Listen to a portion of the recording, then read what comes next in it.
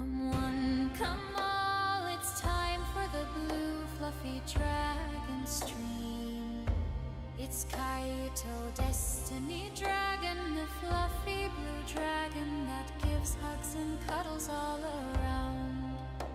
Enjoy the chill vibes as he travels through the gaming world. Traveling through crafting, sandbox, survival, strategy, shooter, mecha, and fantasy gaming worlds. See the fluffy blue dragon gaming till he falls asleep from his sleep apnea. Chat hitting his redeems to wake him up. His kitty cat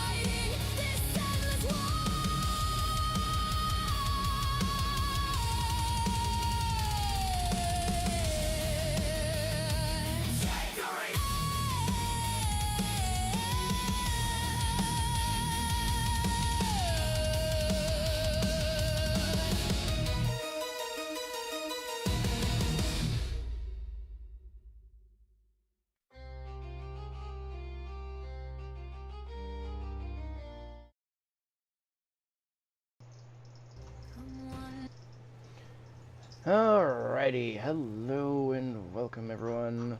I am gonna be here with Mama Draga, the Dragon Mama of the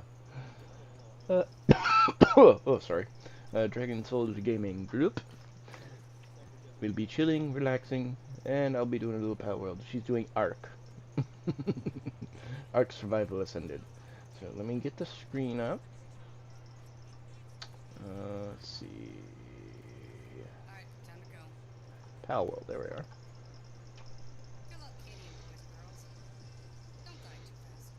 There we go. I do have a community server up and running. If people would like to join in, you're welcome to do so. It is a little configured to be a little different. It's still vanilla in some ways, but little configurations here and there.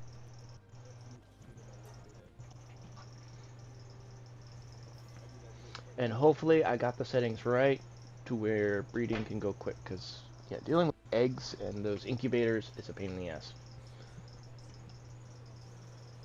But I do hope everyone is doing well, having a great, wonderful time.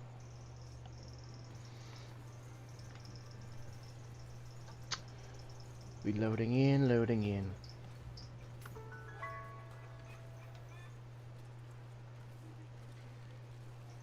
No, I'm on the art main screen now. So good. Finally figured out how to finish a song that's taken me a very, very long time to do. Yeah, I gotta make some songs too, cause Well, this one was based off, I guess, trying to give myself positivity hmm. because I've had self-conscious issues for years, and I Ah, couldn't finish the song because I didn't believe what I was writing. yeah, that's understandable. And Down on a because target. I One of the completely did bandits a groans as the 180 arrows thud right into his chest, here in this last week and and started the foxkin men changing the way nearby I can only eat, watch in total shock as the sudden chaos unfolds. bettering The myself from bandit every leader swings a direction, massive blade, cutting started through to the realize foxkin what I warriors was who writing. scream out in pain. The Started to rest of the understand it, bandits lose started it, to actually laughing believe it, while and they I yell to finished rob and it. kill everyone And in sight, but the leader barks at them I've to stop. got, He I tells put them it not in to kill the women Sumo, or and it kids because the fucking foxkin brats sell for a high price. starstruck me and Warren brought heads me to toward the fucking noise and tears. points out that the location is right Not around that there. I'm He upset can hear about the it, whole it's ruckus just, it's even my from this truth. distance. While Bill and Yeah, Meg follow close behind, understandable. Warren tells the kids they really shouldn't have tagged along since they could You know, I've been actually sitting die in out here. Adobe But Bill clenches his fist and programming. tells him they just want to be useful for once. Ellie looks ahead and Botrix, guesses there are thank you for the probably a follow bunch of at enemies. SR Contreras Asking her brother what the 23T. plan is while Warren stares off. Kaito The Destiny two of those Ghostly guys look Widow. familiar, Ghostly like Widow, he's welcome definitely to my seen them somewhere channel. before. Hey, Just then, Ghostly. the fox girl on his back wakes up and starts choking him, making him grunt in pain. She glares at him with total At hate and Kaito asks Destiny the Ghostly human what he Widow. thinks he's doing, Ghostly Widow, followed by her welcome to telling my him that channel. even if he isn't with the Kaito bandits, Destiny, she'd never so take too help from a Ghostly human, Widow. and he needs to get I lost. sent you Stream the cover Elements art. look, it's Bill and Ghostly Meg look Widow, down they at were the ground playing in shock, Screamer. seeing something. Go check them out at and give them some fluffy cheers and support. Ghostly Widow at Figured that URL. was the best thing to do.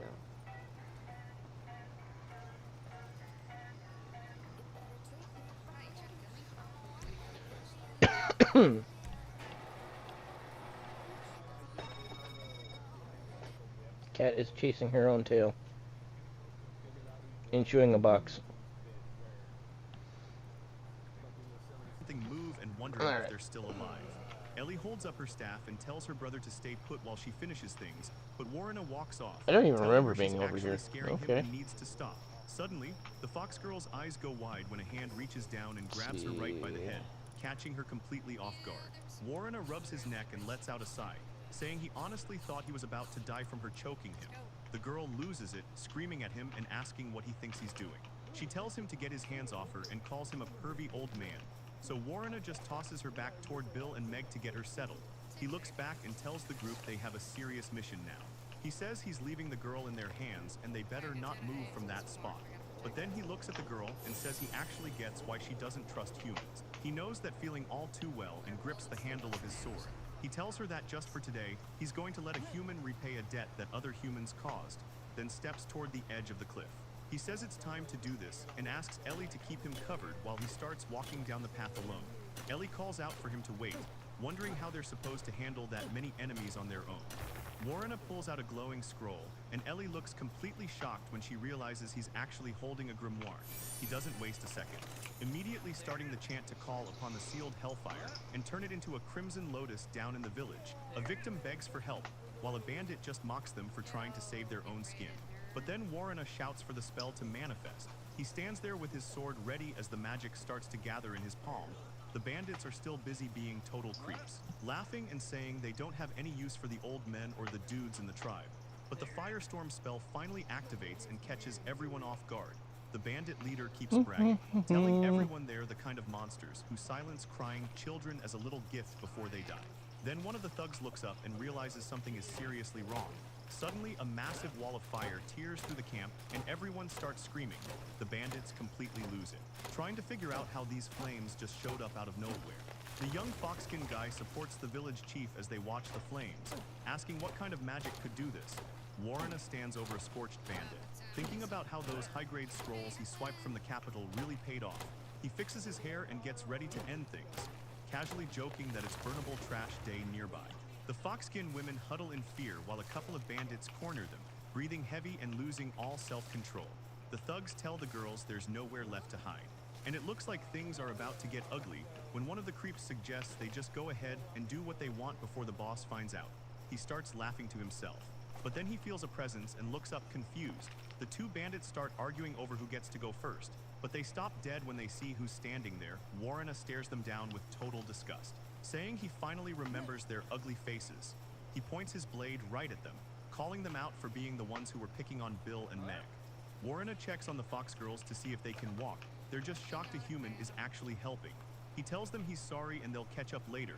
But for now, they just need to run. The girl gasps as Warrena senses something and looks back toward the chaos. One of the bandits loses it, screaming at Warrena to find out who he is, especially now that his crew is down. The guy keeps yelling, asking if Warrena was the one who used that fire magic to wreck everyone, but Warrena just stands there and lets out a massive yawn.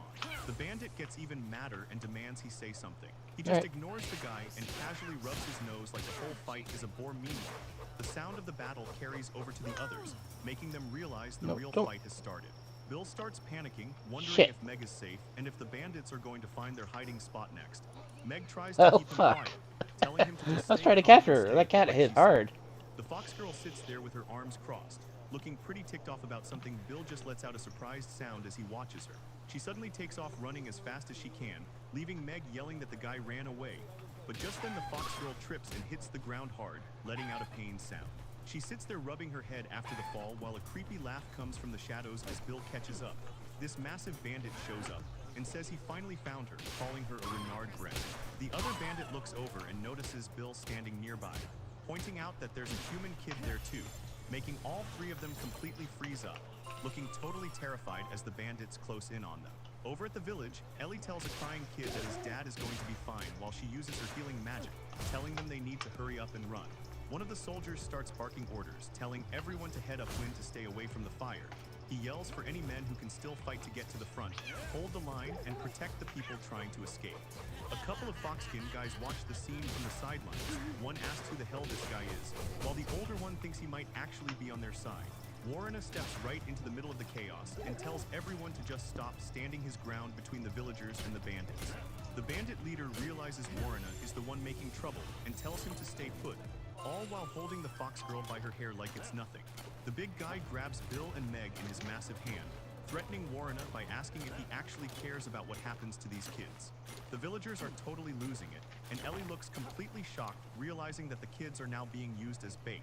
Warrena looks totally calm as he slowly raises his hands, showing the bandits he's not going to try anything while they have the kids. One of the bandits laughs and tells him he's doing the right thing, while the leader complains that Warrena really made a mess of their operation. A bandit steps up and clocks Warrena right in the face, mocking him as he lands a heavy hit that would drop most guys.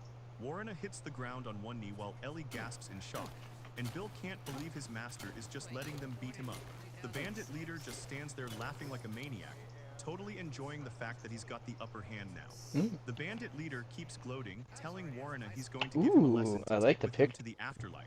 while he shows off a glowing crest, Very telling badass Warren Dragon to Mama. take a good look at this symbol of the royal capital. Holding the kids high, the leader claims he's actually the famous Commander Clicking Warlina through of the it, Northern getting Eagle ready to Knights, be a name he posted says makes live kids shut to up, which leaves Ellie YouTube. completely speechless, and the guy keeps going explaining that the king Gonna ordered a be a month-long text. crusade, which is why they're out here. He talks about how it's the best life because they get a free pass to go anywhere, and everyone has to bow down to them. But then he gets even darker, admitting they just kill anyone they don't like, and sell off any demi-humans they catch trying to run. The bandit laughs at Warrena, who is still down on one knee, shouting that this power is why he could never give up being the captain. One of the foxskin guys tells the other to get moving and run, but his friend is just staring at the bandit's sword, confused about why the heavy blade is suddenly all bent and twisted. The villager starts sweating, realizing Warrena is actually a monster after seeing the bandit swing that blade right at his skull. And Warrena didn't even flinch. He just caught the heavy metal blade between two fingers like it was absolutely nothing. The bandit leader is And completely she's caught up off and guard. live. Warrena just stands there holding the massive axe blade with two fingers, looking totally bored. The big guy starts sweating. He tries to pull his weapon back, but realizes it won't move no matter how hard he pulls. The leader calls Warrena an idiot for trying to fight back, but Warrena just tells him he already warned him not to move. Moving on, the bandit's spiked club gets bent like it's made of plastic, leaving the guy staring at his wrecked weapon in total shock. Warrena's soldier is panicking in the background, thinking it's all over for them because of how dangerous Pokemon the community situation game a looks. Wild But Ellie Florges, just looks on yellow, calmly, appears telling catch it everyone that the using, only one poke who's catch, actually finished winners is revealed that in gorilla 90s. bandit leader, which leaves Bill confused. Warrena puts a little more pressure on the blade. We can see the metal starting to crack under his grip. The soldier watches in disbelief, realizing Warrena only used a tiny bit of strength in his fingers to start breaking the heavy metal. The bandit leader is shaking, now grunting and losing his mind because his weapon is stuck like it's part of a mountain. Then Warrena just snaps the whole thing. The weapon shatters into a million pieces, and the bandit leader screams as his pride gets wrecked. Ellie mentions there's a famous saying that every knight back in the southern port knows by heart, and it's a simple warning to never make the Grand Master angry if you value your life. She goes on about how his rage is legendary, and his sword strikes can literally split the earth open, reaching a level of power built on years of training without skipping a single day. All that work turned his muscles into something so tough they can't be hurt by normal weapons. They're basically a human shield. The bandit leader is totally losing it, screaming for Warrena to stay back, but Warrena just tells him he's got things mixed up, explaining that his long mission wasn't just a month like people thought, but actually took an entire year. The big guy is shaking, now yelling at Warrena to stop moving and wondering what kind of freak he's dealing with. He realizes he's in way over his head and decides he needs to bail and leave everyone else behind, but Warrena closes the gap instantly, burying a heavy punch right into the guy's chest. Warrena draws his blade with a sharp motion. The steel catches the light as he moves Pokemon fast, community catching game Meg and knocking Florges, the kids out of the yellow, way before they get escaped. hurt. He looks No the one bandit caught leader it. right in the eye and corrects him, saying they aren't the Northern Eagle Knights, but the Northern Hawk Knights. The bandit leader's face goes pale. He stares in total disbelief because he finally sees the glowing crest on Warrena's sword and realizes exactly who he's dealing with. The big guy starts shaking, thinking there's no way this guy is the real deal while he stammers out the word knight. Warrena stands his ground while holding Meg safely. Bill is still scrambling to get his balance back on the side. Ooh, Ellie there's Fox. watches the whole thing happen. She's just standing there taking in the scene as she keeps explaining how dangerous the Grand Master really is. And besides, Warrena makes it clear that even though he officially quit the order, he's still more than enough to handle a group of thugs. Warrena And that stands over the thing bandits Issa who set just up crashed on and makes it Discord, clear it the didn't Northern take Hawk long Knights for aren't it to scum pop like up them. going, The hey, little fox girl I peeks out posted from in under a his cloak, video. looking up at him like she's seeing a hero. As Warrena sheathes his blade, she suddenly calls out to him, stopping him in his tracks, because she wants to know why a human would even bother saving her It's quick kind, to pick up on especially that, but since it they're takes just it fox forever to beasts. start saying Warrena just anything gives her a about being casual alive. smile and tells her that stuff doesn't matter. And then he explains how he'll always protect the people he swore to defend, because besides that, he really can't stand the idea of a girl crying while she's in his territory. He tells her that's just what the strongest knight commander is supposed to do, and she just stares, totally speechless. The sun starts coming up over the forest. Warrena groans about it being morning already and says he's ready to go home and sleep. One of the foxskin tells him they owe him a huge debt, but Warrena just waves it off like it was no big deal. The little fox girl calls out to get Warrena's attention just as he's about to leave. She thanks him for everything and shyly asks what his name is. Warrena takes a second to think, realizing this is the perfect chance for a fresh start. He decides that Knight Commander Warrena is officially dead and tells her his name is Dan, figuring if he's going to start over, he might as well do it with a totally new identity. The sun finally sets on the house, and just like that, the longest day of his life is over. Thinking he's finally about to start his peaceful, slow life, he hears a knock at the door. It's the fox girl from before, and she yells good morning while announcing she's there to be his bride. Dan just stands there looking completely dead, inside realizing his dream of a quiet life is already ruined. Dan stretches outside in the morning sun, just taking it all in. Dan finally wakes up and stretches his arms, realizing it's already noon and thinking about how yesterday was a complete disaster. Between his sister, Ellie quitting the Knights to find him, and that whole village fight, he's exhausted. He starts thinking about that fox girl who just showed up at his house, but he can't quite remember her name, until she leans in close to remind him that her name is Mimi. She's lying right there in his bed without a stitch of clothing, smiling as she wishes him a good morning. Just then, Ellie opens the door and cheerfully tells her brother he slept in late, but her smile turns into something way more scary when she sees what's going on. Mimi doesn't care at all, just teasing Dan about how cute he looks when he's blushing. Dan completely loses it and yells at her to shut up and put some clothes on, but the damage is done and he gets yelled at for having no shame. Ellie keeps going off about how a girl shouldn't be crawling into a guy's bed totally naked, while Dan sits there looking like he's aged 10 years just listening to her. But then she calls Mimi Kaito Destiny High Sidekick, welcome to my channel.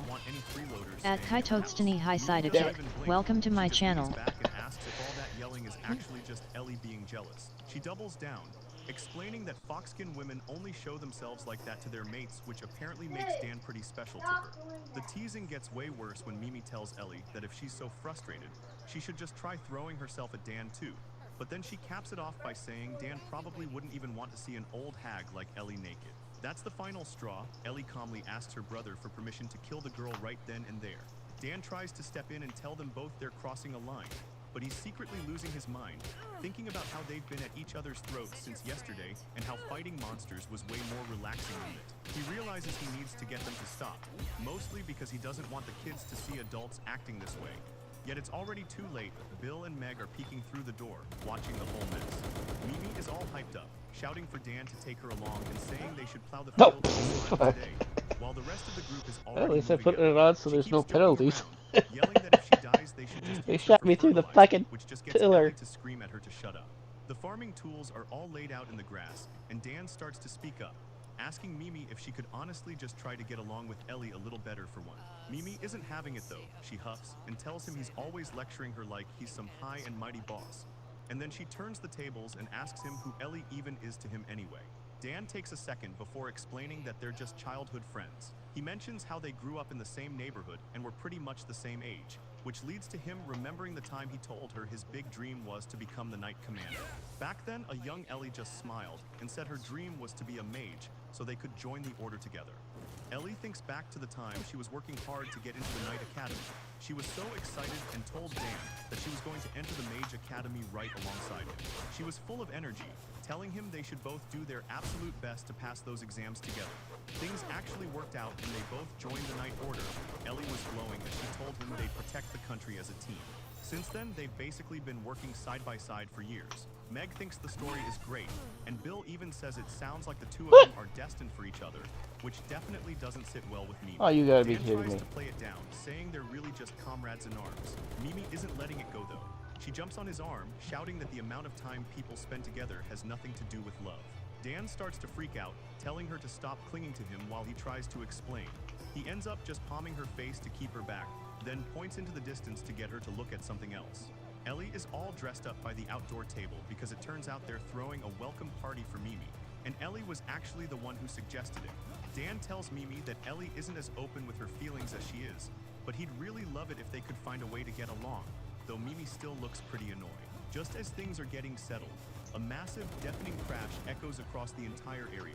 Ellie stops in her tracks and looks up in total shock as a giant shadow moves right over her. Dan and Mimi both look toward the sky, trying to figure out what's happening. Then they see these huge, scaly claws with razor-sharp talons coming out of the clouds. A massive flying monster with giant wings and a mouth full of teeth shows up, and it lets out a roar while it starts diving straight toward the house. The creature's reptilian eye locks onto them, and it looks like things are about to get really bad. Everyone starts screaming as they look up and see a literal dragon hovering right above them. It's huge, and Meg can't believe she's actually seeing one. Out of nowhere, the sky turns into a nightmare, and the fox girl is completely paralyzed with fear as the massive shadow covers the ground. The dragon laughs as it dives down toward them, telling Dan that he looks pretty surprised for a human, which is a lot for anyone to take in. Bill completely loses it because he didn't just see a monster, he actually heard it talk, and that's when things get even weirder.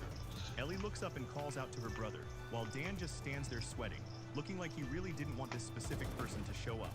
The massive creature locks its giant eye onto the group, staring them down with a look that's way too focused. With a loud grunt, the dragon suddenly shifts its weight in midair and starts building up speed for some kind of move. Bill is still in total shock, but Dan just looks exhausted by the whole display as he realizes what's about to happen. Dan tries to speak up and tell the guy to wait a second, probably hoping to stop him before he does something totally ridiculous. But the dragon ignores him and tells everyone to feast their eyes on his magnificent mid-air spin, showing off like a total hand. Everything goes south fast as the dragon slams down, completely leveling the house and leaving someone to just gasp in shock at the mess. The impact is so huge it sends people flying through the air, and Ellie can only cover her ears while her home gets ripped apart, leaving Dan standing there looking absolutely stressed out as he watches his life get complicated in real time. A massive wall of smoke and dust rises from the crater where the building used to be, and just then the dragon starts grumbling about how he was trying to make a cool landing on the roof, while someone else groans from under the rocks. The smoke starts to clear, showing the massive creature sitting right in the middle of the ruins he just made. He looks around at the piles of broken wood and stone, finally realizing he might have messed up a bit. The dragon keeps it simple and says he's sorry for the trouble, but Dan just stares at him like he can't believe this is happening. Ellie starts crying over her lost house and property, while Meg is just as devastated that her very first barbecue is totally ruined. But another person steps through the debris, saying they only dropped by to kill some time and definitely didn't expect to see all this. The person standing on top of the ruins tells everyone to stop worrying about the house and pay attention to her instead. Ellie stares in shock, realizing she knows exactly who this is, while the horned girl just casually says it's been a while. Bill and Meg are totally confused, looking at the girl and wondering who she is since she's got literal horns and a tail. The girl looks down at the kids and calls them cheeky brats, then starts complaining about Warrena always picking up useless junk, before she drops the bomb on everyone and reveals that she's actually a dragon. The news hits the kids like a ton of bricks, leaving them completely frozen while Dan just stands there looking like he's over it. It turns out this girl is the same dragon from before, just in a different form, and she gives Dan a casual greeting. But the moment is cut short when a knight suddenly grabs Ellie, making everyone around them panic. The knight pulls her back while yelling for the others to help rescue the Saintess, as a full-blown fight starts breaking out. Watching her get taken, one of the soldiers realizes that kidnapping her was the enemy's plan from the very start. The enemy knight laughs while clashing blades with Warrena, bragging about how the Empire is definitely taking the Saintess. But everything stops when a massive dragon suddenly shows up, making everyone on the battlefield completely lose it. The story shifts back to several years ago, showing a younger and pretty beat-up Warrena standing next to a shocked blonde girl. Up above, the dragon is losing her temper, yelling about how annoying it is to have humans scurrying around everywhere. This all went down right after Warrena had officially become the Grand Master of the Knights. The dragon keeps screaming, telling everyone they're being way too loud and she's just trying to sleep. One of the soldiers recognizes her as the kingdom's guardian dragon and hopes for help, but his buddy points out she just looks mad. An enemy soldier with a huge axe gets annoyed, muttering that he's got no time to waste on some wild girl. Just then, someone catches a movement out of the corner of their eye, and then a soldier calls out to Warrena, totally confused as the Okay, I will pull this up, and we will watch it here on stream.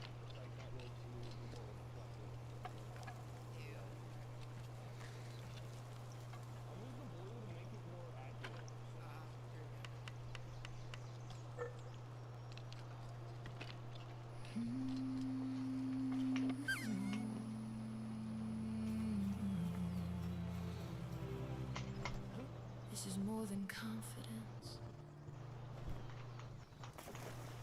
This is me learning to stand. This is me rising.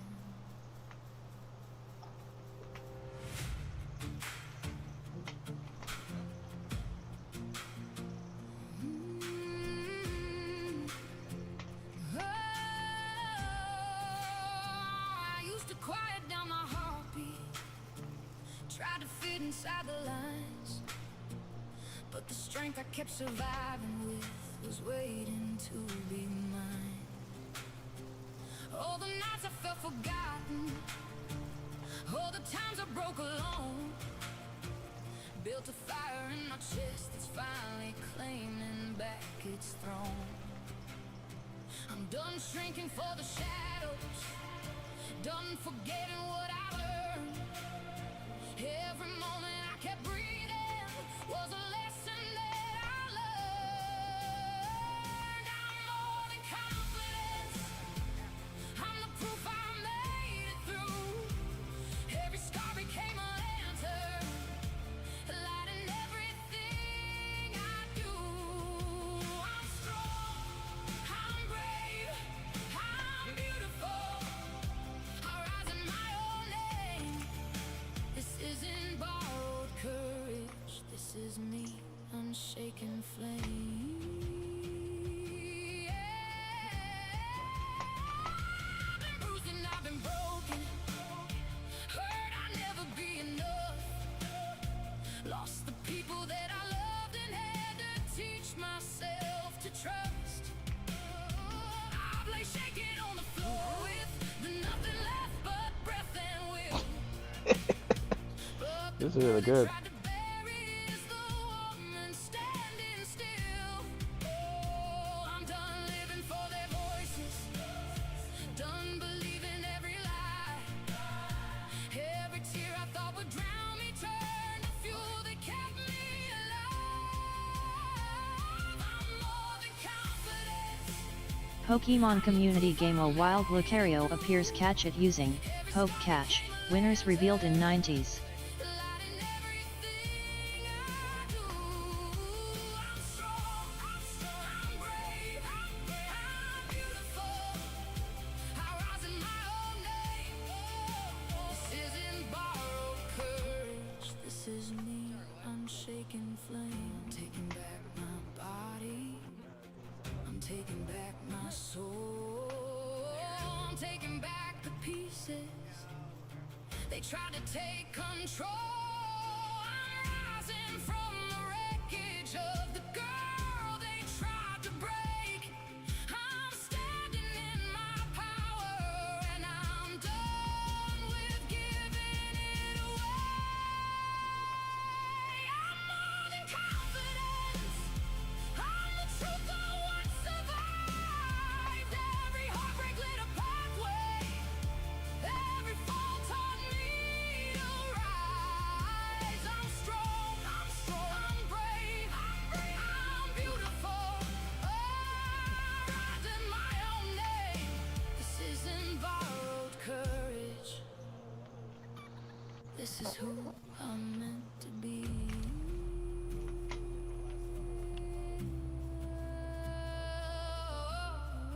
Pokemon community game Lucario escaped. No one caught it.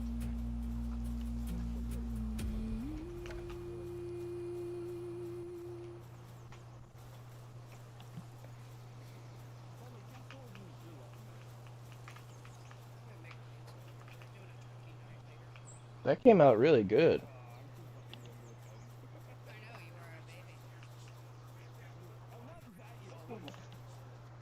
Yeah, it's still. It still got me a little bit, I guess. I don't know. Starstruck, speechless. Hey, it came out great. I can feel the emotion in that one.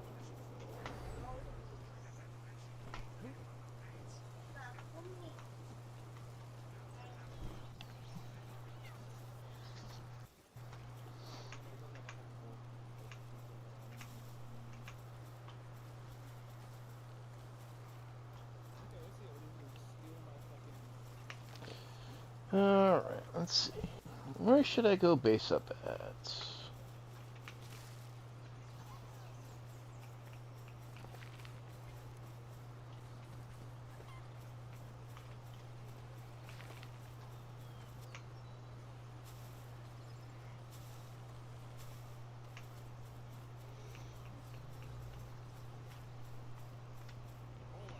Oh, I didn't know there was a guy here.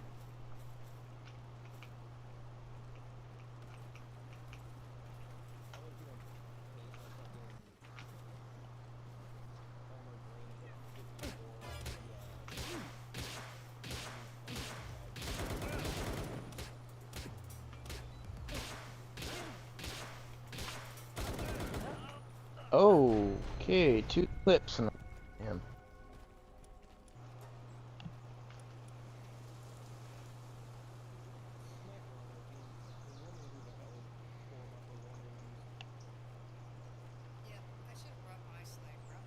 Master starts walking away from the fight. The girl watches in fear and calls for her brother, while the soldiers can only shout for their captain as Warrena stares down the dragon, calling her Chloe of the Southern Sky and demanding they form a contract right now. The dragon looks at him like he's crazy, asking who he even is to be talking about a contract so casually. His sister begs him to stop, telling him to just leave her behind and run for his life before things get worse. Warrena just thinks about how his people are always looking out for others instead of themselves, and he realizes they're all way too good for a guy like him, making him want to step up even more. He decides that if it means keeping his precious people safe, he doesn't care about the cost, so he yells out that he'll gladly give up his life and his position as captain just to make this deal. The dragon's eye snaps open wide as she catches a glimpse of something familiar. She starts laughing, finally remembering that Warrena is the same brat she met all those years ago. The dragon looks at Warrena and realizes he really did grow up to be a knight just like his grandfather. She decides things just got interesting and agrees to the deal, curious to see what actually happens when a human tries to handle an elder dragon's power. She stares him down, telling him he better be enough to finally settle her endless boredom. Suddenly, the giant dragon is gone and a girl with horns is standing there, leaving Warrena completely floored that this kid is actually the same beast. Chloe just starts laughing her head off, telling everyone they better bow down and show her some respect. But before she can even finish bragging, Warrena reaches out and grabs her head. He starts losing it, screaming her name while he absolutely grinds his Kaito fists Destiny into her Destroyer of temples. He yells Toots, at her for welcome being to a my total channel. moron and smashing his At entire Kaito house Destiny to pieces, Destroyer of Toots, demanding to know welcome how to she's my going to fix channel. this mess. Chloe starts crying and begging her master for forgiveness, explaining she only stopped by the capital to find him and just followed his scent here. She looks up with tears in her eyes, asking what the kingdom's strongest knight is even doing out in the countryside like this. Chloe is still crying from the head crushing, sobbing about how much it hurts. Warrena doesn't care and tells her to start explaining herself right now. Well, Warrena finally lets go I thought and I rubs was out his enough. head, telling everyone they have to figure out a place to sleep, while the rest of the group just stands there in total shock. The kids and Chloe are still completely frozen by everything that just happened, so Warrena warns them that if night falls while they're standing around, they're all gonna freeze. He starts barking orders, telling everyone they need to move fast and get the tent set up before the sun finishes going down. Warrena tells Ellie to start pulling some cloth out of the wreckage. She says she's already on it, while he tells the others to stop standing around talking and get to work. Later that night under the stars, Chloe sits by the tents and starts going over everything she's learned about what he's been up to. She lists it all out, from his year-long mission to his fiancée getting stolen and him losing his rank before being exiled. She says the whole situation sounds incredibly annoying. Warrena is just trying to relax in his tent, but then he sees Chloe sitting right there. He asks why the hell she's in his tent and tells her to get lost and go to the women's side. Chloe doesn't move and just gets a smirk on her face, asking if he's actually on some secret romantic elopement with the little saintess. She keeps pushing his buttons, teasing him about how he might have finally graduated from being a virgin. Warrena tries to defend himself, yelling that he actually tried to stop Ellie and that she was the one chasing him around, but Chloe isn't buying it, calling him a liar and saying he had a huge grin on his face the whole time. She keeps teasing him, saying he's gone from one girl to chasing after kids and fox girls too. Warrena gets defensive and tells her a lot happened that he doesn't even get himself, then tries to flip the script by asking why she's wearing such a shameless outfit. Chloe doesn't care at all and just brags about how this look is a massive hit with all the human guys, but then she gets serious. She looks at him and realizes that based on how he's acting, he still hasn't told the little saintess anything yet. She's talking about the real truth of what happened back then, and Warrena just looks away, admitting to himself that there's no way he could actually tell her the truth yet. He starts sweating as the memories start to hit him, and he looks like he's about to break. The weight of it all is too much, and he drops to one knee with a groan, using his sword to keep from falling over completely. He just grabs his face and tries to hold it together, looking totally overwhelmed by the past. The soldiers standing nearby start panicking, because the very air around them is beginning to shake Gil, and the others watch in terror as Warrena struggles to stay in control. He tells them to stay back and just run while they still can, but one of the enemy soldiers sees a chance and lunges in, bragging about how he's the one who finally gets to kill the great general. He lands a heavy blow and blood sprays everywhere as the situation turns into a total mess. Princess Tarin watches from the middle of the chaos, looking completely frozen as everything goes south, and that's when Warrena finally snaps. His face twists into something scary, and the blood starts flying in every direction. He lets out a massive scream, his eyes going pitch black as he turns into a literal monster right in front of everyone. A second later, he's just staring at his own hands covered in blood, acting like he doesn't even know what just happened. The whole battlefield is silent now. Warrena is just standing there alone in a literal graveyard of bodies and broken swords. The soldiers who survived are just staring at him, absolutely freaked out by the insane amount of power he just unleashed. The veteran soldiers are shaking as they watch the carnage.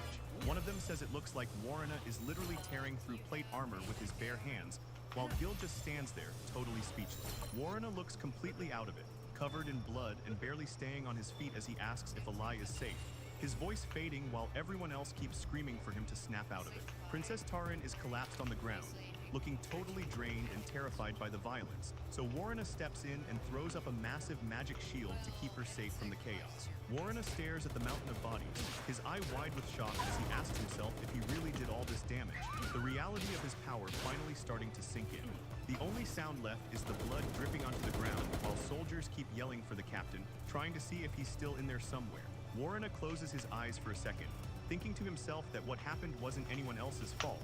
It was just a sign of his own weakness. He realizes it wasn't the enemy army or their dirty tactics that he couldn't forgive, but rather his own inability to handle the situation. What the fuck? That's why he made the choice to become stronger. He needed the power to protect the people close to him and to make sure he wouldn't get consumed by the ancient dragon's power. It was only after he finally got a grip on that energy that people started calling him the strongest knight captain in the land. Chloe looks on, thinking about how the dragon's blessing is way too intense. It fills the body with these crazy urges for destruction that are almost impossible for anyone to control. Chloe explains that the dragon's power is basically poison to normal humans. Some people don't make it because they just can't adapt to the intensity of it. But she tells Warrena he actually did a pretty good job for his first time. Oh, that lucky fucking shot. Out if things hadn't changed, so he's actually feeling pretty grateful to Chloe for everything she did. He starts thinking back on how awkward things got with the Saint girl, which is how he ended up with the princess in the first place. Chloe calls him an idiot for overthinking it, reminding him that the whole situation was handled for the sake of the country. She mentions that Ellie apparently lost her memory of that day from the shock, but Warrena is done talking and just tells her to go to sleep. Chloe gets a little serious, saying she doesn't really feel like she has the right to be the one protecting the princess by her side. Warrena looks over and gets totally caught off guard. Chloe just smiles and says there, as she stands there with hearts everywhere, holding her hands out and telling him he needs to get over here right now. Warrena just stares back at her, looking completely stunned. Warrena tries to back away, saying there is no way he's doing this since he's a grown man now. But Chloe isn't having it and tells him to stop being shy and just do what she says. She ends up pulling him into a lap pillow, stroking his hair while mentioning how nostalgic this feels and trying to remember the last time they stayed like this. Warrena looks completely embarrassed as she realizes it's been a while. He was only about 10 years old the last time she did this for him. As she looks down at him, she says that watching him lately really reminds her of how his grandfather used to be. Chloe smiles a bit, noting that the childish side he shows sometimes is exactly like the old man's, and then Warrena just lets out a quiet sigh, finally relaxing as they sit together in the dark room with nothing but a small lantern and the sound of the rain coming down hard outside, which makes someone realize just how Fucking heavy lucky the storm shot. has actually got. Switching over to the castle, a soldier approaches the new commander and asks if they can check over some important documents immediately, but the commander isn't interested at all, telling the soldier that they're too busy right now and to just save the paperwork for later. The soldier tries to push back, reminding the commander that the plan is to get these papers to the king first thing tomorrow morning.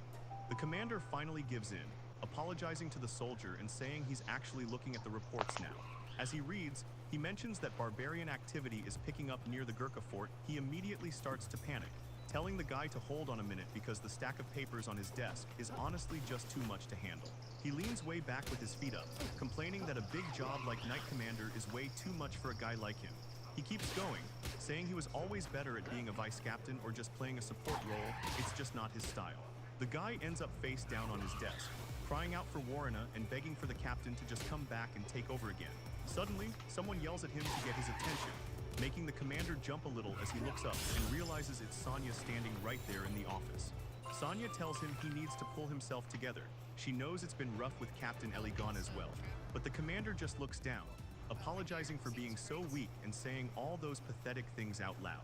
Sonya leans in close and whispers that everyone is really counting on him, The commander just freezes up as she walks away, leaving him there blushing and totally caught off guard. Later on, he's back in his office leaning way back in his chair, wondering what they're even supposed to do now. He knows if a war actually started today, they would be completely finished. He just keeps moping, saying this is all that other guy's fault for doing something so incredibly stupid.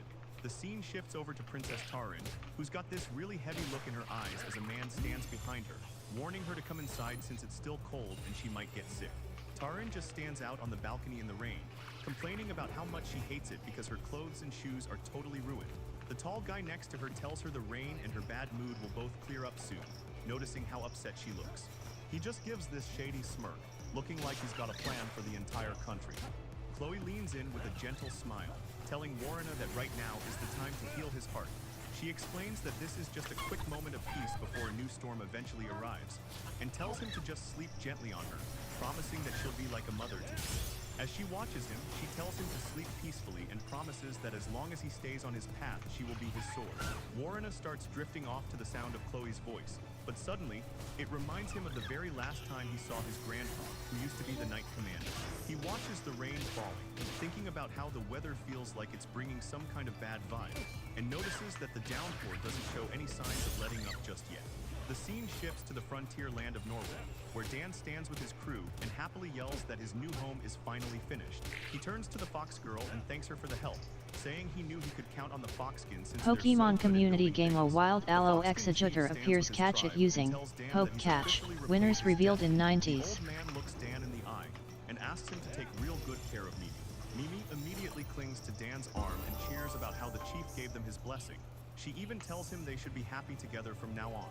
Dan can't help but think it's funny the chief said to take care of her, since she's the one who just barged into his life in the first place. Chloe watches the two of them and tells them to stop fooling around so they can finally get going.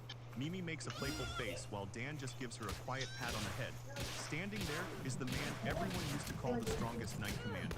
With his sword resting over his shoulder, Dan stands with Tarin under the clear sky, looking toward the future.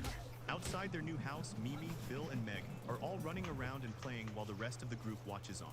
Even though his engagement was ruined and he was kicked out of the capital, Dan's new life is just getting started. The group finally makes it to the new house, and the kids can't even contain themselves. Fucking Meg rookie. runs ahead, shouting about how incredible the whole place looks while they start jumping all over the furniture. Watching them, Dan thinks back to his original plan. He really thought he'd just throw away his sword and his pride to live some quiet, lonely life in the middle of nowhere. But that's clearly not happening. Someone in the back is already checking out the place, asking if the kitchen facilities are actually any good. Meanwhile, the kids are losing it over how sparkly the house is. Dan wonders if this crazy turn of events is just his nature or maybe something like destiny, especially since everyone is running around and pointing things Pokemon out. community Tarin game watches the Aloe chaos Executor unfold and laughs escaped. a bit, saying No the one house caught is it. definitely getting lively now. But Dan's attention shifts as he realizes he isn't the only one who made it out here. He thinks about how his old comrades started showing up one after another, almost like they were following his trail, and how they just keep dropping by when he least expects it. He looks up and catches sight of a familiar face. It's Elsa, standing there with a calm smile like she's been waiting for him this whole time. But she isn't alone, because Lisa suddenly jumps out with a huge grin, shouting for her master at the top of her lungs to get his attention. Dan just stands there for a second, totally stunned to see Elsa and Lisa standing right there in his new home. Elsa smiles as she greets Dan, telling him it's been way too long since they last saw each other, while Lisa immediately starts venting. She tells him it was totally cold to just bail on the castle without saying a single word to them. She explains that they only found him because the Lord mentioned he was living somewhere in this neighborhood. Dan looks past them, feeling a bit overwhelmed, and asks where Chloe went. Lisa says Chloe was just there a second ago, then realizes she's being a bit pushy. But Chloe is actually right there, yelling at them to stop flirting literally right over her head. Still looking annoyed, Chloe explains that she's the one who ran into these two while she was out doing chores. And she casually drops the news that they're both moving and Dan is standing there completely lost. Elsa politely asks for his permission to enter, leaving Dan wondering how his quiet life got so crowded so fast. The girls watch the new group, looking pretty unsure about it all. Chloe takes charge of the group, announcing that the main topic is the new house layout and where everyone is going to sleep. And with the whole crew gathered, she tells them it's finally time to settle the biggest issue they have, while she makes it clear that this is easily the most important task they've got to deal with right now. Lisa doesn't waste any time and shouts that she's definitely sleeping in the same room as Dan, He just stands there looking stressed as Elsa chimes in, saying since Dan belongs to all of them, his room should be exactly the same distance from everyone else's. Lisa thinks on it and suggests just sticking Dan's room right in the center with all their rooms forming a circle around him. But Elsa gets technical, worrying that even the direction his door faces could make things unfair. Meanwhile, Dan is just hoping these girls are still the reliable comrades he remembers. The ideas keep getting wilder as Lisa suggests they should probably just tear down all the walls in the house entirely.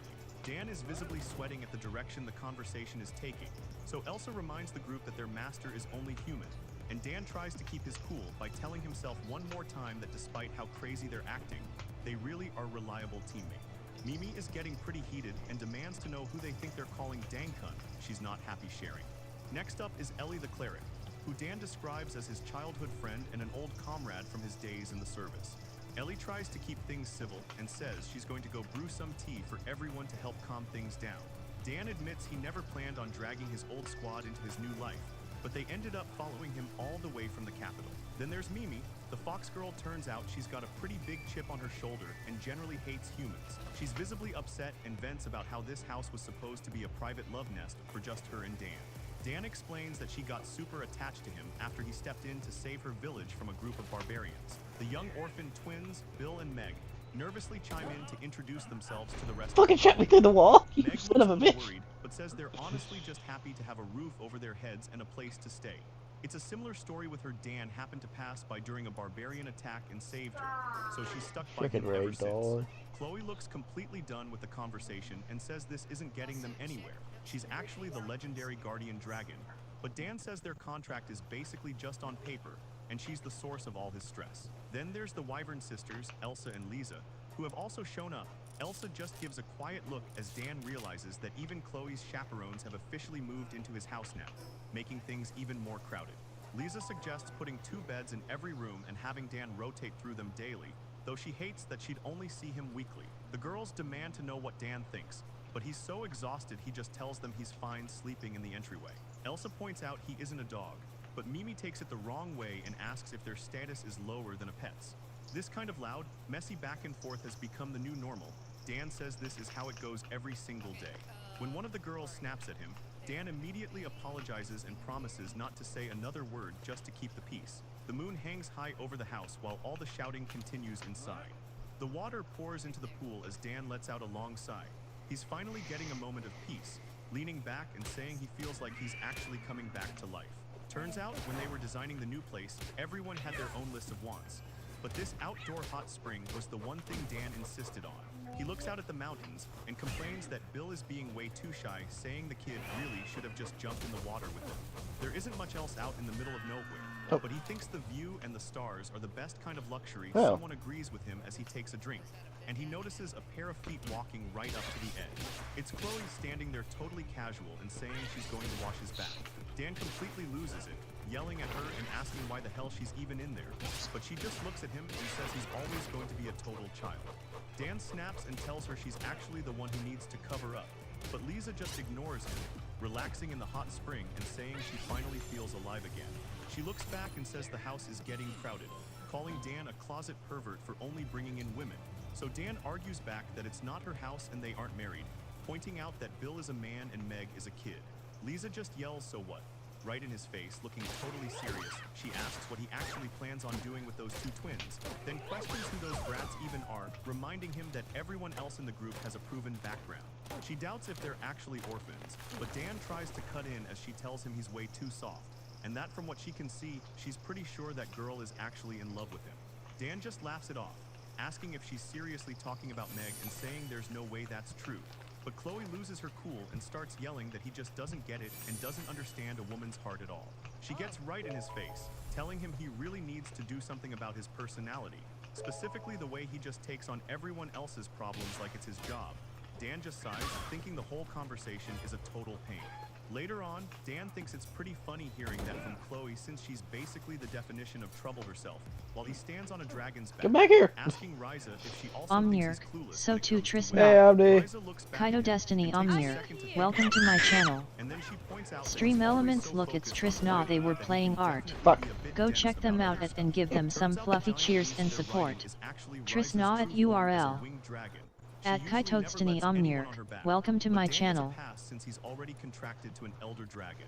Dan puts his arm around Bill and laughs, saying there's no way Chloe would ever understand them since they're men. Bill just gives a nervous nod and agrees. As they soar over the mountains on Rise's back, Dan mentions that Lisa is actually a master swordswoman.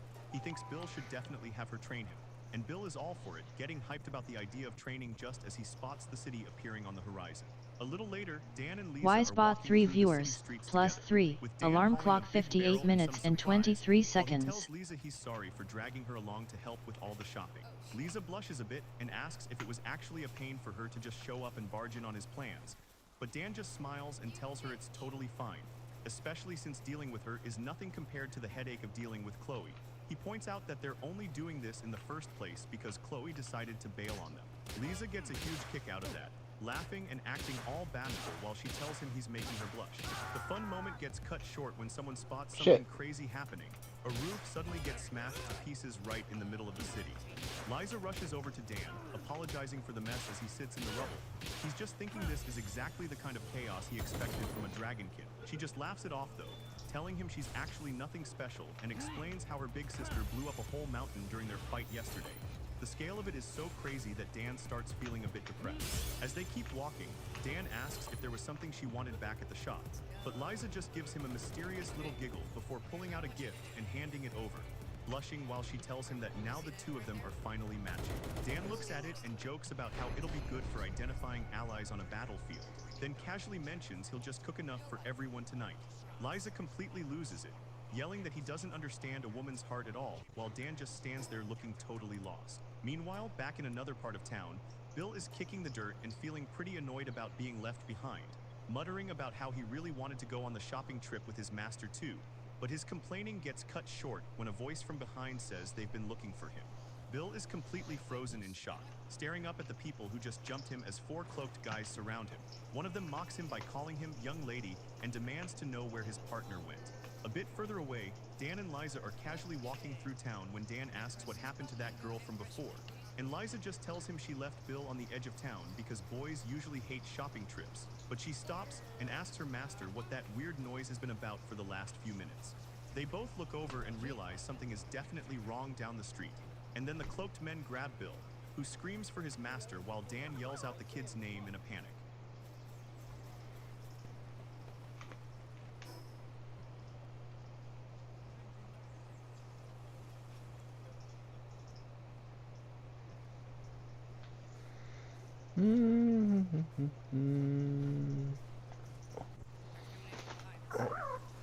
Come here, Oliver.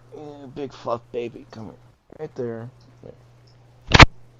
Oh, you always want to cuddle on Daddy. Yeah. You always want to cuddle Daddy and cuddle up with him and snuggle. Alright, let's try this. The king stands up from his throne and shouts that he's sending the kid to the frontier city of Barbara, making it clear that he needs to leave right now. He tells him to go and whip his lazy, good-for-nothing attitude back into shape while he's out there. The protagonist just stands there taking the hit as the king finishes yelling at him. He doesn't say a word, hair covering his eyes like he's just totally checked out, while his blonde brother watches from the side, looking pretty stressed about the whole thing. The brother tries to speak up, calling out to him and saying that if he's actually going to turn over a new leaf, but the mustache guy nearby cuts him off. He tells the king that he shouldn't be doing this, trying to stop the order from going through. The protagonist's mouth stays shut in a tight line, and he just sighs to himself. He can't believe it's happening, thinking about how his dream of a slow, easy life is totally ruined. Nearby, the advisor's face is tight with tension, clearly not happy with how this is all going down. The king's voice rings out across the entire castle, shouting for everyone to get back. He's had enough, and the protagonist just stands there in the hall with his eyes closed, looking totally exhausted. Rin meets him there and says that he's officially been exiled, so he asks if she heard all that yelling. She just stands there with her arms behind her back, looking a little annoyed while her animal ears twitch. She tells him that with her hearing, it was all loud and clear, and he just says he figured that was the case. He lets out a massive sigh, and Rin starts wondering what she's even supposed to do now that everything is falling apart. The protagonist can't believe his luck, thinking about how this is already going wrong so soon after being reincarnated. He starts thinking back to his past life, and how it all ended back when he was a guy named Kaito Sasaki who died at 35. He remembers meeting a goddess with huge wings, and she just looked at him and gave him the bad news that he was officially dead. The goddess looks down at Kaito and tells him he actually has a choice to make, but he's just confused and asks what kind of choice she means. She mentions that he saved a young girl right before he died, so Kaito remembers the moment clearly. He tells her how he was just walking home from work when he saw a girl falling down the stairs. He jumped in to help, and he figures that's exactly how he ended up dead. The goddess explains that the kid he saved is actually the one destined to save the world in the future. Kaito can't believe what he's hearing and asks her to repeat that. It sounds way too intense for a normal Tuesday. She ignores his shock and explains that there's a world out there completely different from the one he's used to, a place where everything is different, and its name is Yggdrasil. She tells him that in order for that girl to eventually save Yggdrasil, she was supposed to be summoned from his world. The goddess looks at him and says she has to do something to prevent that from happening. The goddess explains that an evil god sealed in Yggdrasil was the one who tried to kill the girl. Kaito Destiny Keish Tatayashin, Keish Tatayashin, welcome to my channel. Streamlabs, hey, I see you there Keish Tatayashin, it's lurking time. I have my eyes on you. XP. Frosty Tools, thanks for the lurk, at Keish Tatayashin. We're just floating through Pal World like a sleepy dragon. At Kaito Destiny Keish Tatayashin, Keish Tatayashin, welcome to my channel. The guy was abandoned by his own parents and had to deal with a ton of abuse at a corrupt orphanage. Basically, he never had a chance. He couldn't even make it to high school and ended up stuck as a corporate slave right Lucky after fucking finishing middle shot. school, just working his life away. He clenches his fist, wondering if he can finally get what he's always wanted in this new world. All he really wants is a life where he can sleep as much as he needs. Kaito Destiny, so too Keish Tatayashin. Stream Elements, look, it's Keish Tatayashin, they were playing The Legend of Dragoon. Go check them out and give them some fluffy cheers and support. Keish Tatayashin at URL. Pokemon community game A Wild Hayden appears, catch it using Poke Catch. Winners revealed in 90s. He realizes his current self is actually Mars, the third prince of the Frisia kingdom, and even though he's the prince, he still has all his memories from growing up in this world. It feels like his old life was just dropped on top of his new one, like it's an extra layer. He looks over at Rin, the girl with the animal ears, and reminds himself that she's his personal maid and bodyguard. Mars starts looking back on everything and admits his exile was actually pretty fair. Rin doesn't even try to sugarcoat it and tells him she agrees, which makes sense since he never bothered to learn swords or magic. He totally skipped out on his studies and didn't even show up to royal balls, because all he did was slack off the entire time he lived in the capital. He just groans thinking about his lazy track record, but he figures the reason he ended up like this is because his original wish was just way too powerful. Remembering his miserable past life as Kaito, he stays focused on his goal to just sleep and take it easy this time around. Coming over here to Mars cuddle stands daddy there now, looking huh? pretty serious, thinking about how his only real goal is to just eat and lays around all day, which is exactly why he's in this mess. He starts to realize that he might have overdone it with the slacking lately, and he knows he's just been living Pokemon off the community game taxpayers' money Hayden this whole escaped. time. He admits No to one himself caught it. that it's actually no surprise he got exiled, or that everyone in the palace calls him by that one annoying nickname. As he walks past the staff, they all whisper about him being the good-for-nothing youngest son of the family, so he just keeps his head down and ignores them while he makes his way through the halls until Rin spots him and stops in her tracks. She looks pretty worried seeing him like this and just quietly says his name, but suddenly someone else starts screaming for him. This girl looks completely shocked and is yelling for Lord Mars like her life depends on it. She's totally losing it and yells that she doesn't want to hear that this situation can't be helped because to her, the idea of Mars being banished from the kingdom is just the most ridiculous thing she's ever heard. Mars recognizes the girl right away and calls her Lady Silk, while Rin just stands there looking a bit confused by the sudden appearance. Turns out Silk is the daughter of a marquis and is actually Mars' fiancé, which explains why she's taking this so hard. She grips her dress tight and says she heard the news from her father, even about their engagement being cancelled. She's not having it though, and tells Mars they need to go talk to the King Mantaman. She insists the king is actually a nice guy, and is totally sure he'll forgive everything if they just ask him properly. She's getting worked up now, yelling that she will absolutely never let this happen and tells Mars he just has to accept her help. Mars is pretty much speechless watching her go off like this, but seeing her get so emotional makes him realize something important.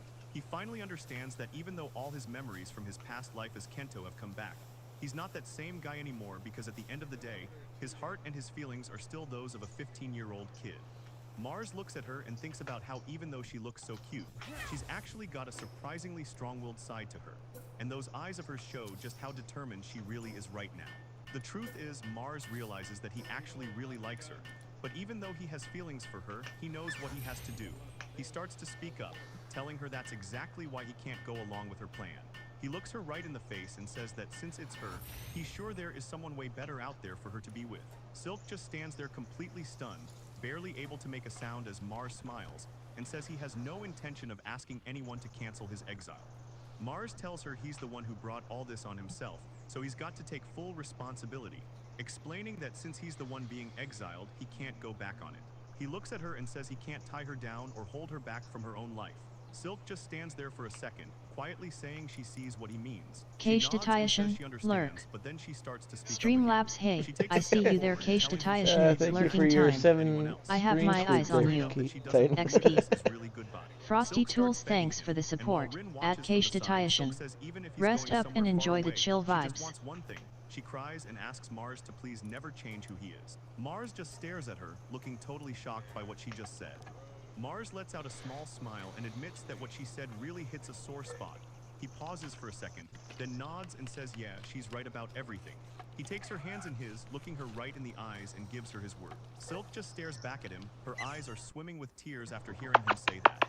Mars looks completely calm and determined, making sure she knows he means it. After a long moment, he finally lets go of her hands, and Silk just stands there. Suddenly she can't hold it back anymore, so she turns around and takes off crying. Mars doesn't move, he just stays there watching her run as far away as she can. Lynn walks up behind him looking pretty stressed and quietly says his name. He acknowledges her, but keeps staring down the hall, telling her this whole thing is just awful. Mars realizes that his plan to slack off is actually more important now than ever. Lynn looks at him like he's lost it, completely confused by where his head is at. He explains that he needs to make sure he stays the same guy he's always been, getting all worked up while shouting about how he has to keep being a lazy bum even in exile. Lynn just stands in the back and sighs totally over his drama. She tells him that a reformed version of him would actually be pretty creepy, and Mars just smiles, noting how she never holds back. He starts walking down the hall with his hands behind his head, mentioning that he's officially taking off, but he stops for a second and calls back to her. Lynn looks at him with total serious vibes and tells him she's going to follow him anywhere since he saved her life. He goes quiet for a moment and just says he gets it. With everything settled, he tells her it's time to go as they finally start their journey. Lynn looks at Mars and asks if he's really sure about leaving his stuff behind, but Mars just shrugs it off, saying he's decided to earn his own living from here on out. Lynn sounds pretty concerned, asking if he hit his head, but Mars explains she's almost right. He's just doing this so he can actually chill out and be lazy in the future. He stands there with his hands behind his head, casually mentioning he's just aiming for that slow life, which reminds him of the time the goddess told him she was giving him a massive talent for magic. She told him that just sending him to another world wasn't a good enough reward on its own, so she made sure he would have way more magical power than any ordinary human, giving him the ability to use every element from fire and water to wind and earth. The goddess even mentioned that if he actually tried, he could easily wipe out an entire country, and Mars realizes that this whole setup is exactly what everyone calls a cheap power. The goddess finishes up her explanation, telling Mars that killing people is off limits unless it's for self-defense, but she makes it clear that monsters are fair game since they're just minions for the evil god. With everything settled, she says her goodbyes and wishes him a great life in this new world. Mars stares blankly for a second as the memory of the goddess fades away, and then Lynn calls his name from behind him on the horse, snapping him back to the present. He asks what's up, so she asks if he's really sure about skipping the royal escort, especially since the king probably had guys ready. Mars admits she has wow. but mentions the ride to Barbara is going to take at least 4 days. Cats out here suck dick. Fucking cheat you and on this path, though Lynn still seems a bit uneasy. But Mars is secretly determined to handle things himself because he just doesn't want her to suffer anymore. It's a tough situation because in this world, beastmen like Lynn are basically stuck in the slave class. Lynn wasn't any different from the other beastmen back then. Some guy just stands there holding a whip and yells that she better be grateful she's even getting hired. He keeps laying into her, yelling about how she failed to become human and calling her a total reject while she just sits there crying and taking the hits. The guy is about to swing again when Mars suddenly shows up and calls out to him, stopping him in his tracks. Mars looks at the young girl and then calmly asks the man if he can just buy her right then and there. Young Lin just stares back at him with tears running down her face, looking completely stunned. Thinking about it now, Mars figures his soul was probably just projecting his old life as a corporate slave onto her, which is why Lin looks at him with a smile and thanks him for everything he's done since that day. She puts a hand to her chest and promises that from now on, she's going to be the one to protect him. But Mars just smiles and reminds her that he's a D-rank adventurer now, so he can definitely hold his own. Lin laughs a bit and says he really has gotten strong, especially considering how skinny he was when they first met. Lin listens as Mars looks over and tells her that he's only where he is because she helped him out, but Lin just looks down, saying that for a beastman like her, he was the one who actually saved her life. She explains that she's been working so hard to repay that debt of gratitude, and since she never got a real education, focusing on getting stronger was the only path she could take. The two of them walk through the quiet fields as she tells him he really doesn't have to worry about her anymore. As they ride their horse down the trail, she points out how much he's done and that she won't even be able to pay him back. But Mars says that's not a problem. Lin looks at him with a soft expression and says that wherever he goes, that's the only place where she truly belongs, which makes Mars blush as he stares ahead. He takes a second to process it and says he gets it, then looks back and thanks Rin. Mars gives her a big smile and says he's counting on her from here on out. Lin tells Mars to just leave everything to her, promising to keep a close eye on things while Lady Silk isn't around.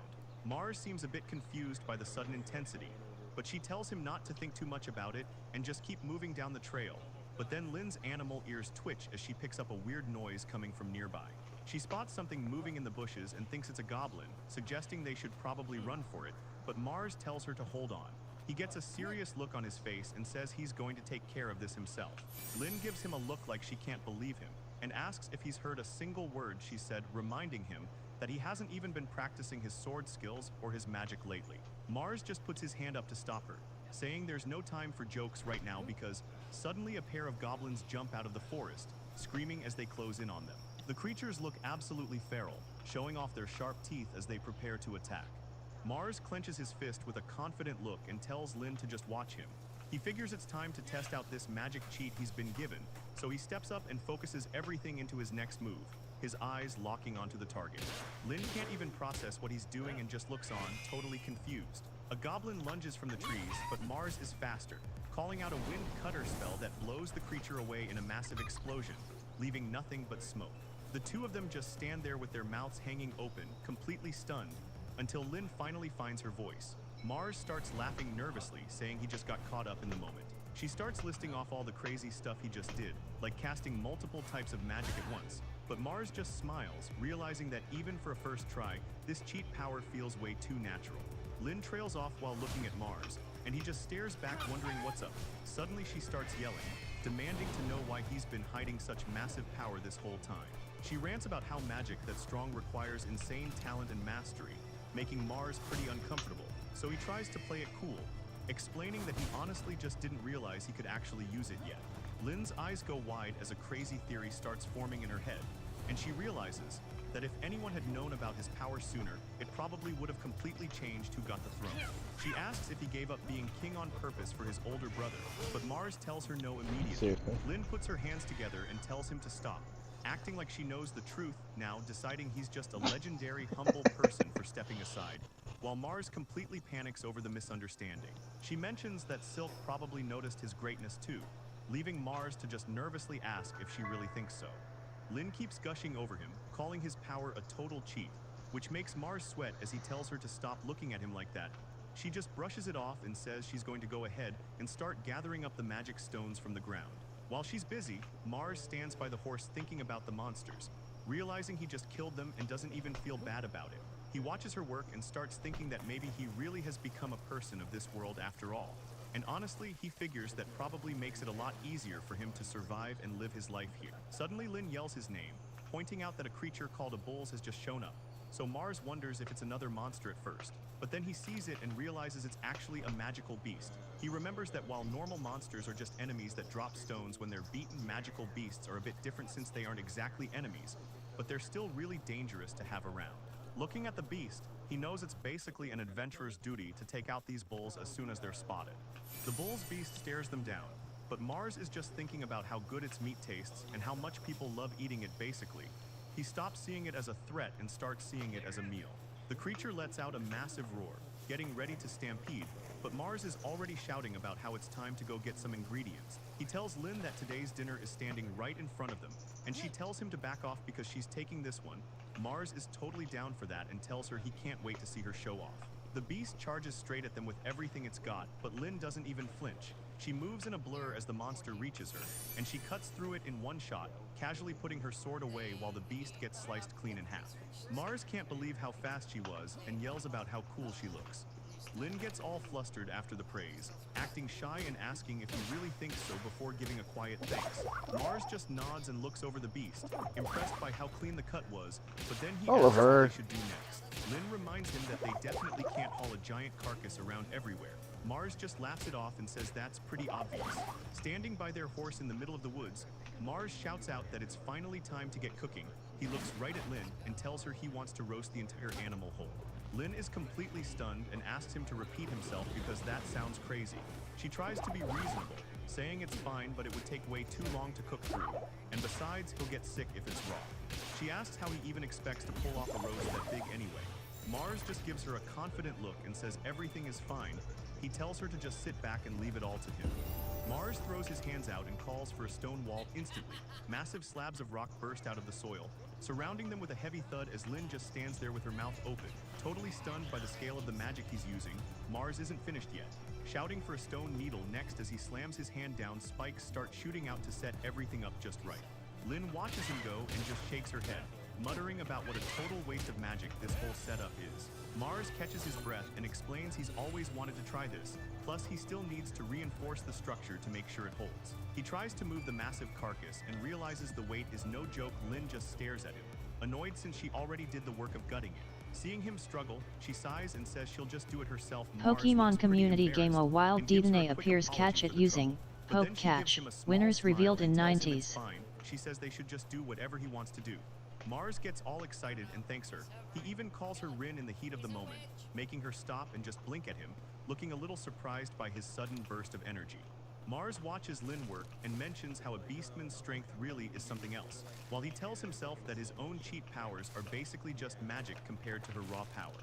He finally finishes setting up the cooking spit and yells out that he's done, looking pretty proud of the whole thing as he holds up his hands and calls out for fire to get things moving. A small flame pops up right under the pile of wood, starting the campfire to cook the meat.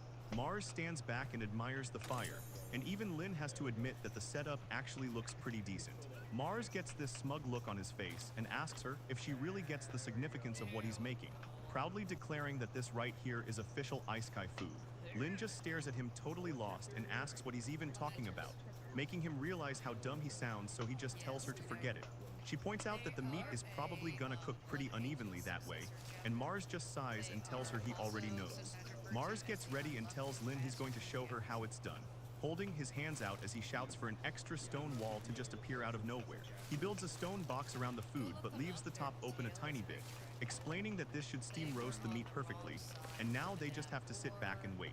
Lynn looks at the improvised oven and asks Mars if his mana is actually doing Pokemon okay community since game he's using DNA so much of escaped. it. But Mars No just one looks caught back it. and tells her he's completely fine. She says it's just like him to have enough mana to waste on cooking, though he yells right back that it's not a waste at all, eventually telling her it's time to release the spell. The stone disappears and the meat looks incredible, leaving Lynn shocked while Mars says it looks delicious. The two of them just stand there staring at the food, basically drooling over the smell. Mars calls out to Lynn to get her attention. She snaps out of her daze and blushes. He says there's no point waiting around and they should just eat, making her tail wag in total excitement. Mars takes a massive bite of the meat and shouts for them to dig in. The savory flavor and the sweet fat of the meat just explode in his mouth, leading him to yell about how great it is. Lynn tries to lecture him on manners with her mouth full, but Mars isn't buying it. He just laughs and thinks about how the food in this world is the best. After finishing, he leans back and says he's totally satisfied because that meal was incredible. Lynn looks at the giant roast they barely finished and points out they have a ton of leftovers. Mars asks if the nearby village is about an hour's walk away. Lynn tells him he's right. Since they can't finish it all, Mars decides he'll just give the extra food to the villagers. Lynn looks at Mars and asks if he's really sure about this, reminding him that the guild would pay good money for all that meat. But Mars just smiles and tells her it's fine because it's not that much to give away. He mentions that everyone is dealing with food shortages these days, so he wants to help out. Lynn agrees with him and says she feels lucky to be where she is right now, thinking about how Mars was the one who actually saved her and her people from starving to death. She looks a bit down and says the rest of the Beastmen aren't doing as well, since they're still stuck in poverty, noting that since humans are also having a hard time, the gap between everyone is just getting wider. Mars listens and says he really thinks things would turn around if there was just more food available. Lynn nods and says the Beastmen definitely get where he's coming from, but she adds that because humans are struggling so much, they end up taking it out on her kind and forcing more pressure onto them. Mars listens closely as the mood gets heavy, his eyes staying fixed on her while he thinks about how the Beastmen are physically amazing, but they still have a massive weakness since none of them have any real magic power to speak of. It turns out that because of that one flaw, they've all been forced into magic collars and treated like literal slaves by humans for a long time. Mars hears this, and his face gets serious, saying out loud that the way they're treated is totally unforgivable. Lynn looks back at him in total shock when he suddenly says her name, but then Mars points out the obvious fact that she isn't actually wearing one of those collars herself.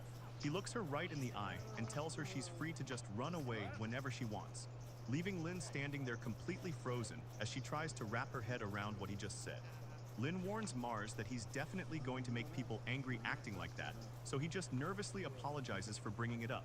They both stand there in a heavy silence for a second, just looking at each other while Lynn repeats the word slaves to herself, clearly thinking about everything her people have been through. Mars watches her and thinks about how he really just wishes everyone could live a simple life and take it easy. Later, at a nearby village, Mars sits behind a massive pile of food and tells the locals to share it all, and the villagers completely lose it, crying and thanking him for being so generous with such a huge catch. One guy shouts for everyone to come eat, while another yells out a huge thanks to Mars for the meal. Someone in the crowd gets hyped up and demands to know whoever called Mars a freeloader, but he just laughs it off and says it's fine, even though he admits he can't really deny being a bit of a loafer. The two of them end up staying the night there, with Lynn even helping out in the kitchen. Mars and Lynn decide to skip the long goodbyes because they're such a hassle, so they just head out, leaving extra early in the morning to start their journey. After spending another 4 days traveling down the road, they finally make it to the city of Barbara. Mars looks at the The place he's kitties been have exiled all to, turned into realizing loafs. that this is his new home. Just then, a guard comes running up and apologizes for keeping them waiting, while Mars just gives him a friendly smile and tells him it's really not a big deal. The guy seems a bit taken back and asks if he's actually Lord Marth, saying he's heard plenty of stories about him before.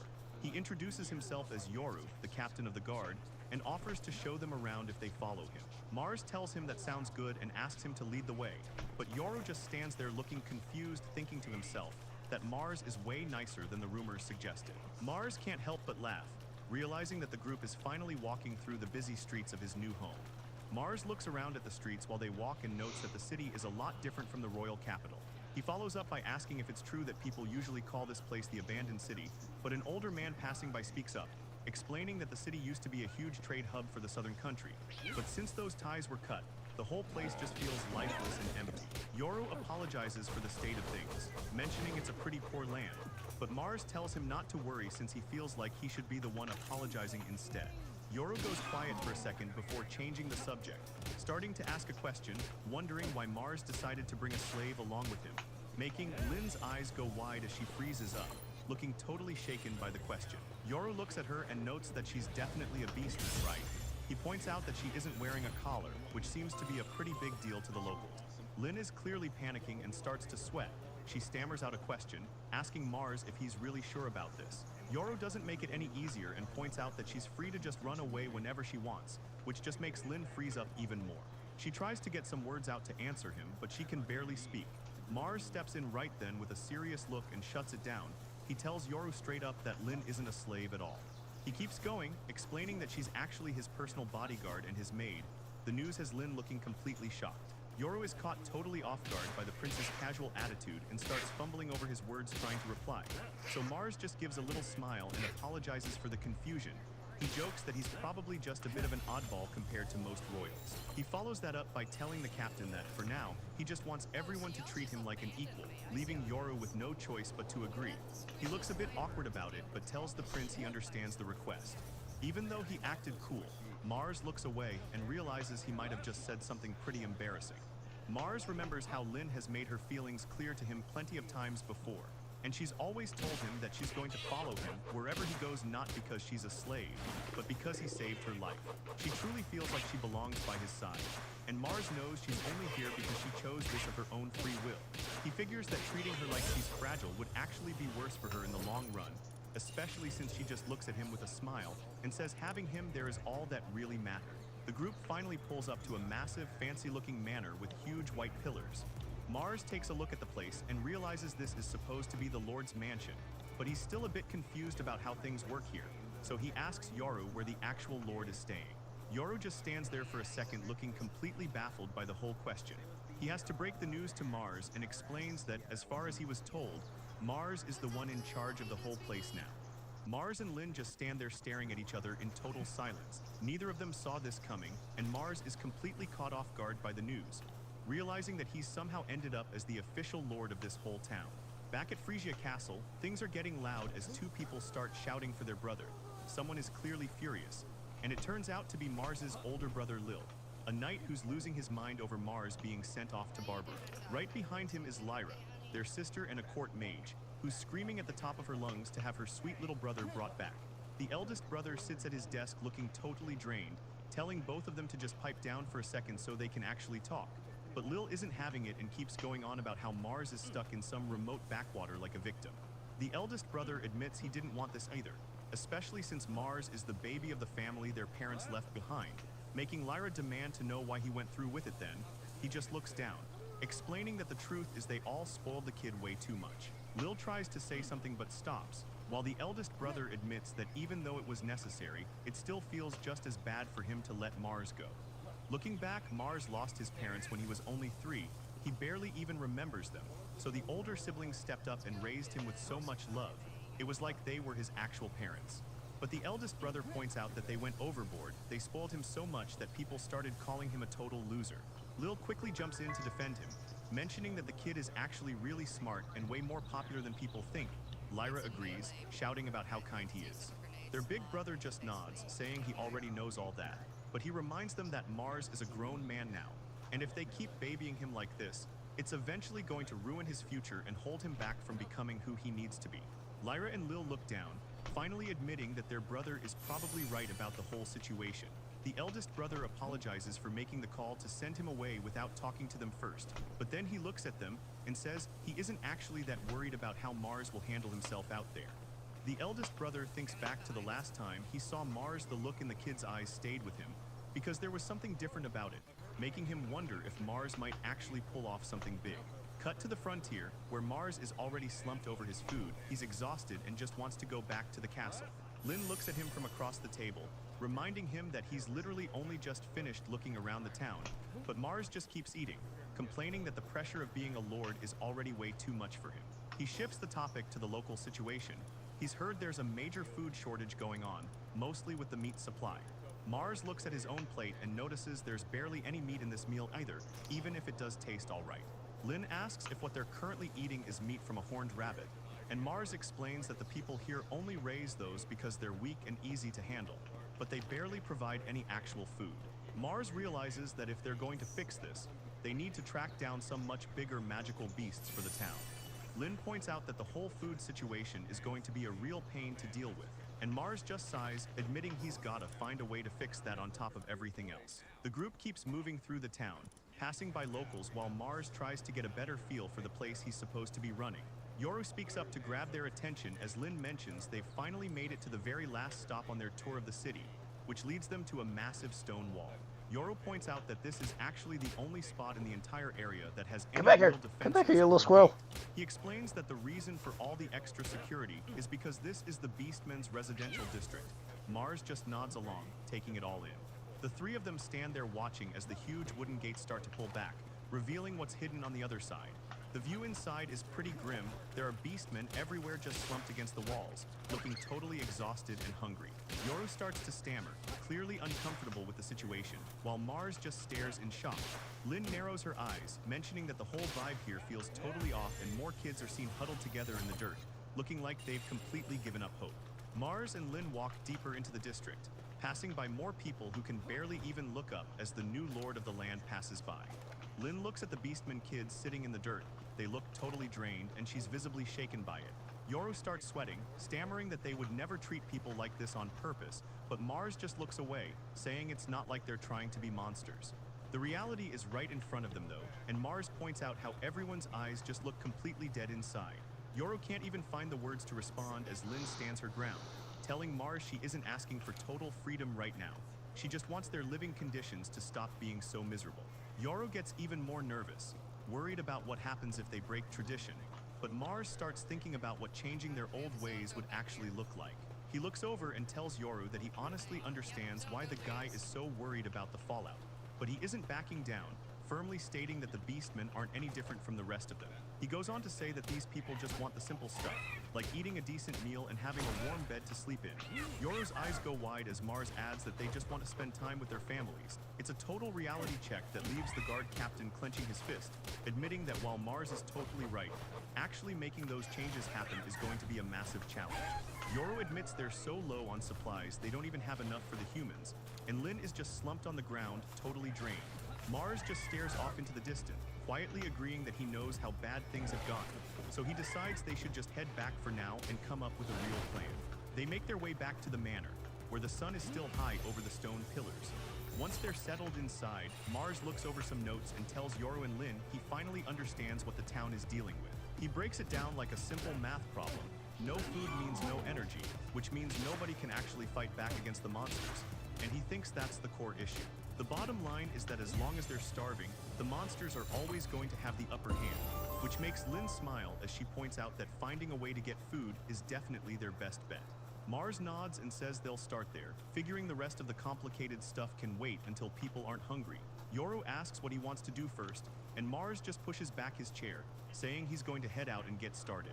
Mars lets Yoru know he's planning to head out and check the northern forest for a bit, but Yoru immediately loses it, reminding him that monsters are all over that place and asking if he realizes how dangerous it is. Mars just plays it cool. Pokemon community game A Wild his Lilligant appears catch it using Poke Catch, winners revealed in 90s. Yoru doesn't really have a comeback for that, so he just tells them to stay safe as Mars waves goodbye, leaving the captain standing there alone, wondering Kaito Destiny Drac _ Onus 1, welcome to my channel. Once they're in the woods, Mars and Lin jump into action, taking down At Kaito Destiny Drac _ Onus 1, welcome to my channel. Hey Drac. Herbs, which Mars is pretty happy about. But just as he's talking about what they need next, Lin's ears twitch and she completely locks in on a sound. Mars is about to ask what's up, but she leans in close and tells him to keep it down. Lin stays low behind a tree and whispers for Mars to follow her this way. She's found something big, and right there in the clearing stands a massive unicorn-looking monster with another one grazing nearby. The ground literally shakes under the weight of the beast as it stands guard. It's way bigger than anything they've seen yet. Mars gets pretty hyped and identifies it as an ore oven, thinking about how huge it would be if they could actually bring it back. But Lin keeps her cool and points out that they're a mated pair. She asks him if he can use his magic to handle things. Mars says he could probably take one down, but he's worried his magic might just vaporize the thing completely, so he asks if just getting one is okay. Lin tells him she can manage that.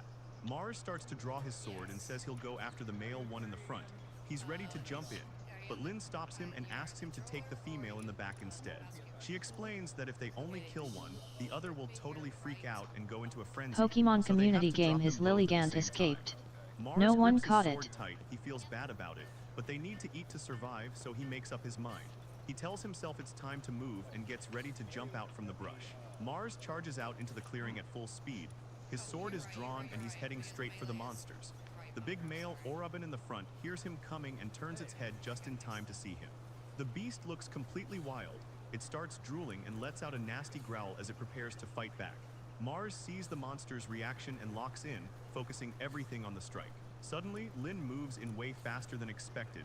She catches the monster's attention with a heavy hit to its side. She doesn't slow down for a second, following up with a quick horizontal slash that keeps the beast off balance. Lin manages to draw the first one away. Mars watches for a split second before realizing he has a clear shot at the other one. He throws his hands out and lets a wind slash fly.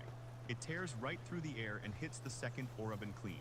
The monster lets out a deafening roar, showing off those nasty sharp teeth, but it doesn't scare Lin at all, and she holds her ground as the beast recoils for a second. It tries to get its bearings, though Lynn isn't giving it any room to breathe. She yells at it not to mess with her while she starts a massive swing, and with one quick, heavy horizontal slash, she cuts right through.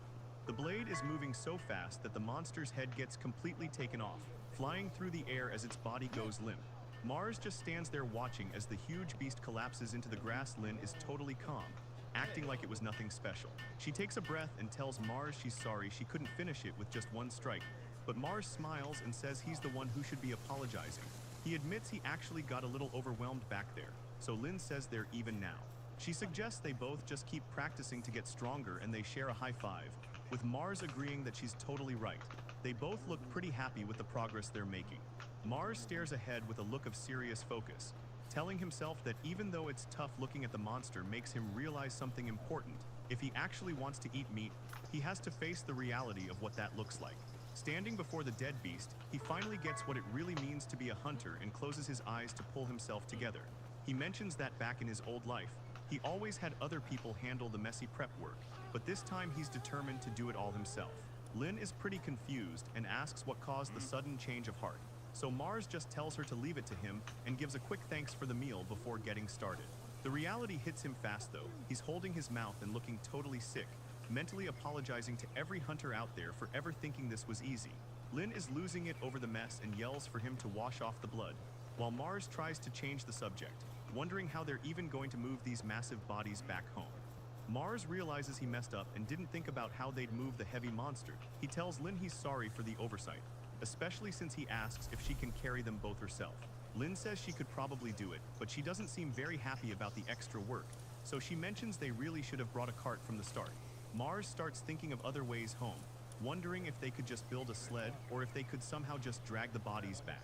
Suddenly he gets a bright idea and snaps his fingers, and then Lynn asks what he's planning, but he just tells her to give him a second while he puts his hands out to focus. Moving on, a huge sheet of ice covers the ground instantly. Lynn can't believe her eyes and stammers that he just used ice magic, leaving her totally freaked out, because that's a high-level spell only elite court mages can use. Mars just looks back at her and asks if it's really that big of a deal, while she explains that the amount of mana and skill needed to turn water into ice is insane. He just made this whole ice road without even breaking a sweat. Mars just gives a little embarrassed smile and brushes it off, saying he only knew how to do it because he saw it in a book once. Lynn tells Mars that just because he saw a spell in a book doesn't mean he should be able to just do it, but Mars tells her to never mind the details. Lynn looks at the ice and asks how they're actually supposed to move the monsters like this, so Mars says he'll just make a bit more ice. He puts his hands out and focuses his power, and then he explains he's using earth magic to carve a hole right through the center. He grabs some rope and says they can just thread it through the hole to pull it along like a makeshift sled. Lynn is just standing there completely floored that he can pull off such a massive ice spell so easily. She asks him if he even has enough mana left to make it back home, especially since monsters are bound to show up, but Mars just gives her a confident look and says he still has plenty of mana to spare. He asks her to start loading the catch onto the ice block, and Lynn finally sees where he's going with this. She gets to work moving the massive monster legs onto their new ride. Mars watches her work and mentions that what she does seems way more impressive. He asks her if she's using that power called Battle Aura, and Lynn smiles and confirms that since beastmen can't use magic, they rely on Battle Aura instead. She explains that they use the energy inside their bodies to make themselves way stronger and tougher than normal. But Mars notes that even so, not every beastman is actually capable of tapping into that power. He pulls the rope tight while Lynn mentions her specific race has a version of that power that's even more intense. Mars says it's time to start moving, so the two of them begin pulling the massive monster along. Lynn admits she didn't even know her race was special until much later, and Mars just tells her he gets it. He asks if she belongs to the Flame Fox tribe, an ancient group known for having hair like fire, and he realizes she's probably a pureblood based on her features. As they walk, Lynn tells him that back when she was a slave, most people just thought she was from the dog tribe, mostly because her hair was pitch black back then, making her true identity a total mystery to everyone. Lynn continues her story, mentioning that once she arrived here and finally took a bath, her hair changed from that dull black into a really beautiful crimson color, and Mars starts thinking back to their childhood, realizing how crazy it was that he used to bathe and sleep right next to someone so beautiful. He tries to justify it to himself, noting he was only 10 and she was 15 back then, so a small, mischievous smile starts to form on Lynn's face as she notices him overthinking. She looks him right in the eyes and asks if he wants to take a bath together again once they get back. or if he actually preferred if they just slept together instead. Mars completely freezes up, his eyes going wide as he tries to process what she just said. He looks like he's about to lose it from the pressure, but Lynn just keeps that playful look on her face. She laughs it off and says she's only joking, especially since Silk would probably kill them both if they actually did that. Mars quickly agrees with Lynn to hide his nerves, but he can't help wondering how Silk would react to all this, while the sun starts to set over the quiet roofs of the frontier town. They head back to the city where Lynn waits by the supply carriage, leaving Mars standing alone to take a huge breath, psyching himself up for what he has to do next. He starts shouting at the top of his lungs, calling for everyone's attention and making sure the beastmen hear him too, so he can announce an official message from the Lord, which has the local families wondering what's actually happening. Mars tells the crowd they're setting up a soup kitchen and asks anyone with small children to bring their bowls over. Plus, he makes sure to mention that anyone who is sick or can't move should be looked after as well. He explains that those groups get priority since they don't have much food yet, and a few Beastman kids start peeking out of their homes. Mars finishes by promising he'll get more supplies soon, asking the rest of the town to just be patient for a bit. A Beastman girl asks nervously if it's really okay for their kind to join in, and Mars tells her it's totally fine. But some of the guys in the back start shouting, calling Mars a liar and asking what kind of shady stuff he's planning to make them Oliver?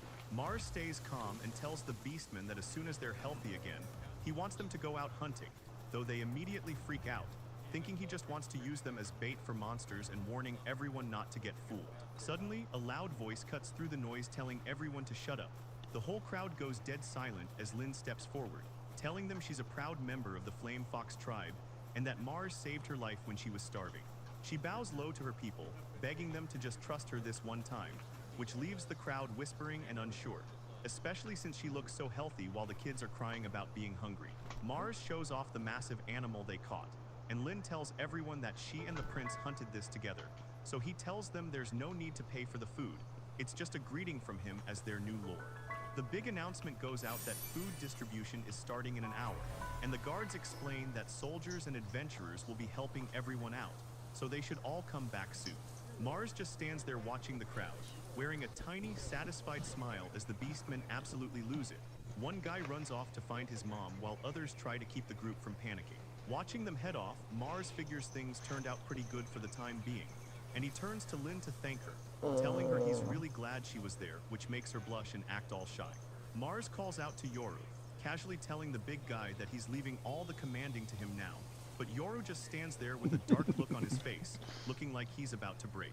Suddenly, Yoru slams his head into the ground in a massive bow, screaming an apology that catches Mars completely off guard. He keeps going, saying he's sorry for calling them freeloaders and being such a jerk to them before. Yoru is still freaking out and apologizing, saying he has no words for how he acted, especially toward Lynn. She's caught totally off guard by the sudden bowing and tells him it's really not a big deal, but Yoru just thumps his chest with a huge grin, shouting for them to leave all the commanding and heavy lifting to him. He looks genuinely hyped, mentioning how it's been forever since he's had a job this exciting, and Mars agrees that it's a good plan, so Lynn suggests that the two of them should probably get started on their own tasks. Mars crouches down and uses his magic to grow stone pillars right out of the dirt to act as a stove, and pretty soon they've got a massive fire going under the pots to get the water boiling. Lynn walks over with her knife and reports that she's finished butchering the ore oven, and Mars thanks her before he starts playing Kaito Destiny Malnutrius, welcome to my channel. Hey, Mal. At Kaito Destiny Malnutrius, welcome to my channel. Welcome, welcome. He'll deep fry the tenderloin later while mincing the tough neck meat. Give you a He's shout got out the whole there. thing figured out. Lynn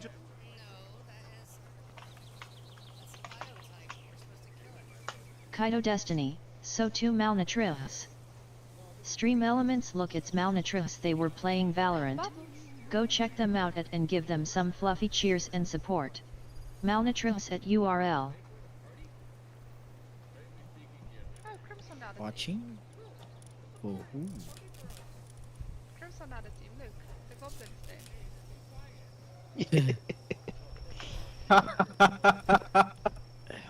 there. Dipping.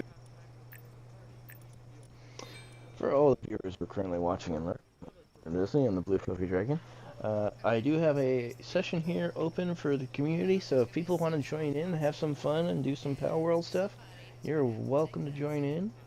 Just give me a heads up, and I will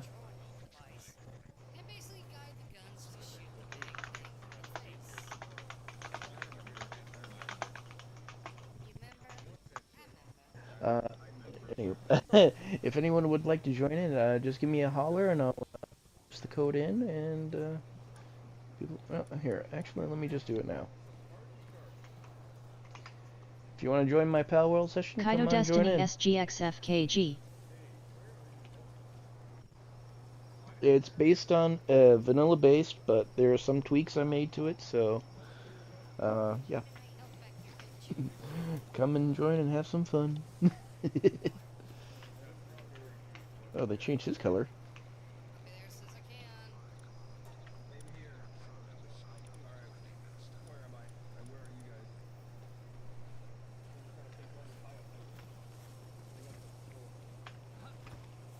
Now we got this statue. There we go.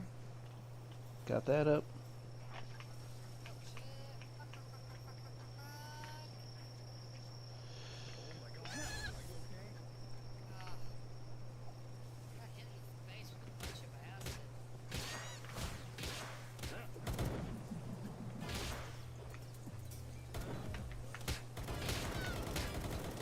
God damn it, cops, get out of the way!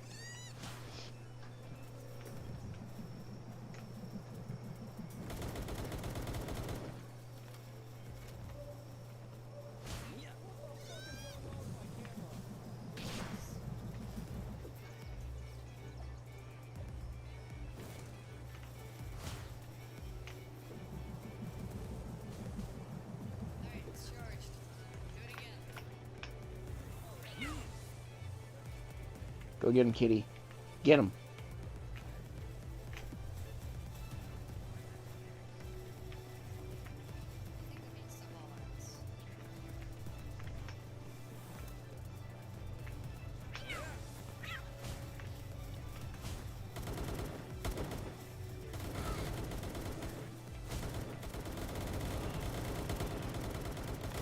Pokemon community game A Wild Tortuga appears. Catch it using Poke Catch. Winners revealed in 90s.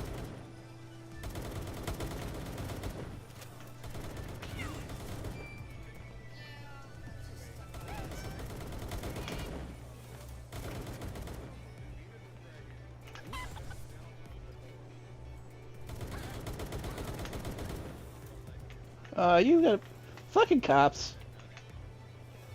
God damn it. Just do it. Just do it now. Come on. The fucking police, I swear.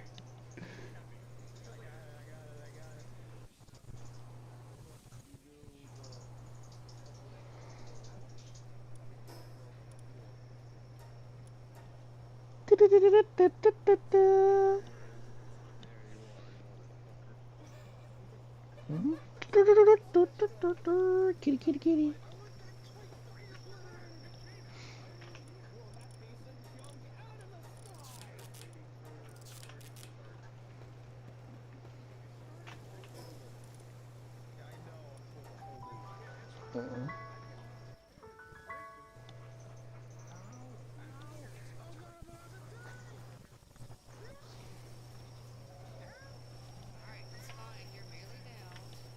Oh, Zoe's back. Yay! Rawr! Pokemon community game Tortuga escaped. No one caught it. You doing okay, Dragon Mama? Yep. Good, good.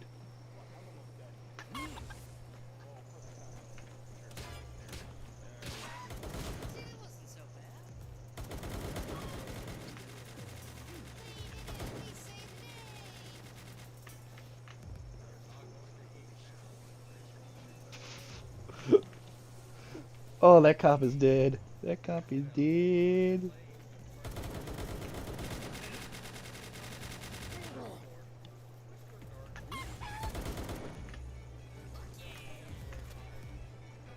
No, not the cop. Oh shit.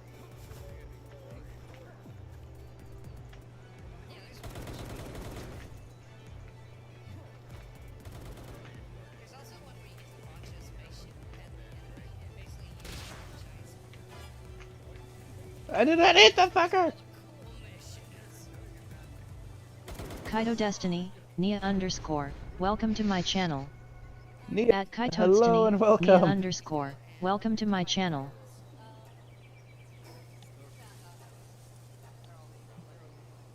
The cops out here suck dick. I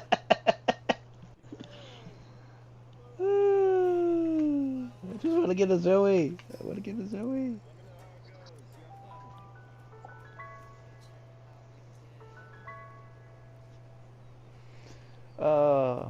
Just stands there completely stunned by his Turn this expert back on. knowledge, finally asking him how he even knows this much about cooking. Mars plays it cool and tells Lynn he just read all that stuff in a book, but she just sighs like she isn't buying it for a second, which makes Mars think back to his old life. Before he reincarnated, he was just a single orphan living on his own. Wisebot 5 viewers, plus 2, alarm clock 1 hour 53 minutes and 13 seconds. Noticing the smell, one girl points out how good it looks, while her friend asks if they can actually have some. Mars spots them and calls the little kids over, telling them that the food is going to be ready in just a second. He finishes grilling the meat and asks if the portions look all right, making sure everyone gets a good amount before he kneels down to hand a full plate to a quiet beastman child standing nearby. The kid just stares at the food for a moment, looking totally surprised and asking if it's really for them. Mars gives a warm smile and tells them to take their time eating, which gets a big thank you from the happy kid as they dig in immediately. The food is hot and delicious. The little girl takes a bite and her eyes light up. She says it's so delicious while Mars stands there with a big smile, just happy to see everyone enjoying the food. Lynn and the kids are totally relieved, thanking him over and over for the meal as Mars tells them not to fill up yet, because the hot pot is going to be ready in just a second. He pulls the lid off and says it's finally finished, a nice rustic venison stew packed with veggies. Mars cups his hands and yells out to the whole camp, letting everyone know the food is ready. The kids start calling for their parents and people follow the smell, saying it's the best thing they've smelled in forever. The crowd rushes in so fast that Mars starts panicking a little. He has to shout for everyone to please get in a line. One of the Beastmen adventurers tells his crew to stay sharp and keep their guard up. They're being paid good money for this. The rest of the guys cheer and tell him they've got it handled, leaving Mars to focus on serving everyone. Mars starts handing out the food, telling the first girl in line, "Here you go," as Lynn steps up and asks if she can help him serve the rest. Mars is happy for the help, telling her yes please, so she takes over the bowls while Mars stays by the pot, the two of them working together to feed everyone. A little girl takes her first bite and her eyes go wide, saying it's delicious, while one of the Beastman kids says the food feels so warm. The older woman with her just nods and says she's right. The massive pot is scraped clean, not a single drop of the venison stew left. A couple of kids come up to thank the mister for the meal, telling him how much they loved it as their mom freaks out a bit, reminding them he's the Lord. Mars just laughs it off and tells them not to worry. He gets down on one knee to ask the kids if they're full, and they all yell out a big yes together. As they walk away waving, Mars just stands there, feeling a little overwhelmed by how thankful everyone is. The Beastman kids finish their meal. One of them says it was delicious, while the other thanks Mars for everything. Mars tells them he'll be making more and they should come back to eat, but the kids get nervous, saying they don't have any money, as Mars tells them not to worry and to just look at it as an upfront investment, leaving the little girl a bit confused. He thinks for a second and then says he'd appreciate it if they worked for him once they're healthy. The boy gets pumped and promises to do his best. The other kids all jump in right away, shouting that they want to help out too. Mars just smiles and tells them that if they want to work later, they're going to have to eat a ton until then. All the kids yell out a loud yes with huge smiles on their faces. Once the kids leave, Mars finally lets out a deep breath, but Rin tells him his first impression as the Lord was totally perfect. Mars tells Rin she did a great job today. She just smiles back and says she's got to score some points first. She leans in with a playful look, noticing his face and asking if he's actually blushing. Lynn keeps teasing him, asking if he's actually blushing. Mars just looks away and says he's not used to all this attention. He realizes that being thanked by everyone honestly feels pretty good. The people tell him they've always been grateful for everything he's done, and he just gives a quiet thanks back while looking out at the crowd. It brings back memories of when Lynn was a slave, getting yelled at by some guy for just looking around. The guy kept hitting her, saying she's lucky he's even hiring a worthless piece of trash like her, while she just stood there crying and apologizing. She was completely losing it, wondering why any of this had to happen to her. She just kept praying for anyone to come and save her. The poor girl just wanted to know why she was being treated so badly. Suddenly, Mars shows up with Lyra and his guards looking totally serious. Lynn can't believe her eyes seeing Mars and even Lyra standing right there in front of her.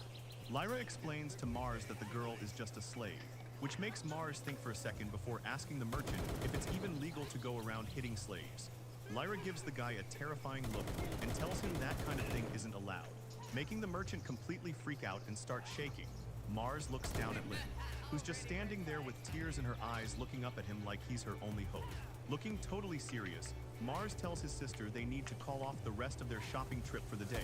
Then he turns and asks if he can just buy the girl right then and there. Lynn can't believe what she's hearing. Her eyes go wide with total shock as she processes what he just said.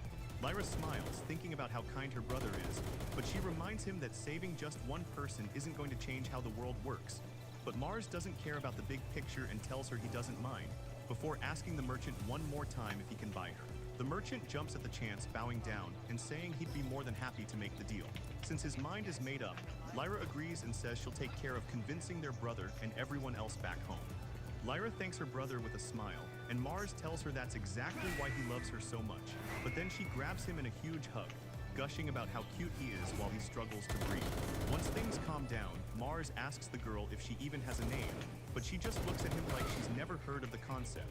So Lyra explains that the girl doesn't have one, and that it's actually up to the person who buys her to give her a name. Stupid Mars cops. looks the girl right in the eye There and asks was if she's just willing one to come. call away. She doesn't Damn it. hesitate for a second, yelling out that she'll go and do whatever he needs. With the deal settled, Mars tells her that starting today, she's going to have a brand new name calling her Rin, which leaves the girl standing there in total silence. She repeats the name to herself, looking up at him and asking if that's really what she's called now. Mars smiles and says that's right, explaining he wants her to use that name to grow into a strong and confident woman.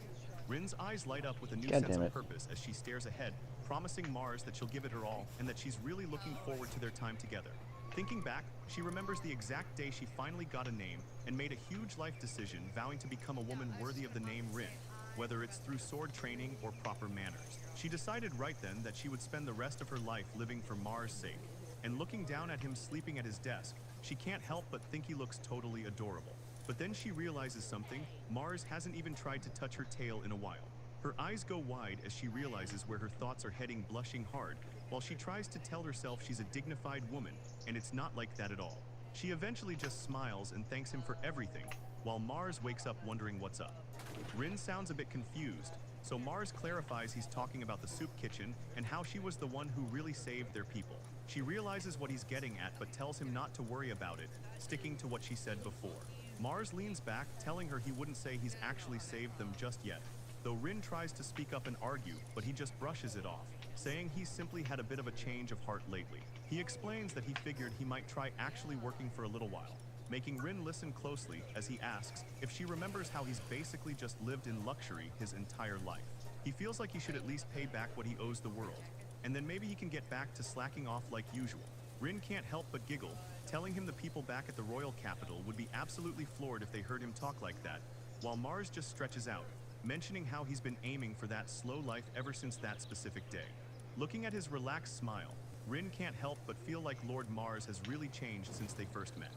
Rin tells him that things are fine just the way they are, and as long as he stays as kind as he's always been, she doesn't need anything else, thinking back to the moment they first met, when he was just a kid reaching out a hand to help her. She's made up her mind to protect him with her life, no matter what happens, and it's a feeling she's kept buried deep in her heart since that very first day. Rin looks at Mars and tells herself that this is her vow to him. Meanwhile, Mars is busy getting some work done, calling out an Earth Lance spell that sends massive rock spikes tearing through the dirt. He figures that should be enough to get the field plowed for now, even if it's just a temporary fix until they can get some better soil. The field manager just stands there looking completely stunned, but manages to thank him for the help. Mars shifts his focus to what's next on the list, and mentions how he asked Rin to go out and find some more people to help out around the place. Mars wonders how things are going with the task he gave Lynn, but when he checks back, there are 3 new beastmen face down on the ground.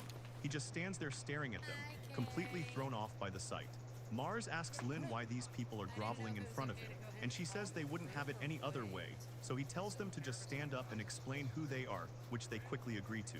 The first girl introduces herself as a dog beastman, saying her nose is perfect for finding ingredients, while the big guy from the lion tribe steps up next, showing off his muscles and saying he's got all the strength they'll need.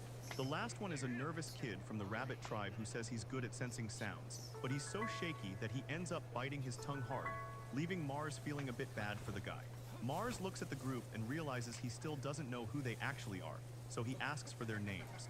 Lin looks at Mars and explains that these guys don't actually have names because they're slaves. Mars realizes that just means no one has bought them yet, so the three beastmen just stand there looking pretty rough and unsure of what's about to happen to them. Mars takes a good look at the group, his expression getting serious as he thinks things over for a second. He turns to Lin to double check, asking if she was really the one who went out and picked these three specifically, and she confirms it right away, saying she saw them herself and decided they'd be a good fit for what they need. Mars gets a little smirk on his face and says that if she's the one who chose them, then he's got no problems at all. He looks at the girl with the dog ears first and tells her that her name is Shiro now, which totally catches her off guard. Then he moves on to the big lion guy, telling him that from here on out he's Leo. Finally, he looks at the nervous girl with the rabbit ears and asks if Rabbi works for her name, leaving the three of them standing there in total shock, barely able to process the fact that they actually have names now. Mars gives them a warm smile and confirms that he's being serious about the names, and he tells the group that for now he's going to buy all three of them. Shiro and Rabbi just stand there with their heads down, looking like they're about to break, until the whole group just loses it, crying and yelling with relief and joy because they finally have a home. Lin watches them with a soft smile while Shiro looks back at her, totally overwhelmed by the moment. Mars says he's ready to move forward, and Lin tells the new recruits that starting today, her name is Lin. Her eyes start to sparkle with a brand new kind of energy, like she understands exactly how they feel right now, since she was in their shoes not too long ago. She thanks Mars for trusting her judgment on picking them out, and Mars starts to wrap things up, looking at the three of them as Lin proudly introduces the new team she's put together. Mars gives a subtle, satisfied smile now that everything is settled, and he suddenly shouts out a victory theme like he's in a game, celebrating the fact that three new members just joined the party. The whole group stands together in the cellar, a weird mix of humans and beastmen finally ready to move out. Mars suddenly catches himself and panics, realizing he used the level up song by mistake, while Lin just looks at him totally confused. Seeing him freak out over something so small makes the girls start to relax, and Shiro actually calls him a weirdo to his face, the mood in the room completely shifting from sad to lighthearted. Mars blushes and clears his throat, trying to get his dignity back after that awkward moment. So he pumps his fist Pokemon community game A Wild Pal Tauros appears catch it using Poke Catch. Winners revealed in 90s. The new party arrives at the thick woods of the Barbara North Forest, and Rabbi starts shaking and admits she's scared. But Shiro stays close and tells her she's got her back while they move through the trees. Mars stands with the group and thinks about how it's been a long time since he felt this kind of vibe, while Rabbi starts groaning and says she really hopes no monsters or anything scary jump out at them. Mars just gives her a little smile and points out they'd actually be in trouble if they don't find anything today, because suddenly Shiro's eyes lock onto something in the brush, and she lets out a small sound of surprise. She kneels down by a patch of green leafy plants and tells everyone that these are actually good to eat. Lin looks impressed and says she gets it, then suggests they should definitely pack them up and bring them back, but Mars looks a bit skeptical and admits the plants just look like normal, everyday grass to his eyes. Lin pokes Shiro on the cheek and explains that the kid has a nose even sharper than hers, so it's totally safe. Mars laughs it off and says that's definitely the dog tribe for you, really impressed with her skills. He tells her that finding food is their biggest priority right now, so having her around to find snacks is a massive help.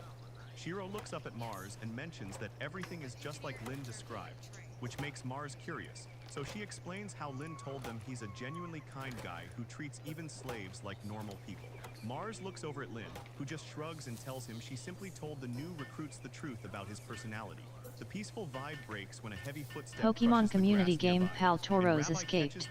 No one caught it. Screaming out a warning that someone is headed straight for them. Everything goes quiet for a second as they focus on the movement in the trees. Leo yells to get everyone's attention, while Lin orders the whole group to get ready for a fight right now. The bushes ahead start rustling like crazy as the hidden threat finally decides to make its move, and suddenly a huge orc with an axe and a pack of goblins burst out of the brush to ambush them. Mars, Leo, and Lin all lock in with serious looks, prepared to protect the group from the incoming monsters.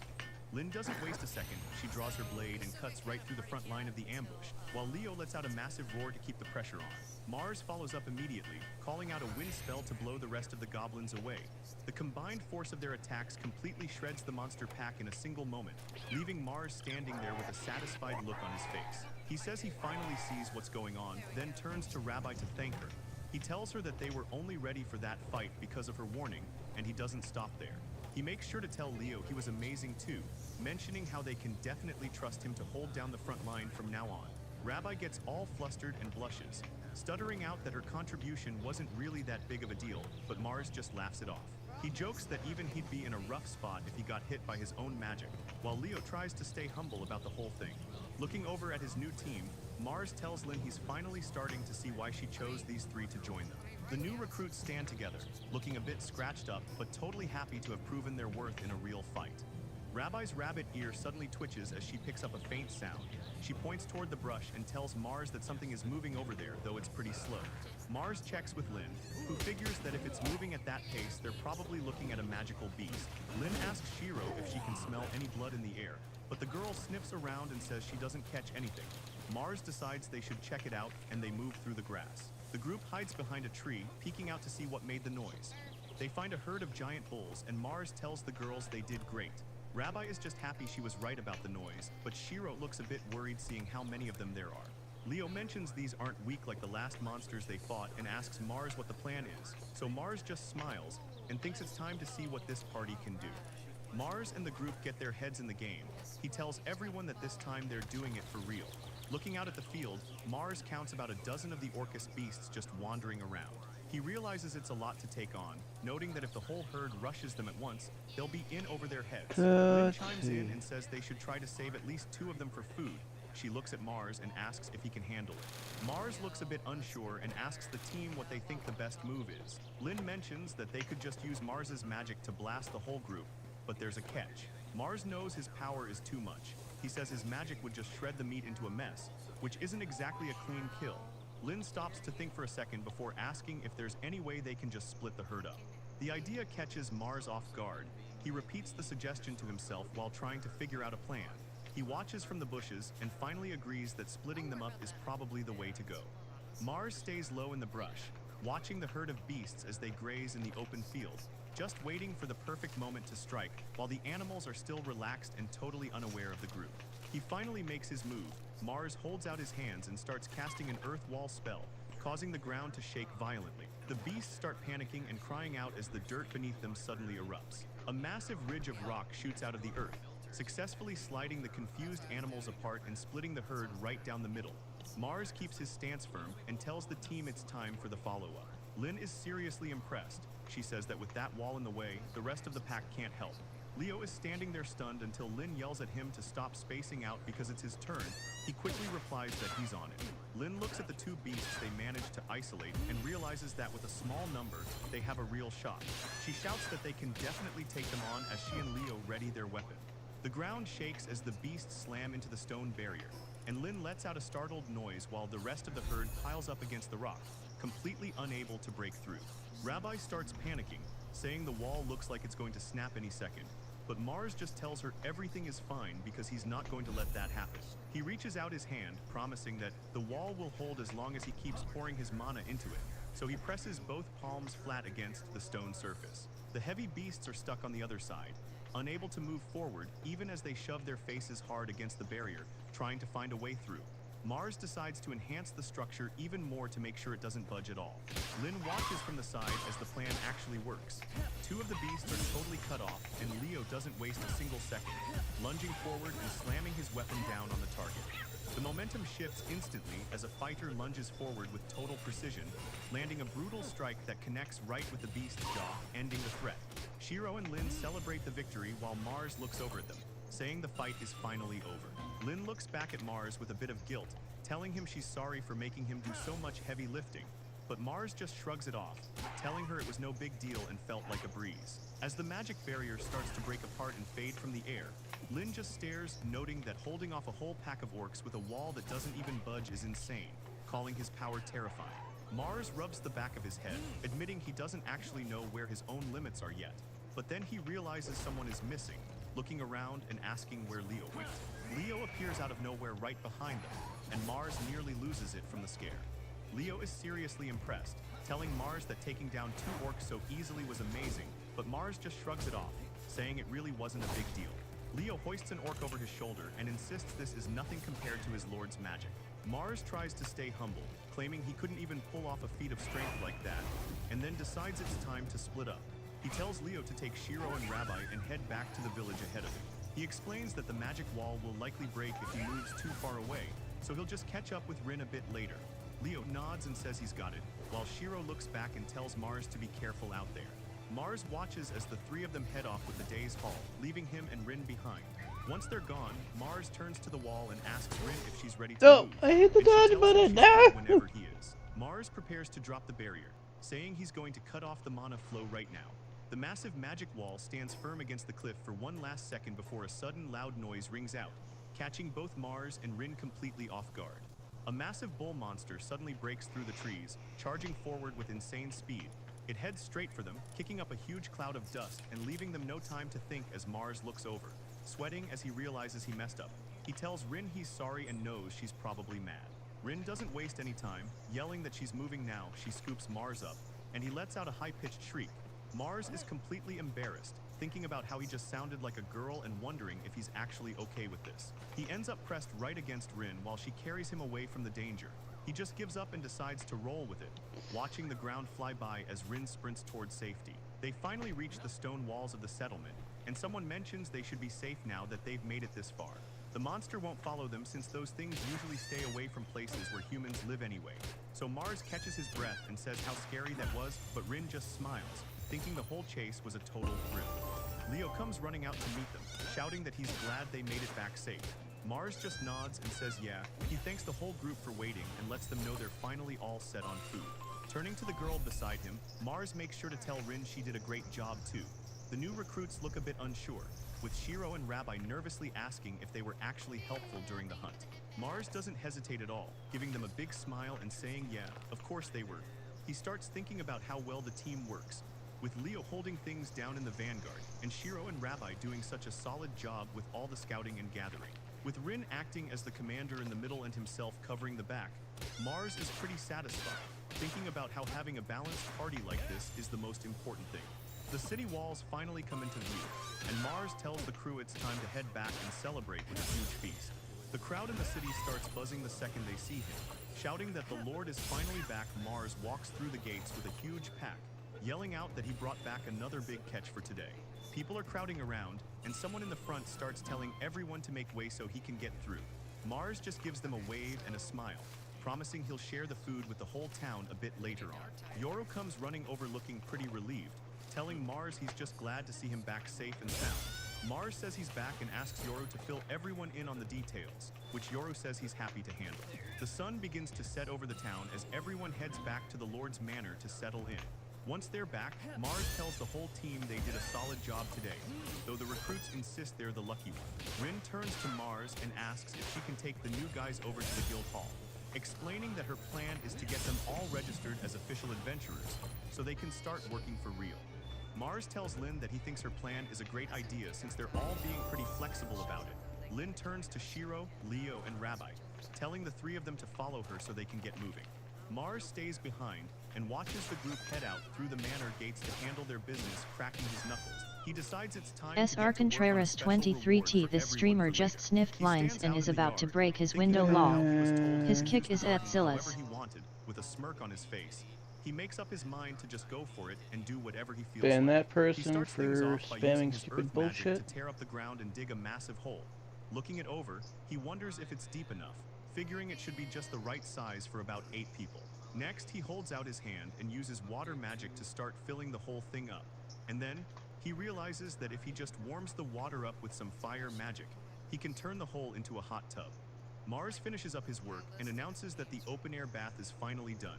He stands there looking at it for a second before realizing it's just one big mixed bath.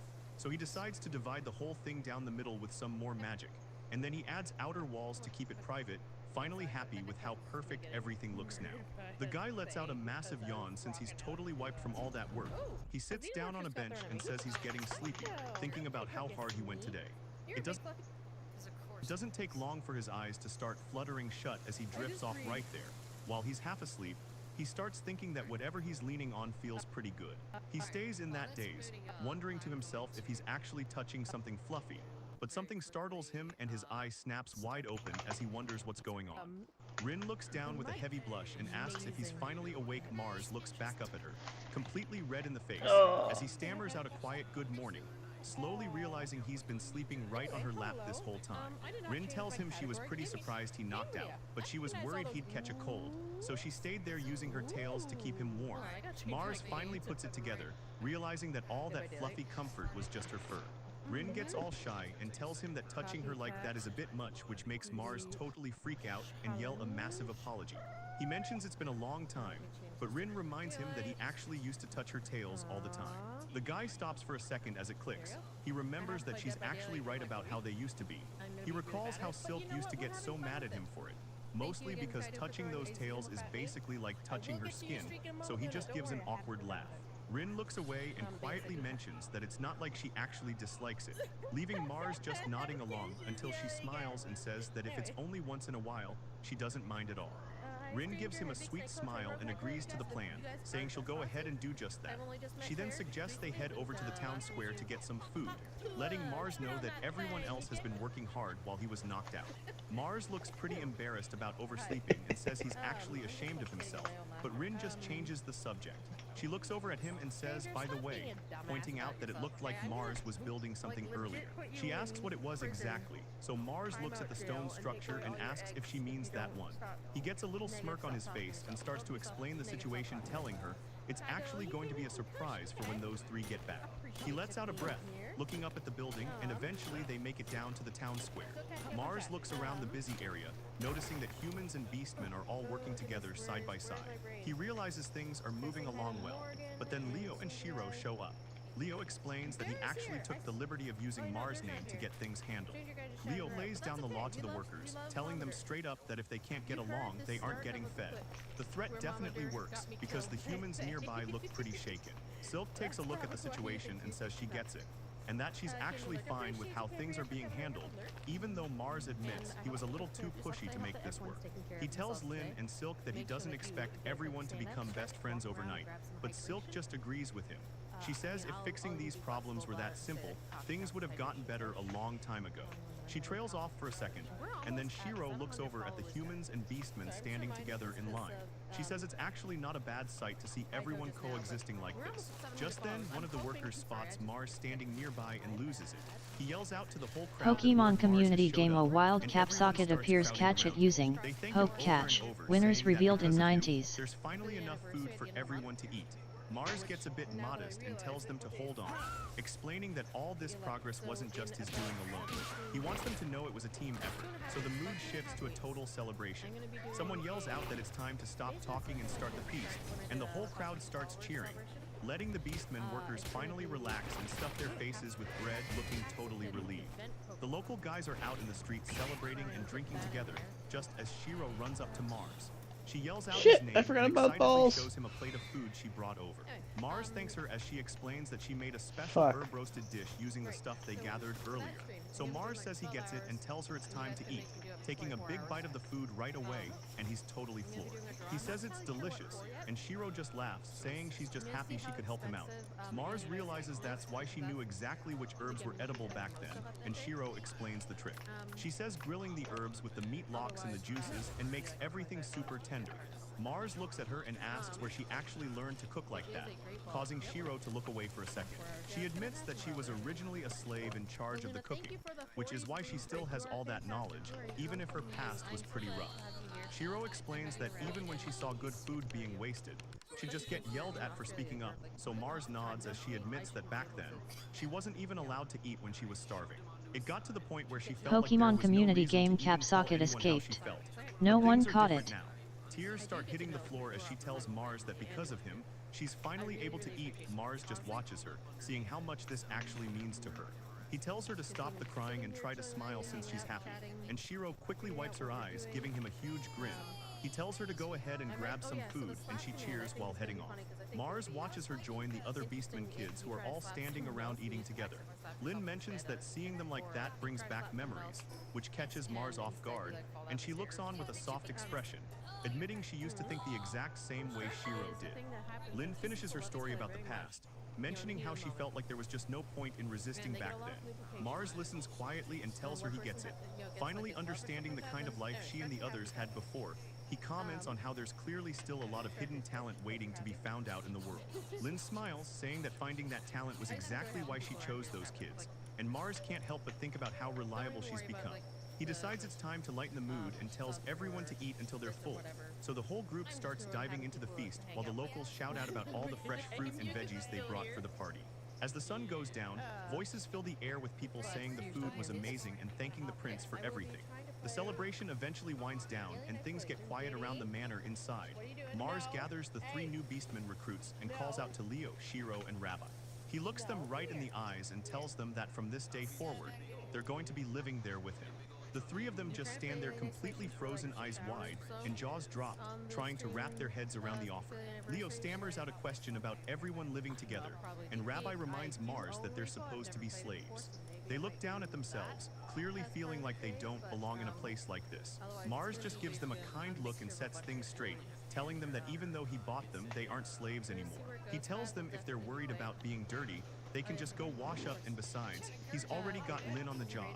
She yells out a quick response and lets the group know the bath is already good to go. The trio looks like they've seen a ghost. The idea of a hot bath is just too much to handle. Mars points toward the steaming water. Mentioned it's a bit small, but there's a wall separating the guys and girls. Suddenly the kids start breaking down, and Mars is left wondering why they're getting so emotional. Rabbi starts crying for real, saying she's never had anyone do so much for her, and the others can't help but feel the same way. Shiro looks like she's on cloud 9, saying the whole experience feels just like a dream. Mars is a little taken aback by the intensity, asking her if she really feels that way, and Lynn jumps in to back her up, telling Lord Mars that Shiro is totally right. While Rabbi tries to pull herself together, Lynn starts thinking back to her own past. She gets this soft look on her face as she remembers the very first time Mars gave her a bath a long time ago. She admits she was just so happy back then, and you can see her tail wagging like crazy just from the memory of it. Mars gives her a warm smile and tells Lynn she should go ahead and jump in with the other girls. She gets a bit flustered but quickly says yes, so the group finally gets settled into the hot water. A big sigh of relief fills the air as someone mentions how amazing the soak feels. Leo is definitely enjoying himself, leaning back with his eyes closed and saying the water feels great. Mars relaxes against the rocks with a towel on his head, thinking the whole setup isn't bad at all for something they just threw together. But even with the rush, the view of the starry night sky is seriously impressive. He's just taking it all in Fluffy when he hears the girls baby. laughing and She having a decided great to time put on the her other head side on of the my divider, arm and just sounding like use they're me as a finally pillow. having some fun. The girls are loving the hot water, with Shiro shouting about Botrix, thank you for the follow at Dark Pato. Rabbi is just soaking it all in, mentioning that this is Hello actually and her very first welcome. time in a bath. People On the from other Kick, side of do the not wall, Mars advertise closes anything his eyes and for thinks other about how streamers glad he is on to see my everyone so happy. stream. But I he will can't ban help but you. wonder if he's actually getting any closer to living that quiet, slow life he wanted. Even though he loves seeing them smile, hearing Shiro say this feels like a dream makes him ask if she really means it. And seeing their reaction makes him realize just how badly these guys must have been treated before he found them. He decides right then and there that as their lord, he has to do better. So he makes a silent promise to himself to work even harder for the sake of all the beasts.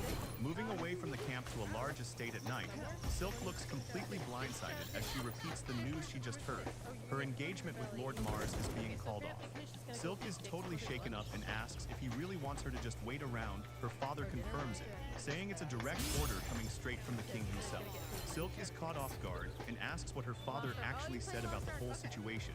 So the Marquis looks her in the eye and explains that if Mars can actually prove himself as a lord, then the king promised he wouldn't just throw their engagement away like it was nothing. Silk can barely believe it as she repeats the word result back to him, looking like she finally has a bit of hope. Her father mentions he's heading out there in 2 weeks and asks if she wants to join, but he warns her that seeing how lazy the prince usually is, the reality of the situation might be pretty rough. Without hesitating for even a second, Silk yells out that she's definitely going. Her dad is surprised by how fast she answered and tells her she needs to stop the crying and get herself together. Silk's father calls out from the hallway, saying Mars is going to worry about her when they finally meet. Silk gives him a quick yes, sir, and then the door slams shut as he leaves her alone. She stands there thinking about the situation, realizing just how kind Mars actually is. It makes her look back on everything, and she remembers the moment Mars made her realize a huge truth. Thinking about him and Lynn together, she finally understood that beastmen are really just humans like the rest of them. She looks back at when she first saw them together, and how she had pleaded to have Lynn brought to her. Looking at how things are now, Silk is absolutely positive that Mars has a special kind of power. She can feel it, knowing he's the only one with the strength to really change things for the better. This realization hits her hard, and she tells herself that she I got can't Zooey! just sit around and do I got a nothing Zooey! anymore. She needs to Fuck be you, ready for when Cuppers! they meet again, so she plans to take a bath, get some food, and finally get some decent sleep. It's time to get her life back together, because she's determined to do everything in her power to support him when the time comes. Mars is having a wild dream where someone is desperately chasing after him, yelling for him to wait up, and it turns out to be Eris, who's shouting at the top of her lungs that she's not going to let him get away. Back in the real world, Lynn is just standing there looking confused while Mars is clearly struggling in his sleep. And someone starts Wow. him, telling him it's time to wake up. One But lucky he just shot. cools and asks for a few more minutes.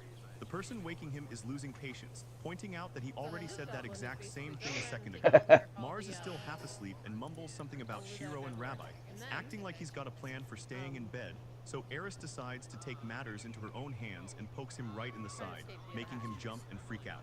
She gives him a casual good morning while he's squirming around, complaining about how much that actually tickled. He finally blinks his eyes open and takes a good look at who's standing in the room with him, and he's totally blown away, telling Rabbi she looks like a completely different person in her new outfit while she just laughs. Lynn mentions that these are the servant clothes from the manor, and Shiro is totally losing it. She's never worn anything this cute before, and Mars is right there with her, laughing and agreeing that she looks great while everyone just keeps talking about the new look. Lynn points out that with their cool ears and tails, Alright, it would be a let's huge waste to just see. stick to their old clothes. But Shiro gets so excited that her tail starts wagging like crazy, making Lynn look over with a really serious face. She warns Shiro to settle down so her tail doesn't end up lifting her skirt too high. Moving on, Lynn tells both the girls that they need to start learning how to behave like real ladies from now on. And she adds a warning that Master Mars is actually a total tail groper, so they definitely need to be on their guard. Mars hears the whole thing and starts panicking, yelling for them to wait a minute while Shiro just looks on in total shock. He tries to laugh it off and asks Rin if she isn't being a little bit too hard on him this morning, but she doesn't even look at him, just closing her eyes and saying it's really nothing special. Mars is sitting down for a meal when he realizes someone is missing. He looks up and asks where Leo went. Lynn tells him that Leo already headed out to train. Apparently the guy didn't like the servant clothes because they were too stiff, so he went back to his old gear to get some work in, which is fine since Lynn plans on making him the mansion's main guard anyway. Next, Lynn introduces Rabbi as Mars's new caretaker and her own personal assistant. Mars keeps it friendly and tells her it's nice to meet her. As for Shiro, she's going to be an apprentice chef. Mars is already testing the results and says the food is actually delicious. Mars realizes he kind of just decided everyone's jobs on his own, so he stops for a second and asks Lynn if she's actually okay with all this. He gives her a big smile and tells her that the only reason he feels okay making these calls is because he trusts her so much. That really hits home for Lynn. She just stands there for a second, totally wide-eyed and blushing after hearing that. She hides her face and admits she's a sucker for that kind of talk, but Mars just laughs to himself about being such a pushover. Lynn quickly gets back to business, Alright, mentioning let's the see 9 here. o'clock bell is about to ring and they need to hurry since the representatives are waiting. Mars is finishing up his meal when it suddenly hits him. He stops eating and mentions that he totally forgot about something. Rabbi looks pretty surprised as Mars explains what's on his mind. Someone asks if he's talking about the people in charge, and he confirms it's the slave traders and owners he needs to deal with.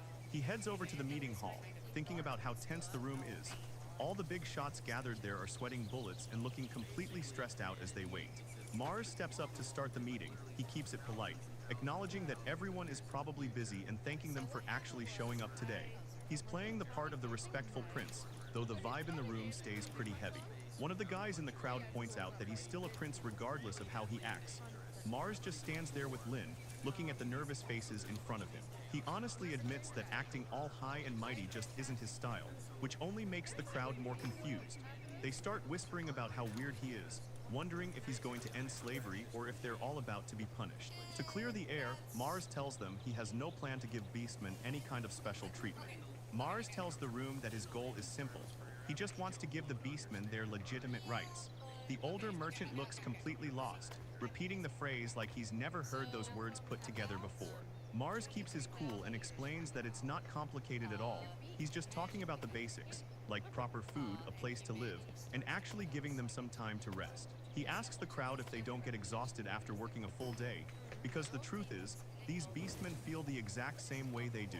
The merchants start to panic, and one guy yells out that the work will never get finished if they start letting people take breaks. They're getting pretty heated now. Another guy shouts that the food they're giving the beastmen costs money and isn't just free.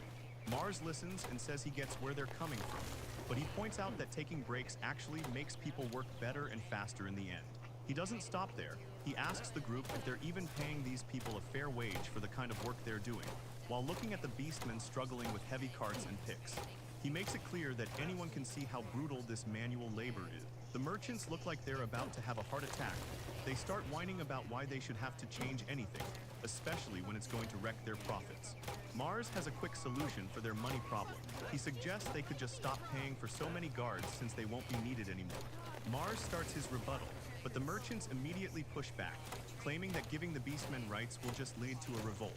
Mars doesn't buy it at all and asks them if a revolt would even be a possibility if they had treated people right from the start. He shuts them down by saying that their fear is basically proof they know they've been doing something terrible this whole time, leaving the merchants sweating and unable to argue back.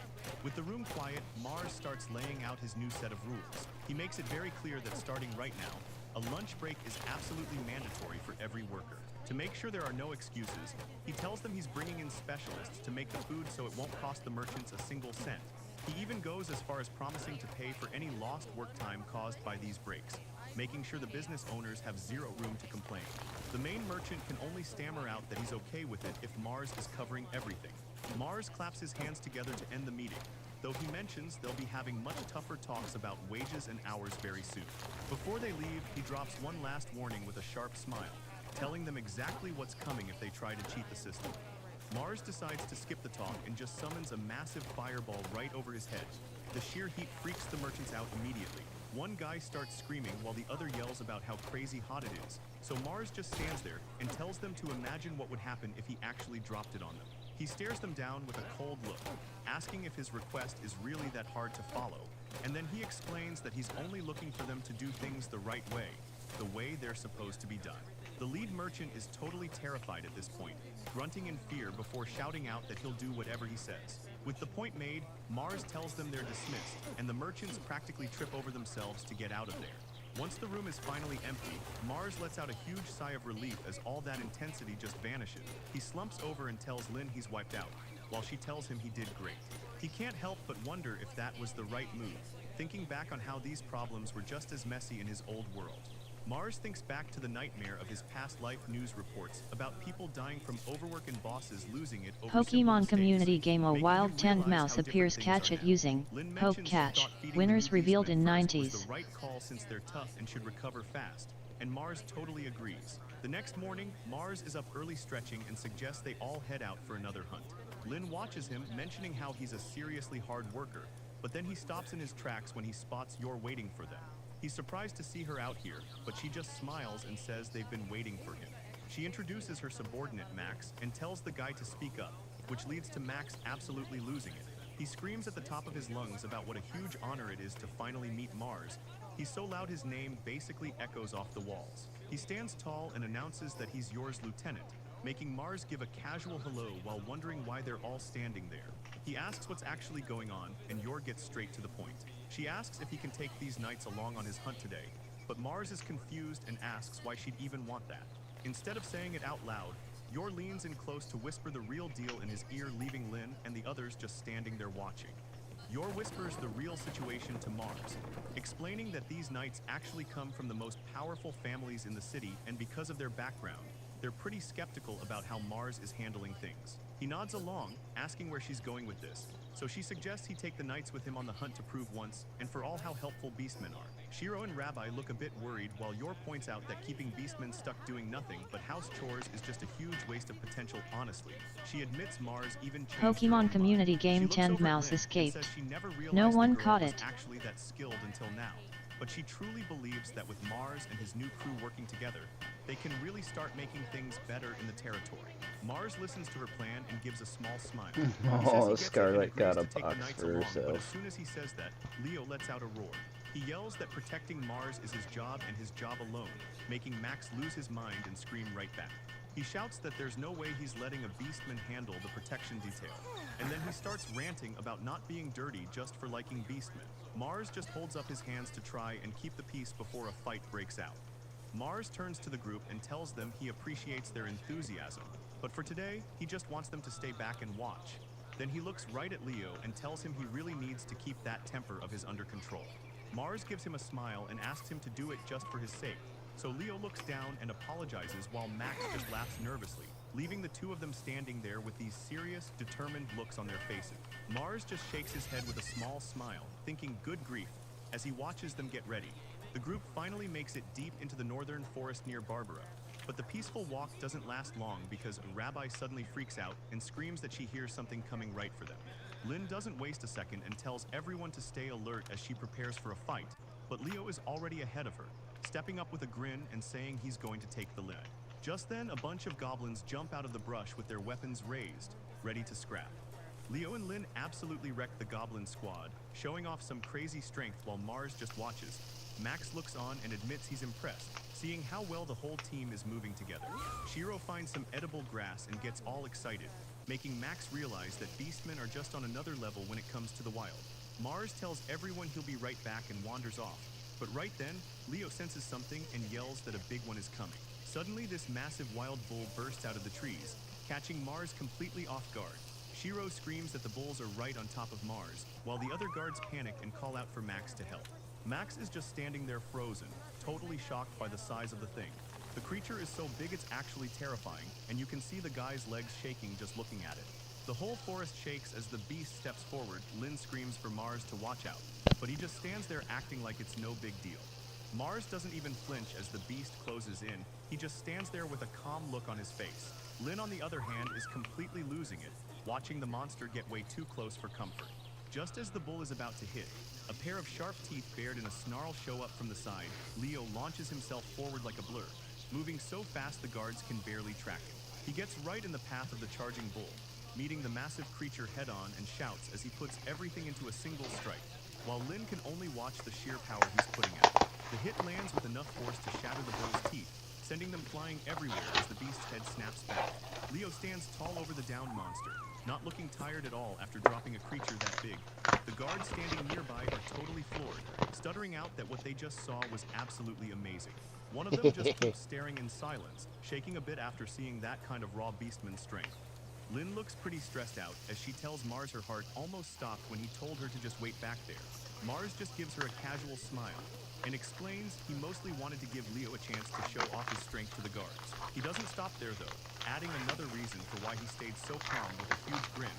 He says that even if there was some tiny, slim chance that Leo didn't make it to the monster in time, he knew for a fact that Lynn would have stepped in and saved the day regardless. Hearing that, Lynn just stares at him with her eyes sparkling. She's totally blushing from the compliment. Leo lets out a laugh and tells Mars he's actually pretty devious for planning things out like that, while the group finally makes their way back to the safety of the massive stone city walls. Yor is right there at the entrance to welcome Lord Mars back, and Mars happily tells him that he's home. Mars points out that even though they finished up a bit early, the mission was a huge success. Yor just smiles, saying he's glad things went well. Max turns to Leo and asks him what he thinks of the situation so far, but Max stays quiet for a second, just looking at the group as he thinks about how impressive Shiro is for being able to sort through food using nothing but her scent, and how Rabbi can pick up on enemies or even the smallest sounds from a distance. But Max admits that Leo's sheer power was the thing that really stood out the most. Leo looks away, admitting it's pretty annoying, but he can't deny that the knights are actually strong. Max gives a small smile and says he's glad Leo finally gets it, though he adds that Leo really needs to wrap his head around the whole situation himself. He reminds Leo that Lord Mars is doing everything he can to save them, so they shouldn't get in his way. Leo finally drops the attitude and bows, apologizing for being so disrespectful this whole time. Max double-checks the Lion Beastman's name, and Leo sounds a bit caught off guard while confirming it, which leads to Max offering a sincere apology for his earlier behavior. Leo looks away, admitting that for now, he can at least respect how strong Max is. The two of them finally shake on it. Leo gives a quiet grunt as Max accepts the gesture, both of them moving past their grudge. Mars stands nearby watching the whole thing go down, feeling pretty good about the group finally bonding. He thinks to himself that this is a solid step forward for everyone's relationship in the territory. Later on, Mars meets up with the guys and apologizes to Leo and Max for calling them out for a meeting so suddenly. Leo doesn't seem to mind at all, casually asking the boss what he needs from them this time. Mars is totally thrown off by the new title, but Leo just explains that since Mars is his big sister's master, it only makes sense. It finally clicks for Mars that Leo looks up to Lynn as an older sister figure, though Lynn makes things even more awkward by bragging about how Mars dropped her with a single punch the first time they met. Mars thinks to himself that calling him boss is actually fine since he's the lord of the land, and Max clears his throat and asks if it's just him and Leo involved. While Leo asks what the plan is, Mars smiles and tells them he's actually thinking about starting to feed the slaves lunch every day, and he makes sure to add that the same goes for all the humans living in the town as well. Leo points out that giving them meals will make the work go faster and give everyone some breathing room. Plus he mentions that by hiring local people to do all the cooking, those people will be able to make a much better living for themselves too. Max is pretty surprised, realizing this is a policy to see if he can actually jumpstart the local economy. So the guys tell him they see what he's doing and think it's a really great idea, which makes Mars smile, telling them he's just glad they're on board with the plan. Mars looks them in the eye and tells them he wants the two of them to start hunting together starting today. And he explains that they'll be working as a mixed party made up of both beast folk and human. Leo and Max just stand there in silence for a second, looking pretty stressed about the whole idea. Leo finally says he gets it and promises the boss that he'll hold back his hatred for now to make things work, while Max backs him up, saying he feels the same way and promises he'll never treat the slaves unfairly no matter what happens. Mars gives them a small smile and thanks them both for being willing to try, so he tells them to go ahead and start getting the rest of their allies together for the trip. Once they're gone, Lynn turns to Mars and asks what the two of them should be doing next. So Mars says he's definitely coming along this time, because they might run into an emergency they can't handle alone. The sun shines over the high stone walls as they prepare for the next move. Leo walks up to Mars and tells him he's managed to get everyone together for the time being. He points out that, just to be clear, these specific beastmen are the ones who don't really hate humans, making it Max's turn to speak up, as he tells Lord Mars that things are pretty much the same on his side. He explains that he went ahead and gathered the soldiers who have the least amount of prejudice against beastmen, so both groups just stand there facing each other, and Mars can't help but notice how incredibly awkward the vibe is. Max looks past the beastmen and asks Lord Mars who exactly those other people standing behind him are. Mars looks back at the group of regular guys and explains that he hired them to work as porters, and he clarifies that their job is to clear out the forest and help bring back all the lumber they need. Max realizes what's happening and asks if that means they're acting as guards, which Mars confirms is spot on. Mars then turns his attention over to Leo and asks the guy if he actually knows why they're doing this. Leo looks over at Mars and asks if they need to work together to keep the workers safe, which Mars confirms by saying he doesn't expect perfection yet since this is just a trial run. So the whole group starts moving out into the woods together, their footsteps hitting the dirt as Rabbi's ears suddenly twitch, and she yells out a warning that something is heading their way. Max is shocked as a pack of goblins jumps out of nowhere, sending the porters into a panic. He tells everyone to keep their cool and reminds them that these goblins aren't a threat. Then Max calls out to the whole group as the soldiers and beastmen prepare to take the monsters on. He gives the order to double up on the enemies to take them down fast and for sure. Leo gets hyped and lets out a massive shout to rally the warriors of the Bear Clan, yelling for his people to scatter their enemies while he jumps into the fray with a heavy hit. Mars is seriously impressed by what he's seeing. Lynn just nods and says it'd be a huge help to have that kind of strength on their side. Oh, maybe he's smothered by kitties now. Onto a tree trunk. The wood starts cracking under the sheer pressure of Leo showing off his crazy beastman power. He's basically clearing the path by hand, moving heavy stuff like it's nothing while Rabbi points out more enemies coming from the side.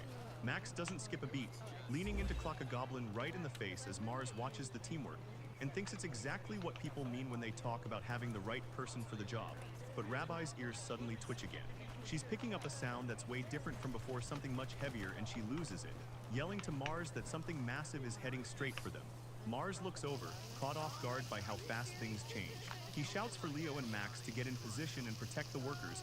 They both yell back that they're on it. The ground starts shaking as these giant feet stomp down, crushing logs and dirt with every single step. Mars just stares, sweating a bit as he tries to process the size of the monster that just showed up. Mars looks pretty stressed while Lynn explains that all the noise from uprooting trees must have lured the monsters straight to them.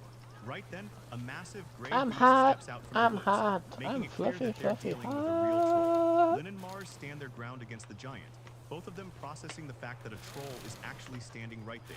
The thing is a high-ranking monster, way different from the small fries they usually see, and it turns out it's so tough that normally only veteran adventurers can even manage to leave a scratch on its skin. But it's not just about how strong it is. This thing is also known for being a total glutton, and the problem is that if it's left alone to do whatever it wants, it'll apparently just keep going until it devours every single magical beast in the entire area, leaving nothing behind. Mars notices the monster has its fist clenched and asks if it's holding something, which makes Lynn's face go pale as Mars gets a good look at the creature's hand. It's holding a dead gerbil like it's nothing but a snack. The workers start panicking at the sight of the monster, but Max yells for them to stay calm and promises they won't lose, even as Leo gets fired up and says he'll take the thing on himself, which leads to Lynn telling him to just relax for a second. Lynn admits the situation is serious, and Leo points out that if someone like them doesn't step up, everyone is in trouble. Lynn looks at the massive creature and says, "My goodness," clearly feeling the pressure as the troll stares them down. The monster just stands there like it's waiting for them to move, almost like it's telling them to just watch what it does next. Suddenly, the beast opens its mouth wide and lets out a roar that shakes the whole forest. And right then it just keeps screaming at the group, showing off how huge and dangerous it actually is compared to them. The workers in the back start losing their minds and screaming, while Mars just stands there looking completely shocked by the sight. Lynn notices he's frozen up and yells for him to pull himself together. She's clearly worried about him. Mars finally snaps out of it enough to mention the dead gerbil, realizing just how brutal this monster really is. Mars looks at the beast and remembers eating one back before his old memories returned. He realizes it's just a magical beast that looks like a giant ostrich. Suddenly the creature's eye flashes wide, it's ready to move. But Mars isn't even worried, mostly just thinking about how the thing probably tastes like chicken. He lets loose a wind pressure attack that slams into the monster with insane force, leaving the giant beast to just start crumbling away into nothing right in front of them. Lynn can't believe her eyes. She's completely stunned by how much power he's actually hiding. Even Mars is a bit surprised, thinking to himself that the attack went a little further than he expected. But Leo and the guys are hyped, yelling for everyone to look at how strong their boss is. Max joins in the cheering, telling the whole crowd that Lord Mars is the one who just saved them all. Mars stands there looking down for a second, just taking everything in. He starts laughing because a perfect idea just hit him while looking at the bird. With a huge smile, Mars tells everyone that chicken was his favorite food back in his old life, and he figures since they have the meat, he might as well try cooking that one special dish again. He gets so caught up in the thought of a good meal that Lynn has to tell him he's literally drooling, but then he snaps out of it, realizing they have so much gear that they're going to be late for lunch. Mars doesn't want to wait, so he orders Leo to take the meat and run back to camp ahead of everyone. Leo hesitates, worried about who's going to keep the rest of the beastmen in line while he's gone, but the older lion beastman steps up with a serious look and tells Leo he'll take over the leadership. Mars isn't so sure about that, just looking at the guy and wondering if he's actually up for the job. Lynn steps forward to introduce the massive beastman standing with them, explaining that he's Bearson from the bear tribe. She tells Mars that Bearson is Pokemon community game A Wild Electabuzz appears catch it using Poke Catch. Winners revealed in 90s. Sure about this, but Mars just watches the big guy thinking he looks like a man they can really trust. Leo starts laughing, totally hyped that they can finally be friends again just like the old days. He asks for forgiveness, and Bearson apologizes too, feeling bad he ever thought Leo was a traitor. They scream and grab hands in a handshake so intense it makes Mars think they're doing way too much. Mars is still processing the chaos when Leo suddenly begs him to make Bearson the commander instead, and Lynn speaks up to say she backs that recommendation too. Mars is pretty surprised to hear that, and he mentions he actually tried to recruit Bearson once before, but the big guy turned him down flat. He says he gets it now, and since his friends trust the guy, he's all in too. Mars shakes his hand and says it's good to meet him, then asks if Bearson has a real name besides just Bear. The big guy looks back at the group and confirms he does a name his mother gave him before they were both caught by humans. He admits that after his mom died, he started hating every human alive. Lynn asks why he'd ever volunteer to lead under a human prince then. Bearson looks right at Mars and tells them it's because he really respected the guts Mars showed when he faced that massive troll without any fear just to save everyone else. Mars just laughs nervously, since he actually just thought the troll would taste like chicken. Mars notices something and asks Lynn why she's being so polite when she talks to Bearson. But then he gets his answer when Lynn explains that the big guy is actually older than her. Pokemon community Mars game nods along, Electabuzz mentioning how escaped. it's basically No one impossible caught to it. tell how old a beastman is just by looking at them. And Lynn adds that for people who used to be slaves, most don't even have a clue when they were born, but she knows for a fact she's 20, while Bearson is actually 23. She goes down the list for the rest of the crew. Leo is 18, Shiro is 13, and Little Rabbi is only about 10, leaving Mars processing all the new info, though there's still one specific thing about Bearson that's really bugging him. He leans in and asks if bear folk actually like honey as much as the stories say. And Bearson completely freezes up before desperately asking Mars if he actually knows where to find some. Lynn just watches them, asking Mars if he's been digging through those old books again to find out random facts like that. Bearson is leaning in close, asking Mars if he can actually tell him where to find some honey. He explains that if there's any nearby, his body is basically programmed to react to the smell. Mars gets a huge grin on his face. He says that once they deal with the chicken, they'll definitely go hunting for some honey. Bearson looks at the kid and asks if he'll come along on an adventure with him next time. But then, his expression gets a bit more serious as he asks if Mars is planning on giving him a name too. Mars doesn't even hesitate. He just laughs and tells the big guy that of course he's getting a name, which actually brings a pretty genuine smile to Bearson's face for once. The big guy says that sounds good to him and mentions how he's really going to be looking forward to it. Moving back to the city of Barbara, Mars peeks over the wall and notices that the lunch rush is finally starting up, and everyone is gathered together, just eating and laughing like one big happy family. Mars looks over at Bearson and tells him to go on ahead and grab some food with everyone else. The big guy asks if Mars isn't planning on eating yet, but Mars just gives him a little laugh and explains that he's got something he wants to handle before he sits down for his own meal. He gets this huge, excited look on his face and calls out to Lin and Shiro because he's standing right over that giant dead bird, pumping his fist and asking the girls if they're ready to cook. Shiro looks a little caught off guard by his energy, so Lin tells her she doesn't have to push herself. But Mars is already in the zone, and Lin sighs, saying she might as well join in since she has no choice. Mars teases her though, pointing out her tail is wagging despite the attitude, while Shiro admits she's actually excited. So the group gets focused and ready to dive into the hard work together. It takes a bit, but they get through the messy part, and Mars announces they've finished butchering the whole thing. Mars looks over and tells Lin she did an amazing job with the bird, and she just blushes while thanking him, then asks what he's planning to make. Mars gets a huge smile and says he's glad she asked, because the dish is none other than fried chicken, and he says it with total confidence while Lin and Shiro just stare back at him, totally confused by the name. He tells them it isn't anything too complicated and suggests they get started. So he begins mixing soy sauce, garlic, sesame oil, mirin, and sake together, adding a bit of fruit juice as a secret ingredient before marinating the meat. As he mixes it all by hand, he wonders if this world has all the right spices, but for now, he just focuses on getting the oil poured into the pot.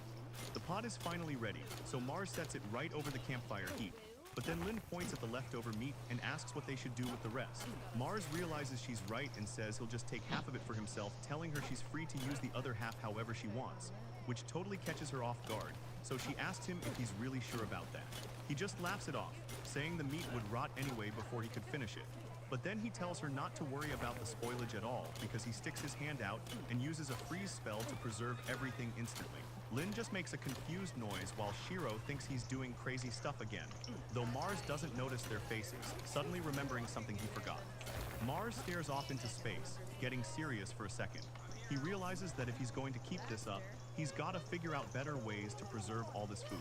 He thinks about how rare ice magic actually is around here and starts wondering if he should just teach the skill to everyone else. The idea has him groaning out loud.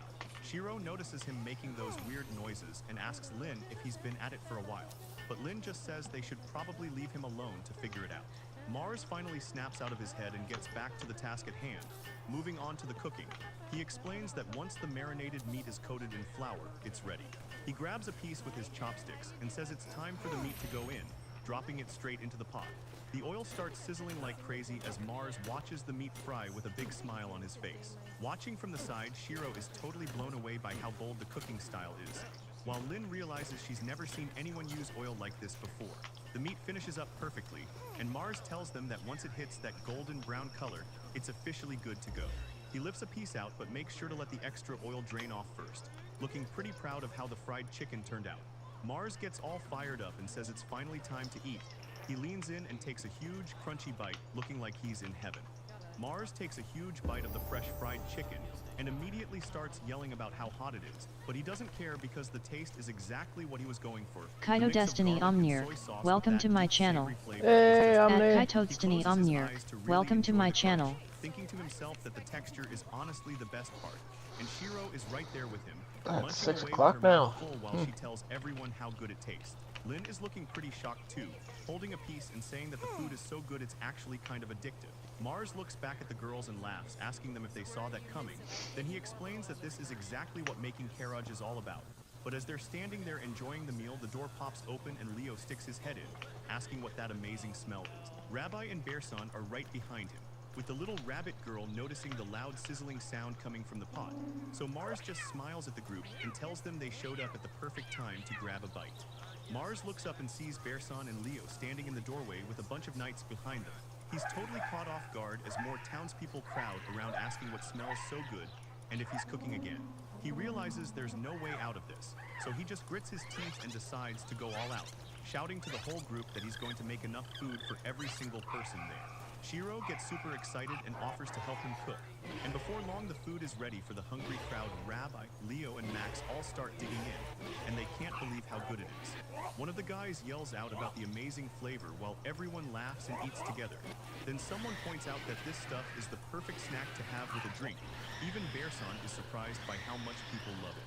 Nearby, a little kid yells to his mom that he couldn't eat another bite, and she just smiles back, telling him she's glad he's full while Bearson watches the happy scene. Bearson watches the scene closely with his sharp, scarred eyes, taking in everything that's happening between Leo and Lynn as they stand together in the crowded room. Nearby, Lynn and Shiro are just laughing and having a great time with everyone, and Mars stays quiet, just observing how well all the different groups are getting along. Bearson looks out at the happy crowd and asks Mars if this is how he usually handles things, which makes Mars stop for a second. He says he guesses that's just how it is. Bearson gets serious for a moment and admits that he actually hates the human race, but Mars isn't surprised at all. He just nods and says he figured that was the case. While Shiro keeps happily eating, Bearson explains that he doesn't want to involve his people in his personal grudges anymore. And Mars looks over at the smiling beastman, simply saying that he understands where the big guy is coming from. Bearson makes a big decision, saying that for the time being, he's going to swallow his pride and look past his issues with humans. He tells Mars that he's actually going to lend him his strength, explaining that he'll do whatever it takes if it means he can help out his own kin. Mars gets a big smile on his face, quietly agreeing and telling the big guy thanks, since this is exactly what he wanted. He tells Bearson that he's really looking forward to working with him. Bearson nods along with his eyes closed, saying that he's counting on Mars to pull his weight too. Suddenly Mars starts making these loud, weird noises like he's performing, and Bearson just stares, totally confused. Lynn just shrugs it off, explaining to the group that Lord Mars is honestly just a bit of a weirdo. Bearson looks on, thinking to himself that there's definitely a super thin line between being a genius and being crazy. Mars hears them talking and gets pretty annoyed, yelling out to ask who exactly they think they're calling an idiot.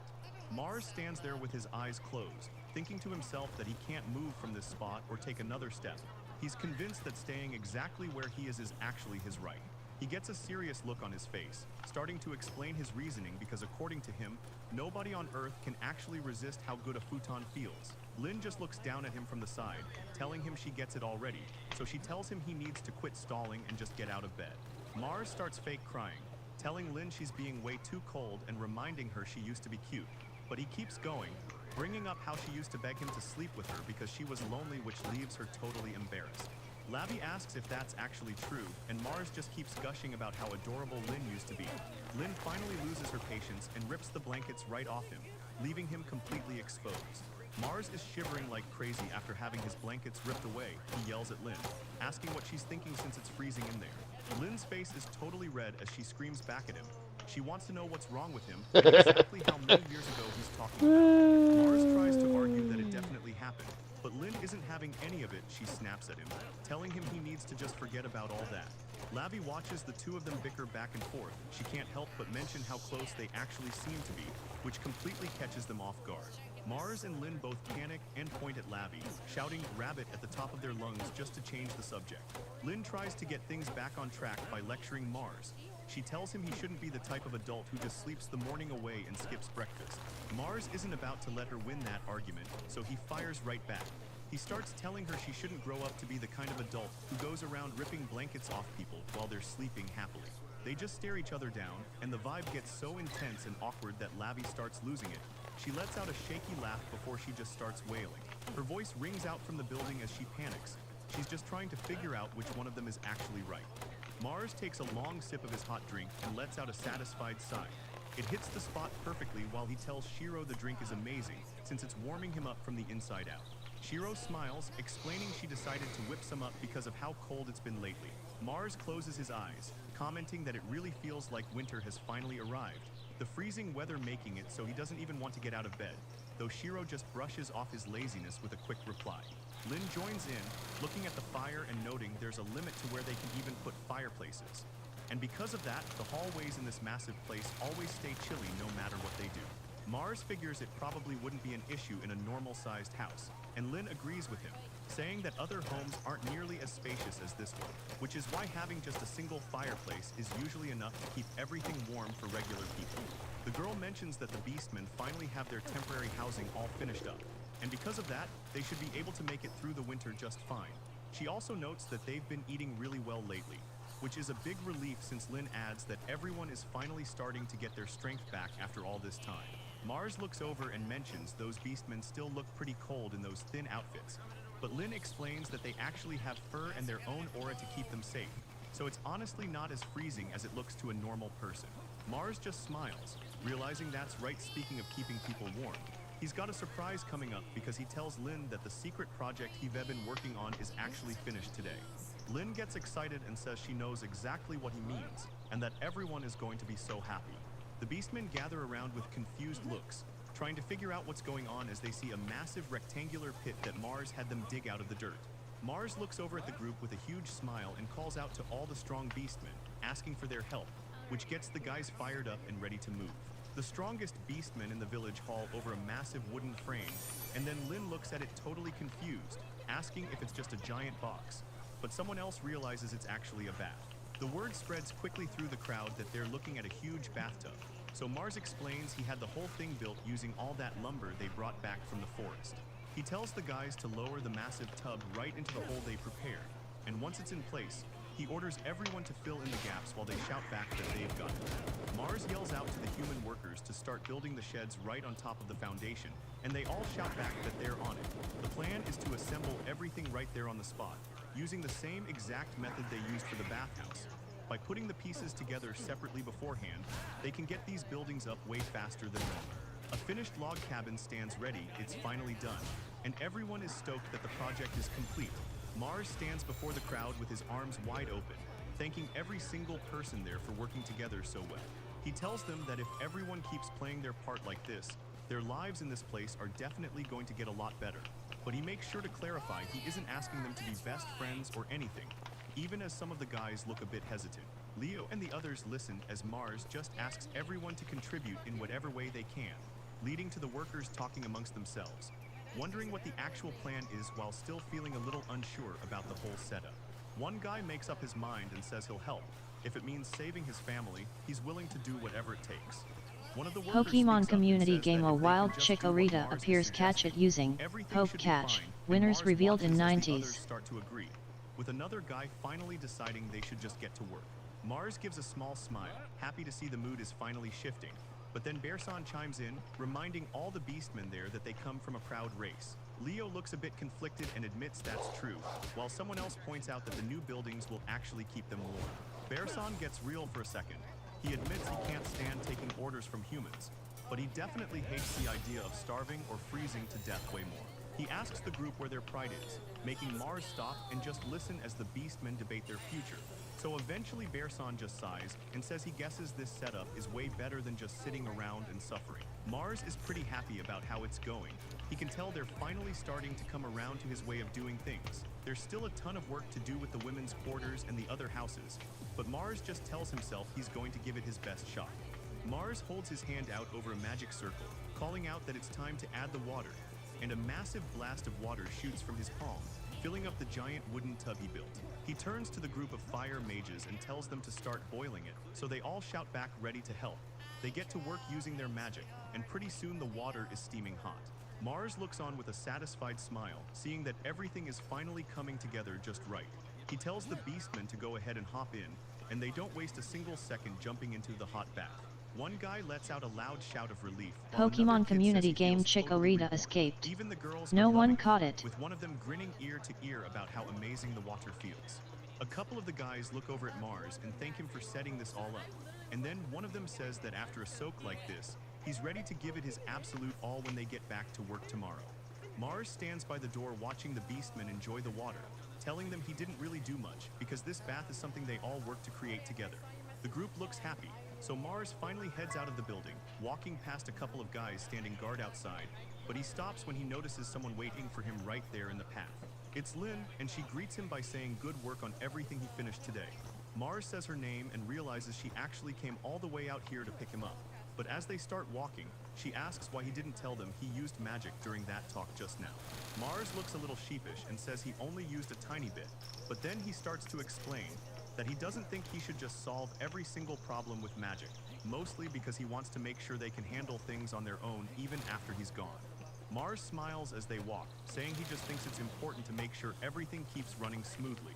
Lynn stays quiet for a second, just looking at him with this really impressed expression, but then she speaks up and tells him he's getting ahead of himself. Mars doesn't seem to mind, so Lynn follows it up by admitting that honestly he's right about what needs to happen. She looks at him with a lot of respect, saying he's actually pretty noble for thinking about the city, but then Mars ruins the moment by joking that if they handle things, he can retire early and be lazy. Lynn immediately snaps at him, yelling that he's getting way ahead of himself again. Mars just laughs it off and says that since he worked so hard today, he's ready to head back home and just relax in a hot bath for the rest of the night. As he walks away, Mars mentions he's hitting the guild tomorrow to get something done while it's still cold. Lynn walks ahead of Mars, making sure he knows that he definitely can't retire just yet. They arrive at the Adventurers Guild, and right away people start noticing them showing up. The whispers start immediately. Some guy in the crowd asks if that's the new lord everyone is talking about. Another guy points out that even though Mars is royalty, he seems to favor beastmen way too much. The vibe in the room is pretty tense, with one of the adventurers asking if he's just there to steal their jobs again.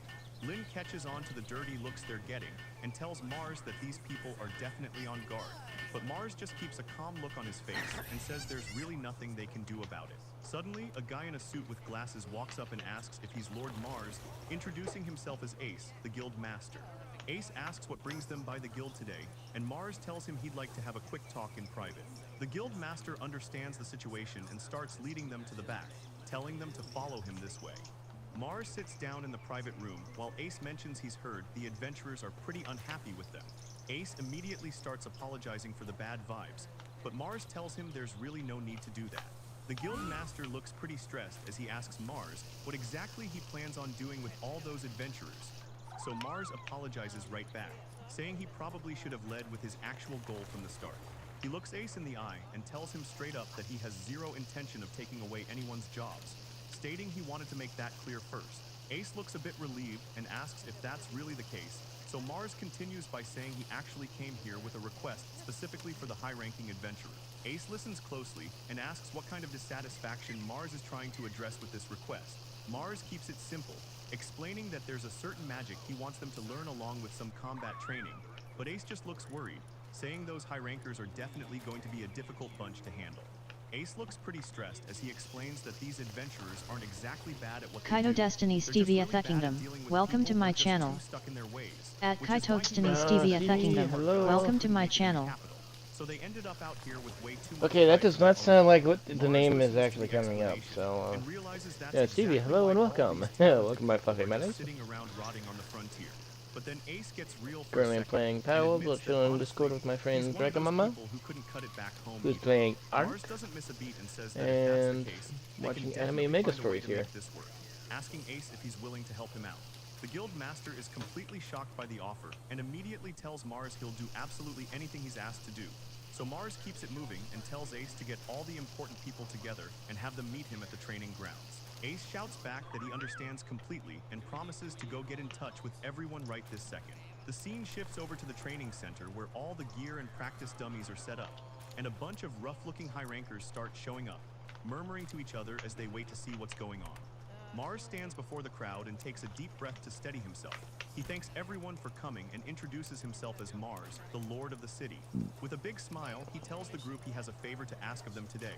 But the adventurers aren't having it, they're confused and ask if he's really telling them to play nice with slaves. One of the guys looks totally worried, asking if this means they're being kicked out of the city altogether. So Mars ignores the panic and tells the mages they'll be starting magic training with him personally. He points to the girl beside him and says the warriors will be practicing swordsmanship with Rin, which just makes the crowd even angrier. They shout about what they're supposed to get out of this and why he's even doing it. Mars yells over the noise that he'll explain everything later, but for now, he promises a reward for anyone who can actually defeat him or Rin in a fight. The men in the crowd start whispering to each other, and one of them says that if that's how things are, the guy with the glasses smirks and says he might just have to teach that little brat a lesson. One of the other guys looks over at Rin and says they should take down the beast woman too. He thinks to himself that if getting paid is really this easy, then it's a total steal, so the adventurer charges at Rin with his sword out, laughing and telling her to blame her master for what's about to happen. Hey, Rin doesn't even get blink down. as she lands a clean hit, and the guy just lets out a pathetic sound. Someone from the crowd yells out to ask what he's even doing, since his opponent is supposedly just a deer anchor, but Rin doesn't stop and delivers another heavy blow that sends the guy reeling in pain. The guy is completely doubled over and can't believe God he's damn it. losing to I'll someone watch who's that again. only ranked so low. Rin just looks down at him and calmly points out that she's actually C-rank right now. Lynn stands her ground with her weapon ready, looking completely relaxed as she asks who wants to be next. Mars watches the whole thing with a huge grin, thinking about how much fun this is turning out to be. He steps forward and tells the crowd of adventurers that their next challenge is coming right up, letting them know that in the end, he plans on having every single one of these wizards taking his class. Mars can tell by the looks on their faces that they aren't exactly thrilled with that idea. So, he figures it's probably best to start with something simple that they can actually wrap their heads around. It seems like the perfect time for him to test out some of the new experiments he's been working on. So he addresses the group and tells them that for the very first step of the lesson, he wants them to just go ahead and fire whatever magic they want directly at him. The adventurers are totally caught off guard by the request, whispering to each other about what they should even do. The adventurers are clearly hesitating, and one guy with glasses asks if he's going to get arrested for treason the second he actually fires a spell. But Mars just laughs it off and promises the whole group that no matter what happens, he isn't going to punish anyone. He takes a second to look them over and gets ready to turn up the heat a bit, saying that maybe they aren't actually worried about the law and they're all just being a bunch of cowards. Mars gives them a mockingly sweet there, and suggests that if they're struggling, they should just imagine he's someone they absolutely hate, before doubling down and telling them they're all just rotting away in the middle of nowhere. So it's natural they have no confidence. He tops it off by saying he might as well just find some talented kid and teach them from scratch instead, which really hits a nerve, causing one adventurer to shout back that he isn't stuck in this rut by choice. The guys are totally fuming now, yelling about how they don't belong in a place like this and finally agreeing to take the shot, because they're all completely fed up with being looked down on by everyone. The adventurers finally snap and unleash everything they've got, with one guy yelling for his flame lance to burn through while another shouts for his stone cannon to smash everything to pieces. Right next to them, the rest of the group joins in, screaming for their wind and water spells to rip through and blow everything away. All these elemental attacks fly straight at Mars. The magic closes in. Looking at the incoming spells, Mars admits to himself that their power and control are actually pretty impressive. He figures it's exactly what someone should expect from mid-rank adventurers, and he's satisfied with the results. He says that these guys are going to be perfect for the experiment he's planning. He puts his hand out and calls forth a move called Sand Castle, and suddenly this massive structure blocks the entire path. The adventurer's magic slams into the giant sand wall with a heavy thud, but it doesn't even leave a scratch. One guy is completely losing it, yelling out and asking what kind of crazy magic they're even looking at. The whole group is just standing there in shock, unable to believe that he just repelled their strongest attacks like it was nothing. The adventurers are losing their minds, yelling about how his defense just blocked a mid-level spell like it was nothing. Mars just stands there thinking to himself about how the people in this world don't even understand the basics of combining magic types. It's clear that his sand wall was only a simple mix of earth and water magic to boost the durability, but it's totally beyond them. He realizes that having his memories from a past life along with this insane amount of mana gives him a huge edge. Honestly, he's starting to see that he's basically a living cheat code in this world. Mars decides to push them further and taunts the whole group, asking if that's really all they can do. He tells them to keep the attacks coming and promises that he won't even move or try to fight back this time. The adventurers can't believe his confidence, while Rin yells out his name because she's terrified he's going to get hurt.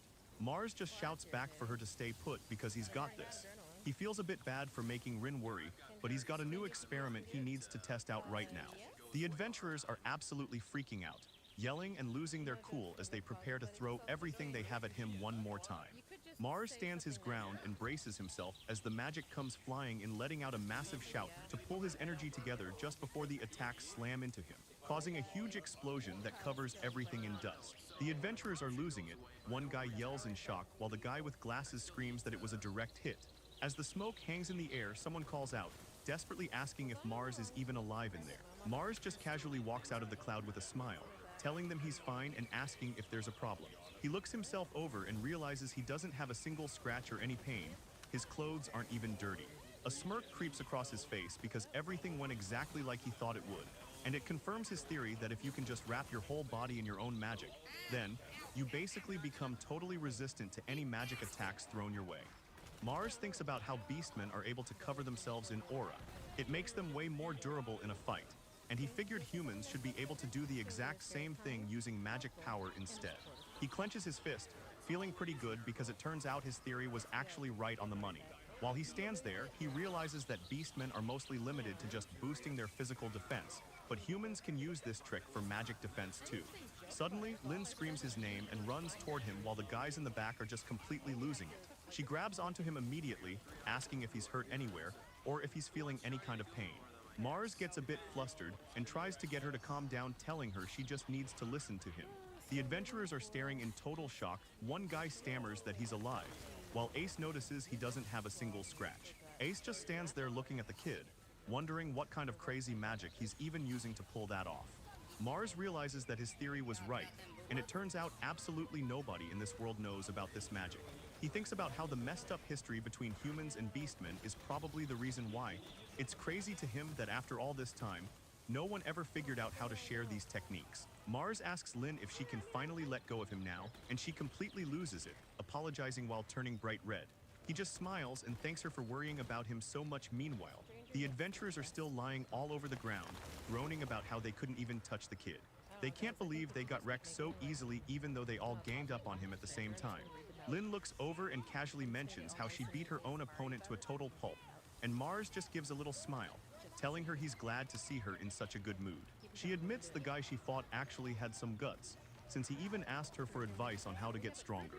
Mars decides that since they understand the situation, there isn't a problem anymore.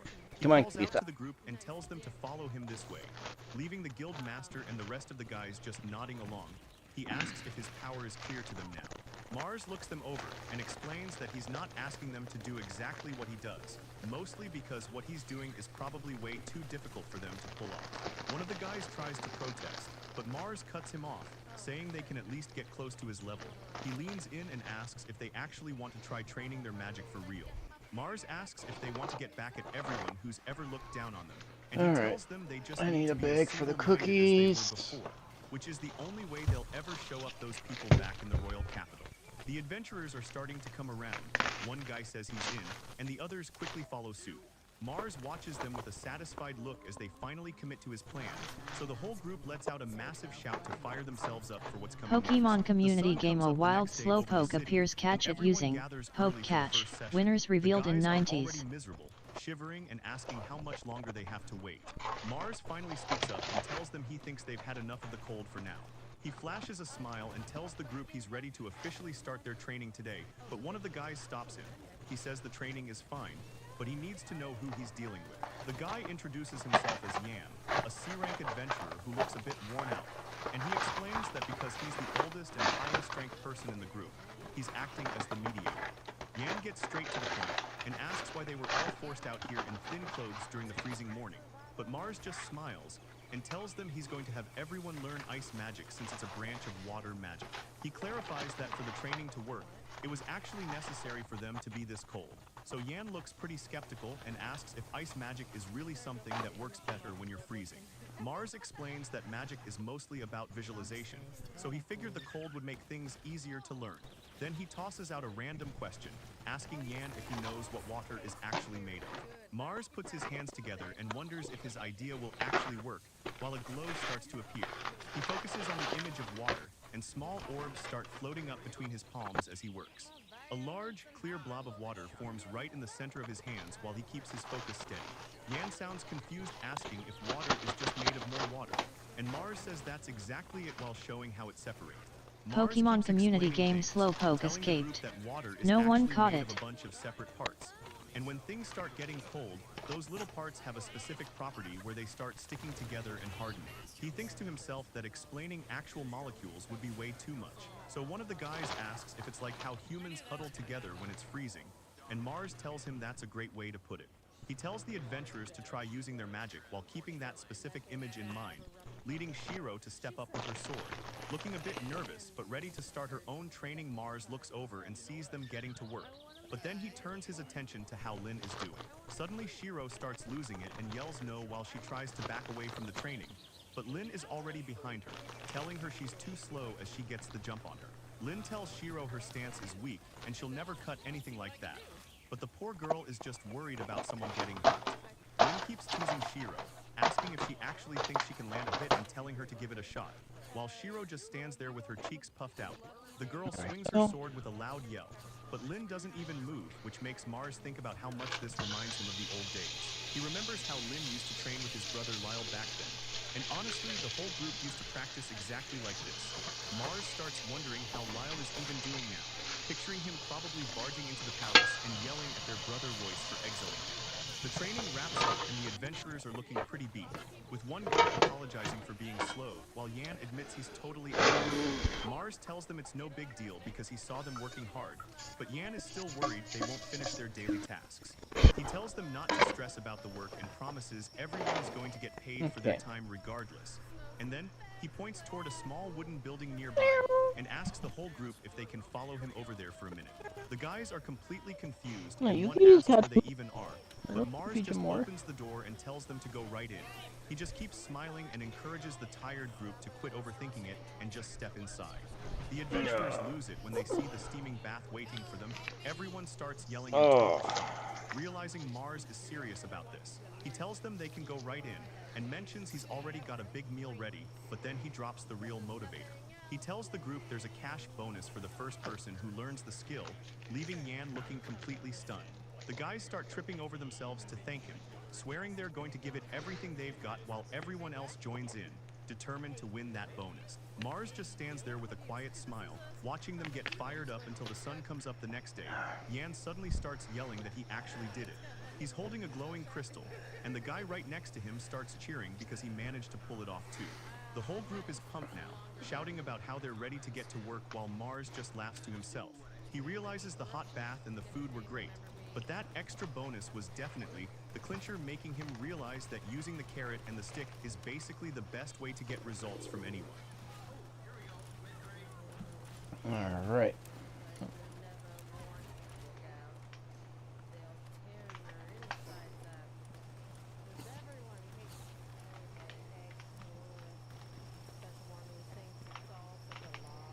Okay, put that one.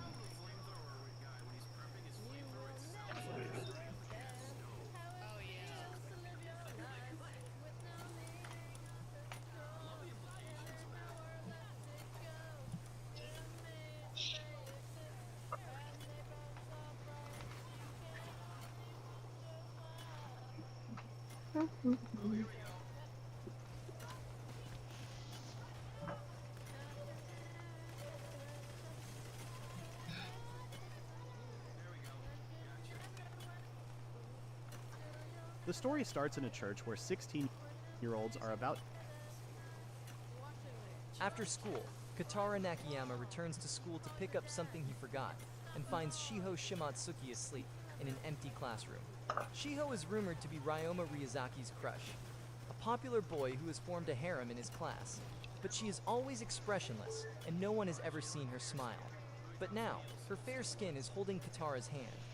The secret relationship between the heroine and the mob begins. Whenever Ko imagined the world as a fairy tale, he never considered himself the protagonist. However, all that changed when he met an enigmatic, soft-spoken girl. A few days prior, Ko considered the popular and attractive Ryu to be the main character of this world. Surrounding him are 3 girls, all of whom want to go swimsuit shopping with him despite summer being months away. Ko sighs. While Ryu's life seems like a classic sitcom, his has become rather stale and bland. Before high school began, Ko never imagined that life would be this way, and that the 3 girls in his life would slowly drift away from him. Azu, his younger sister, has grown to idolize Ryu and call him older brother instead of him. Yuzuki, his childhood friend, used to have a complex about her chest size, but now she weaponizes it to try and win over Ryu's affections. Kurari, his close friend from middle school, used to be an avid reader, but she has drastically changed her outward personality and appearance to try and appeal to him. Though Ko has nothing against them, he wonders if he could have ended up in Ryu's position if he had lived life a little differently. Perhaps he made the wrong dialogue choices. Growing up, Ko acknowledges that his way of thinking is a little delusional, that he simply isn't a main character like Ryu is. He's just a background character living in Ryu's world, that's all Ko is. Ryu asks Shiho, the girl sleeping near him, if she wants to come along. Ryu's rom-com trio isn't limited to 3 girls. Shiho lazily opens her eyes and blinks. Shiho is Ryu's childhood friend, though Ko notes that her gaze always seems unfocused and unfriendly, that she's always had that air of coldness about her, and Ko has never seen her smile or laugh once. Despite not talking to anyone, Shiho is quite popular and disliked by nobody. Her appearance is often compared to the heroine of a fairy tale, and Ko can tell that Ryu likes her quite a bit, that I N is mine.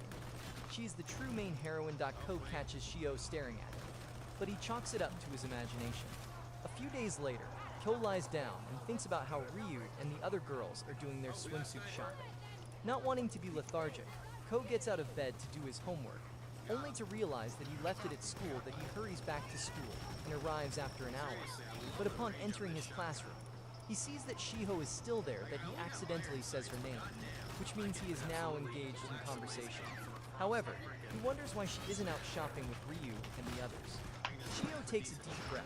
Hey, you get off the table! That she was just sleeping. Ko shifts his body for a better look to see that she is, in fact, sleeping. Ko checks the time and sees that it is almost sunset, that he worries that Shiho might come across someone dangerous on the way home. So he decides to wake her up. Ko leans in closer to wake her up, but a gust of wind blows the curtain over her. Ko tries to remove the curtains, but she accidentally touches a bit of her skin. This is what finally wakes her up. Shiho blinks once, and Ko hastily withdraws his hands before he gets accused of something unsavory. He frantically tries to explain that he wasn't up to anything bad, that he turns around and tries to run away. And as Shiho gets up to try and chase him, she ends up tripping over her own seat, that Ko tries to help her up. And when their hands touch, Shiho exclaims that she's caught him. Her personality does a complete 180. Shiho starts caressing his hand, as though trying to confirm something. Shiho is suddenly able to talk with energy and without a hint of nervousness. She reveals that she has a bad habit of suddenly climbing up in front of other people. But she seems to be able to express herself in front of whirlwind chain of events leads Ko to reconsider what he imagined was a fairy tale world commanded by Ryu. Shiho asks Ko if he'd consider being friends with him. Ko wakes up with the events of yesterday still fresh in his mind. Upon arriving at school, Ko wishes his friend Kishi a good morning. Not long after, Ryu and his harem enter the classroom. Kishi jealously wonders how Ryu seems to be so popular, when his only redeeming quality seems to be his looks. Ko wonders about that too, as he thinks that good looks shouldn't be enough to build a harem. Shortly after Shiho arrives, she appears to be back to her usual stoic self. Her beauty is nothing to scoff at either, but Ko has managed to build a friendship with her. Ko considers that he and Shiho live in completely different worlds, and he is careful not to draw too much attention to himself Flame and whenever she stone. decides to Okay. talk to him. During lunch break, Shiho approaches Ko with an angry pout. She reminds him that they're supposed to be friends, yet he hasn't tried to talk to her at all. However, Ko is just taking into consideration the fact that Shiho is shy, and that he doesn't want to talk to her in public. While that may be true, Shiho would prefer it if he did. Nevertheless, she is glad that he just wasn't talking to her because of that. She was afraid that he didn't like that they were friends. Ko reassures her that he doesn't hate her, and that he hopes that they get along from now on. Shiho suggests that they start calling each other by their first names to build a more solid rapport. Shiho tugs at his shirt sleeve and urges him to call her by her first name, so he does. Even though she asks for it, it proved to be too much for her little heart to bear. She promises to call him by his first name once her heart calms down. For lunch, Shiho drags Ko to the back of the school. She notices that all Ko is eating is a melon bun. Upon learning that it's all he ever eats, she offers him a piece of her more balanced lunch, that he tries telling her that there is no need to. but she insists and tries to feed him a piece. Ko feels that this is a little too intimate for friendship, but it might be normal for Shiho that he eventually relents and allows her to feed him a piece, but he's too nervous to taste it properly. Shiho starts getting embarrassed by what she just did. She's always wanted to try something like that, and she hopes to do similar things to him in the future. Despite only talking to each other for a day and a half, Ko feels rather at peace with Shiho around that he had resigned himself to an uneventful high school life. But he feels that everything will change now that Shiho is here. Shiho teasingly asks if his heart was pounding when she fed him a piece of her food, and he denies it. Shiho reminds him that her ears can hear everything, which includes his heart that Ko remembers a story that she told him the day before. Shiho has a very impressive sense of hearing, enabling her to pick up on sounds that people wouldn't normally be able to. She explains that each human produces a unique and distinct sound. Gentle people create clear sound, while scary people produce noise, like nails scratching a blackboard. In short, Shiho's hearing allows her to properly judge a person's character based on the strange sound that they emit. This is similar to synesthesia, a condition that allows someone to hear colors. That IT is a mysterious ability of perception, that IT is the opposite that she stated earlier. Some people produce terrible noise. She can, for example, hear the grating sounds of lust and jealousy. These things are hard to hear, especially for her. That is why Shiho considers their meeting a fateful one, that she is usually hypersensitive when asleep. So she finds it surprising that Ko was able to sneak that close to her before she woke up. Ko thinks that she is exaggerating, but Shiho says that his sound doesn't make her nervous.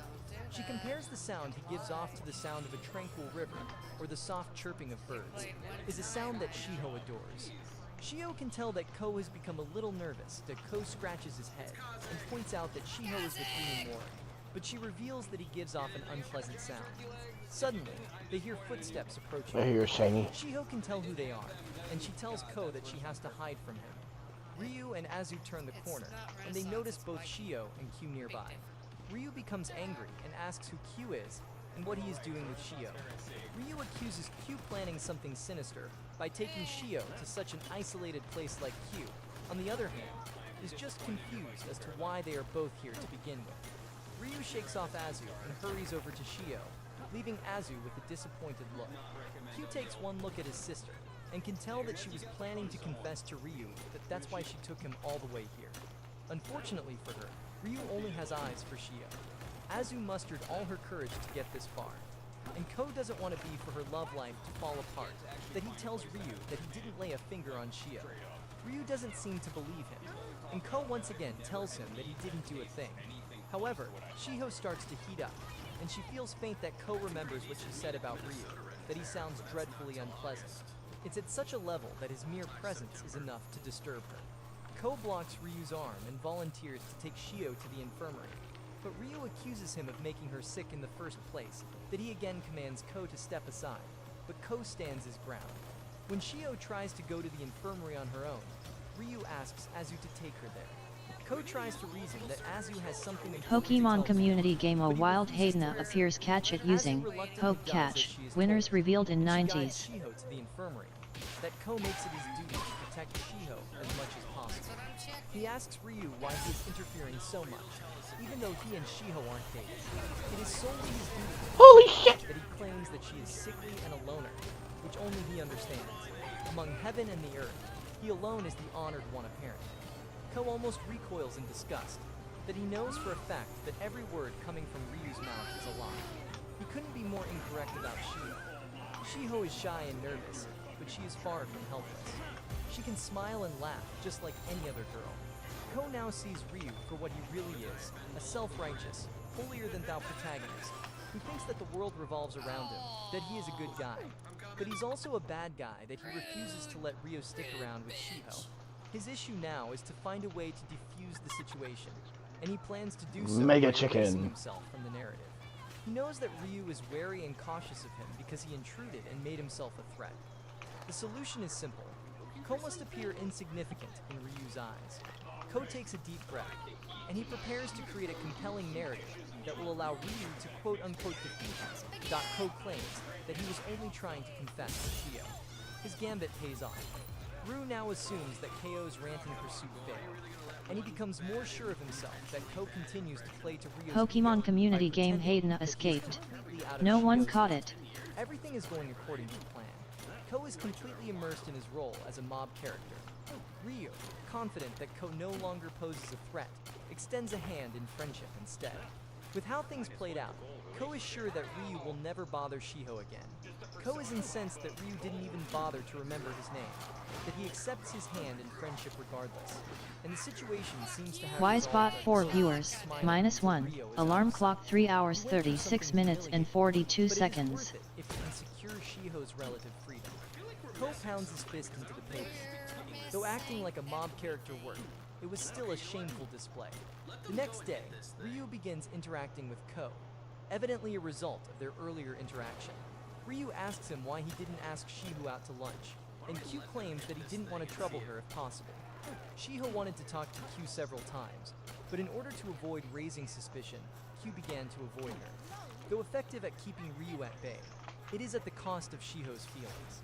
That afternoon, Ryu takes the time to say goodbye to Q. The day is finally over, and Q hopes that Ryo will be less vigilant tomorrow, especially since he supposedly doesn't pose a threat. .com has always been rather uncomfortable about being a background character, that it's so bad that he doesn't even feel like the main character of his own life. He's always considered himself a prop in someone else's story. It only became worse as he entered high school, and he became estranged from the girls he was close with. That Ko always wondered why he led such a boring life, and he concluded that he was just a side character in Ryu's story. Ko quietly accepted his role as a stepping stone to help Ryu shine. The story would supposedly be about 3 girls trying to vie for Ryu's affections. Even though he only has eyes for his quiet childhood friend, Deiko even came up with a title for it.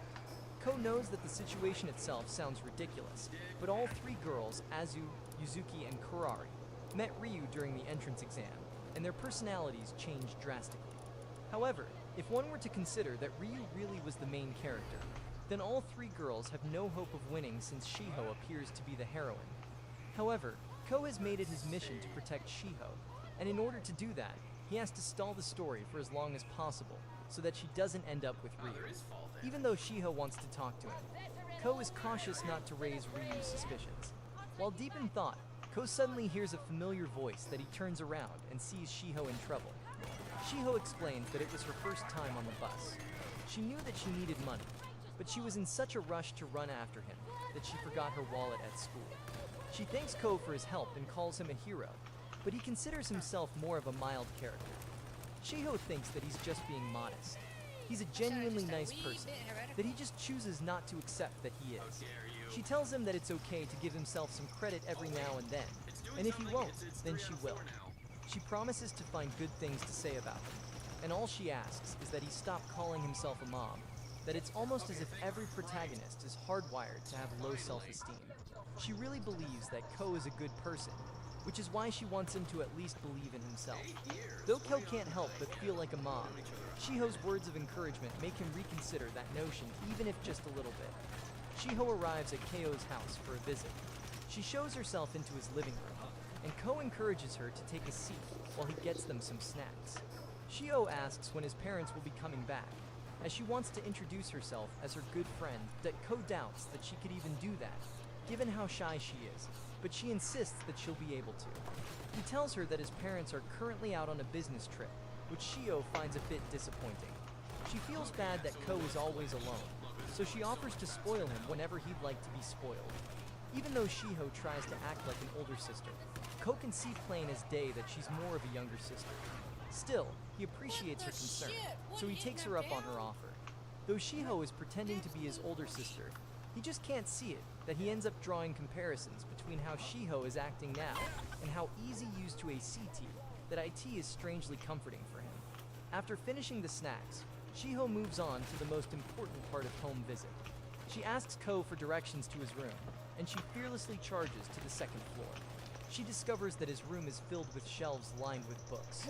She asks him if he likes reading books, and he replies that he does. Shiho remarks that she doesn't usually read any herself, as she often watches anime or plays games instead. She does notice that Ko doesn't have any games at all. He apologizes for boring her, though Shiho doesn't see why that is worth apologizing for.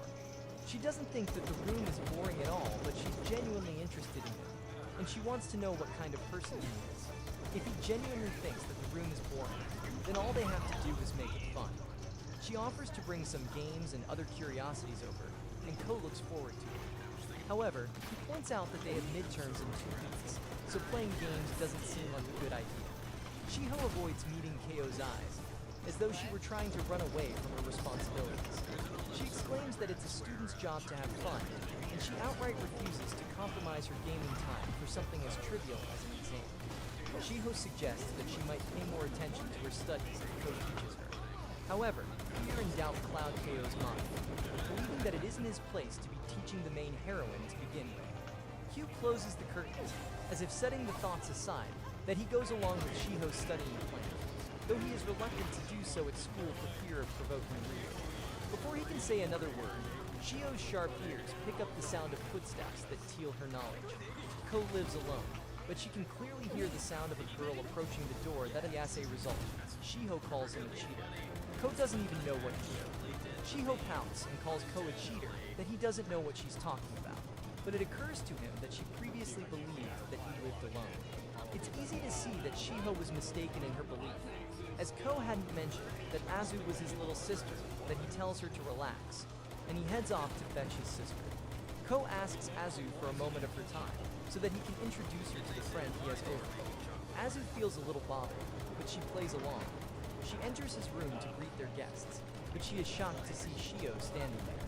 The two are mutually surprised to see each other, but Shiho somehow still believes that Azu is his girlfriend. Ko realizes that Shiho is still misunderstanding somehow, and even Azu is a little confused as to how Shiho arrived at that conclusion. Ko explains that they're step-siblings, but Shiho continues to believe that she's his girlfriend. What in the world is going on inside that head of hers? Q, realizing that he can't change Shiho's mind on his own, asks Azu to clear things up on his behalf. Azu bluntly tells Shiho that they're just family, nothing more. This isn't that kind of manga. Shiho finally takes the time to listen to reason. She observes that they don't seem that close at all.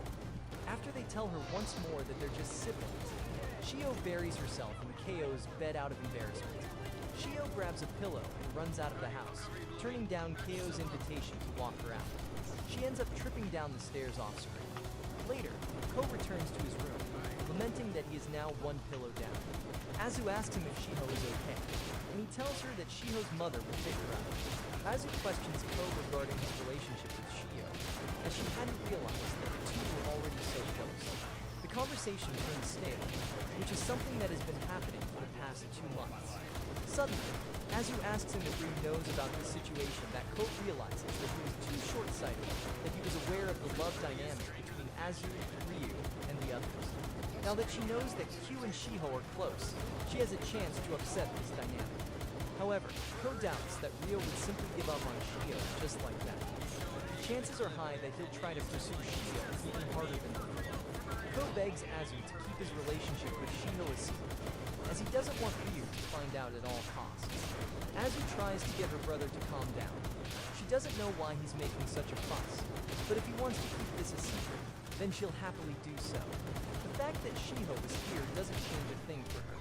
In the end, Azu's goal is, and always has been, to make Ryu fall for her Ko to hear the truth and sincerity behind her words. Unlike Ko, Azu is facing her problems head-on. He apologizes to her for misunderstanding her intentions, but she doesn't get why he's saying sorry.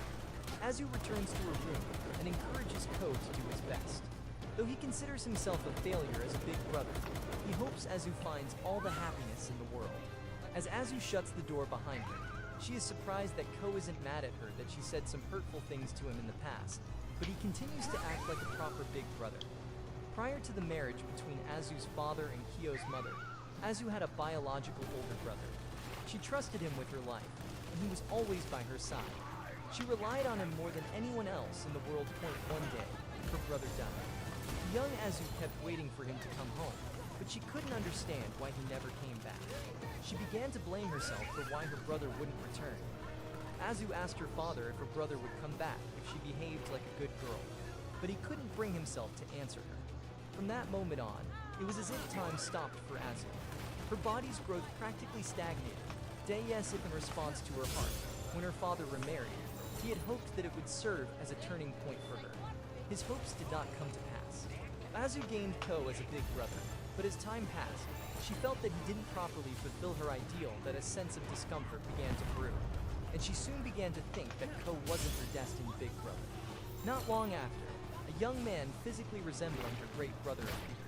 Though Azu did not hate Ko by any means, he was dreadfully overshadowed by Ryo. Azu felt an irresistible force pulling her towards Ryu to the point that nothing else mattered. Azu wonders what would happen if she told Ryu about Q and Shio. Not that she actually do it. However, she does start to wonder if Q will start spoiling her again like he used to. The thought is almost tantalizing, like she suddenly hears him telling her to do her best. Come on. All schemes Come on. away from Azu's Fuck yeah! She I got a walks back to mammy. her room in her rabbit slippers and shuts the door behind her. She promised not to say anything. I got a She intends to keep her mammy. promise. While Shiloh is busy playing on her phone, Ko brings up a really crazy idea. They should start studying. Shio explains that she's using an educational game to learn while raising a digital horse. But Ko is thinking that they should study using their actual learning Oh, materials. fuck. I used the wrong Shio player. shrugs her shoulders. She hates studying and thinks that it is completely useless, that if she was going to do something meaningless, then she might as well play on her phone. That way, she'll have more fun. Ko tries to tempt her with the offer of some cake, that Shio's mouth waters, just imagining what could lie inside the box. Shio realizes that she is being baited into studying, and she pulls her hand away.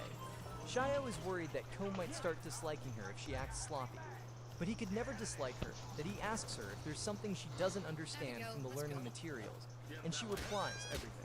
They have to start from the beginning. After a while, Shio brings up the fact that they don't talk at school. Ko apologizes, and explains that he can't risk attracting Ryu's attention. Shio understands that this is all for her sake, so he happily endures it. More importantly, she likes the cake. Ever since Ko encountered Ryu behind the gym, he has been relentlessly interfering with him. This has taken a toll on Shio's anxiety, but there is little Ko can do. Shio asks that in exchange for not talking at school, she wants Ko to pay a lot of attention to her, after Ko promises to. He feels at ease just having her by his side. Ordinarily, if a girl told him that he was more than a mild character, he wouldn't believe it. But now he can accept that feeling wholeheartedly. Shio is a blessing. The days turn into weeks as Ko and Shio study for their exams. Finally, the day of their midterms arrives.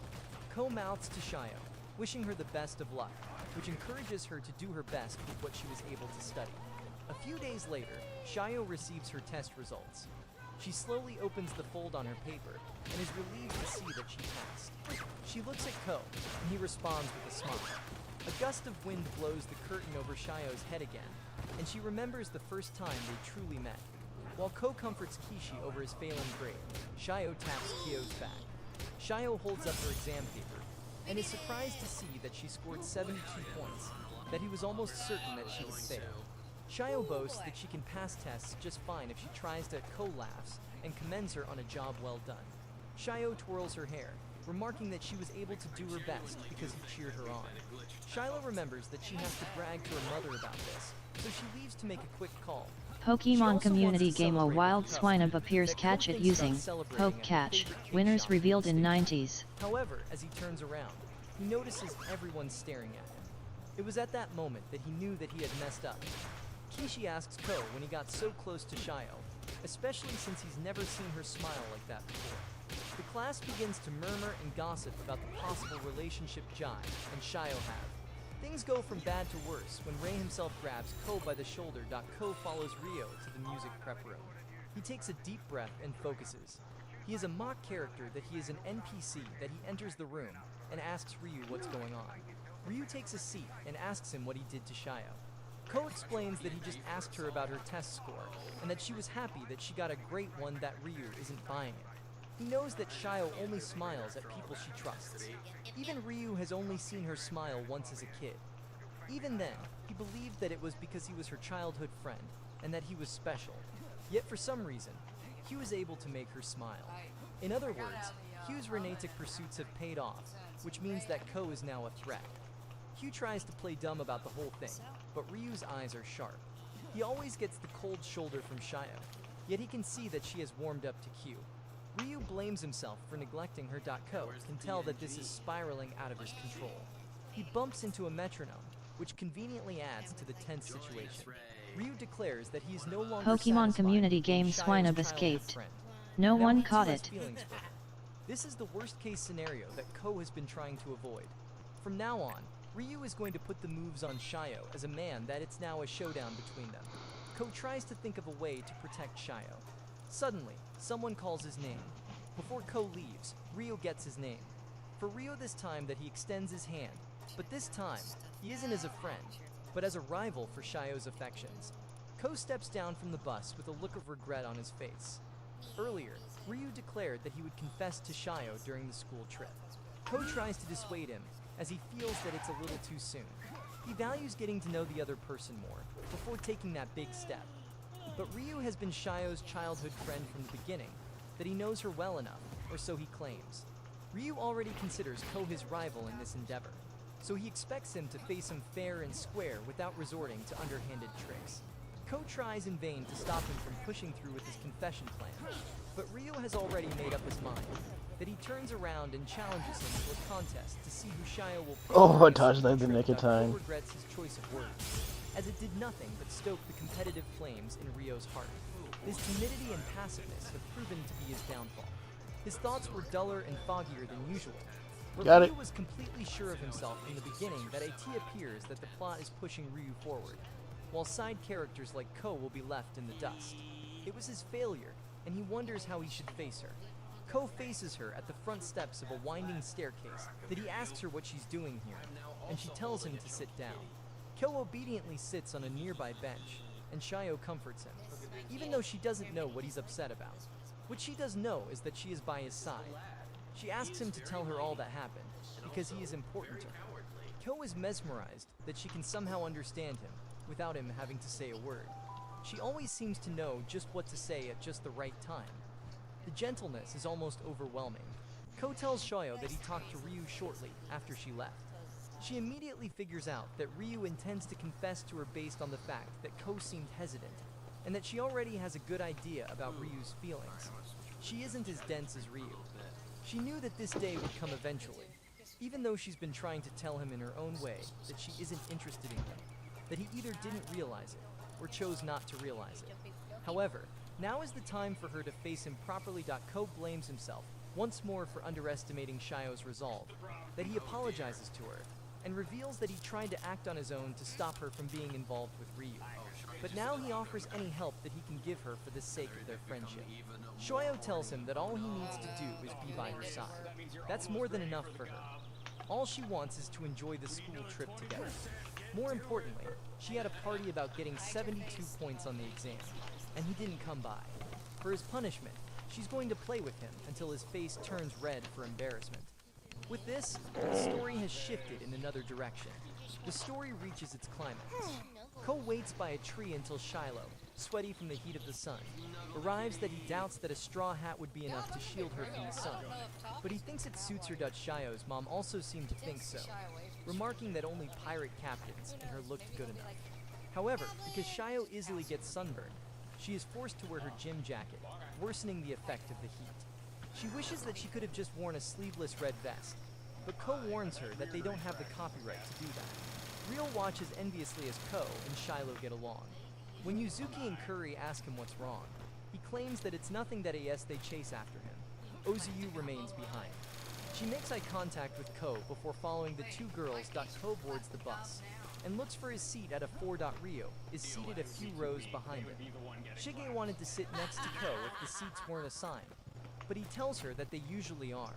The teacher passes around a seating chart, and just as the plot gods dictated, Shayo and Ryu are seated next to each other.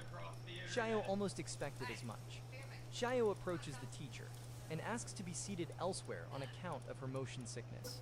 Ko is impressed that Shayo managed to find a way out of that situation on her own, that he sees Shayo's hair bouncing around towards the bus, and he smiles. Ozu ends up being the one sitting next to him. She asks to switch places so that she can have the window seat, and this cheeky, selfish side of her is something that Ko has sorely missed. The bus ride towards the venue proceeds in relative silence. Ozu suddenly speaks up, and tells him that Rio has been in a rather foul mood lately. He no longer responds properly to conversations, and he seems to have a rather hesitant air about him. She asks him if he knows the reason why, as it seems to be linked to his relationship with Shio. Is surprised that he and Shio seem that close to her, and Ozuyu reveals that there is actually a rumor going around class. Apparently, Shio is often seen stealing glances at him, and Rio takes notice of this. Just as Ozuyu expected, Rio lets Shio not her. Ozuyu begins to become painfully aware that there is no place for her in Rio's heart, and she questions why she fell in love with him in the first place. She tells Ko that there is an old legend that, if you confess to someone during the camp, you are likely to succeed. Ozuyu has prepared feverishly for this moment. She prayed at the shrine, purchased a love charm, and sought good luck when the wrong ways were tempted. Ko gives her a gentle nudge of courage, but perhaps deep down, Ozuyu already knows she is walking towards crushing defeat. While preparing for the class luncheon, Kishi asks Ko if he knows how to cook, since he and Akira have supposedly never done it before. Akira doesn't appreciate being lumped in with him. Akira accidentally drops an onion, and Shio picks it up. Ko is surprised to see her, but his friends tell him that she's been there the whole time, that he asks her if she's been behind him this whole time, and she bashfully I'm sorry, hides my behind baby his back. girls. Kishi and Akira are rather jealous of He him. fucked up Not hard. long after, Ryu and his harem arrive, and he shoots Ko and Shio a rather nasty glare that he claps his hands together and assigns everyone their roles. He and Yuzuki are in charge of the actual cooking, while Kuriri will assist them that he assigns Kishi and Ko the task of cooking the rice. While all he allows Ko to do is start the fire, Ryu spins around and asks Shio to have Azu help her peel the vegetables, that he shows genuine concern for her safety. One of them is in the Middle East and the other one is in Bahrain. They fucked us both. You can be sponsored by Mozilla. Feel his expression. But we're getting increased issues today. Again. Is that transfer issues happening again? Don't transfer your character. It started on Death Valley actually. It dropped Death Valley first. Snoopy reported the issue not that long ago.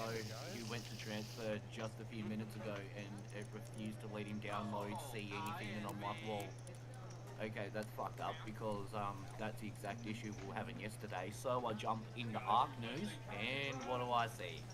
Same issue as yesterday. Wildcard's dealing with it yet again. So somebody's hacking Wildcard again? No, someone, okay, so in the back end, how Arc works is that it relies on the Amazon cloud services to actually read and write or even display information up on Arc's screen. Without it, there is no internet in the first place, so Arc can't function. Cloud services, the AWS cloud services are basically, in a nutshell, to put it in plain English, they are the foundation that holds up the entire world's internet. If AWS goes down, there is no internet. That's what AWS does. And right now, the world war that's happening, right? Israel versus USA. They keep bombing shit, and when they bomb shit, they keep taking out servers. When they take out entire servers, they're taking out our entire back end of Arc. They're not taking Arc out itself, they're just taking out the foundation Arc uses to survive. It's the easiest explanation I'll possibly have, that's it. Understandable. It sucks. It really does.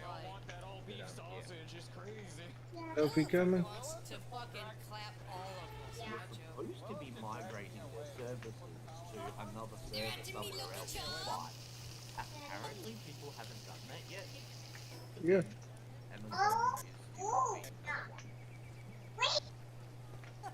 There. I don't know how. The company that started it as well is most crappy AI. It really is a crappy AI. Foundation of the whole internet that we use for that. Some fucking pirates with blood now. Sounds like what time? Was you saying that Transfers ain't available right now. Basically, yeah. Yeah. I mean, it's possible. I guess. Just judging from the news report that got up. But Snoopy can't transfer on our own server, Death Valley. Cloud service. What about official? Now, don't know. I'm about to log into official now. Oh, well, she's about to file with two spinal leads.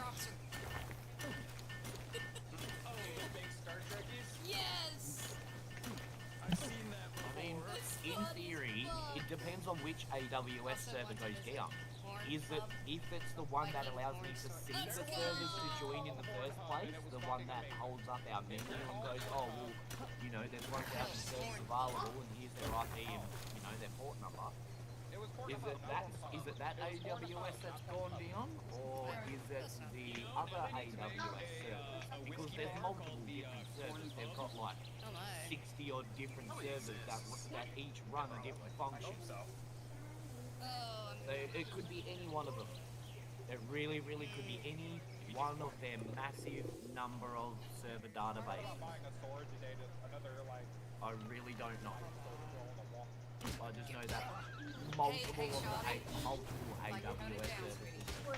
Yeah, watch it. Charlie's literally asking if God Dude! Fuck. Charlie, that's a quick way to get. The main one is if one of them is going down, then it's a cloud service. Because I can still join. I'm joining now. What I'm going to do is I'm going to step away for 2 minutes. I'm going to go and take some. It's not pain meds, but it's. Oh, this frickin' zit on my back hurt like hell. Ow. Because my legs are starting to hurt, especially the wound. So I'm going to get this. It's Matt. Oh my God. Fucker, that's probably make it hurt worse. Look, like I said, a little casual flirting is one thing, Shawty, but you gotta understand, don't get parasocial about it. Right. It's fine to be cute and playful, but. Yeah, transfer should be fine. I just transferred back in. I'd actually been waiting a couple hours for it to fix itself. I logged in, attempted to go to a stray house, and it worked. I'm a little confused. I don't know how this is possible, but my computer isn't that much experience this morning. I literally told it to open up immediately, without giving it a chance, immediately go join the Well, I don't know how. I'm already loaded in with complete skins. But to an almost smothering degree. Out of rebellion or spite, Shio latches onto Kyo's arm, and she makes sure that Ryu can see her. Ryu says Azu's name, and she follows without a word. Azu walks over to Shio so they can wash the vegetables. However, Shio shows up with some soap and a sponge. When she nearly soaks a potato with soap, Azu takes charge of the cleaning instead, and she asks her to peel the vegetables instead. Came to get the spinal Unfortunately, egg. Shio has never heard of a peeler before. Azu hands her a peeler, but Shio is still clueless about what to do. Azu asks Shio if she knows how to cook, and Shio Pokemon claims that community she game A does, Wild since she Dowblade watches her appears mom catch cook it every using morning. Poke Azu Catch. has quite the Winners problem revealed on in her hands, 90s. and she doesn't know how to solve it herself. She rushes over to Kyo and seeks his help. He points a finger at Shio and explains that she can't do anything. Yeah, Kyo much agrees brighter to that take is. Shio off her hands, but he's worried that this will anger color Ryu. to the Azu right. reassures him that Yeah, something is still. insignificant, as this won't annoy him at all. Thus, Azu has been moved to the fire-starting team with Kyo. Moreover, Kyo notices that Azu no longer sees Ryu Makes it as an more infallible noticeable, human more being, 3D. and he realizes that this is something extremely significant. Shoyo playfully calls Azu Here, this'll be a Azu, better another thing. certain See what twin-tailed that little is. sister character. Azu accepts the nickname, and she runs off to prepare the vegetables. Shio asks what she should do, The difference. but since Kyo has already started the fire, he tells her that all I she know, I'm should do standing is like wait. that so you can see the difference. Shio nearly burns up just standing That's next supposed to to the be fire. dark. So and Shio not no gives her more. proper guidance and instructions so that she won't hurt herself. She accidentally gets soot on her fingers after Kyo forgets to give her some gloves that he tries to look around for a towel to wipe them with. But I Shio found a playfully daddy buck pretends to skin wipe them monkey. on I'm his shirt putting them on instead. now. Suddenly, Ryu enters the scene, visibly angry after Azu On the reassured ones in them here. earlier that he wouldn't. Ryu wants to know Look at what this Shio side is doing versus here, right here. even though he starting on told this side. Kyo to handle this on his own. Look at the difference. For the first time, Shio loudly sighs to express her annoyance. Yuzuki and Korwa come to find him, prompting Ryu to return. Pokemon community game Dowblade escaped. No one caught it. Yuzuki for the meal, though she says Ryu did most of the heavy This lifting. one makes it, Hanashiki the likes skin it makes so much it that brighter he in asks the for second. background. Ryu asks Shio what she thinks of the curry, but she remains silent. Yuzuki and Korwa chime in and explain how good it tastes. Ryu would love to hear Shio's opinion on it, but all she can say is that it tastes ordinary. After finishing their Love meals, how that the group works together to clean up their respective stations. Shio joins Kyo to help him clean up the firewood, which ends up drawing Ryu's attention. Suddenly and unexpectedly, Azu comes to their rescue. She reveals that she was the one who instructed Shio to join Kyo, as she viewed fire starting as more challenging than peeling some vegetables. Mikey, here's a good Furthermore, explanation. the firewood needed is quite heavy for a single person to handle. She questions why Rio had cooped Dude on his own to begin with. Azu takes it a step further, pointing out that Ryu has been acting rather strange lately. As she turns around and walks away, Kyo can see that the gears of fate are turning. Ryu admits that he was acting weird, and he storms off. Slowly and surely, Ryu is being driven into a corner. In the still forest, Shio called softly Kone. Kneeling nearby, Ko watched her fragile form and spoke gently. Shimatsuki-san, are those tears? Shio laughed with tears in her eyes, finding it seriously so funny that it brought tears while laughing, yet still wished for at least some concern to be shown. A few minutes ago, Ko spoke softly, unsure, saying dodgeball for recreation wasn't a strength. Shio turned toward him, her eyes bright with excitement, saying it was the boys' turn from their class, and looking forward to Cochrane's great performance. Determined, he answered with quiet resolve, promising to do his best not to disappoint. From the edge of the field, her voice rang out with warmth and energy, cheering with all her heart, do the best, rooting from the shadows of the grass. As the next round of the match began, Keo's eyes sharpened with quiet resolve. But if Shio was watching, then every move suddenly mattered. Determination lit his face as he pulled at his sleeve, ready to face the challenge. With a calm breath, he decided if Shio was watching, then it's time to try a little harder. The whistle blew, and the match began. Let's see. The ball was gripped tight, thrown with fierce speed and precision. Determination flared in every movement as it cut through the air. Dakeo's eyes locked forward, calm and unshaken, his stance steady against the storm that rushed toward him. The ball slammed into Nakayama's chest, knocking the air from him. Shio froze in shock, eyes wide as the clover shook in her hand, and he gasped, sweat dripping as pain and surprise crossed his face. Ko fell to the ground, dust rising around him as defeat struck in an instant. The silence broke. Ko was out on the first ball, a moment so sudden it left everyone frozen. His classmates stared wide-eyed, unable to believe it happened so fast. From afar, Shio's face turned red, a quiet mix of embarrassment and pity escaping her lips as she whispered softly, calling him an idiot. Shio burst into laughter, her voice trembling as she struggled to stop, asking what was with that strange sound. Dako watched silently, a faint smile forming as she caught her breath, saying it was funny and somehow made her feel energized. He looked up as the next call came, starting with the girls' team. Shio stepped forward, determination shining in her eyes as she declared it was finally her turn, vowing to show Ko what dodgeball was all about. Kotaro watched quietly, surprised by her rhythm and control, realizing her hands and feet moved perfectly in sync, something unseen before from Shio. Somehow, Shio caught the ball, her hands trembling but steady enough to push it back. Miraculously, she kept going, her expression tense but focused, each throw testing her resolve.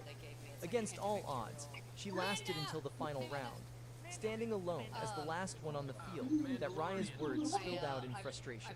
The noise around them faded as thoughts tangled behind calm eyes. With shadows crossing his face, determination hardened within him, the thought clear as steel. The only one who can help that kid. Kotaro looked ahead, his calm voice steady as he said to do the best that could be done. The words reached Shio's ears, making her pause, eyes widening as her breath caught for a moment. Shio looked up, her cheeks flushed, eyes trembling with emotion as a faint, fragile smile formed on her lips. Kotaro froze, breath unsteady. Shayo smiled gently as the ball flew toward her, that in a sudden moment, it struck her head. The others froze in shock. Ryu and Kotaro called out, eyes wide with surprise. Kotaro rushed forward, calling out Shayo's name as the ball struck her face. Ryoma watched, worried but calm, noting it was likely just a rubber ball and not serious. Shoyo sat down dazed, her head slightly lowered. Kotaro knelt beside her, asking if she was fine, concern written across his face. She murmured softly, wishing she had rested as told. He sighed in quiet relief, thinking there wasn't much to worry about, his gaze lingering on her pale expression. Shayo's eyes widened. She turned to Ko, her voice shaking as she urged Nakayama to call an ambulance, saying it was serious. Ryu froze for a second, eyes widening in surprise, his expression caught between confusion and sudden realization. The air grew still as Ryu and Ko looked ahead. Shayo stood close beside Ko, her expression soft yet uncertain. A quiet moment passed before Ko finally spoke, his tone gentle, saying that for now, they should go over there. Shayo, overwhelmed with relief, leaned forward against him, her cheeks flushed and eyes glimmering with emotion that Ko watched with concern as Shayo covered her face. He asked softly if the ball had hit her nose, his tone calm against her flustered energy. Shayo, still holding her face, burst out dramatically, claiming it was like a fastball thrown by a major league player. Even saying it felt like Christmas in midsummer, Ko reached out gently, his eyes calm as he asked to take a look. Shayo hesitated for a moment, her cheeks still faintly pink from the earlier embarrassment. His hand lifted carefully, checking her nose with quiet focus. After a pause, he spoke softly, saying it seemed okay, though maybe a teacher should look at it just in case. Shayo blinked in surprise, realizing the pain had faded. Her voice softened, admitting it didn't hurt that much after all. Kotaro smiled gently, reminding her it was just a rubber ball. The air lightened between them, their laughter briefly easing the tension. Then, footsteps approached. Miyazaki appeared from behind the trees. Their eyes met in sudden silence, hands lifting instinctively as if time itself had paused. Ryu eyes widened, heart pounding against the quiet, before his lips moved, breaking the stillness. Miyazaki's voice broke the tense silence, worry flickering in his eyes as he asked about Shayo's condition. Kotaro hesitated, words catching in his throat, his gaze shifting toward the girl beside him. Shayo looked down, her voice soft as she murmured that there were no injuries, her tone calm yet faintly trembling. Miyazaki's voice was calm as he said it was good to hear. With a quiet sigh, he turned away, murmuring an apology for the trouble.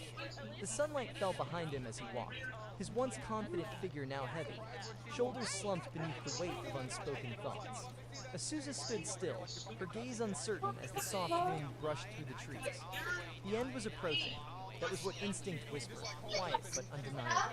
Her sixth sense echoed the feeling, telling that something important was about to change.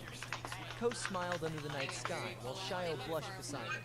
Then Hanajishi charged in with the pillow, laughing loud as he swung. Hanajishi complained loudly, refusing the test of courage, his voice echoing through the dark forest. Another laughed, teasing him for being scared, saying it was dark because it was night at Ko paused, eyes widening slightly, his voice soft as he began to answer.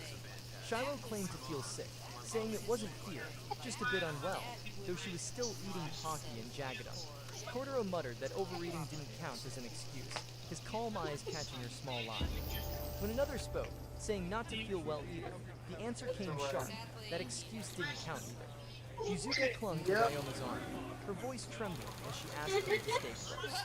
Asusa hurried beside her, insisting it wasn't because of fear, though her grip told another story that Ryo's calm eyes shifted, a strange mix of nerves and closeness. The group moved together beneath the soft starlight, their steps cautious. Asusa glanced quietly at them, her eyes calm and unreadable. The night air felt still as she turned away. Ko spoke softly, saying he was going to the bathroom for a bit, then added see you soon before walking off into the quiet night. Ryu turned around, his eyes meeting Kotaro's under the dim light.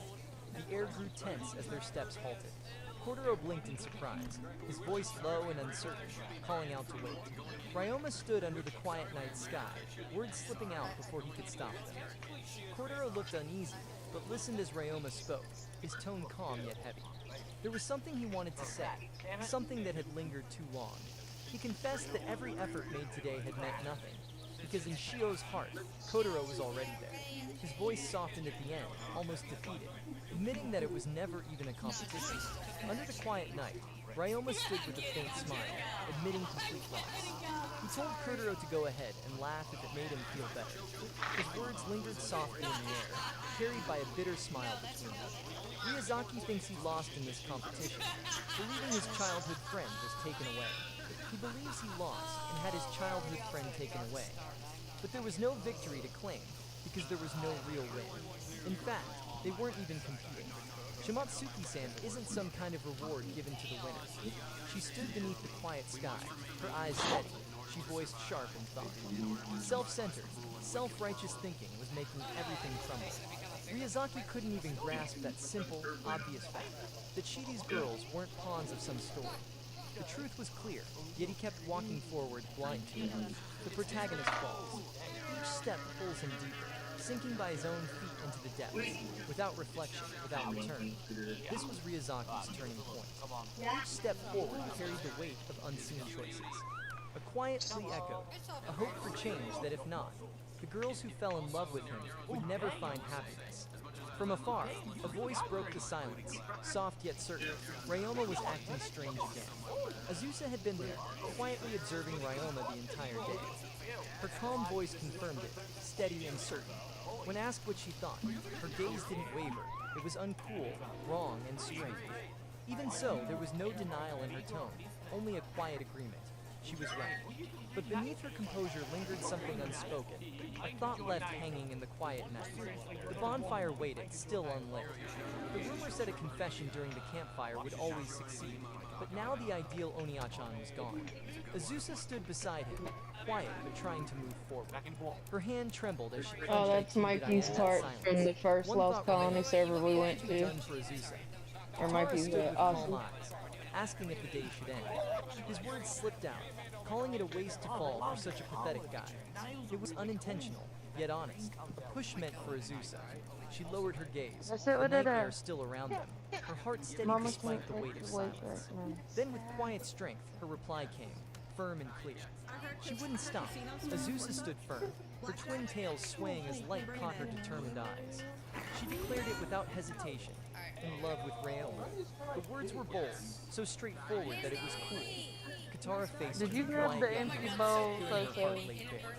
No matter how uncool, no matter how pathetic, her feelings wouldn't change. Azusa stood with clenched fists, face red but eyes bright with determination.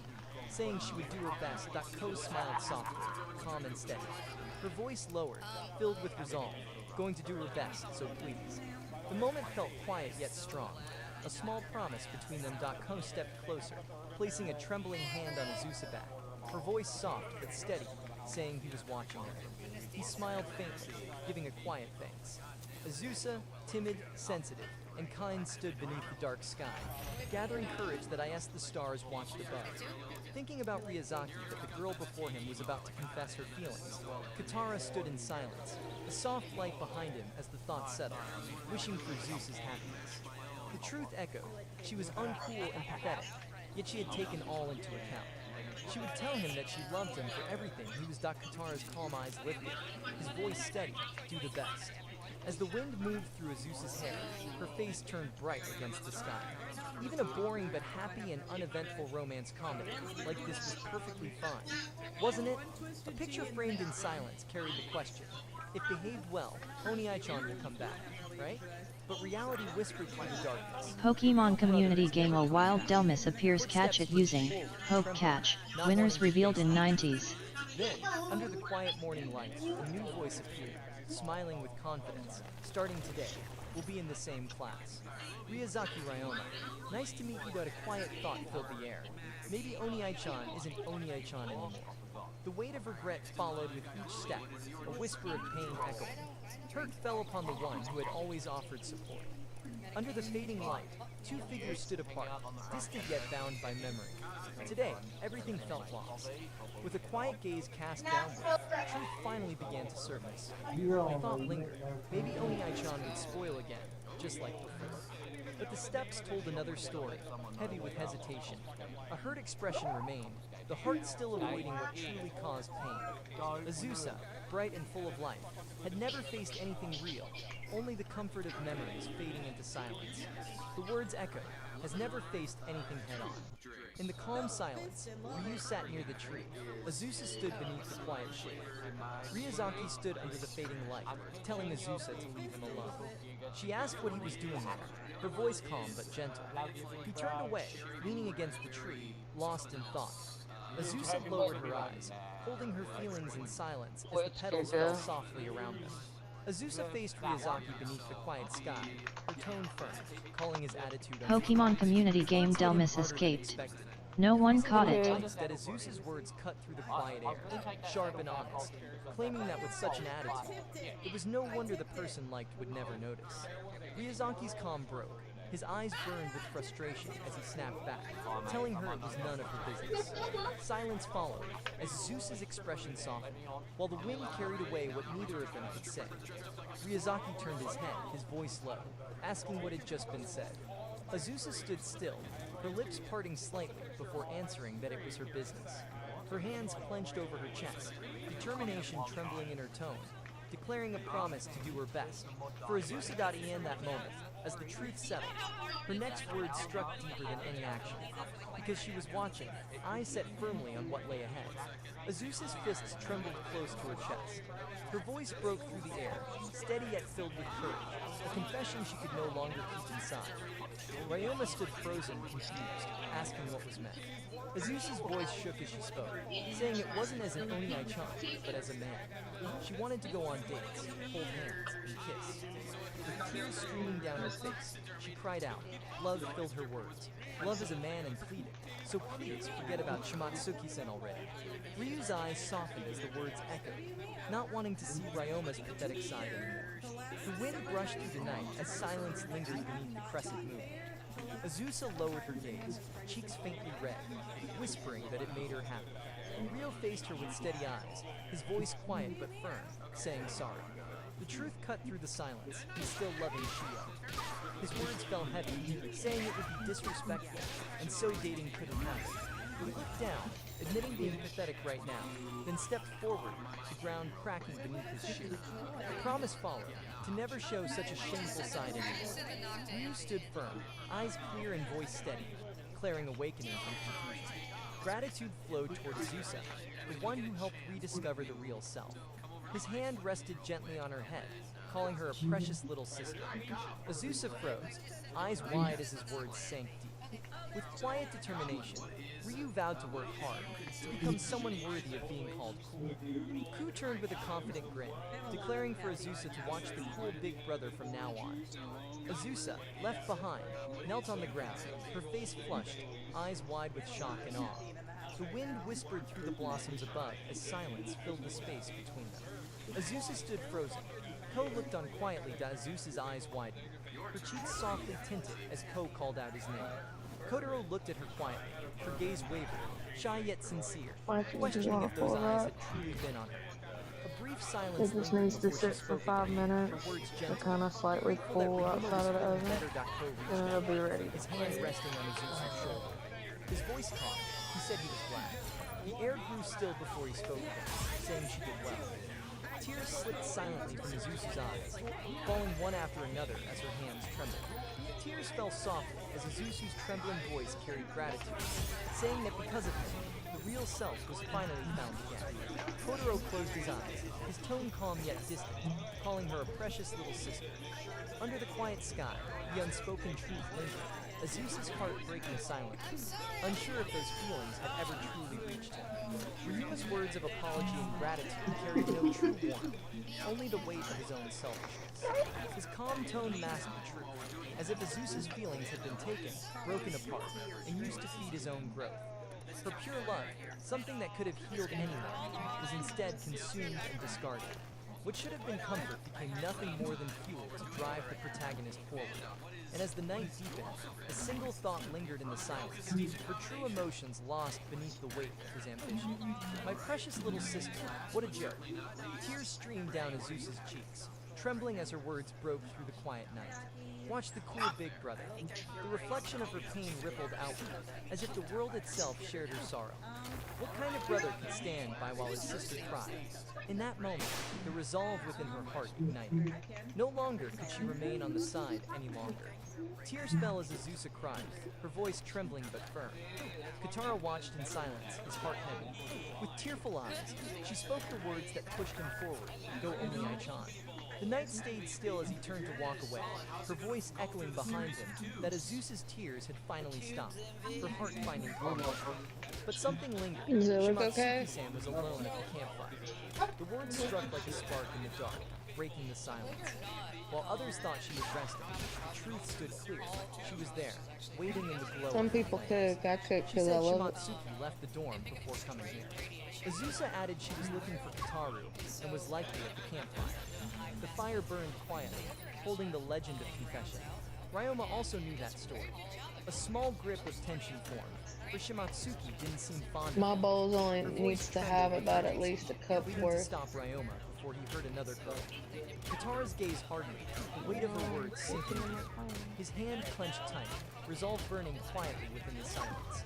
Without hesitation, Katara dashed forward, his steps cutting through the quiet night. Behind him, Azusa watched in silence, her hands clenched close to her chest.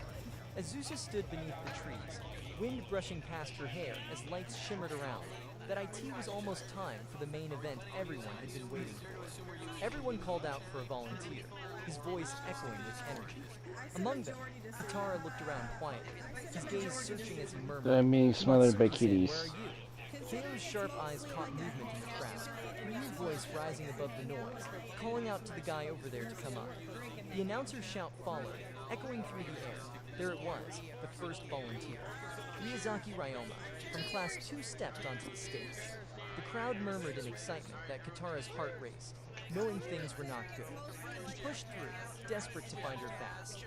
Miyazaki spoke, dedicating his words to a childhood friend who was always by his side. Katara called out her name, Shimatsuki-san. Miyazaki's voice echoed with resolve, wishing to convey the feelings deep inside his heart.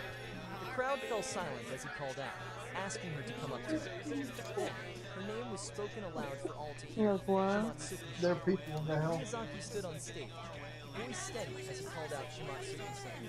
The crowd gasped, eyes turning towards Shio. Her name hung in the air, silence wrapping around him like a storm before it breaks. The crowd stirred in confusion, voices rising with restless energy. Among them, a girl stood still, her gaze steady, her heart heavy with truth. She spoke softly, admitting being confessed to by someone, surprised yet awakened by the realization of crime. Feelings, she thought. Why is it not? I guess I'm Around her, gonna have to hide from here. a single voice pushing through, trying to reach the stage. Because of the failure to guide her, Shiho was left confused, walking down the wrong path. Regret filled the air as an apology rose, sorry for being such a fool. Then came the vow, firm and unwavering, a voice echoing through the room, swearing in front of everyone to change, to make things right that a promise followed, from now on, always staying by Shiho's side, to protect her.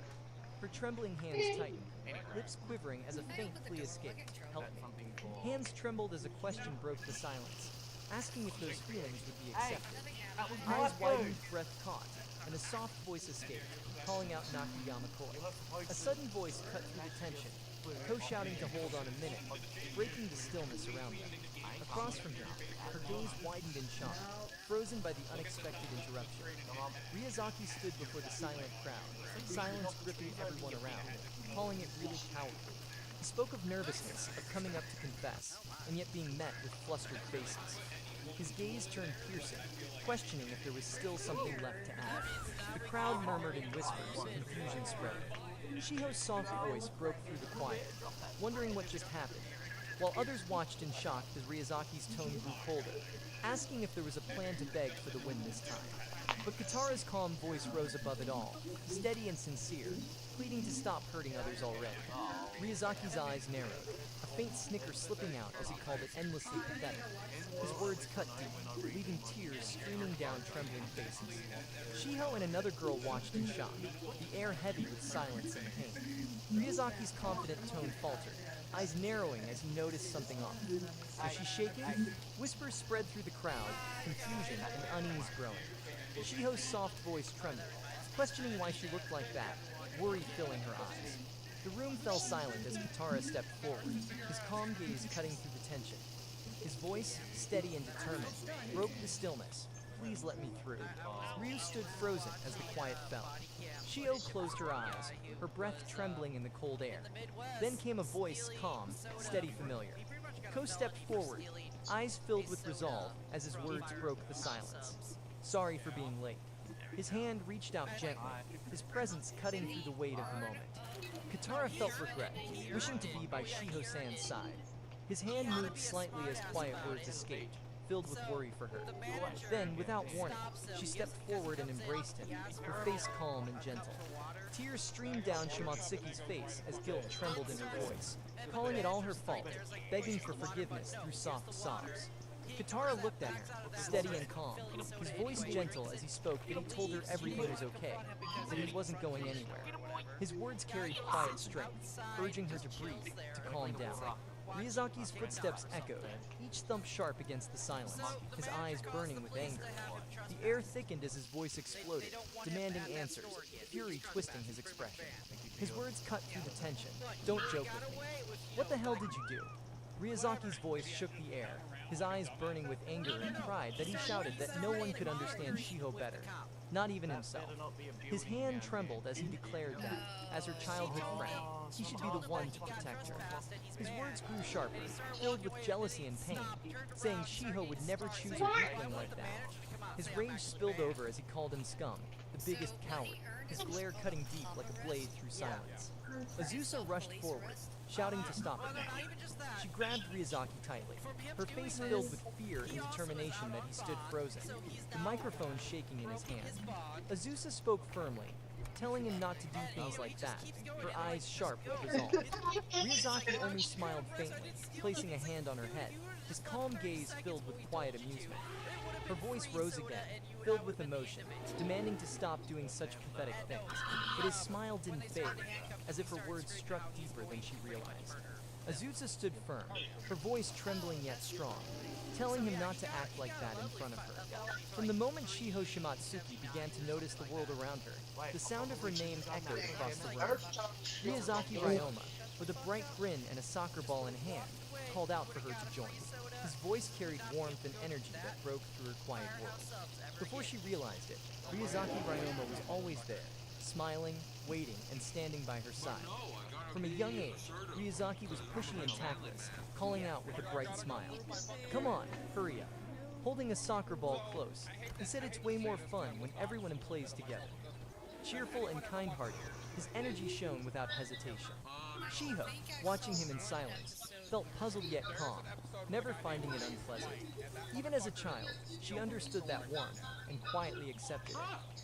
Shiho quietly played alone, her small hands moving carefully as she created shapes that caught the light.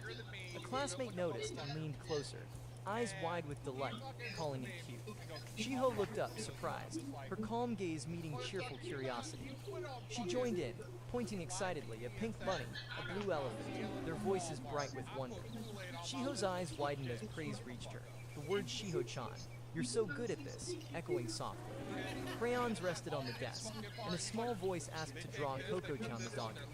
Shiho repeated the name with quiet thought and began sketching. The request came again fluffier, with floppy ears, and Shiho adjusted her drawing with focus and care, holding up the paper proudly. Shiho hesitated, saying it was hard to draw since Coco-chan had never been seen before. Her friend's eyes lit up with an shouting that's right with cheerful energy. Shiho's expression softened as she offered a bright suggestion, inviting everyone to come over to her house today. Pokemon community game A wild Gligar appears catch it using Poke Catch. Winners revealed in 90s. As she ended with excitement, saying let's all hang out at her place. A voice rose sharply, telling others not to bother Shiho. The air tensed as silence followed, Shiho standing still, her calm eyes quietly observing. Ryu stepped forward, his tone firm yet uncertain, saying Shiho liked being alone. His words carried weight, claiming that too much talking would only make her feel bad. As Susie turned suddenly, eyes following the sound, she reached out as if calling someone. Yuzuki blinked, confused, on the table.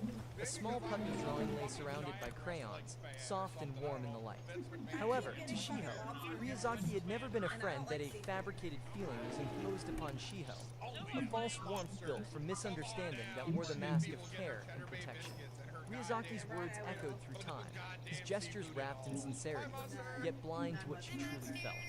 Faces of their younger days flashed, innocent, confused, unaware of the weight their bond carried. For Shiho, the furthest thing from a friend was her childhood friend. And then one day, the warmth of the kitchen filled the air as laughter and small arguments mixed with the scent of dough. A voice called out, telling the boys to stop sneaking bites, but one insisted a little wooden curtain. She focused on the ball, thinking how the oven truly worked miracles, her eyes shining with quiet wonder. Another voice warned it was dangerous to move like that with a knife. Pokemon community game Gligar escaped. No one caught it. She declared the toppings were for later, her determination steady as she whispered to herself. Now let's mix this, that a sharp voice warned to be careful, urging seriousness as the kitchen buzzed with motion. She turned with steady hands, holding the bowl close, declaring it done and ready to wrap things up. But as the moment settled, the bowl trembled slightly in her grasp, and her gaze froze on the sight before her, something unexpected, something that stole her breath away. Shiho was asked if she was okay. Apologies stumbled out, trembling and unsure. Ryo's eyes sharpened as he noticed the stain spreading across her apron. His words were soft, yet worry pressed hard behind them. Another voice rose, fierce and shaken, warning of the danger, demanding caution. The tension thickened, the room silent, but for the echo of those words, be more careful. The moment fractured, denials collided with guilt. Harada's name was defended, blame redirected. A small bump, a fragile frame, and panic took hold. Voices rose, accusing, protecting, trembling. Shiho could have been hurt, he said, his tone sharp with fear. But her cry cut through it all, pleading, desperate stop. The truth pressed on her lips, the weight unbearable. Harada's fault, she tried to speak, but only pain answered. Whispers filled the room. What the hell, Harada? Be more careful, or Shimatsuki. Harada trembled, eyes hidden in shadow. Asusa stepped in, telling the boys to knock it off. Shiho's voice was calm, saying it was fine, it wasn't on purpose. Shiho reached out, asking if she was okay. The tension lingered, a quiet storm of guilt and kindness. Ryozaki's calm voice cut through the tension, telling Shiho it's okay. Their hands brushed softly, a moment of fragile peace. In the depths of thought, a vow burned bright, he'll protect her. She was trying to defend, showing a kindness that couldn't be hidden. His quiet words carried it all, really kind. Shiho froze as I'm everything back became on clear, lost call. understanding what was really going I had to on. bring oil That over unpleasant, so I could piercing sound make rang in some her gas ears, through the sharp blender. and endless. Her trembling hand reached forward, unsure of its source. Was the sound coming from him, her or herself? She who thought in silence, hearing voices around her. Someone said Shiho likes to keep to herself. Another warned she's frail and prefers to be alone. So don't talk to her too much, that a kind voice offered. If there was something to worry about, to talk instead. Confused, she wondered who he was trying to talk to, who they were talking about. In that quiet moment, she could no longer grasp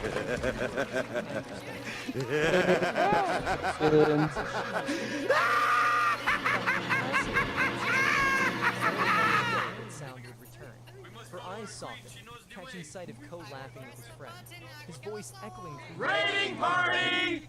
Her gaze lifted slightly, calm yet uncertain, the air between heartbeats hanging still.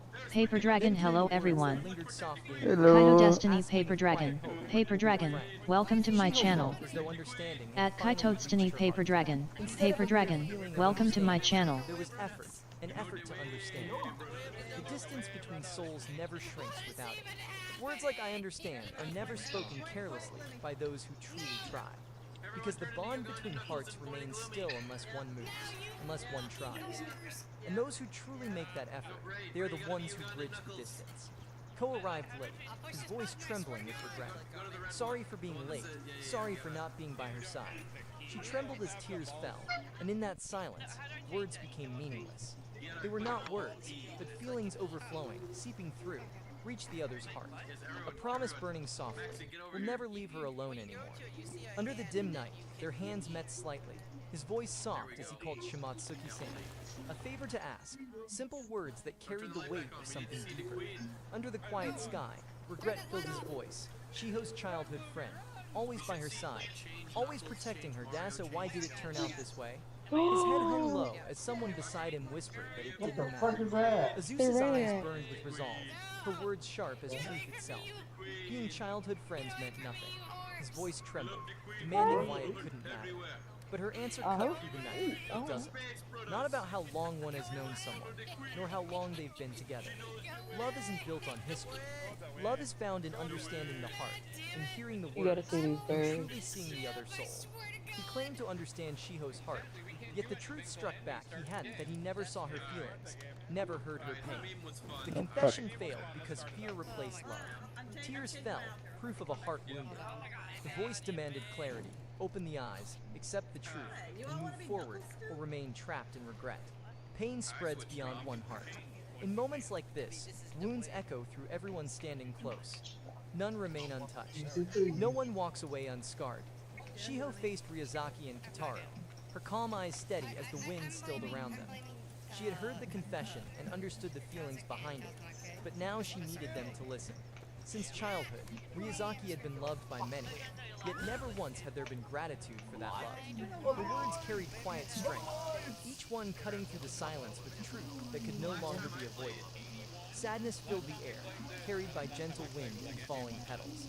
Shiho's heart trembled as she spoke, sorrow lacing every word. Because if love was real, it would demand truth, not retreat. Her gaze stayed steady, urging feelings to be faced properly. Kitara's breath caught, Ryazaki's eyes widened in silence. That is what real love requires, the strength to face what hurts and still stand firm. The wind brushed through the quiet field as Shiho stood still, her voice calm yet heavy, knowing an honest answer had to be given. In that fleeting moment, realization struck deep within Shimatsuki's heart. A request followed, soft but resolute. Make sure Ryazaki understood.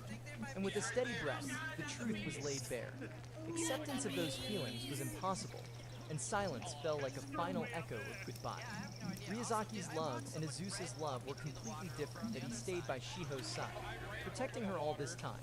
But his love was just pity, a misguided affection for a poor, sickly childhood friend who nobody understood. Yet Azusa didn't fall for Big Brother. She fell for the real one, the awkward, uncool he hidden beneath it all. Azusa stood firm, eyes steady beneath the glow of quiet resolve. She loved enough to imagine a shared future, and with calm strength, she gave her answer. Okay, I got fallen in 4 love. The air felt heavy, GDs here. as her words carried truth deeper than hesitation. Stuck on top of me. Shimatsuki had come that day to confront those buried feelings, to speak what lingered unspoken. In the stillness that followed, hope echoed, a wish to learn love, not just for oneself, but for others too. Under the fading light, Azusa lifted her gaze, resolve burning quietly within her eyes, ready to move forward. It became the story of a girl once pushed aside, a side heroine rising at last to claim her own path. Under the fading sky, Shiho wiped her tears, exhausted yet relieved. Her voice trembled as she admitted never imagining things would turn out this way. Ko watched quietly, offering calm reassurance, his gentle smile softening the air. She clenched her fists, cheeks still warm from embarrassment, muttering about crying in front of everyone. But even through her flustered words, the weight of struggle lifted slightly, for she had faced it all and endured. Maybe this would help Azunai feel a little better too. Hope shimmered softly in the fading light. Certain hearts began to heal, fragile and sincere. It would help, for sure. Her eyes still sore from crying, she worried about her red nose, and how Nakayama might see her. Kyo's calm voice broke through the air, saying she wasn't ugly. Then, with quiet certainty, he said Shimatsuki was always cute. Her eyes widened, stunned by the words that stopped time itself. Her face burned bright, eyes wide in shock as words echoed in her mind. Kitara blinked. Shiho, flustered and trembling, tried to speak, her words stumbling as she insisted that wasn't what was meant, but his calm voice slipped through. Her face was pretty red, but everyone's stares were scary, and the noise never stopped, even with ears covered. Fear filled the moment, trembling in silence. But then came Nakayama, Calm and steady-steady said it's okay, and helped like a hero, breaking through the fear with quiet strength. She smiled with trembling eyes, saying to her, Nakayama was the protagonist. Her heart overflowed as she thanked him. Glad to have met him that he stood still, his gaze gentle, the moment filled with quiet warmth. Katara lowered his gaze, his heart heavy with doubt, whispering that this gratitude was too much, that he should be the one giving thanks. A faint breeze stirred the petals around him as his voice trembled, calling himself uncool. Yet in that same breath, he would grow stronger, strong enough to tempt her. His hand clenched against his chest, calling out to Shimatsuki. Katara froze as her hand rose gently, her finger pressing softly against his lips. Her voice carried calm strength, telling him not to say it just to respond to her feelings. Then, with a tender gaze, she spoke again, words steady and sincere, saying she wanted him just as he was, even if weak or uncool. Kindness filled the heart that always valued others' feelings, but never valued itself, that a quiet question echoed. Can someone in that state really love someone else? Do you truly? That's why. She smiled softly beneath the fading light, her eyes shining with quiet resolve. So the wait began, not for words meant to respond to her feelings, but for the day when true feelings were ready to come out. Silence lingered as a faint smile formed, and a quiet thank you escaped. Then, under the drifting clouds, a soft voice broke through, calling out with wonder. Eyes wide with excitement, she pointed toward the sky, amazed by the sight revealed above, something unnoticed before because of the clouds. Under the soft moonlight, Shiho looked up and said the moon looked pretty. Her eyes shimmered as she whispered how romantic it was. Katara turned to her, quiet for a moment, then replied gently that it really was, calling her name Shiho. Under the bright moon, Katara smiled softly and said the moon is beautiful. Shiho looked up at him, her face glowing with surprise and warmth, the word beautiful hanging between them like the light above. Shiho stared softly as the wind brushed her hair, while Katara spoke with calm eyes, someday telling in his own words, all feelings and all gratitude. Under the quiet moon, a vow was made to keep showing how he felt, even if it took his whole life. Under the soft sky, a quiet church stood still. A woman gently closed her photo album and turned toward the sound of a knock. The door opened, and a small girl peeked inside, stepping forward as calm light filled the room. Surrounded by blooming flowers, Shiho stood in an elegant gown, her soft smile glowing under the light as gentle laughter escaped her lips in gratitude. A friends watched in awe, faces bright with excitement, their cheerful words filling the air as they giggled together. Shiho sat quietly, opening an album under the soft light. Kataro asked what she was looking at. She turned, cheeks faintly red, saying she was looking back. Her fingers slid over the pages, eyes soft as she gazed at her precious memories with Kotakuen. The time was near. Kataro moved ahead to the ceremony hall. Asusa reminded not to get nervous and mess up the order of events. Shiho smiled softly, warning to be careful not to step on the hem of the dress. Asusa puffed her cheeks, calling one each on, and protested loudly, forbidden from being treated like a klutz. Her lively Look at the size comparison. Shiho stood quietly before the door, her eyes soft with longing that a faint smile touched her lips as her heart whispered the wish to see Kataroken soon. Her voice called, asking if it was time to go, and with calm resolve, she answered simply yes. The doors opened with soft music flowing through the air. Katara looked ahead in silence, waiting. Light spilled in as Shiho entered, holding roses close, her face warm and gentle under the veil. Step by step, she walked forward, calm yet trembling inside, her eyes fixed ahead where everything waited to begin. Her smile shone bright, filled with joy and warmth. Music echoed softly as she walked forward, holding the bouquet close. The crowd watched in silence, hearts steady. Katara looked ahead, eyes wide and gentle, seeing her like a dream standing before her. She looked up, her voice soft as she called to her father, thanking him for loving her all this time. Gratitude filled her heart for the love between her parents, for being born from that love. She spoke of becoming like them, to be with someone more precious than herself, like Papa and Mama. The moment glowed with warmth and promise as she declared her path to find happiness. He answered gently, his voice steady yes. Shiho stood beside her father as he whispered softly, telling her to go. His voice trembled, saying he couldn't see through his tears. From here on, she must walk on her own 2 feet, to the one she loved most. She took a steady Pokemon breath, community taking a game a step wild forward, drowsy the appears bouquet catch held it using close. Hope name was catch. called once Winners more. revealed in As 90s. the door opened and a gentle voice greeted her, congratulations on the wedding. If this world were a story, then who exactly would the protagonist be? A tale of love and chaos, a harem rom-com about an overwhelming protagonist, told by a loser mob character narrator. The bride moved forward, bouquet in hand, determination and nerves blending in her eyes. From the crowd, a small voice rose, "This is bad." Her arms and legs are moving at the same time. That was how it looked, until that day, when everything began to change. A story about a boy who called himself a mob character. The girl he thought was the main heroine stands before him, their story coming to an end. A happy ending the mob boy could never have predicted. From this moment on, the two of them walk together through a life with no script. Whether they can love and cherish one another, in sickness and in health, it becomes a story written only in their memories. I got an Easter egg. Omnurk just adding a new block term to Automod that the spam bots are using. Kaito Destiny Omnurk, Oh, good, welcome Omni. to my channel. At Kaito Destiny Omnurk, welcome to my channel. To receive their heavenly professions from the goddess, the priest called over a boy named Levin to step forward. Levin felt nervous about receiving his heavenly profession, and silently praised, hoping that both he and the cute girl beside him Pokemon would community receive good game ones. Drowsy He knelt before the escaped. statue of the No goddess one as he caught made it. his request. The priest finished his prayers and asked the goddess to reveal Levin's heavenly profession. Levin kept his eyes shut, waiting anxiously.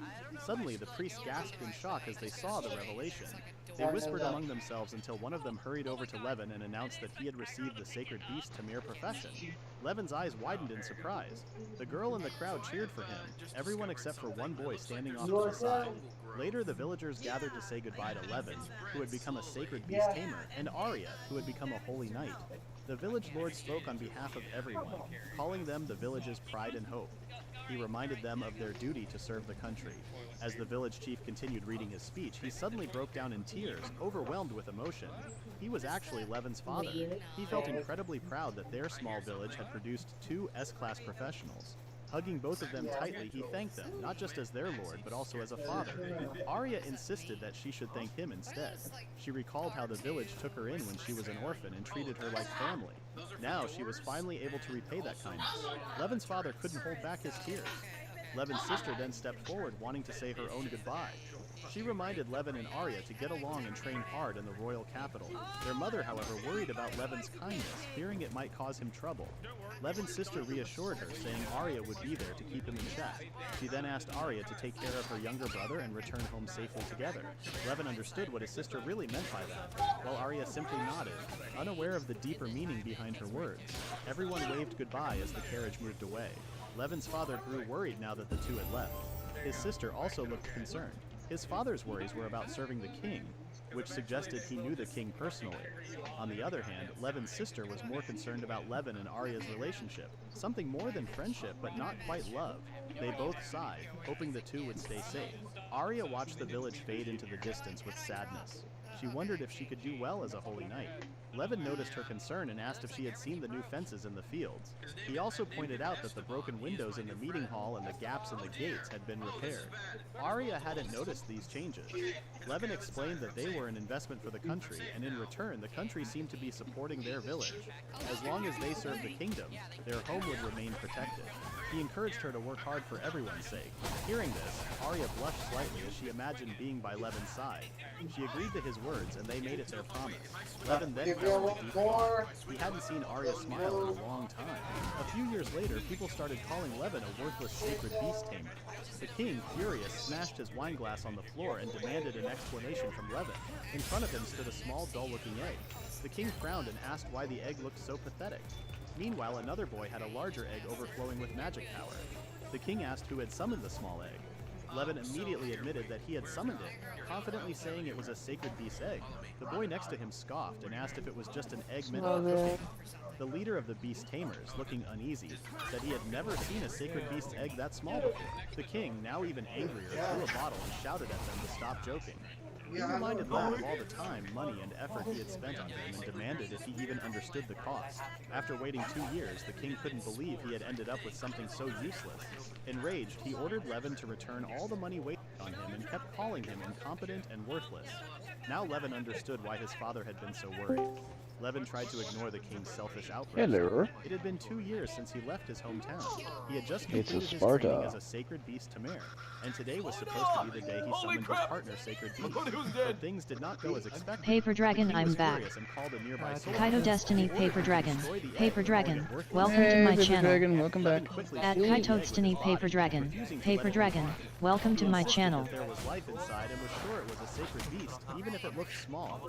But the king refused to believe that something so insignificant could be a sacred beast. He ordered the soldier once again to destroy it. The soldier hesitated, but could not disobey the king's command. He swung his sword, cutting Levin. Blood dripped onto the floor, but Levin endured the pain. He repeated that the egg was not trash.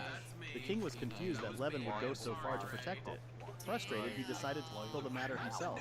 The large egg nearby began to crack. Paper Dragon getting King, ready unable to drive see to because work. of the bright light, asked what was happening. Be safe on your way to work there, bud. A bird-like creature appeared.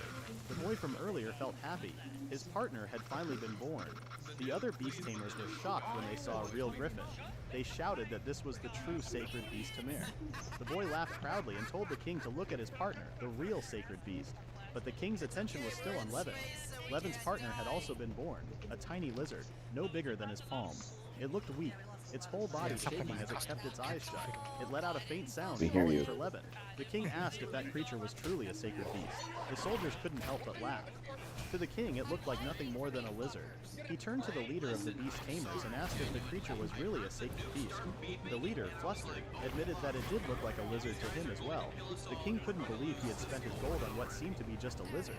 He laughed for a moment before pointing his sword at Levin. Then he ordered him to leave the country, saying Levin had no place there anymore and must never return. Levin panicked.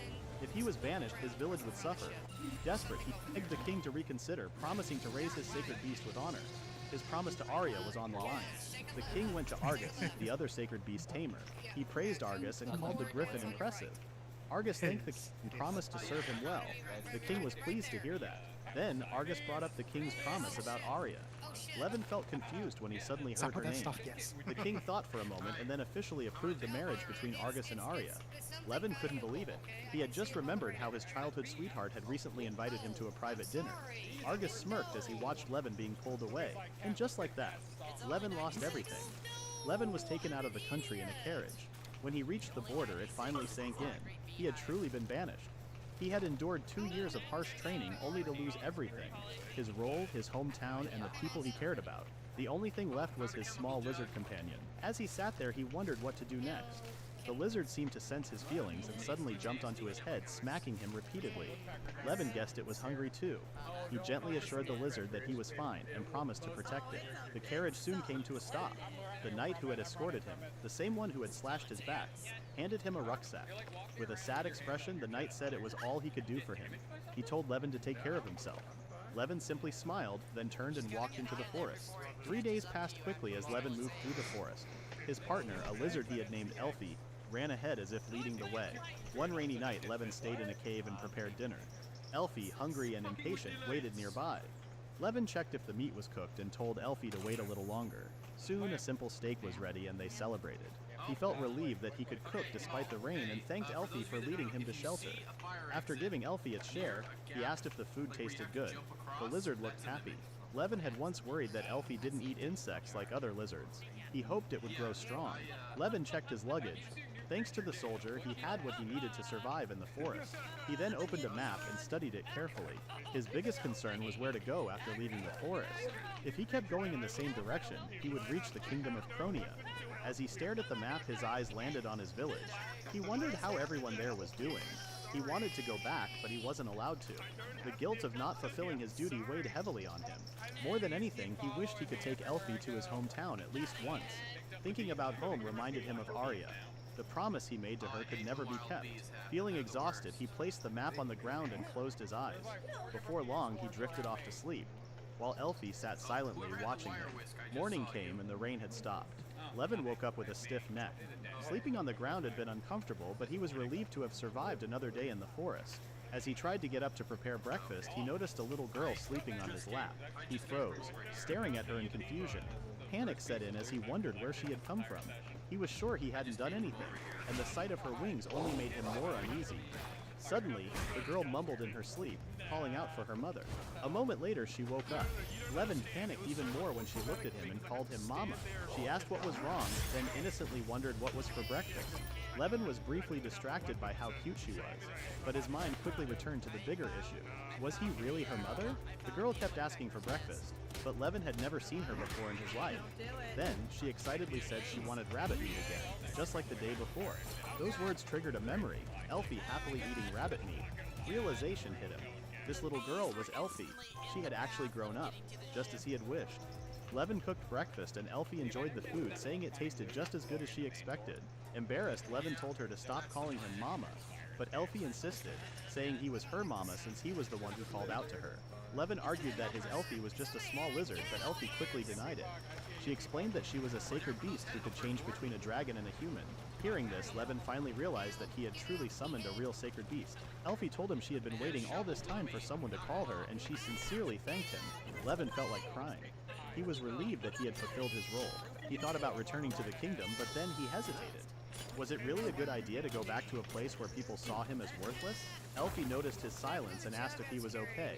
Levin reassured her that he was fine. After their meal, Elfie told Levin it was time to go and eagerly grabbed his hand. She said she wanted to head in a certain direction inside a cave and urged Levin to hurry. Seeing her excitement, Levin realized that even in her human form, Elfie hadn't changed at all. Soon they arrived at a dark and eerie-looking cave. Elfie led the way, and as they walked deeper inside, Levin was shocked by what he saw. A massive door stood before them, covered in vines. He tried to ask what it was, but before he could finish, Elfie moved toward it. Confused, Levin asked how she planned to open it. Without answering, Elfie began chanting a spell, and magic energy flowed from her hand. The gemstone in the center of the door started glowing, and slowly the door creaked open. Levin wanted to ask Elfie for an explanation, but before he could, his attention shifted to what lay beyond the door. In the middle of the cave stood a gigantic dragon, frozen in place. Staring in awe, Levin couldn't help but exclaim how huge it was. That's what she said. Anyway, Levin wondered if the dragon was even alive. Elfie looked at it with a sad expression. Feeling anxious, Levin asked about the place they were in. Elfie then said it had been a long time and told the dragon that she had finally returned. At that moment, Levin realized that Elfie had wanted to come here from the beginning. Elfie then asked Levin to crouch down a bit. When he did, she suddenly lifted him in her arms like a princess.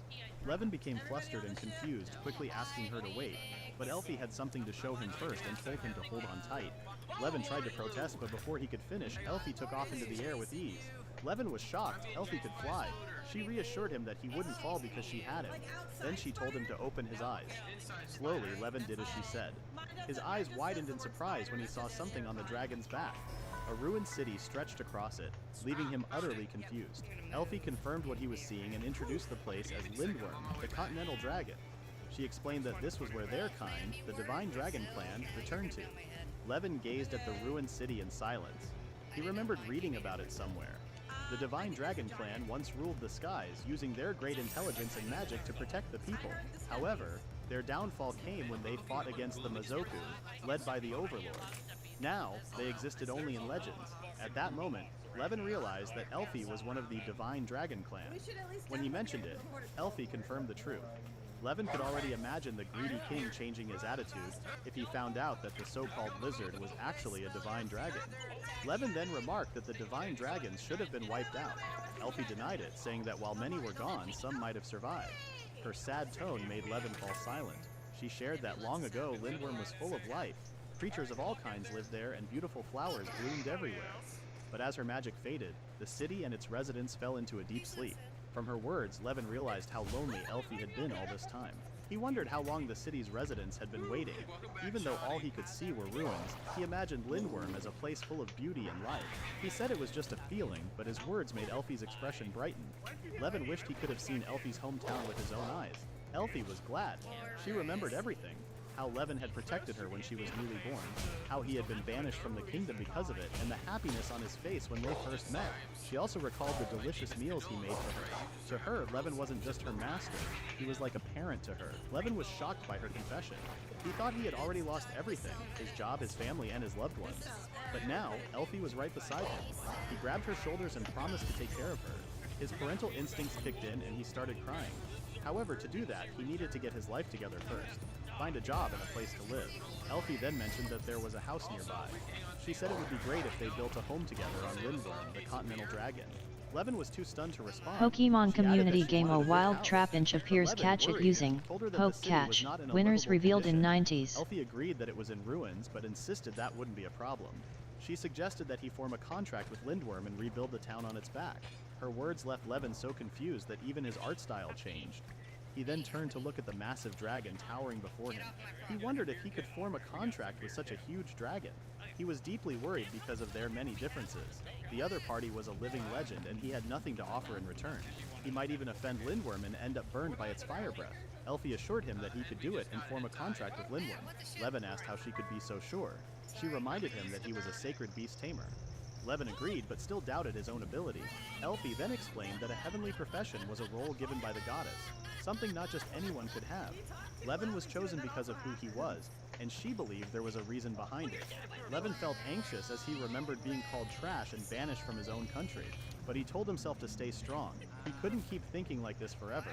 He decided to give it a try. Elfie believed in him, so he had to believe in himself too. He had to trust that he could form a contract with Lindworm.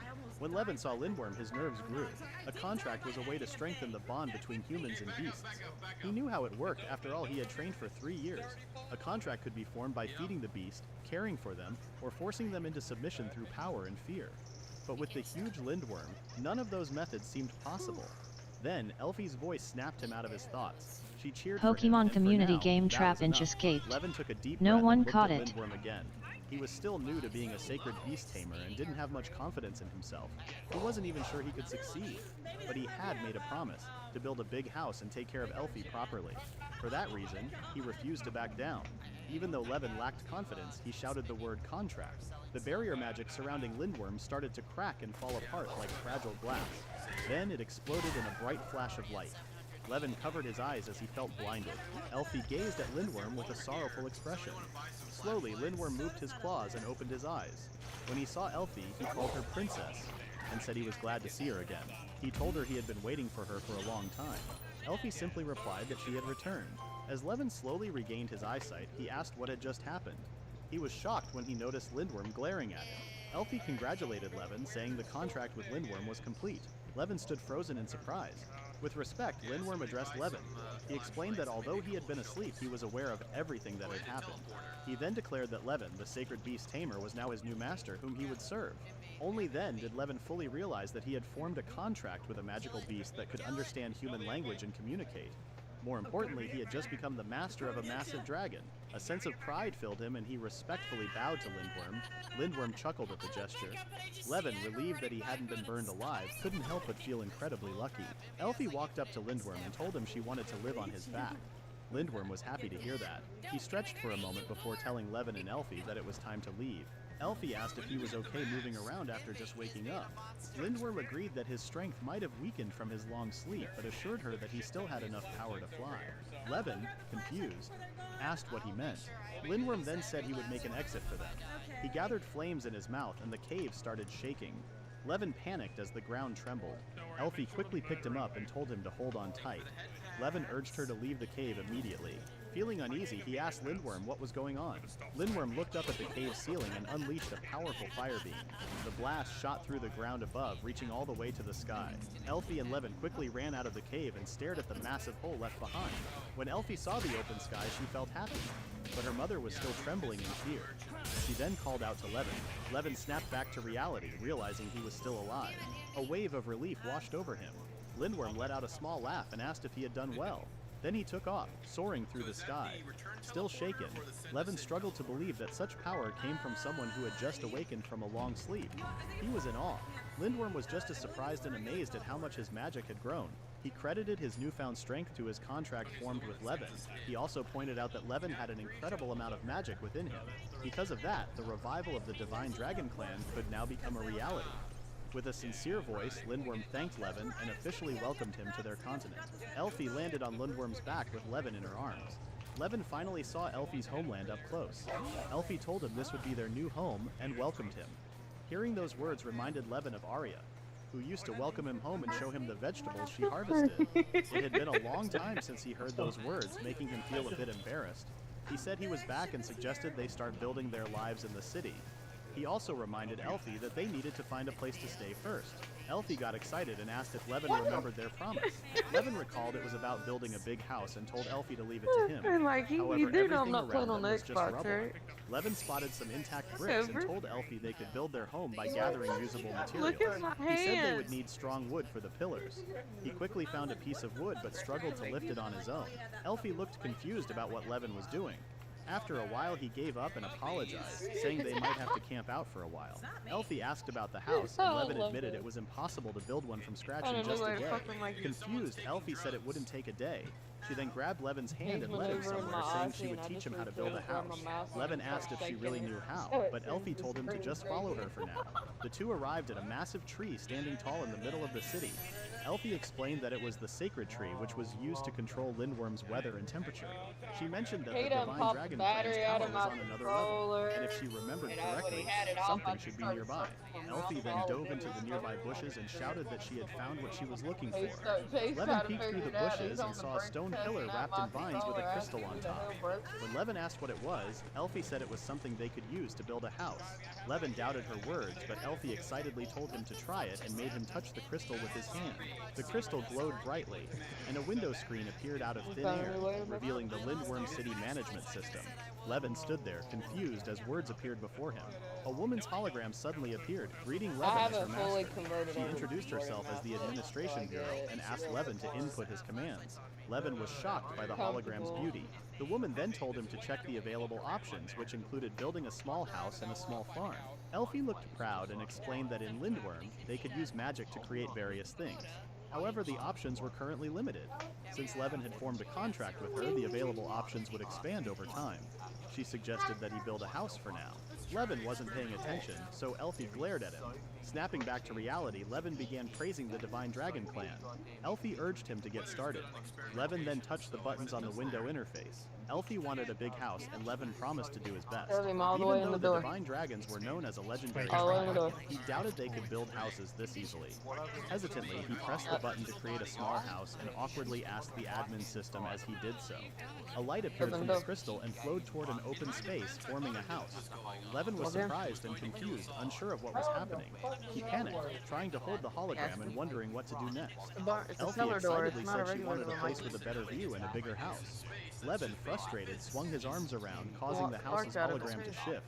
After a while, he started to understand how it worked. The hologram woman explained that Levin only needed to say the word construction once he had picked a spot. Levin considered building the house near a clean water source, but Elfie quickly appeared and said she found a nice spot. I haven't really messed with it yet, the but I idea, plan but on reminded her that the rest of the area was full of rubble.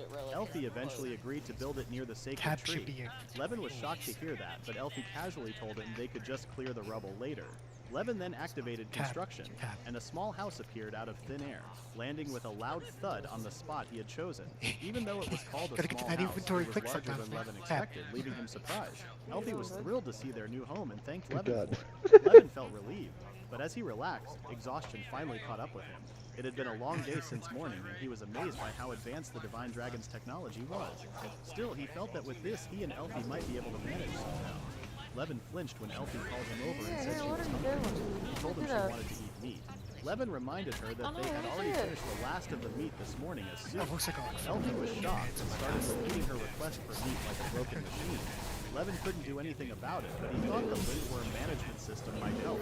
When he asked, the hologram woman confirmed that it wasn't possible since the city was currently low on mana. Because of that, many functions were restricted. Levin saw that only houses and a small farm could be built, and food wasn't an option. Elfie grew frustrated and threw a tantrum demanding meat. Levin understood how she felt. He looked around, but there were no wild animals in sight. I fucking hit the dodge when it didn't work. Levin also couldn't see any fish in the water. He thought about buying food, but there weren't any shops nearby. Elfie suggested going to the surface, saying her flying ability would get them there quickly. Levin realized that was an option, but felt uneasy about Elfie's in-no-time remark. Before he could question it, Elfie, already excited, grabbed Levin without hesitation. Levin had a bad feeling about it. Then Elfie shot down toward the surface like a missile. Meanwhile, in Elwyn Kingdom, the king discussed strategies to defeat the enemy nation of Cronia and secure victory for their army. The king asked the Holy Knight and Sacred Paladin, Arya, to present her proposal. With empty, emotionless eyes, Arya suggested poisoning the enemy's river. The other soldiers were shocked, but the king seemed interested in her plans. In the kingdom of Cronia, the marketplace bustled with people. Elfie stood in front of the meat stalls, drooling at the sight of the skewers. A shop owner kindly offered her some, and Elfie excitedly called out for her mama. Levin felt embarrassed and hoped she would stop calling for her mama in public. They were currently in Cronia, an enemy nation of the Elwyn Kingdom, under Lindworm's territory. Being in Cronia made Levin nervous, but he hoped nothing would happen as long as he kept a low profile. Just in case trouble arose, he was confident they could escape into the skies, relying on Elfie for the plan. Suddenly, a girl approached and asked what they were doing. Levin was startled by her sudden appearance. She smiled and asked if they were looking for something. Levin admitted he was searching for a place to buy food in bulk. Hearing that, the girl offered to guide them. She led them to a stall packed with various goods, where a tanned, short-haired woman cheerfully welcomed them. After hearing Levin wanted to buy in bulk, she asked if his business was doing well and whether he needed enough for a few days or a week. Feeling anxious, Levin requested a month's worth of supplies. The woman was shocked and asked if he was planning to live in the mountains. Levin simply explained that they were traveling. When the woman asked if he and Elfie were siblings, Levin casually agreed. The woman assumed there was a story behind two siblings traveling together. Levin couldn't exactly tell her that there was indeed a complicated story. The woman smiled, saying they must have gone through a lot together, and generously offered a discount, encouraging Levin to buy as much as he needed. A few minutes later, Levin bought a lot of food, enough to keep him and Elfie fed for a while. Elfie was already drooling at the sight of it. After paying, Levin noticed that he received too much change. The shop owner reminded him about the discount she had mentioned, but Levin insisted on paying the regular price. The woman told him not to worry about it and asked him to buy from her store again instead. She introduced herself as Mercedes, a traveling merchant who planned to stay in Sheelan Village for a while. The girl with the puka buns from earlier was Karen, who was from Cronia. Levin introduced himself and Elfie, who made the girl squeal with her adorable expression. After that, Levin and Elfie decided to head home, and the merchants invited them to come back soon. Once they got home, Elfie cheered in excitement. Levin, out of breath, asked her to slow down next time. Elfie agreed, but her growling stomach made it clear that she was just hungry. Levin understood. Levin gathered some twigs and lit them with a small flame. He hung a pot over the fire, relieved to find enough dried branches nearby, though he knew he'd need to stock up on proper firewood later. He then checked the ingredients Karen had picked, a mix of vegetables and Cronian fruits. He decided to cook a specific dish using them. Levin cut the chicken meat with the skin still on. He noticed how thick and firm it was, realizing that the meat's quality matched its high price. He decided to splurge a little this time for his daughter's sake. After cutting the meat, Levin seasoned it with the herbs and pepper that Karen had picked out. He lightly coated the pan with cooking oil and placed the chicken in it. Meanwhile, Elfie was napping when the delicious smell woke her up. She jumped out of bed, drooling, and ran outside, calling for her mama. She found Levin casually flipping the chicken in the pan. He could tell it was cooking nicely. Elfie's excitement grew as she watched, but Levin told her to wait since they still needed to let the meat steam for a bit. While waiting, Levin mixed flour, butter, lemon, and milk in the pan to make a sauce. He asked Elfie to bring out the plates and suggested they eat inside since it was a special occasion. Elfie quickly followed his instructions like a good daughter. Levin cut the Kaito Destiny Colonel Frostuns, welcome to my channel. Elfie's mouth watered at the sight of the finished dish. Lemon cream chicken sauté. Levin warned her to eat slowly since At it was Kaito hot, but Destiny Elfie Colonel didn't listen and Frostuns, shoved the welcome to steaming my juice in her channel. mouth. She froze for a Colonel moment, savoring the juicy, Welcome, delicious bud. taste before commenting on how good it was. Levin felt relieved that she liked it. It had been a while Kaito since Destiny Levin last made this Cookasks, dish. welcome As to he my picked up a channel. piece of meat, he remembered how At his Kaito family used to Destiny enjoy it on Cookasks, rare occasions. welcome to my channel. Arya would prepare the vegetable salad and they would all eat together as a family. But now, Arya was married to Argus by the king's order. Levin wondered how she was doing. Elfie noticed his sad expression and asked if he was okay. Assuming he was tired, she offered him some apples. Levin said he was fine and explained that he was just thinking about Lumiere Village. Elfie asked if it was his hometown and Levin confirmed it. He admitted he hadn't visited in years and was a bit worried. Still, knowing that Arya was doing well in the Knight's Order gave him some comfort. Elfie then asked if Arya was his lover. Levin was surprised at first, but calmly described Arya as his childhood friend. When Elfie asked what a childhood friend was, Levin explained that it was like family. Elfie suddenly went quiet, thinking about something related to family. She finished her meal quickly, even eating her vegetables, which made her look proud. Levin was surprised I'm being since he thought hugged. Elfie was only interested in Snuggled. meat. I'm However, nestled. Elfie confidently stated I that have she would no eat idea anything what's as long down as her with. mama cooked it. Levin called her a good kid. He wasn't sure what the Divine Dragon tribe typically ate and worried that Elfie might need 100 kilos of meat every day. So far, though, she seemed fine with a regular human diet. Then Elfie asked if there was more meat, which caught Levin off guard. Someone need a In the hug. end, the 1 month supply of meat was completely gone in just a week. Thank you. It turns out a divine dragon's stomach was like a bottomless pit, something a certain beast tamer had already figured out. Levin and Elfie visited Sheelan Village for the second time. Something here. Kaito Destiny. So too Colonel Frostuns. Stream Elements look it's Colonel Frostuns they were playing Halo, the Master Chief Collection. Go check them out and give them some fluffy cheers and support. Colonel Frostuns at URL. Pokemon Community Game A Wild Barrel appears catch it using Poke Catch. Winners revealed in 90s. Kaito Destiny. So too Cook asks. Stream Elements look it's Cook asks they were playing Resident Evil Outbreak File 2. Go check them out and give them some fluffy cheers and support. Cook asks at URL. Kaito Destiny. So too Paper Dragon. Stream Elements look it's Paper Dragon they were playing. Go check them out and give them some fluffy cheers and support. Paper Dragon at URL. Karen mentioned the nickname Silver Devil and shared that her childhood friend, a knight of Cronia, had told her about it. The commander of the Elwyn army was a holy knight, a girl with a silver shield. Stream Elements feel free to come in and join the fun for crazy adventures through the worlds. URL. He remembered Arya nervously wondering if she could truly become a proper holy knight. He couldn't believe what he was hearing. Elfie gave him a worried look as Levin asked the girls to tell him more about the story. Levin hoped it wasn't Arya. He asked what kind of holy knight the girl was, her name, and her appearance. Karen apologized, saying she didn't know much. She admitted it was frightening to think that such a demon existed. Still, she felt reassured, believing that the Knights of Cronia had already Pokemon Community Game by Barrel escaped. No one caught it. Mercedes then mentioned Eris, a very Wisebot 5 viewers, +1. Alarm clock 5 hours 21 minutes and 24 seconds. Rid of my HUD and the girl smiled, but Levin still looked troubled. Mercedes then asked if they were shopping and what they planned to buy. Elfie excitedly mentioned meat. They finished their shopping late in the afternoon. Elfie was thrilled about eating meat again. She told Levin she wanted to have teriyaki, sweet potato soup, and an apple. Stream Elements welcome to the Fluffy Dragon's Den. Come sit chill and game a while. Enjoy the show and have some snacks and drinks. I hope you all enjoy your chill and relaxing time here. Carrot W carrot.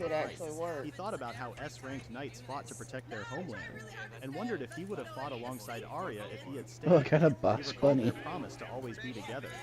Frustrated, Levin clenched his fist, feeling like he had made up his mind. He then turned to Elfie and asked her to take him somewhere. Even though he was exiled and had no right to worry about Arya or interfere, he couldn't stand idly by.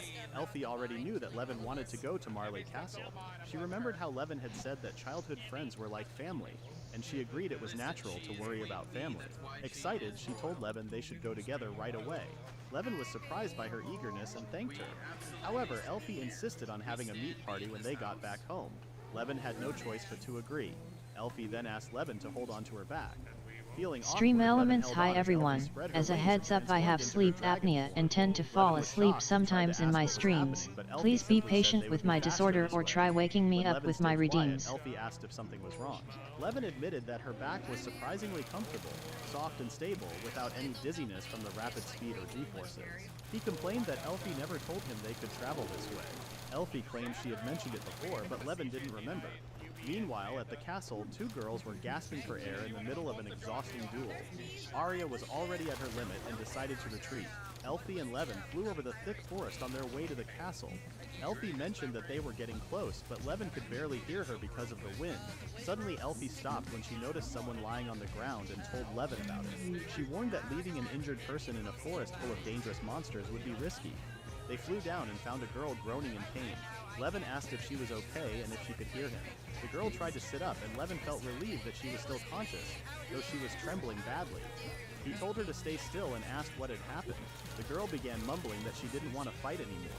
Then she suddenly coughed up blood, which splattered onto a nearby blade. She said she had successfully defended the castle and repelled the Holy Knight. Hearing this made Levin realize that the girl was a knight. Moments later, she collapsed and lost consciousness. Levin caught her and told Elfie to take the girl to Lindworm. Elfie gave him a sharp look and asked if he wasn't going to the castle. Levin knew from the girl's words that Arya wouldn't be there anymore. The two then flew back to Lindworm. In Elwyn Kingdom's royal library, the chief tamer, Gideon, had a sword pointed at his neck by someone named Rex. Rex had missed the stab on purpose and claimed it was just a coincidence seeing Gideon there. He said he had also come to do some research. Rex then picked up a book that Gideon had planned to burn and asked what was written in it. Gideon pretended not to know. Rex decided to read it aloud. The book was addressed to someone destined to become an exceptional holy beast tamer. It stated that a member of the royal family from the Divine Dragon tribe would be born. The newborn Divine Dragon would appear very small, resembling a lizard. Rex had always found it strange, but in the end, Levin had succeeded in summoning a Divine Dragon. He called out to Gideon, who was trying to sneak out of the library, and said that their country had just lost something valuable. He insisted that this matter needed to be reported to the king immediately. Gideon begged him not to do that. Rex, looking worried, wondered where Levin had gone after being exiled. Later, on the back of the continental dragon Lindworm, far from the surface, Levin worked to become self-sufficient by building a small field for farming. Although the system called it small, the field looked quite large. From the smell alone, Levin could tell that the soil was real and had the right depth. Elfie came out of the house and mentioned that the girl was still sleeping. It was the night girl who had collapsed in the forest, and she hadn't woken up since they brought her to Lindworm. Levin remembered her saying something about defeating the Holy Knight. He had many questions for her, but for now, he decided to let her rest. Elfie agreed. Elfie then noticed that the field was finished, but Levin said they still needed to till the soil properly. Elfie offered to help. Levin eagerly announced the start of Lindworm's development. After some time, Levin decided to stop for the day. However, they had only managed to work on a small percent of the fields, which Elfie pointed making out. little Levin kitty admitted chatter that they couldn't sounds. handle it alone unless they had more help. Elfie Oh, agreed did I and wake you, mentioned how they sweetie? used to I'm farm with sorry. many others in the past. You're so Sacred beasts and adorable. magic beasts working together. Levin was impressed. He remembered that he had some contracted magic beasts, but he was exiled before he could let them prove their worth. Still, he felt it would be disrespectful to summon them just for farm work. Levin suggested taking a break and having some snacks. While starting a fire, he mentioned how Lindworm City was always sunny and wondered if it ever rained. Elfie explained that the sacred tree controlled the weather and temperature, ensuring it would eventually rain at the right time. Levin was surprised to hear that. Elfie also pointed out that Lindworm was currently in spring mode. Now that she mentioned it, Levin realized the weather did feel calm. Levin struggled to start a fire despite the constant sparks from the flintstones. Suddenly, a large flame burst out, burning him and making him back away. Elfie ran toward him, but then noticed something inside the flames. She quickly shielded her mother. Meanwhile, Levin was more concerned about the meat getting overcooked. He also spotted something emerging from the fire. A creature with fangs appeared from the flames and called out for its master. It took the form of a beast and leapt into Levin's arms, saying it had been a while. Elfie was confused. The three sat down to talk, and the beast apologized for the sudden visit. It introduced itself as Louis, the Crimson Leo, the first fire magic beast Levin had ever contracted with during his training days. Levin never expected to meet him again like this. However, he didn't remember using any summoning magic and asked how Louis had managed to come to Lindworm. Louis tried to speak but stopped midway, then laughed and said he just kept trying until he made it. Levin doubted that was even possible. Louis admitted he wasn't sure himself. He explained that he had been worried about Levin and kept thinking about how he wanted to help him as soon as possible. Suddenly, he was surrounded by light. Elfie then asked if Louis knew about Levin's exile, and Louis confirmed it. He erupted in flames, shouting that he hated the king, calling him fat and greedy, someone they shouldn't serve. Elfie silently agreed with him. Louis shared that everyone felt Levin's emotions when he was exiled. It was painful, heartbreaking, and hard to bear. They were frustrated that they couldn't do anything for their master. Louis said he wanted to be like Elfie, who was currently useful to Levin. Elfie admired Louis's loyalty. Louis then asked Levin to let him help since he would do anything for his sake. Levin agreed and thanked him. Elfie looked forward to working together. A reliable companion had joined Lindworm City. That night, Levin prepared a big dinner. Both Elfie and Louis couldn't stop drooling over the tasty-looking dishes. Levin said that wasn't everything and pulled out a stone oven pizza topped with vegetables and cheese. Elfie asked what pizza was, and Levin explained it was all thanks to Louis. Earlier, Louis had made himself smaller and offered to help with the fire. Levin initially refused since he didn't think a flame beast should use its fire for cooking, but Louis breathed fire on the stone oven anyway. Thanks to Louis's flames, the pizza's flavor and aroma became richer, and the steady high heat ensured it cooked perfectly. Levin realized Louis was the best cooking partner. Louis was just happy to be useful to his master. Elfie hugged Louis and praised him, enjoying his soft fur. Levin found the moment heartwarming. Elfie then said she wanted to hear about Louis' story and how they met. Levin decided to tell the story while they ate. After dinner, they cleaned up the plates, and Elfie and Louis quickly fell asleep. Levin smiled at them. It had been a lively meal after a long time, and he was glad that Elfie and Louie got along so quickly. Then, Levin glanced toward a certain room's door, worried that the girl they had rescued still hadn't woken up. Eris was trapped in a nightmare. She remembered her father calling her a fool after she received the Dark Knight job. Everyone said she would never be able to marry anyone. Soon after, Eris was sent to the Border Guard Knights, where a lord welcomed her. However, he pitied her for receiving the legendary Dark Knight job. Known to be the strongest but also cursed, the Dark Knight's power came at the cost of her own life, allowing her to unleash incredible combat strength. When the border was under attack, the Lord ordered Eris to fight. It was supposed to be her last mission, defeat the Silver Demon and then retire to marry the Lord. Somehow, Arya managed to retreat and Eris thought it was finally over. But she had burned through too much of her lifespan. As she fell unconscious, she thought it didn't matter anymore. She just wanted to disappear. Eris woke up to find a magic beast's face right in front of her. Louis quickly called out to Levin, saying that the girl had finally woken up. Eris felt confused when someone greeted her and asked how she was feeling. She was surprised to realize she was still alive. She noticed a pleasant smell, and when Levin told her to wait a moment, she glanced out the window and saw that they were above the clouds. For a moment she wondered if she was in heaven. Levin soon returned with a bowl of porridge. Eris hesitated, unsure if she should eat food from a stranger, but her growling stomach made the decision for her. Levin told her to take her time eating. Eris figured it didn't matter anymore since she what was probably that wouldn't about? last long anyway. As soon as she tasted He the just porridge, got up she and stood bolted. up. Levin asked how it was, saying he had read that it should be good for the body. Suddenly, tears streamed down Eris's face as she told Levin that the porridge was delicious. She remembered how her mother would make her a magic soup whenever she was sick, promising it would help her feel better. All Eris ever wanted was to live peacefully, surrounded by a warm and loving family. She recalled how her mother used to take her to see the flowers once she recovered, but now those dreams felt hopeless. Levin asked if she was okay. Eris then admitted that she was a Dark Knight. She explained that she had fought many battles at the cost of her own life and would soon die. Angrily, she demanded to know why Levin even bothered saving her. She kept asking why until she passed out again. Levin helped Eris lie back down and noticed that she was sweating heavily.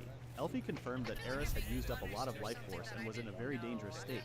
Levin then realized that a fierce battle had taken place at Marley Castle, and he assumed the opponent had been the Holy Knight, Arya. Eris was breathing heavily. Levin remembered Mercedes mentioning a powerful knight named Eris who risked her life to protect the kingdom. He wondered if the people around Eris knew about her role and kept forcing her to use her powers. Elfie called them cruel and said she couldn't leave Eris like this. Louis, in tears, asked Levin if he could do something to help. Levin wondered if he could try doing something for the curse that Eris had. Eris woke up and grabbed Levin's hand. Half asleep, she mumbled about how her mother's hand had become bigger. The room fell silent until Levin, clearly flustered, struggled to respond. Eris kept calling him her mother and started throwing a tantrum, demanding the same porridge from earlier and asking to be fed. Levin, still flustered, told her to stay in bed, but Eris kept insisting on the porridge. Elfie returned with the reheated porridge. When Levin tried to give it to Eris, he warned her that it was hot, but instead of taking it, she opened her mouth like a child. Levin realized he was in a tough spot. He asked her to stay conscious, but Eris kept acting like a child. Levin wondered if this was some kind of regression to infancy. Elfie offered to feed Eris, but Eris refused. Levin anxiously told her to eat so she could get better. Eris then asked if she would be praised if she ate. When Levin said yes, Eris called him a liar, claiming that her father had never praised her even once. Levin was stunned that her father was being brought up now. With a sad expression, Eris said she had fought hard because her father ordered her to fight to be useful to the country. She asked to be praised and wondered how long she needed to keep trying. Levin watched her with concern as Eris began crying, asking what to do since she was going to die sooner or later. She continued crying until she grew tired and fell asleep, dreaming about her mother. Levin saw that the war between the two countries was still not over. If the deserter was captured by the army, Eris would likely be used again. He didn't want to see her fight to the death again. He wondered if there was a way to break the curse. However, the Dark Knight was an S-class job, and breaking its curse wouldn't be easy unless a being blessed by the goddess was involved. Suddenly, Levin realized something, and his sudden movement woke up Elfie. She asked what was wrong. Levin said he might be able to save Eris. Without wasting time, the two hurried off. It might have been selfish, but if there was anything he could do, Levin was determined to do it. They soon arrived near a body of water that looked polluted. They landed beside it, and Elfie warned Levin that the area was dangerous because of the poison. Levin recalled that the Elwyn army had spread the poison. He also remembered hearing about someone who always stayed in contaminated places. There was a rumor in Sheelan village about a two-horned beast living in the poison lake. Levin believed that might be the key to breaking the curse. A horse-like creature with 2 long horns appeared. Elfie asked what it was, and Levin said it was the impure holy beast, Bicorn. Elfie thought about attacking the Bicorn, but Levin quickly stopped her. The horn of a bicorn had the power to break curses, and with Elfie's help, they could defeat it and take the horn. However, Levin didn't want to do that since he was a holy beast tamer. Levin faced the bicorn as it started growling. He calmly told it that everything was all right. He understood that the lake was poisoned and wouldn't approach carelessly. He also knew that bicorns disliked impurities, which they absorbed and purified to protect humans. Levin realized Pokemon community game A Wild Hyena appears catch it using Poke Catch. Winners revealed in 90s. Bowing his head, he asked the bicorn to form a contract with him and lend him its strength. The atmosphere around the bicorn suddenly felt warmer. Meanwhile, in Lindworm, Eris woke up and screamed in embarrassment as she remembered Paper Dragon, what had happened earlier. Poke Catch Ultra Ball. She couldn't believe she had done something so embarrassing. Louie appeared after hearing her scream and asked if she was feeling better. Eris got excited when she saw something fluffy in front of her. Louie was relieved that Eris had regained consciousness since he had been worried after seeing what happened earlier. Eris sat up and stared at Louie for a moment before he rested his head on her thighs. She thought he looked cute and started stroking his soft fur. It had been a long time since she felt such warmth, and for a moment she wondered if she was in heaven. Louie chuckled and told her she wasn't. Then he turned serious and asked if she wanted to step outside for a bit. Eris finally realized they were above the clouds and asked where they were. It really felt like heaven this time. Louie explained that they were on the back of the continental dragon, Lindworm. Eris was confused and shocked. Louie said the dragon was under a contract with his master. When Eris asked about his master, Louie said it was a long story. For now, he explained that both his master and Eris had been exiled from the country they once served, and had finally ended up here. Eris felt different because she had simply run away. Louie noticed her troubled expression and told her it was okay to run away. He said that if Eris wanted to stay in Lindworm, it could be her home. Eris wondered where she truly belonged. She wished she had been born into a normal family, surrounded by warmth and peace. Pokemon community game Hayden has been caught by Paper Dragon. She wanted to start over in a peaceful place, but her body was reaching its limit. Just then, Levin and Congrats there, Paper Dragon, you got it. As Elfie carried him like a princess. Eris tried to ask about their situation, but Elfie answered first, saying it was easier to stay in this form since her dragon form used too much energy. Levin asked Eris to forget what she had just seen. More importantly, Levin said he had something to discuss with Eris. He told her there was a chance to break the Dark Knight's curse and asked if she wanted to try. Eris was left speechless. Eris asked how that could be possible. Levin said it could be done using the power of a sacred beast. He then called over Edel, the bicorn from earlier.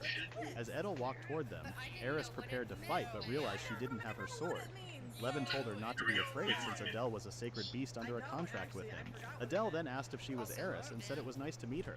Eris was surprised by Adele's beautiful feminine voice. Levin asked Adele if she could help. Adele confirmed that Eris's divine job was draining her life force. Eris was shocked that Adele could tell. Levin then realized that Eris's life force hadn't completely disappeared yet, which Adele confirmed. Adele explained that her power could purify curses, essentially reversing them. If she used that power, they could restore Eris's lost life force. Hearing this, Eris couldn't believe she had a chance to live longer. She thought she would spend her remaining years as the wife of the ugly, fat lord. Eris asked what she should do next. Edel told her to use the power of the Dark Knight, and at that moment he would reverse the curse and restore her life force. Levin noticed that Eris seemed uncertain and worried about failing. Elfie took Eris's hand and assured her that she could sense the flow of life force and could feel that Eris's was stable. Elfie told Levin that she would step in if Eris's condition became dangerous. Levin felt more at ease knowing Elfie was helping. He then asked Eris what she wanted to do. He promised to protect her and suggested giving it a try. If there was a chance for her to start over, Eris decided she wouldn't hesitate anymore and agreed to try. The group soon found an open area where Levin explained the plan again. First, Louie would attack Eris. Second, Eris would defend using the power of the Dark Knight. Finally, Edel would reverse the curse and restore Eris's life force, freeing her from the Dark Knight's influence. Eris nervously asked if Louie would be the only one attacking. She mentioned that she was used to fighting human armies and hordes of monsters, but she struggled with the idea of fighting someone as cute as Louie. Edel stepped in and explained that a greater force could help restore even more life force. Levin decided to seek additional help, and Louie immediately understood what his master meant. Ever since Louie mentioned that others could sense Levin's inner feelings, this was Levin's chance to call them. Levin summoned more beasts, and a crack appeared in the air. 3 Valkyrie sisters emerged, spreading their wings in response to Levin's call. They remarked that it had been a while since they were last summoned. Eris was shocked. Edel explained that the three were Valkyries, divine beasts known as messengers of the gods. She was amazed that Levin could summon them. Elfie felt proud of her mother. Levin apologized for suddenly summoning them and said he had a favor to ask. The eldest sister said they were already aware of the situation and could use their powers for Eris's sake.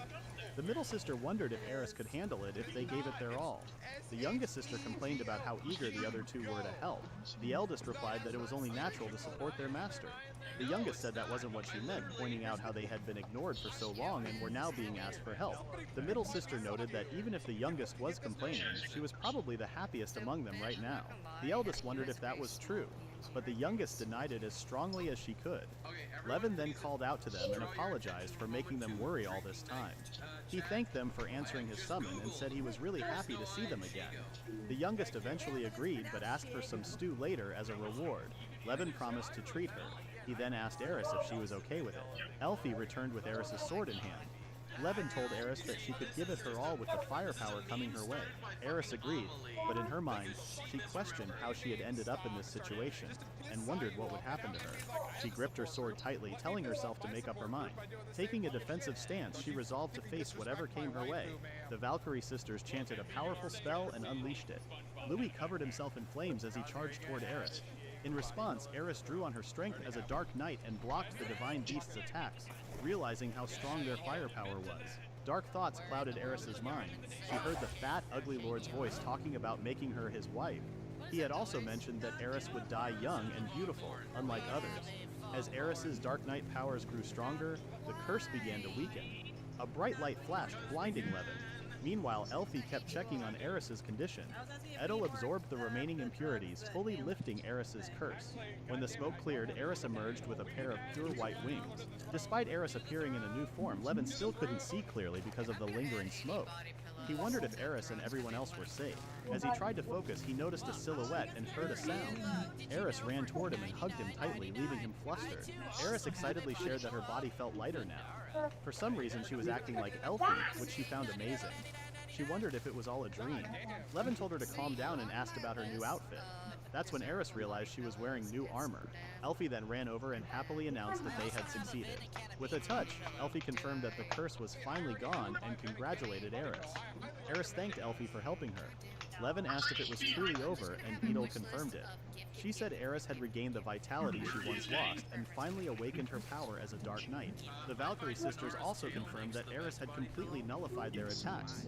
Levin thanked them for their hard work. Eris focused on everyone and thanked them for their help. Levin also expressed his gratitude to the Valkyrie sisters for their support. The youngest sister complained about how tired she was since it had been a long time since she had used that much energy. She then clung to Levin, reminding him of their promise and asking if he expected them to work for free. Levin knew she was talking about a stew filled with chicken and large chunks of vegetables. Seeing this scene, Eris looked confused and asked if Levin was really a sacred beast tamer. Levin asked why she was suddenly questioning it. Eris explained that most tamers were usually arrogant and rude, but Levin was unusually close to his summoned beasts. Levin wondered if Cronia was doing well and thought the same about Elwyn. He then said that he simply wanted to make everyone happy since he had come this far. He advised her not to base her decisions Two on mammoths are her fighting race. each other. I have no idea why that started. They're Eris just was left doing it. speechless and blushed.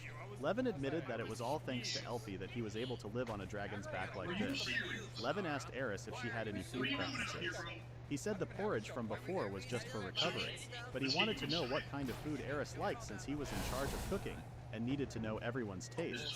Eris misunderstood the question, thinking it meant something deeper, and became flustered. Levin paused, realizing he had messed up. He apologized for assuming Eris had decided to stay with them permanently in Lindworm. He didn't even realize that he sounded like he was proposing. Eris said she wanted to eat a hamburger. She also shyly asked him to drop the formality since they were close in age and would be comrades from now on. She thanked Levin for bringing her in and for everything he had done. Though she admitted she might be inexperienced, she asked Levin to take care of her. They sealed the agreement with a handshake. Adel agreed that living in such a place sounded nice and asked if she could join too. The two eldest Valkyries also decided to stay so they could protect their master. They jokingly asked the youngest if she had any problem with that. Embarrassed, the youngest asked if they would all be living under the same roof. Levin laughed and said he would build houses for them. The youngest Valkyrie then started hitting Levin, who didn't seem to understand why. Sweetie, come on, Kofi off my giggled, hand. feeling excited that more people were joining them. God damn Levin it. agreed that things were about to get lively. Watching the scene unfold, Come on, you're putting too Levin much. hoped he could also bring I Arya can't into control. their group. Meanwhile, in the Elwyn Kingdom, Arya was ordered to attack Cronia again. The general commander mentioned that Cronia hadn't made any moves since the attack on Marley Castle, and if they were going to strike, now was the Paper perfect Dragon, time. I have played Arya less than an hesitated hour and in this reminded game, him just that many of couldn't their get into soldiers were it. still recovering from the last attack, so launching Power another World? invasion would Yeah, be a it's like bad decision. Minecraft. The general commander scoffed at her Kinda and like reminded Ark. her of her duty. He told her to use her power as a holy knight to motivate the soldiers, saying that would help them push through the pain and keep fighting. He insisted that a few injuries were nothing to worry about. Arya argued that forcing injured soldiers to fight would only cause long-term problems. The commander laughed and asked if she was trying to lecture him about humanity. He then reminded her that she was the one who suggested poisoning Cronia's water supply. Arya clarified that it was only a strategic suggestion, but despite objections from others, the king decided to go through with it. The commander told her not to run from her responsibility and reminded her that her role was to follow orders. He stressed that the king had commanded them to invade, no matter the cost. Arya stayed silent. The commander ordered her to prepare for another attack and warned her not to disappoint him. Arya watched as the commander general walked away. She remembered how she had been doing the same tasks since joining Paper the Dragon, Night I Order. blame Pal World Loyalty for to getting the me king hooked whom on she Ark. served was the source of the Holy Knight's power. This power appeared through her will to carry out the king's wishes, even when it involved cruel strategies she didn't agree with. When she mentioned the poisoning, it was as if she wasn't herself. Arya trembled, wondering if it was right to continue doing terrible things, especially things she didn't want Levin to see. But she couldn't go against the king without losing her power. She also worried about the village of Lumiere and realized that Levin was working hard for the kingdom as a beast tamer. Just then Argus showed up, saying he had been looking everywhere for her. Look at this bastard blushing like an idiot. Argus heard that Arya would be fighting Cronia again. Arya remembered that Argus was the same beast tamer as Levin and had spoken to him several times during meetings. She wondered why Argus was here. He didn't seem like a bad person to her, but she found him too pushy. For now, she decided to handle him casually. She explained that she would bring some wyvern knights with her. Argus then offered the griffin he had summoned to assist her. Arya thanked him for the offer, but said it would only expand their tactics. She then excused herself, saying she needed to make preparations. Argus suddenly shared some surprising news. Their marriage had been officially decided. Arya froze in shock and stopped hearing anything Argus was saying about them being a suitable couple since they were both S-rank job holders. She insisted that she wasn't worthy and wasn't interested in getting married yet. Argus simply laughed and reminded her that it was already official. He then showed her a dagger, the loyalty dagger, which was dedicated to the king. Argus claimed that the king had approved their marriage and that it was considered a royal decree, leaving Arya with no right to refuse. Argus then pinned Arya against the wall and held the dagger close to her face, telling her that she now belonged to him. However, he was only teasing her and said he hoped they would see each other more often in the future. He called her his bride before leaving, reminding her to talk about the details later. Arya slumped to the floor, feeling defeated. Everyone had a hard time calming down Argus's griffin. The chains weren't enough to hold it, so they decided to use tranquilizers. They told Argus to move back because it was getting dangerous. Argus shouted at them and told them to hurry, but the other beast tamers just called him useless. Argus reminded them he could hear everything they said. In his mind, Argus wondered why his beast never listened to him. His griffin, named Eternal Sky, always tried to escape and caused trouble almost every day. He couldn't understand why it acted that way if he was supposed to be its master. He also thought about how little time was left before the second attack on Cronia. If things kept going like this, he wouldn't be able to accomplish anything. Suddenly, someone clapped and joked about how Argus's partner had so much energy. He pointed out how a beast tamer couldn't even control his own beast. Everyone turned and saw Drake from the Langland Duke family, along with another S-ranked person from a different field. People compared him to Argus and said Drake had a stronger presence. Argus angrily asked what Drake wanted. Drake told him not to glare and said he had a plan to help tame the griffin. Argus was surprised and didn't say anything for a moment. Then he told Drake that Eternal Sky was his sacred beast and he would handle it himself. Drake asked if Argus even had enough time left and wondered what would happen if he failed in front of everyone. He said the king might get angry and cancel Argus's engagement to Arya. Argus told him to be quiet and said he was acting too confident. Drake just smiled and said he was always like that. Deep down, Argus agreed a little, but he's still worried about what would happen to his griffin. Meanwhile, far away at the Continental Dragon Lindworm, Levin was shocked. Everything on his farm was already ready to harvest. The youngest Valkyrie proudly said it was easy for them. Levin still found it strange because only a week had passed since he planted the seeds. The youngest Valkyrie explained that this was what their powers were for. Sapphire, the second oldest, had water magic and used a skill called Blessing of Gentle Rain. Topaz, the youngest, had light magic and used a skill called Sunshine. When they used their powers together, the plants grew faster. Levin finally understood why the crops had grown so quickly, but it still seemed unbelievable. Still, he smiled and thanked them for their help. Elfie happily said her mom would be proud. At the same time, the eldest Valkyrie and Louis stood quietly. They said sorry for not being able to help because their fire powers weren't useful for farming. Levin told them not to worry and asked them to help with the harvest instead. Louis used his sharp claws to cut the crops, while the eldest Valkyrie used her strength to carry the heavy bundles of wheat. They told Levin to leave the hard work to them. Levin felt thankful and proud to have such dependable teammates. Then he invited everyone to harvest together. Everyone finished harvesting the wheat, and Levin brought the grains to the city to be turned into flour. Elfie asked what he planned to do with it. Levin said he already decided to make something for everyone to enjoy. Pokemon community game or Wild Sableye appears catch it using Poke Catch. Winners revealed in 90s. This time, Levin's cooking was simple. He just mixed the ingredients and put them in the oven to bake. He remembered the last time he made this treat for the Valkyries. They really liked it. Soon, Louis said the oven was ready, so Levin placed a tray of dough inside. While the scones were baking, Levin opened a bottle. The delicious smell spread through the air. Topaz immediately guessed what Levin was making just by the scent. Then Levin returned and showed them the snack. They were scones made with wheat grown right there in Lindworm. The Valkyrie sisters said it had been a while since they had Levin's scones. Levin proudly told them there were toppings too. He picked different ones for each of them, based on what they liked. Topaz said he got everything right. Elfie, however, complained she didn't see her share. Then Levin brought out a whole tower of scones just for her. Elfie thanked her mom for the food, even though Levin made it. The others laughed, seeing how much Levin acted like a caring parent. He had made a lot on purpose, knowing Elfie would complain if it wasn't enough. So the girls enjoyed their afternoon snack peacefully. Later on, Elfie said she was full and Eris smiled, happy for her. Levin thanked everyone for helping with the harvest. Elfie also wanted to say thanks. She stood up, put her hands together, and thanked them for giving their strength to Lindworm. Eris said they had saved her life, so she at least wanted to repay them. Watching Elfie speak, it was easy to forget she was the princess of the Divine Dragon Clan. There were rumors that her kind had been wiped out during the war with the demons. It was surprising that someone like Levin had summoned her. Pokemon community game Sableye escaped. No one caught it. Was huge, and the technology there was so advanced it felt like cheating. It was amazing, and a little scary. Topaz asked what he meant by advanced technology. Levin explained that Lindworm had something called the City Management System. Just then, a figure appeared behind him. It was the system showing up as a hologram, asking if Levin had called. Levin had forgotten he was still carrying the magic tool that activated it. The system congratulated Levin because the city's rank had increased. Levin noticed it went up a bit thanks to more people living there and a rise in stored mana. Because of this, a new tool had been unlocked, a refrigerator. Levin asked what it was. Then a refrigerator appeared out of nowhere. Eris wondered if it was a kind of storage device. Levin opened the door and a cold wind came out. Since Levin didn't understand it right away, Elfie explained, it was an ancient magic tool that used ice magic. In short, it could keep food cold and fresh for a long time. It had both cooling and freezing functions and also a special spell that slowed down how fast food spoiled. Levin asked if that meant they could keep food fresh longer, and Elfie said yes. Levin was excited. Now he could buy more ingredients like vegetables and meat and store them safely. That meant he could cook more types of meals. He celebrated, saying he would now make even more delicious food for everyone. The Valkyries looked at each other and started to wonder if the goddess had made a mistake. Levin was supposed to be a divine beast Tamir, but he was acting more like an S-ranked chef. The next day in Sheelan Village, Levin asked Elfie and Eris to help with the shopping. He went to buy vegetables and meat, while Elfie and Eris looked for seasonings. They planned to meet up later.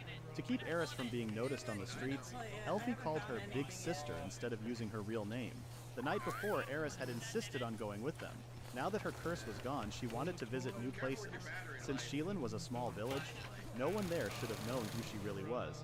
Elfie supported the idea of bringing Eris and even promised to protect her if anything happened.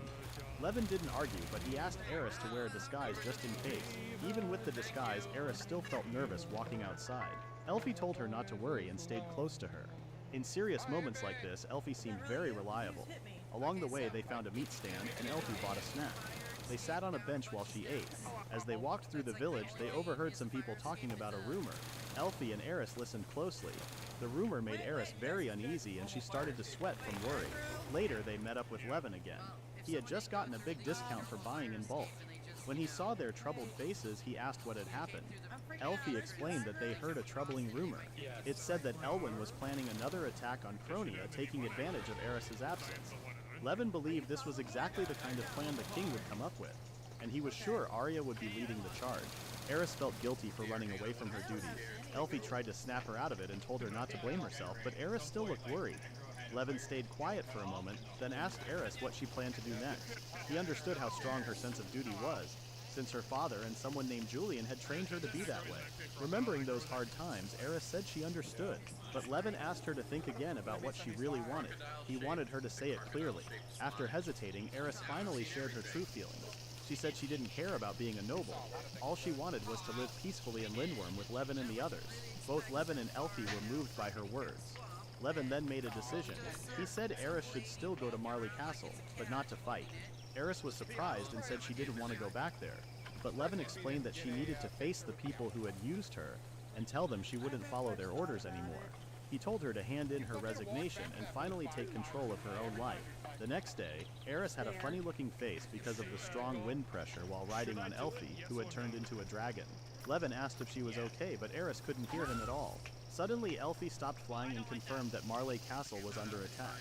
The Elwyn army, along with some mages and golems, was trying to break the magic barrier protecting the castle. Eris said things were going badly. Levin asked again if her commander was named Julian.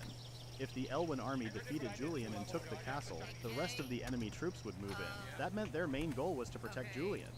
Levin then told Elfie to fly into the castle. As they flew over the Elwyn army, Levin looked down and wondered if Arya was among them. Just then, Eris spotted Julian. He and a few soldiers were already being chased and attacked by the enemy. Julian looked scared and was quickly surrounded. He tried to fight back, but he couldn't even pull out his fancy sword. The enemy soldiers were shocked that a commander would run away and leave his troops behind. They called him a coward. Right before one of the enemy soldiers could finish him off, a sword suddenly hit the ground nearby. The soldiers were confused and didn't know where it came from. Then Eris landed, grabbed the sword, and swung it with force. A shockwave burst out, knocking the enemies back. The enemy soldiers had no choice but to retreat for now. Levin and Elfie landed soon after and asked if Eris was okay. She said she made it just in time and then stared coldly at Julian. The nobleman was speechless when he saw Eris alive. Two soldiers ran up to check on him, but Julian yelled at them and blamed them for almost letting him die. At that moment, one of the men noticed Eris. Eris looked nervous as she called the man her father. Without warning, he slapped her. He couldn't believe she came back after being gone for so long. When Eris tried to speak, her father interrupted and angrily asked if she had no pride as a knight. Eris stayed silent for a moment, then shouted that she didn't have any pride at all. Her father was shocked. Julian, confused, tried to ask what she meant, but Eris shouted at him to be quiet. She said she only came back to quit being a knight and that she would no longer follow her father's wishes. She said all she wanted was to be happy. Her father seemed surprised by her words. Eris said she didn't need a noble's pride or status anymore. But her father disagreed. He said everything he did was for her future, so she could marry someone powerful, become a respected knight, and find happiness that way. Levin stepped in and asked the father if he was serious. He couldn't believe the man was ignoring his daughter's feelings and called him selfish. Levin questioned whether the father's plans would really make Eris happy. He explained that Eris had almost died because of the pressure to succeed as a knight. Eris's father was shocked and asked what Levin meant. Levin was confused too, but then started to explain how Eris's power worked. He said that during her last mission, Eris had been pushed into a dangerous fight. She used up a lot of her life energy, and that's why she ran away. Eris's father turned to Julian and asked for an explanation, since this didn't match what they had discussed earlier. Julian insisted he wasn't wrong.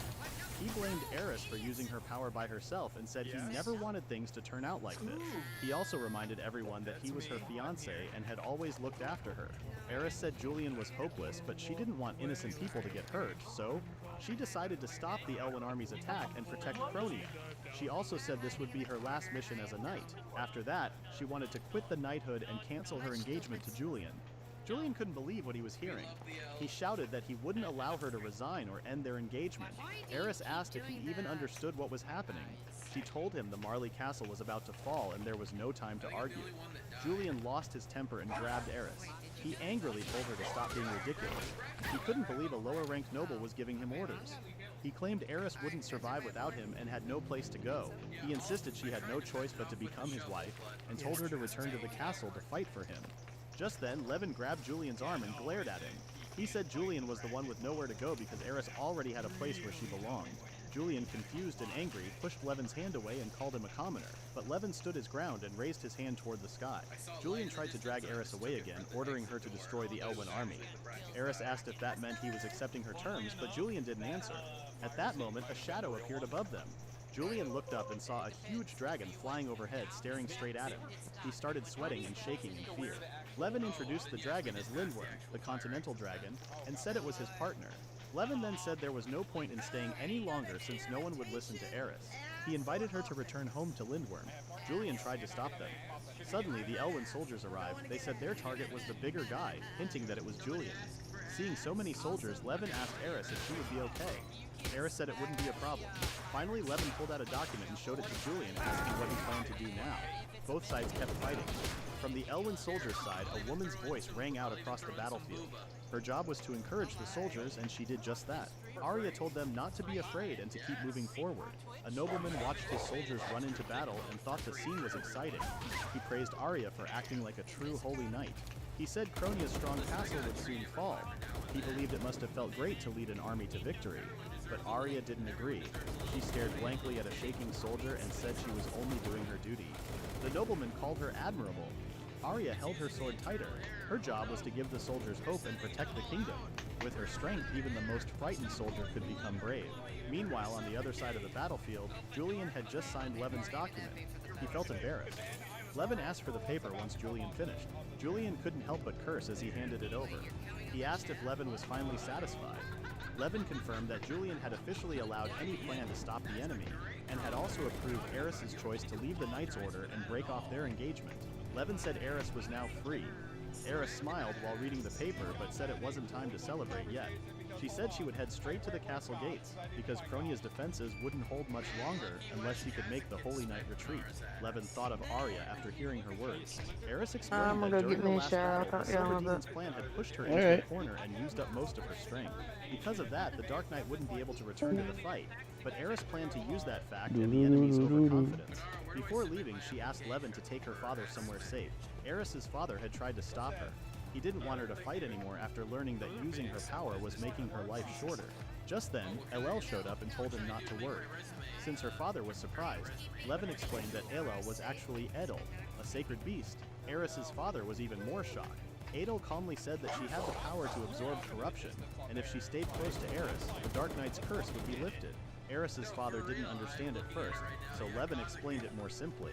Eris wouldn't have to shorten her life anymore when using her power. Somehow, her father understood. He walked over to Eris and apologized for all the pain she had gone through. He said it was all his fault. Eris was surprised by what he said and how he acted. Then she turned away and told him that she wouldn't be anyone's puppet again. Whether they would fix their father-daughter relationship or not, that was now up to him. After that, she told Adele it was time to move. As Eris left, her father laughed at himself for acting that way in front of Levin. But Levin shook his head and said they needed to get to safety too. Julian followed them from behind, not sure what else to do. Meanwhile, at the gates of Marley Castle, the Elwyn army kept attacking without stopping. Most of Cronia's soldiers and archers had already been wiped out. The magicians tried to keep the magic barrier strong, but they were running out of energy. They had been using magic non-stop, and it was wearing them out. Just then, the Elwyn forces sent a huge beast to crush the mage squad. The barrier finally broke, and Elwyn soldiers pushed in harder. Arya felt guilty. The Cronian magicians were starting to give up because no matter what they did, the enemy wouldn't fall. Just when it seemed like all hope was gone, Eris suddenly appeared, riding on Edel. She leaped over the tired and hopeless mages. Everyone was shocked to see Jesus her out of nowhere. Christ! With the barrier gone, the Elwyn army decided to strike all at once to take the fort. At that moment, Eris declared she would not allow it and rode Edel straight into the soldiers. With a single swing of her sword, the Elwyn riders collapsed. God damn. Come on, kitties. I'm trying to do stuff and you cock blocking my hands from the controllers. And the Elwyn commander were left in shock.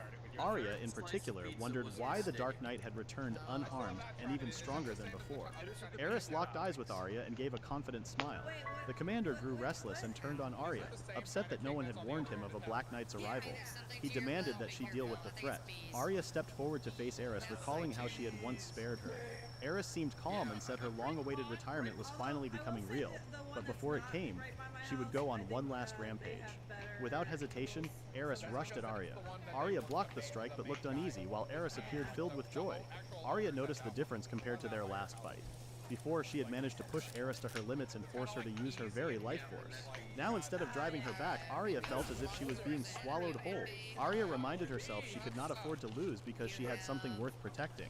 Yet the moment the word protect crossed her mind, doubt weakened her focus. Eris noticed the hesitation and used it to drive Arya backward.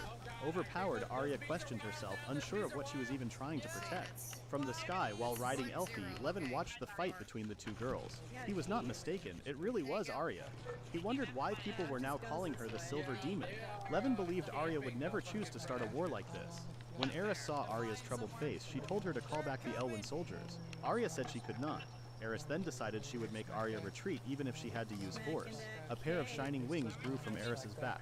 In a blink, her blade appeared before Arya, marking that the battle had ended. She demanded once more that Arya make the Elwyn forces fall back, saying the whole fight would only end if Arya admitted defeat. Arya's voice shook as she answered that it was not yet time. At that moment, another voice called to Arya. It was the summoner Argus flying on his griffin. Behind him came a flock of wyverns. He laughed and shouted, claiming he was late while calling Arya Pokemon his community wife. game Hearing a this, wild Arya Bonesley seemed to calm appears down a catch little. it using Meanwhile, Hope Levin and catch. Elfie quickly Winners revealed in recognized Argus 90s. as the beast. It was the same griffin that had appeared at the same time as Elfie, but Levin noticed something was wrong. The griffin's eyes glowed red. Right away, he knew danger was near. He asked Elfie for help, for if nothing was done, everyone would be at risk. Argus ordered the summoned beast to scatter the Cronian forces. The griffin followed his command Paper and began Dragon, striking down Hope the catch enemy Ultra soldiers on Ball. the fort walls. The Elwyn troops cheered as they now had the chance to rush into the castle because of Argus. He praised his summoned beast and told it to keep pressing forward. Suddenly, the creature's eyes grew violent and bloodshot. It turned its gaze towards some of the Elwyn soldiers and, for no clear reason, started attacking them as well. Arya, who saw this with confusion, Tangia wondered Hood why it Paper was Dragon hurting both started a enemies and Tangia allies. dungeon. The beast then flew Use close to her, join to join forcing the her to party. confront the dizzy Argus. He explained that the creature had fallen into a trance where it could not tell friend from foe. Argus believed it no longer mattered since the Cronian forces had already been weakened by him.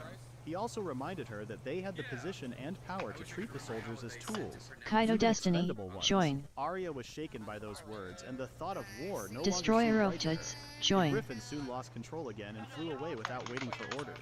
Despite this, Argus and the beast continued to strike at the Cronian troops. Maya The Kita, soldiers and join. mages of Cronia fought as best as they could, yet they were quickly Okay, what is overpowered. going on with Twitch Just when here? it seemed their lives would end as the summoned Thank you, beast Mayor, ordered for your them, 120 Eris stream appeared and blocked streak. the Is creature's greatly deadly appreciated, claws. sis. The soldiers expressed their relief and pulled back as Eris held the beast Pokemon in place. community She game urged them Bonesley to retreat escaped. and recover, No one reminding caught it. them that Cronia's strength Paper was not Dragon yet GG broken. at Their Maya people Kita. were known for their endurance and pride, and she declared they would rise again and again, no matter the odds. Inspired Oh, what by is her all presence these and messages? recall, Holy the crap, Cronian my phone forces blew found up. their courage restored, and their spirits rose high. From above, Levin saw that Eris managed to handle the fight on her own. Elfie then explained that she sensed the griffin's life force glowing in a strange way. She said it looked twisted by something unnatural. As the beast lost its reason and attacked its own allies, Levin assumed it had been forced to take some kind of drug.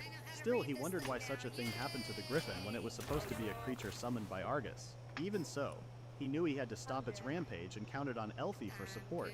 She made it clear that if it was for him, she would give her all. At the same time, Argus watched with amazement. He felt certain that victory was on his side. Earlier, Drake had given him medicine meant for the summoned beast. He claimed the mixture had been tested on other creatures. With it, Argus could keep control over the griffin, though it might go wild for a while. Drake encouraged him to prove himself as a true tamer of sacred beasts. Argus looked forward to winning his first battle, but the sight of fallen Elwyn soldiers filled him with disappointment. He ordered Arya to gather the troops and reminded her about the king's command and the duty placed on her. Yet Arya gave no reply and only Tangia stared Hood at the Paper ground Dragon with started a vacant Tangia eyes. dungeon. At that moment, Use Argus's griffin join to grew join the violent. party. Arya noticed the rampage and locked Kaito eyes with the Destiny, beast. join. Argus tried to stop his summoned creature, Maya but it had Kita, already charged join. toward Arya with the intent to kill. It no longer listened to his commands. Suddenly, Elfie appeared and tackled the Destroyer griffin, of Toots, knocking join. both Argus and the beast into the air. Arya was left confused as she tried to understand what was happening. Elfie landed on the ground and shifted into her human form, which completely surprised Arya. She declared the attempt a success.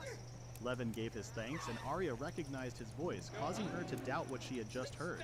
She listened to the two continue speaking and heard Levin's steps coming closer. When she looked back, she saw Levin reaching out his hand to her. He claimed it had been a while. Arya blushed and felt unsure of what to do or say. She tried to find the right words, but Levin suddenly flicked her forehead, leaving her confused. He sighed and asked her what she was doing, then told her to sit down. He said he had heard many troubling things, such as poisoning the lake and forcing injured soldiers to fight. He heard that she had been going on a rampage. Arya could not think of a reply. She admitted that Levin was the last person she wanted to know about those things.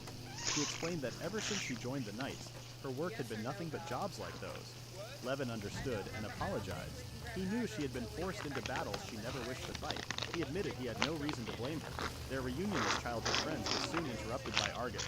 He demanded to know what Levin had done to his summoned beast. Arya introduced Levin as another subject of their kingdom, just like them. Argus did not recognize him at first, but after seeing Levin's uneasy expression, he finally remembered. Levin was that failed beast tamer who had been exiled from the kingdom. Arya was shocked and asked what he meant by exile. Argus tried to avoid answering, but Arya pressed further and asked Levin directly if it was true. Levin admitted he had been exiled because of many misunderstandings. Argus kept watching as Elfie appeared and called Levin her mama. Arya was startled to hear that and asked for an explanation. Levin said it would be a long story. Argus cut them off and demanded not to be ignored. He shouted that he did not care about the past of someone useless like Levin and ordered him to stay away from his fiancée. He told Levin to return to his own place. Elfie suddenly became angry and ordered Argus not to continue. Tangia Boat Paper Dragon started a Tangia dungeon. Use join to join the party. She swung her dragon tail and sent Argus flying. She declared that her mother was in the middle of an important talk. When Arya saw both human and dragon traits in Elfie, she believed that Elfie belonged to the legendary dragon clan. Levin then confirmed that Elfie was his partner, which left Arya amazed. Right after, Levin urged Arya to bring the fight to an end. He explained that the griffin was raging because of drugs, and if it kept going, the entire battlefield would be placed in danger.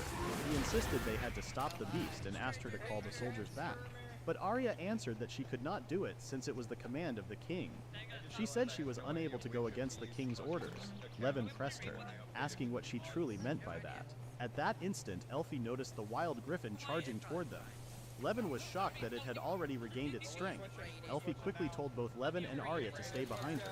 The griffin rushed forward at a speed Stream like a elements bullet. feel free to Levin come found in and himself join the unable to fun for react, crazy and nothing adventures happened. through the The griffin worlds. halted right in front of them. URL. Arya grew worried that Levin might be struck, but Elfie stopped her from moving for an unknown reason. The griffin spoke up, saying they had finally met. Tangia It Boat called Paper Levin its Dragon mama started a with tears in its Tangia eyes, dungeon. leaving him confused. Use The griffin join wrapped to its join the wings around party. Levin while crying and kept calling him its Kaito mama. Destiny, Levin said join. he was not its mama, but the Maya griffin Kita, refused to accept join. it. It cried that it had been searching for him all this time. Destroyer of The Toots, griffin could not join. stop its tears because it had finally found its true master. Levin thought about what this meant, and remembered the holy beast summoning ritual of beast tamers. During that ritual, 2 eggs had appeared, one belonging to Elfie and chosen for Levin, while the other was thought to belong to Argus. But the griffin explained that it was only a coincidence that the egg had appeared before Argus. Both eggs had been summoned by Levin alone. Levin realized the problem he was caught in. Argus was never the griffin's master. This explained why the kingdom had forced the beast to attack by giving it drugs. Still, Stream Levin cared elements more welcome about to how the Fluffy kingdom had Dragon's treated the Den. griffin all Come this sit, time. chill, and game He a knew how while. the king viewed summoned Enjoy the beasts show only and as have tools. some snacks Since and the griffin drinks. refused to follow I their hope you all orders, they enjoy your forced it with chill and drugs relaxing instead. time here. Even in that suffering, Carrot the griffin W had been carrot. looking for its true master. Levin finally embraced the griffin and apologized for being late and for letting it feel lonely. He told it that things would be fine now because he would take care of it. Elfie looked relieved. The griffin shook and cried louder, unable to hold back its emotions. But Levin realized it was not only about the griffin. He was angry that everyone was being used for the kingdom's gain. The battles were driven by the king's selfish desires, and Levin wondered if it was truly worth serving such a kingdom. Arya had no answer. She wanted to speak her thoughts, but stopped. At that moment, Levin asked her to join them. Arya quietly looked at his hands. Levin was inviting Arya to leave the kingdom and live with him. She thought about being with him and reached out to take his hand. But her mind suddenly remembered something troubling and she pulled her hand away. She believed that if they both left the country, something bad could happen. Stream to their elements home hi and their everyone, village. as She a feared heads the up I kingdom have might sleep cut off apnea support and to the tend to village, fall or even asleep strike back sometimes in my against it. streams. And she did Please not be want to patient with imagine my that disorder happening. or try Levin waking me felt up with sorry my and blamed redeems. himself for being in exile. Arya did not agree because she knew he had not done anything wrong. She thought it would be better to try speaking with the kingdom again to fix the misunderstanding, but Levin told her that it was no longer possible. Then he called for Lindworm and the whole place became covered in Tangia shade. Boat Paper Dragon Arya looked started up a and saw Tangia giant dungeon. dragon flying above. Use join Levin to join the explained that party. Lindworm was another holy beast he had formed a pact with, and right now his home stood on the dragon's back. It was not truly a house yet since it was only scattered rubble. but he and Elfie were slowly rebuilding it. Arya was stunned to learn he was living on a dragon's back. Levin told her that this was where he Kaito belonged Destiny, now. She join. noticed the sadness on his face and felt Maya heartbroken, Kita, but he join. made it clear that it did not mean he had abandoned their village. His dream was to Wisebot move 6 their viewers, village onto plus Lindworm's 1, back. alarm Hearing clock this 6 gave Arya hours new 13 hope. minutes Levin and 40 explained that the seconds. soil on Lindworm was soft, Destroyer the of water was Tuts, clean, and most join. importantly, the land did not belong to any kingdom. Even without protection from rulers, they could still build their own future there. Arya had never thought of living with everyone in that way. Still, she could not easily accept his invitation since as a knight and commander, she had a duty in the war. That was when Levin suggested ending the war. Meanwhile, inside Cronia's gold mine, the miners worked without pause while Julian shouted at them to dig faster. He was upset that the gold gathered was still far from enough. At that moment, Levin and his group arrived. They noticed how many miners were working in the tunnels, and Levin turned his attention to Julian. He could clearly see Julian's desperation. Levin already knew from Eris that the true reason behind the conflict between the two nations was this very mine. Elwyn's main goal was to seize Cronia's source of gold. If Cronia lost the war, the mine would fall into Elwyn's hands. Levin suspected Julian planned to drain the mine of gold as quickly as possible and use it to fund his escape. Julian tried to deny this, but the miners overheard and stopped their work. They began questioning him with anger, claiming it was the first time they learned Cronia was close to losing. They could not believe their lives were at risk without their knowledge. Julian shouted back, demanding they stay quiet and continue digging. The miners then remembered that Julian was supposed to be commander of the Border Knights, yet he was hiding in the mines.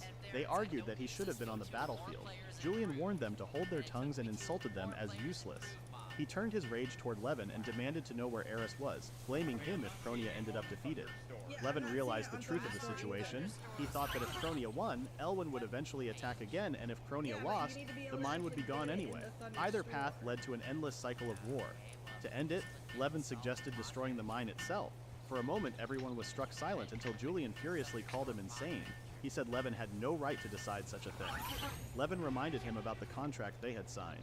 The agreement allowed any action necessary to stop the invasion Julian had completely forgotten. Levin then ordered the miners to evacuate, announcing the mine would be sealed. Without hesitation, the miners obeyed and left, feeling free for the first time. Julian begged them to stay, knowing his life would be ruined if the mine was lost. The miners, however, expressed their relief and admitted they were glad to finally be free from his control. Levin understood their feelings. He invited them to check a quarry near his home, telling them skilled workers like them would be welcome.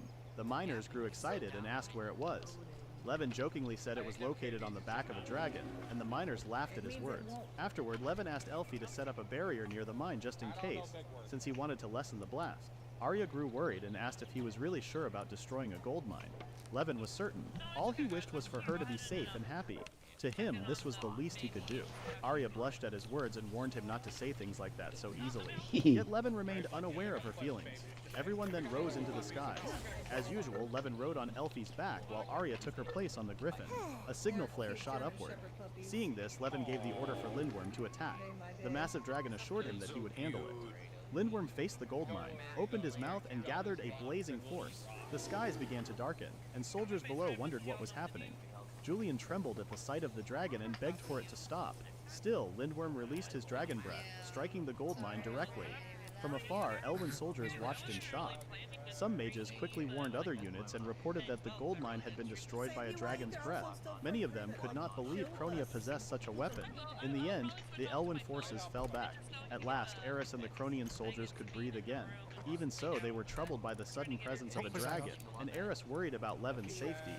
Meanwhile, Elfie informed Levin that the Elwyn troops had retreated. Levin felt relieved that everything worked out. With this, both Arya and Eris were freed from the fight. He turned to Arya and said it was finally time to decide. He wanted to hear her answer. Arya admitted she kept thinking how wonderful it would be to go with him. She thanked him for the invitation, but explained again that she could not join him because she was still a holy knight. As long as the cursed dagger remained, she could not go anywhere else. She apologized for not sharing everything sooner. Levin grew confused and asked what she truly meant. At that moment, Drake appeared with laughter. He said Arya was busy enough with her duty as a holy knight. Without warning, he swung his sword toward the startled Levin. Levin tried to look back, checking who had appeared behind him. Elfie warned him just as a sword came swinging toward him. She blocked the strike in time with her transformed hand and then shoved the intruder away in anger. Drake laughed, finding amusement in the clash. He had not expected to witness something this strange on the battlefield, and he thought it was worth his trip. He could hardly believe that an insect flying around the field had turned out to be the true form of a legendary dragon lord. At last, he had a story exciting enough to share with others. Drake made it clear that he had not come for Levin or Elfie. Instead, he walked straight to Arya and held her hand, saying he came to take her. Arya trembled with fear as she wondered why he was there in such a dangerous place. Drake simply asked why she was not glad to see someone from her own side. Levin then remembered that Drake belonged to the Langren ducal house, the oldest noble family in Elwyn. Drake, the young heir, was known as a skilled knight. He had not fought in the front lines earlier, but he had shown up for Arya's sake. Levin, however, did not care about his rank or name. He refused to let him take her away and was ready to send him back on his own. Drake laughed and said he did not care who Levin was, but he found his request unreasonable. He said nothing could be done about it. Then Drake pulled out a dagger and showed it. Arya trembled when she saw it, and Levin could not understand what was happening. The dagger was the Holy Knight's dagger of loyalty, a rare item used for rituals, which meant it had no power to kill. Drake mocked it and said even the goddess seemed to have poor taste. He also realized Levin had no knowledge of the dagger, which made him laugh even more at the strange situation. The dagger was said to carry the price of a holy knight's power. If a knight betrayed the one to whom the dagger was given, not only would the knight lose all of that power, but the person they cared about most would also vanish. It was a curse disguised as a divine calling, forcing loyalty by assuming betrayal from the start. Drake found this rule both suspicious and amusing. Levin then remembered Arya's earlier words Pokemon community game a wild clay doll appears catch it using Poke Catch. Winners revealed in 90s. Drake promised to take Arya in his place. Rage filled Levin, and he struck with a punch, but Drake easily avoided it and swung his sword in return. Elfie arrived just in time to save Levin from the attack. Drake then pulled Arya close and walked away, Paper Dragon, Poke Catch Ultra Ball. Watching them leave, Levin realized that saving Arya had been impossible from the very beginning. On the ground, only her ribbon remained. Even so, he swore with all his strength that he would save her no matter what. Later in the Elwyn Kingdom, the king fell into a fit of rage. He demanded to know what was happening and could not believe the gold mine had vanished so suddenly.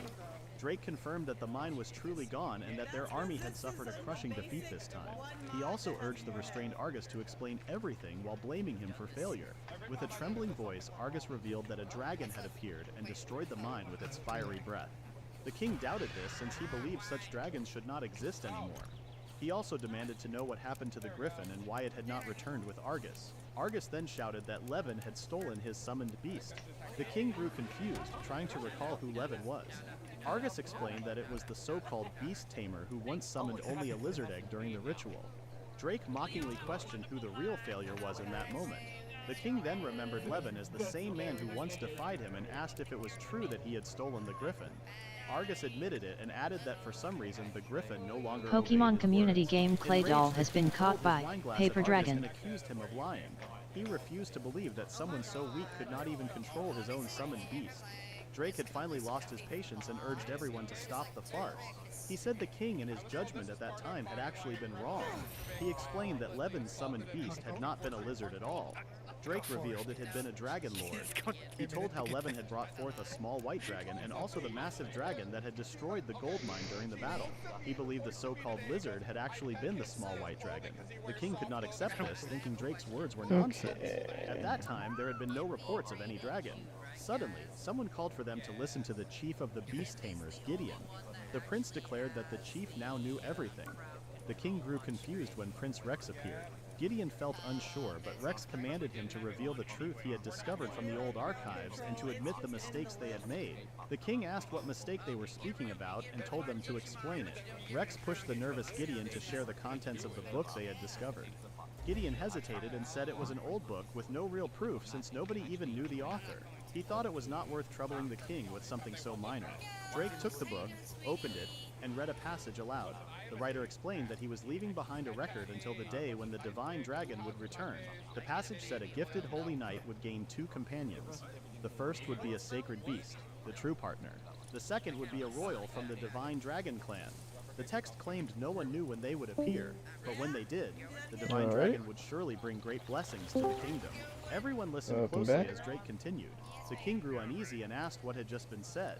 Drake showed the illustration of the dragon. It showed the dragon's young form, the same small lizard that had just been exiled.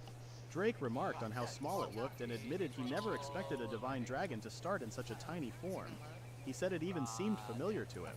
The king grew angry, told him not to mock him, and grabbed the book. He refused to believe that the little lizard could be a divine dragon. He threw the book on the floor as if it were worthless, and shouted that it was nothing more than a lizard. Drake only sighed. Rex then explained that the egg Levin had summoned, the one that hatched into that small lizard, was truly a member of the Divine Dragon clan. The entire room fell silent at this revelation.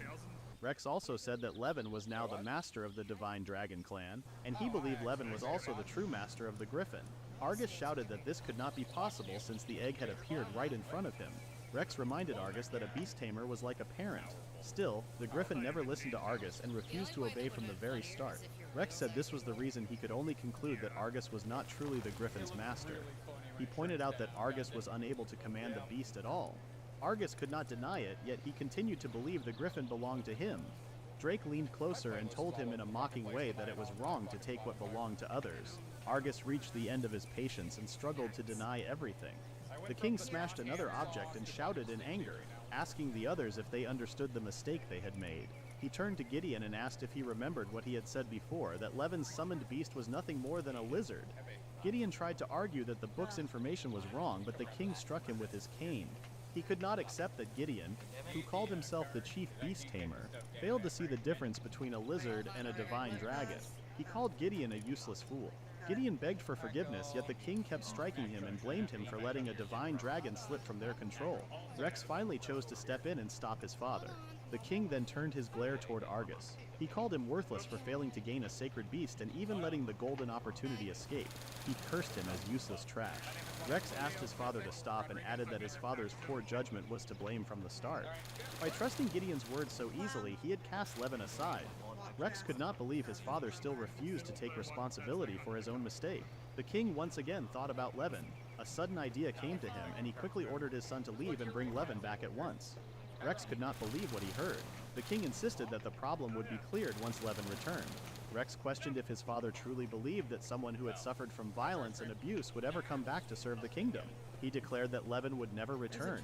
The king became furious and demanded silence. He commanded that Levin be dragged back by force. He also ordered Levin's townsfolk to be taken as hostages, reminding everyone that Levin was the one who had destroyed the gold mine and harmed the kingdom's wealth. Rex was stunned by the words of his own father. He pointed out that Levin's hometown was part of their kingdom's borders and asked if his father truly wanted to oppress their own people. The king showed no care. He declared that even his own son would face no mercy if he went against his will. He then ordered Rex to leave at once. Meanwhile, on Lindworm's back, Levin sat in front of a campfire with a troubled look while holding Arya's ribbon tightly. Eris appeared and brought him some hot chocolate. She had learned from Elfie that the Holy Knight's name was Arya, and she was surprised that Levin was once childhood friends with the person who now stood as his enemy on the battlefield. Levin thought back to the past and remembered how Arya lost her parents at a young age. His family had taken her in, and they grew up together. When both of them turned 16, they each received S-ranked divine blessings. Their entire village celebrated as if it were a festival. Even after Levin was exiled, the village continued to receive help from the kingdom because of Arya, who had become a holy knight. Now Levin had just discovered that she was being forced to obey against her will because of the dagger of loyalty. Still, Arya was doing everything she could to protect the village on her own. Eris listened with concern. She recalled how during their second battle she had heard Arya's true voice begging to be saved. Arya had been struggling the whole time, following orders while suffering deep inside. Eris felt that pain clearly because she had endured the same kind of torment before. She believed they could rescue Arya and bring her back. Levin's eyes showed determination as he rose to his feet. He decided they would head to Lumiere village at dawn. He remembered that one knight already knew about his destruction of the gold mine, and he was certain that if the king truly held a grudge, the kingdom would take revenge. If they failed to find Levin, their next target would be the village itself. Eris grew worried, but Levin assured himself that there was a way forward. He carried a plan that only he could use, and in his heart, he swore to protect Lumiere village and keep Arya safe no matter what. Back at the castle, Zex clenched his fist in frustration. His father ordered him to bring Levin back at once by taking people from Levin's hometown as hostages. Zex said there was no point in saying anything more. The king grew angry and asked what was wrong with his attitude. Zex ignored him and walked out of the audience room. The moment he stepped outside, he let out a deep sigh. The knights nearby looked worried for him. Zex apologized for the noise earlier. He told them he would not return to his room for a while and asked them to inform him if anything happened. After he left, one knight said he felt bad that Zex had to be the king's son. The other knight quickly warned him to be careful. If the king heard those words, they could lose their lives. On the way to his room, Zex met a cheerful knight who greeted him with a wide smile. Zex asked how the knight's son was doing. The knight said the boy had so much energy that it sometimes caused trouble. Zex felt glad to hear that. The knight said it was all thanks to the vacation Zex had given them. Both he and his wife felt grateful. Zex said he wanted to hear more about it next time while they shared some drinks. The knight agreed and then went on his way. Soon after, another man named Lord Hylian approached him. He had heard the king shouting earlier and asked with concern if something had happened. Zex said it was the usual and told him not to worry. As Zex passed by the training grounds, several knights thanked him for the mock battle they had the other day. He then asked two of them, Eurus and Kyle, how things had been since then. They said they trained hard every day, but they still could not reach his level. Zex told them not to rush. He said steady effort would build their strength. He reminded them not to neglect their training. The two knights nodded and said they understood. A maid then walked up to him with a shy look. She showed him a basket of pomegranates that had arrived from her hometown. She said her parents wanted him to taste them again. Zex thanked her and accepted the basket. He remembered that the pomegranates from Aldo Village had a rich color and strong flavor. He said he would enjoy them later in his room. Soon, more maids started to appear one by one. They watched him while blushing and whispered that he looked beautiful. Some even asked to go on a date with him, while another said she wanted to marry him. Zex asked them to calm down. He told them not to say such unreasonable things and reminded them to return to their duties. When Zex entered his room, he let out a heavy sigh. He walked to his bed and fell face first onto it. He grabbed his pillow and shouted as loud as he could. The pillow muffled his voice, but he still shouted with all his strength.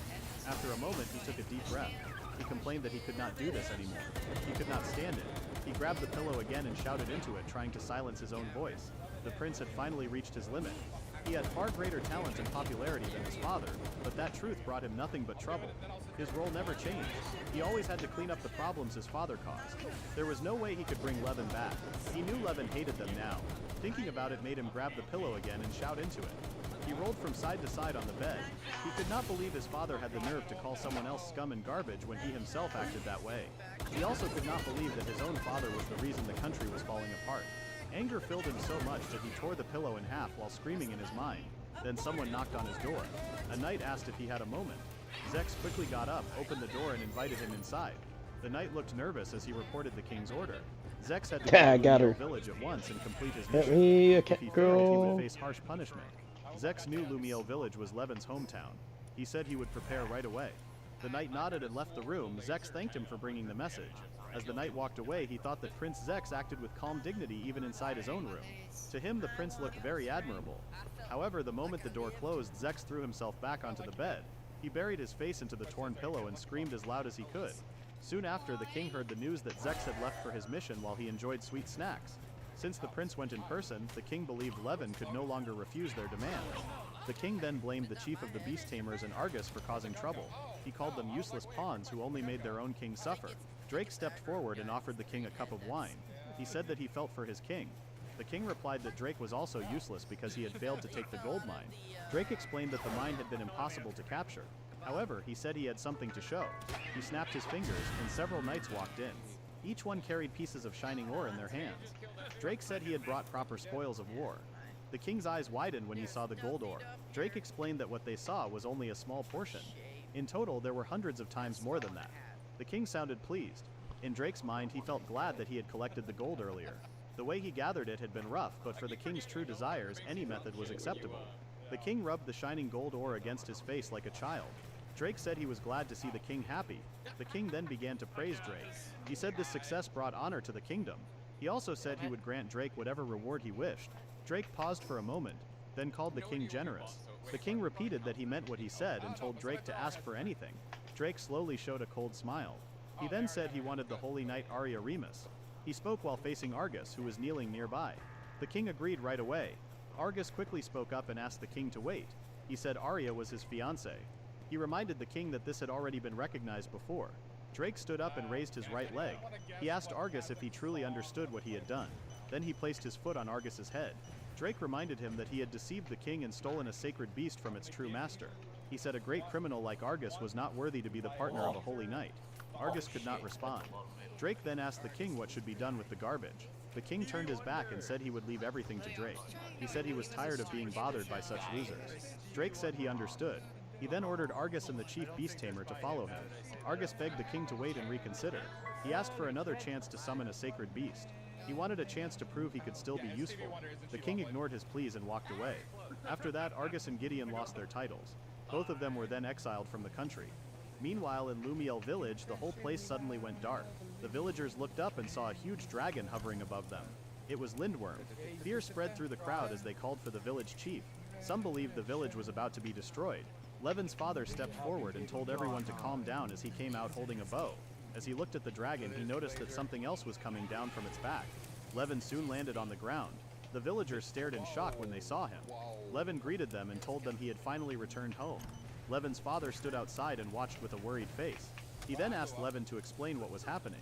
Levin explained that Lindworm was a divine dragon he had made a contract with. He also said that he was now living on the dragon's back. His father looked confused and asked what he meant. Levin reminded him that he had become a sacred beast tamer. His father said he already knew that, but the story still did not make sense to him. Levin then shared what had happened during the sacred beast summoning ritual. He said that he had received a divine dragon and many things happened after that. He explained that he was now working to restore the city on the dragon's back. His father raised a hand and asked him to stop for a moment. Everything he had heard so far sounded like a fairy tale. One of Levin's older sisters, Fiona, said that she believed her little brother. She stepped forward and hugged him. She said she was happy to hear that he had made a contract with such a great dragon. She was also glad that he had stayed safe and healthy. Their mother watched them and felt jealous of the sudden closeness. Fiona then remembered the king's personality and grew worried about Levin serving in the royal court. Levin's mother said she believed he was being treated well since he had received an S-ranked profession. Fiona agreed and then asked where Arya was. Levin did not know how to answer. Their mother remembered that Arya also had an S-ranked profession. Pokemon community game A Wild Inca appears catch it using Poke Catch. Winners revealed in 90s. Levin finally gathered the courage to tell them the truth. He said he had come to share something important. With great pressure on his mind, he explained that he had been exiled from the country. For a moment, everyone stayed silent. They thought Levin's situation was terrible and wondered why it had happened. Fiona calmly asked him to explain what exactly happened. Levin then told Paper Dragon, Poke Catch Ultra Ball. Yep. Because I'm numb.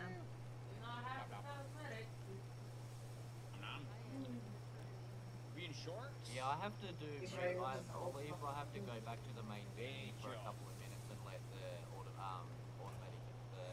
You know how there's like how when you join open art for the first time, if you have cosmetic diamenic, like as in skin downloaded to your system that are like diamenic from like say someone else has applied it or something. Well, I have to allow us to update those ones themselves. It turns out that when I hit update all mods, it doesn't update those ones. Because I didn't tell it to install. Half of my Pokemon community game Inca E has been caught by Paper Dragon. This is not. I never gave it the chance to update the diamenic downloaded skins. I've been wondering why half of the base is completely unlocked, no skins at all. And yeah, I just realized that Dragon said something about it can't load or something, or it can't log in or something. I'm like, you know what? That's exactly what it is. So what you doing with the Giga? Meat running. Did you say you're a belly I have dancer? to go for a second. By the way, I was gonna take it. I was very. Holy fuck, I can't read that. Yeah, there's no settle for that. I was gonna look up Giga. So I'm gonna do a meat run to sort out the meat. I'm gonna do a berry run to sort out the other half. Then we got food.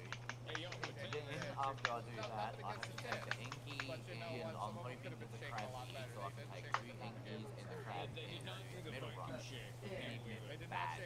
That's awesome. What we do, but we've only got 2 months before. I'm disappointed.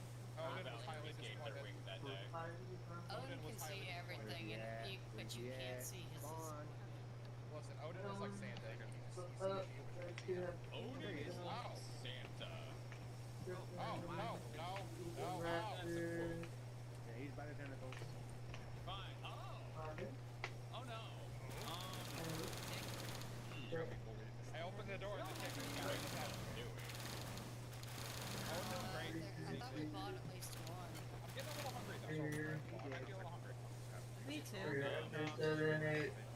I don't make care. a chicken a chicken Last two I stars would written kill on you pin right by so door goddamn insane. closest So to now I'm the just gonna egg keep hot rodding and pattern live to me. vicariously through other people. Feel that.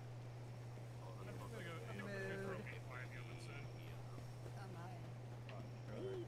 Man, I wanna just like I wanna come Alright, visit if I ever end up so in your area of the country and just be like let's go find food. I won't mind a food adventure for us. What could you find? I guess what's the next one? I didn't do anything. oh. Maybe he's a friend of That. Dre. He's not a Kinda friend of happy. Dre. I'm not touching it, baby. I am now. Pow. Crystals. Might as well turn in the car here. Get some people back. I actually therapist error. That way. I do. Get out of the way. Yo, you imagine getting that because of crazy therapy. Can I like not hit you or something? Like Yeah, no. hey, I don't know how the fuck this takes work. I tried. What? No wonder it was a month. That dreadnought there. Oh, maybe he's full. Go to that oil rig.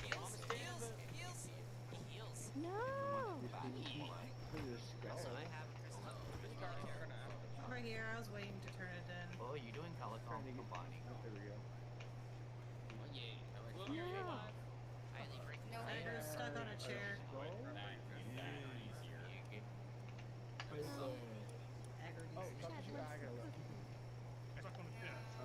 Yeah, I'm kind of curious on what he'll come out, what they'll come out with. Good. Actually, kind of curious Usually it's when I'm alone. whether the two combine sort of. It's not like 100% combined, but like sort of mix in a way that it changes. Kaito Destiny Dragon Mama 03, welcome to my channel. It's a dragon mama. At Kaito Destiny Dragon I'll Mama go for a black 03, and welcome to green my Giga channel. With maybe blue lights. Kaito Destiny, so too Dragon Mama 03. Stream Elements, look, it's Dragon Mama 03, they were playing Skull Hotel. Go check them out and give them some fluffy cheers and support. Dragon Mama 03 at URL. Paper Dragon, hello Dragon Mama 03.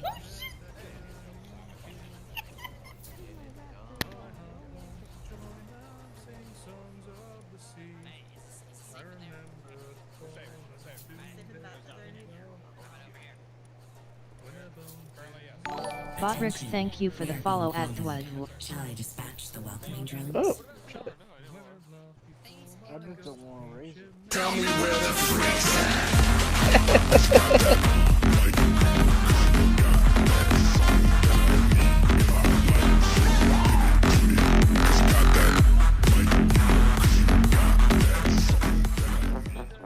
Tangia Bud Paper Dragon started a Tangia dungeon. Use join to join the party.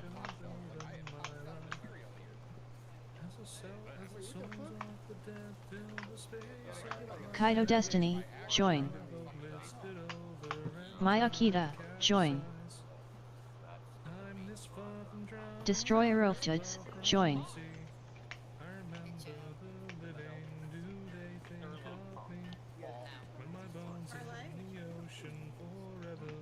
Which one of you wanna become my waifu? Dragon Mama 03 he hi. The fuck? What? Somebody just came in and asked me, which one of you want to become my waifu? Sorry, no takers here. That is creepy as hell to say in somebody's stream. Well, would you be my wife? Would my asshole hurt? Paper Dragon LOL, that was strange. Okay, that's a creeper. I am, Would save me. I'm not that. Dragon Mama 03 ha ha ha ha, see I can glitch out the bot. Ha ha ha ha ha ha hey ha ha ha ha he he. Stream Elements, hi everyone. As a heads up, I have sleep apnea and tend to fall asleep sometimes in my streams. Please be patient with my disorder or try waking me up with my redeems.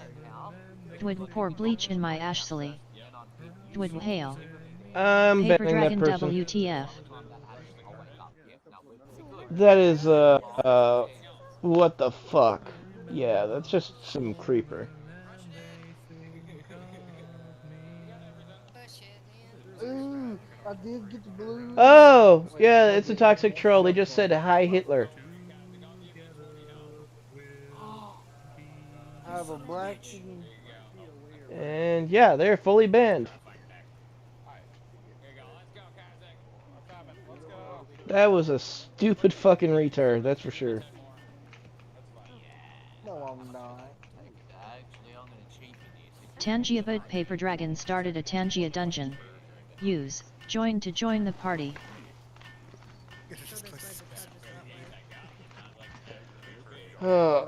Dragon Mama 03 if he pours bleach in his butte hole, does that mean it's no longer poop, it's vanilla pudding? Wahahaha. Destroyer of Toots, join. Kaito Destiny, join. Maya Kita, join. Holy crap! Yeah! What the hell's inside here that makes me Let me see. I need to check my time here. Bleach in the butthole? Who needs health? What? Huh? Bro, what kind of people you got your damn screen? It was some toxic idiot who's just coming over to spam shit. Oh, great. I work at 11 a.m. to 10. It's fucking closing tomorrow. I'm only keeping this job until I get my new job and house.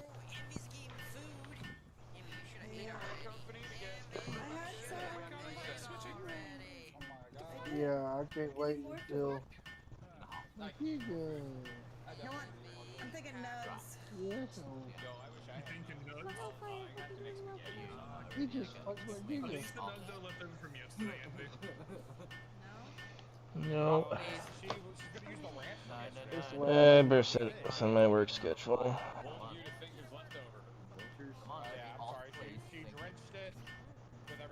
He just straight up in the hell with my giga. He's like, deep breath. Tangia Boat Paper Dragon started a Tangia dungeon. Use join to join the party. Dragon Mama 03 nom nom nom nom. These tech giga eggs in here. I didn't get the mix I wanted, so would you want one? Paper Dragon, this is day 6 of 11. Oh, there goes all my Which health. one you want? Kaito Destiny, join. Maya Kita, join. Destroyer of Toots, join.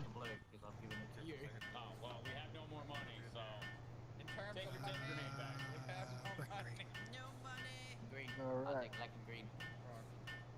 I'm giving it to Sparta. Alright. He's in the trap. What are you talking about? He don't have no We have personal ones, as well as tribe ones. We got breeders upstairs. He's got all these. What the fuck you mean he don't have no damn dinos? Tactical proof inbound. As long as you don't bend over and try to get Rex to touch you, you're good. Might split you in half. Well, that's what I'm gonna do. That's right. I'm gonna fix me bloody. I'm not gonna be freaking. I've been shot. But I guess. Boopy whoop. Pretty close. So, hey, can one of y'all stand at the incubator and tell me? Tangia Boat Paper Dragon started a Tangia dungeon. Use join to join the party. Paper Dragon going to buy No Man's Sky on my day off. Kaito Destiny, join. Maya Kita, join. Destroyer of Toots, join.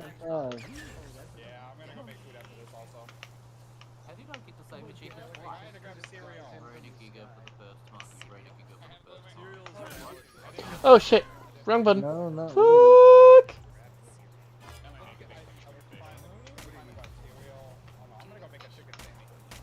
Bam.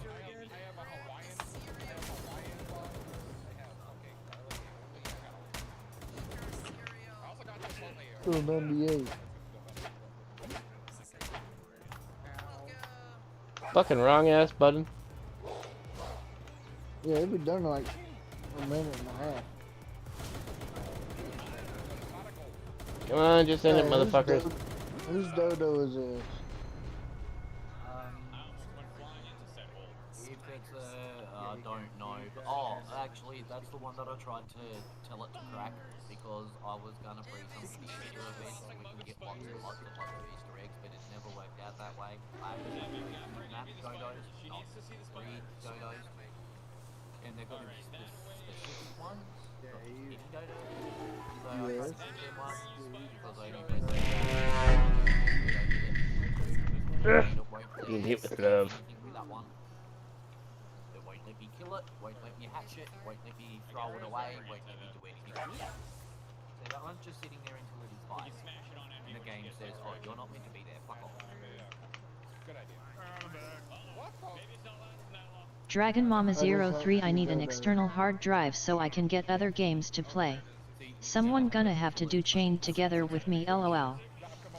Pokemon Community Game A Wild Chingling appears catch it using Poke Catch, winners revealed in 90s. Tangia but Paper Dragon started a Tangia dungeon. Use join to join the party. Yeah, Chained Together, Kaito Destiny, I'll join. be have to play that. That's a fun game. Mayakita, join. Paper Dragon, Poke Catch Ultra Ball. Destroyer of Tuts, join. Paper Dragon Chained No Way. That's what I actually pulled out. I pulled out our female dodo and started breeding. Only 3 of them were I pulled out the entire collection. Yeah, Dragon Mama 03 never played it. Been wanting to since I watched Roz play it. Yeah, I was going to every last dodo that we Oh yeah. Stream Elements, feel free to come in and join the fun for crazy adventures through the worlds. URL.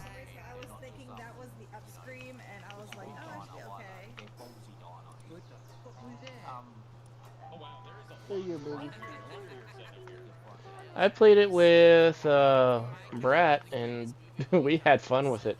We did like 3 sessions of it. It took us Paper a few Dragon try hours baby to... steps. Pokemon Community Game Chingling has been caught by Paper Dragon. Everybody but me and Kaz. Lumi's like passed out on a bed. No, you don't. That's just because you want to. Refresh Twitch. Yeah, I'll tweet for you.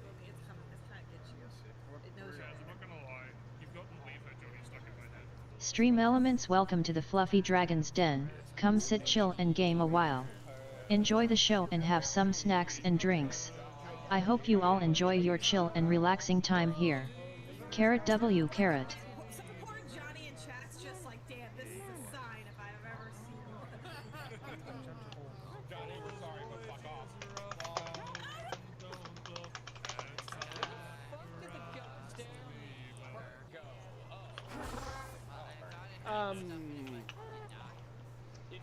Look at that cake. Is no one here to see this? Are you guys all blind or something? I mean, look at that cake. Look at that dessert. I'm so dead. I'm just to see the cake. Oh.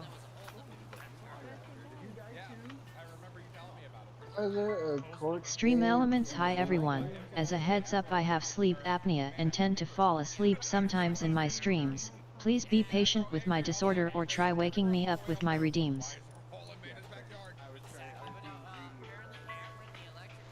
Hell no, I ain't gonna be patient. Wake the fuck up. Quit streaming for a day at a time. I'm pretty sure somewhere along the lines you bought a fucking bed. Do what the rest of us do. Lay down with a bat. Doing.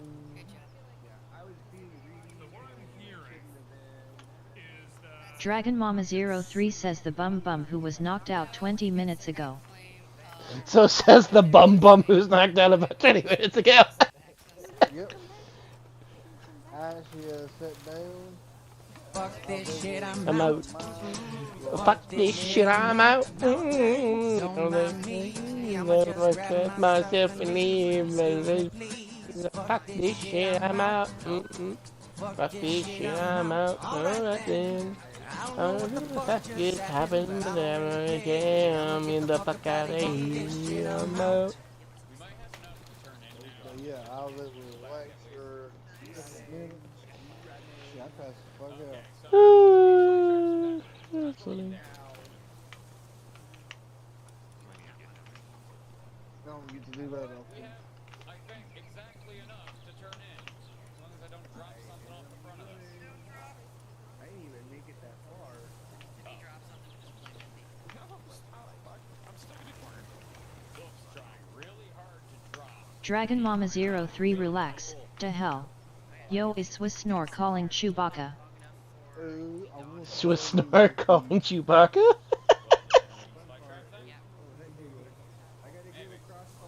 I know that bitch just called me Chewbacca. Did she call me Chewbacca? She called you snoring like one. You an asshole, woman. I love hanging out with you guys.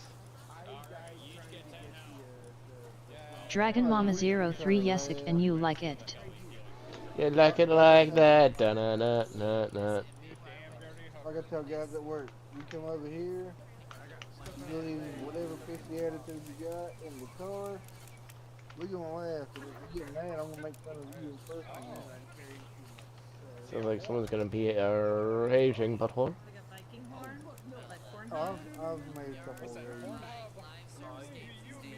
But Gather. whenever we go to clock out, I said, I reminded them, hey, I told you we were gonna laugh and have fun. Don't rage out, because I will make you do it about you. Yeah, you did say that.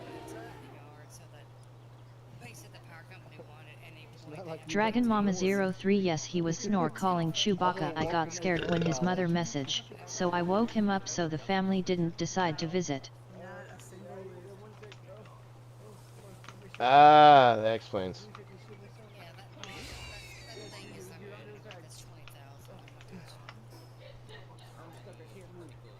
I'm not sure what you just said, but I'm gonna say it's a lie.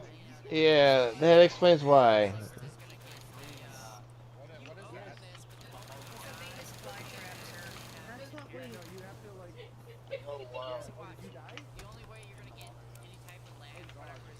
Yeah, just remember when he goes so when they go Chewbacca like they gotta go. Look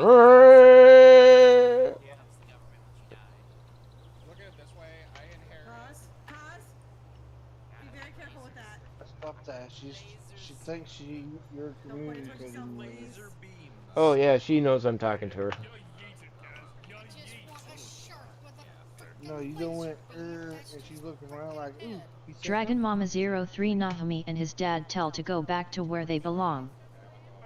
Ooh. He did too. That shit was funny as fuck.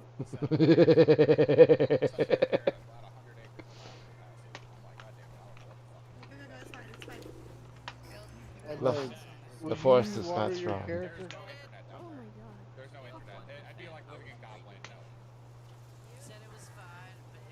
I don't like the sexual noises she's making because she's thirsty. Dragon Mama 03 that was the first thing his dad and I agreed on about. Fuck no.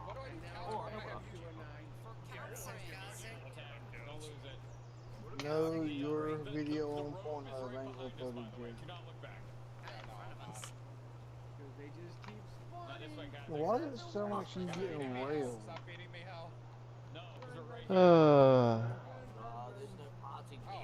All I hear is, Where you wanna Freaking aberration getting humped by the gravity? I don't know, but in the headset, all I hear is. Oh, that must be fighting or something. No, she had took the controller and started jumping up and down. Dragon Mama 03C But now I'm in he the picture of the hallucinating. headset, so I can't really see what she's doing. All I hear is noise.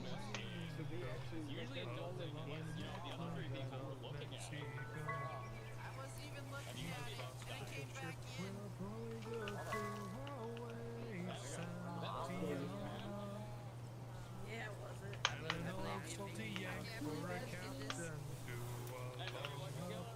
Yeah. I'm running away. Take a big chunk of the base. God damn it.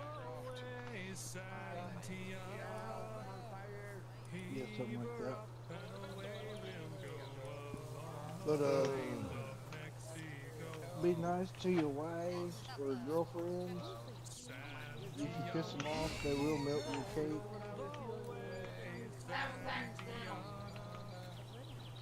Tomato, tomato.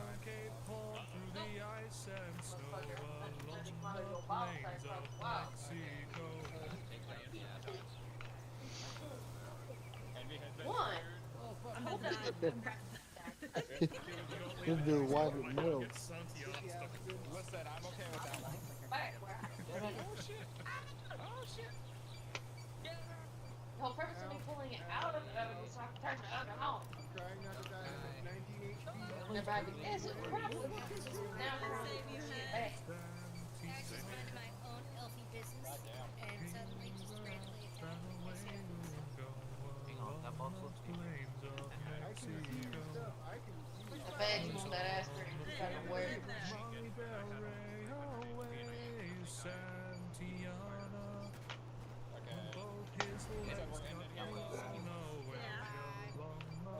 I see someone, there's a paradise.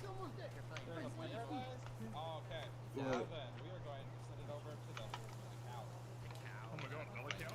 I'm trying to go there and pick on me and this stuff around before they can throw away.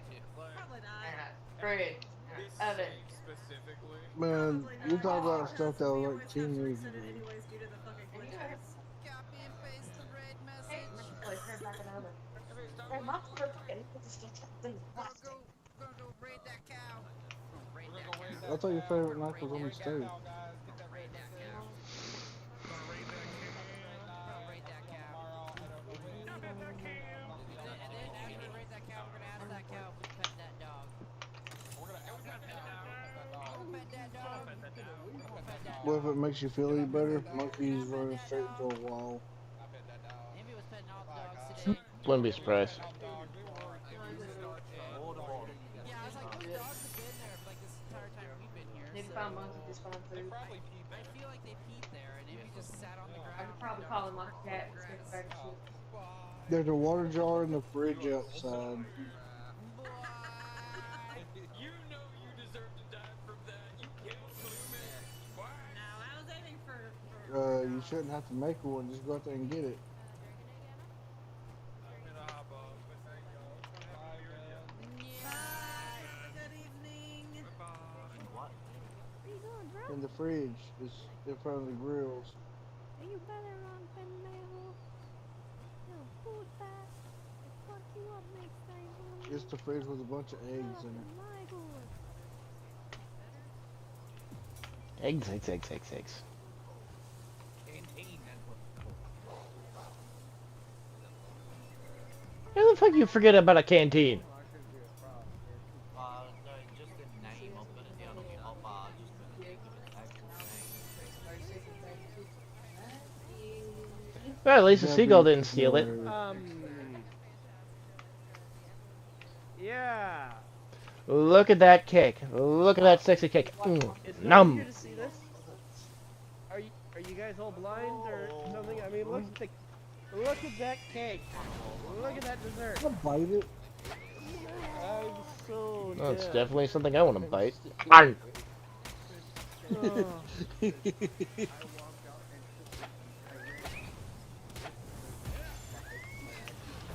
She needs a lot more meat on her bones. Oh, you want that cake? Yeah, sorry, she's taken. I don't touch that.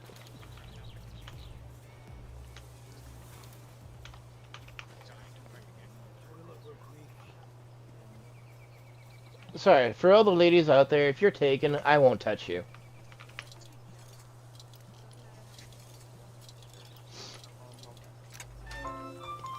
What if I tell you I'm not taking? You touch me? I'm not gay. I didn't say touch my pee-pee. I do have a shoulder, you know.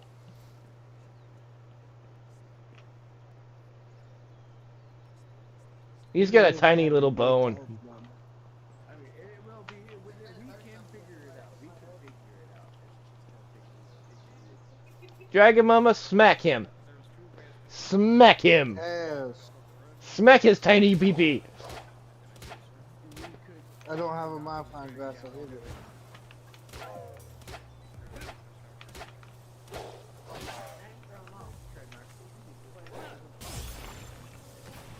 Ooh, crit to the head. I will, but wrong timing.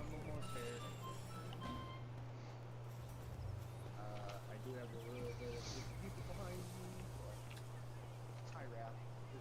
Okay, you're ad. Wisebot 7 viewers, +1. Alarm clock 7 hours 4 minutes and 49 seconds.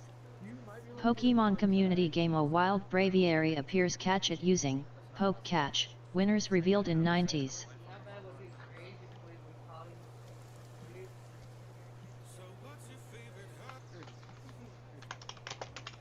He would build a glider suit and climb that fucking bird.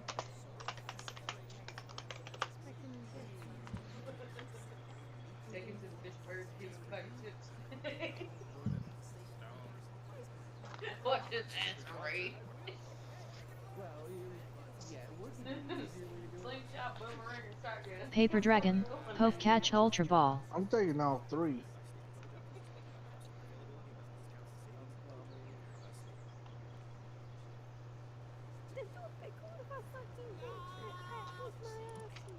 Oh, I know. Remember what happened? You would speak last time. You said I don't want to talk about it. but I gotta talk about it. Kato don't know about it. He ain't gonna know. Know about what? Nothing.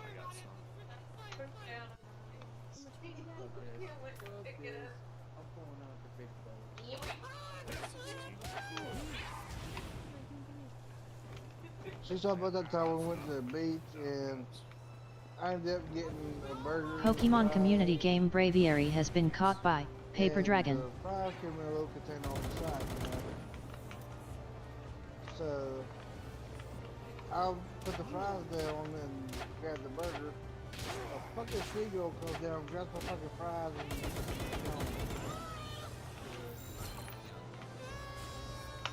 little bastard stole every fucking fry I had.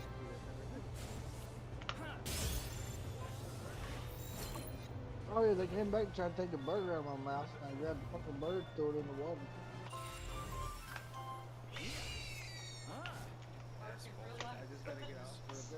Yeah, Ark in real life.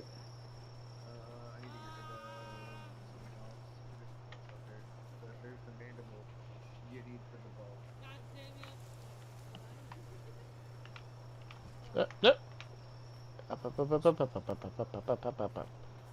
Get the shiny. Get the shiny. What did you find shiny? Shiny thing to increase catching power. I don't. Okay, are you playing Ark or? Pal World. Oh, I'm over here trying to figure out what shiny dino you found. You said catch a power. I was about to tell you it don't work like that.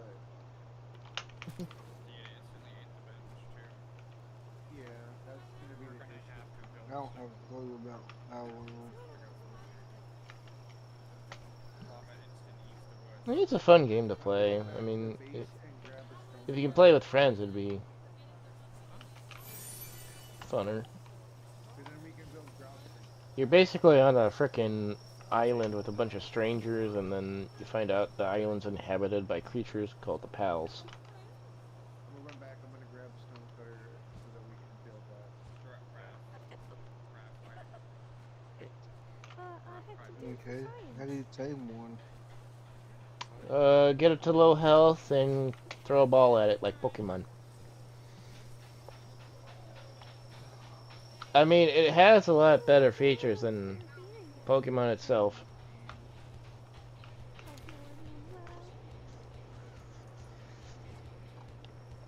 you're doing well. Yeah, I'm not seeing any, not seeing anything,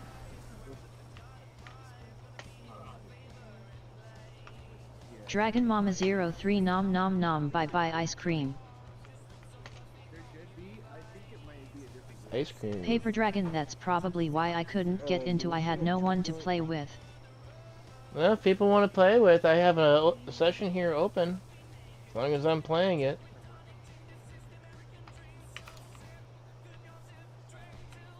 Oh, I just wanted to try the monkey out.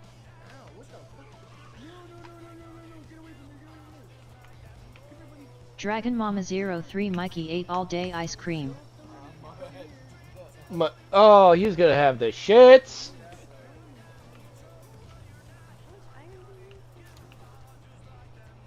What? I'm bringing it. But there's a volcano bomb at the base. What the hell did he do to get to the point where he had to drink so much?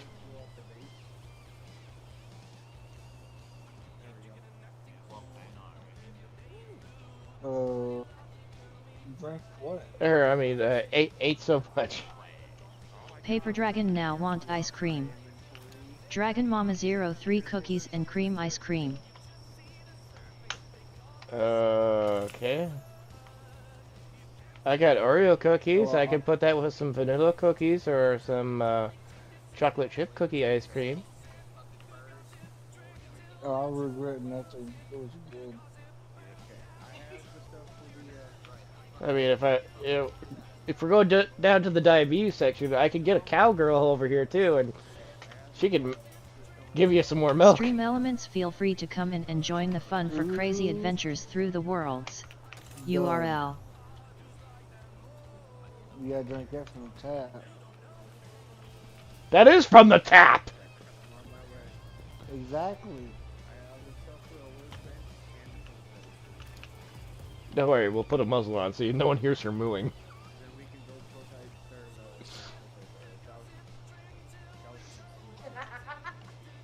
Oh yeah. Who wants to drink from this tap?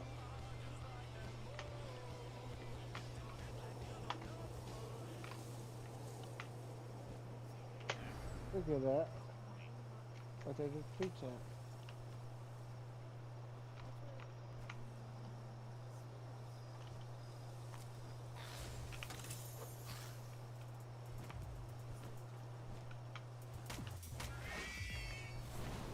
Stream Elements, welcome to the Fluffy Dragon's Den. Come sit, chill and game a while. Enjoy the show and have some snacks and drinks. I hope you all enjoy your chill and relaxing time here. Carrot W carrot. Dragon Mama 03, he deserved it. He was good boy today. He ate all his dinner. Oh, that's good.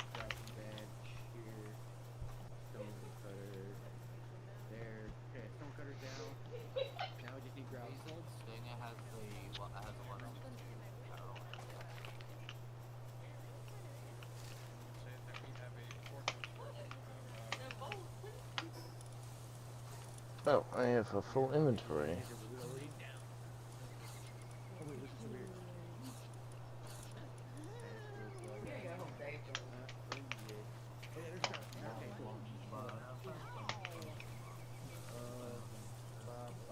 Stream Elements, hi everyone. As a heads up, I have sleep apnea and tend to fall asleep sometimes in my streams. Please be patient with my disorder or try waking me up with my redeems.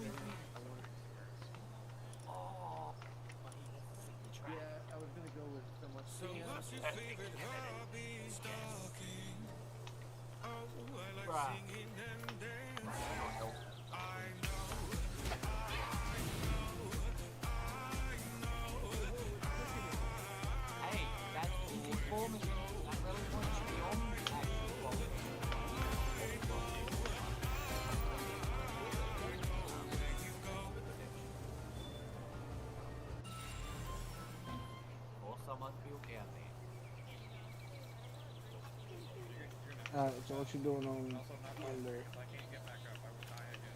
Yeah, no, I know. I'm trying to like. Okay, I have to go to a different. I can't do it from here. I can't do it from here. I have to Yeah, go that's to. fine with me. Then it's like you just stick in there with the bucket. Oh, it's too far away.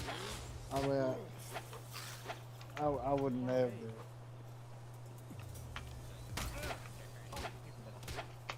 No. Here, I'm gonna try and go to. Oh, I'm getting hot.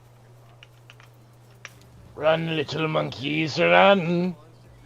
You little weedy monkeys, go run away. Ow, I'm on fire. I'm on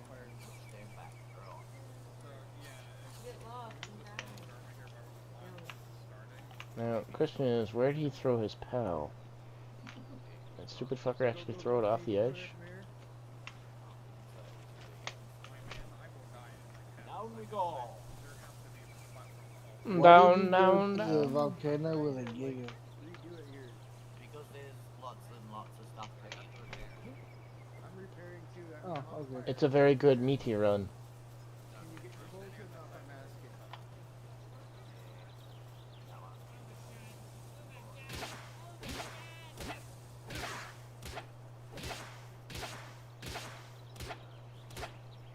You know how to use that thing by any chance? What, the giga? No, it's flat. Oh. Okay, can you get to there? That'd be interesting, because that thing has some power. Trying to get closer, but the closer. Oh fuck, I'm too far out. Yeah, just make sure it don't go in the lava. Too far out. Gotta go a different direction. Gotta go left. Let's try and get something, please. Yeah. I'm out of jobs. Dragon Mama 03Y. He can just run around outside the base perimeter by himself. Hell, get enough meat, lol. Run, baby, run, run, run. Actually, I've got a better idea. Here. Swap ya. Let me ride that thing. You get me. Your level sucks. You need more level.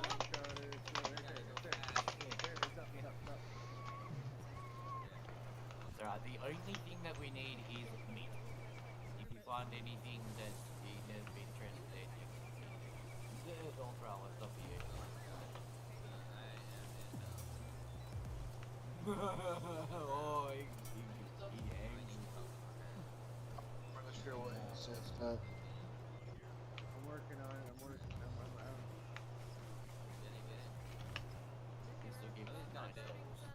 I don't have the jobs for the Dragon Mama 03 he he he. If it sucks, monkey should be but happy, the he one you he. got, don't level it just cause it's it's a weirder one. You got heat resistant tape.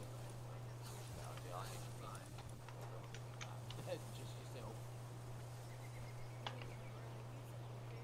We need a lot more grouse and then to come at it from a different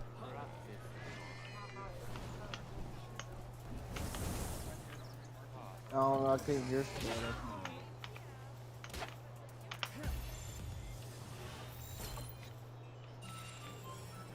I think Sparta might be in a chat by itself or something. I don't know. Actually, we could use the rig to our advantage. Let them fucking destroy. We're here, we're chilling. Sparta said, "Fuck yeah, white people." If you're naked, try to avoid them. But if not, just let them do the Okay, monkey's half white. He's dirty white.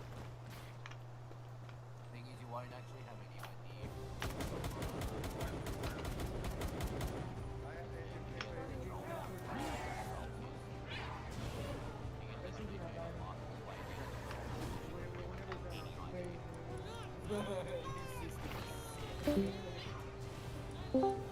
Damn.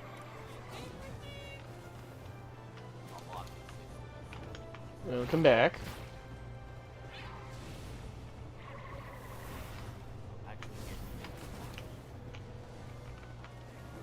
I see him trying to talk, but I don't.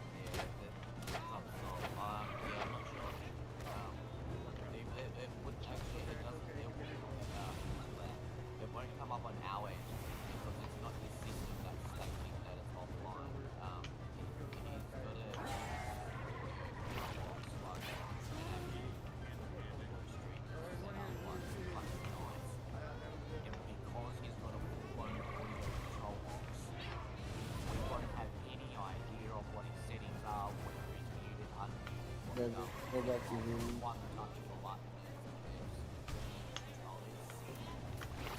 Some kind of issue that has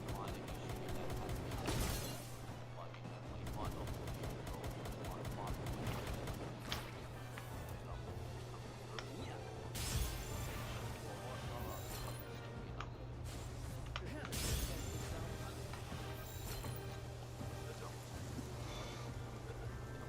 Got it. I have the matter. Let's see, what do I? Wood and stone. Pokemon community game A Wild Weepin' Bell appears catch it using Poke Catch. Winners revealed in 90s. I have ice bombs, but they'll attack us as well. Yeetus, deletus. Let's try. You know what? Let's try.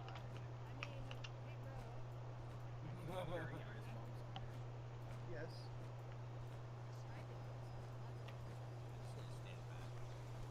I need to go to the village. Ooh, what's here? I back up. I see the shiny. They're just attacking us.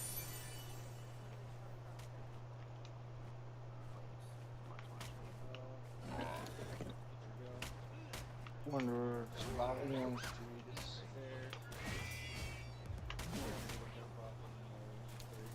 You got 1,500 deaths. What? She brought up this page, and it ended up being whatever they just. Yeah. And if it's surviving on the streets, 1,500 deaths. There's the stone. I need the iron. Pokemon community game Weepin' Bell escaped. No one caught it. Okay. We're gonna stick this right here. Okay. Building. Heavy build. Okay. So here's the problem. Why is it storing I have to go everything? higher, or I have to build, and then fucking problem is I have to build it like right here, and then I have to go to the left, and yeah, right there, right here, there, and then I have to run over here, and then build it from this side, because I can't.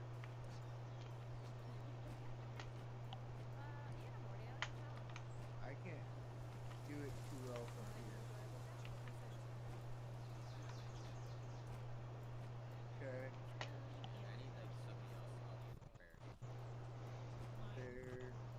There. I'm out of grousing. I did not prepare.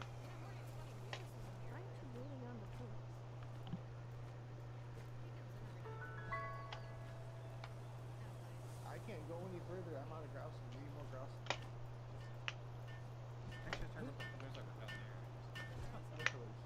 Oh, those ones. I didn't see those.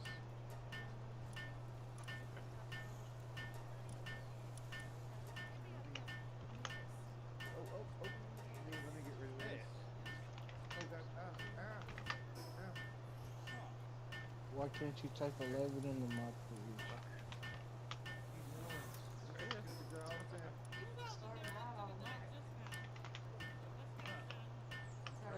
Concrete, I get CO that started it out.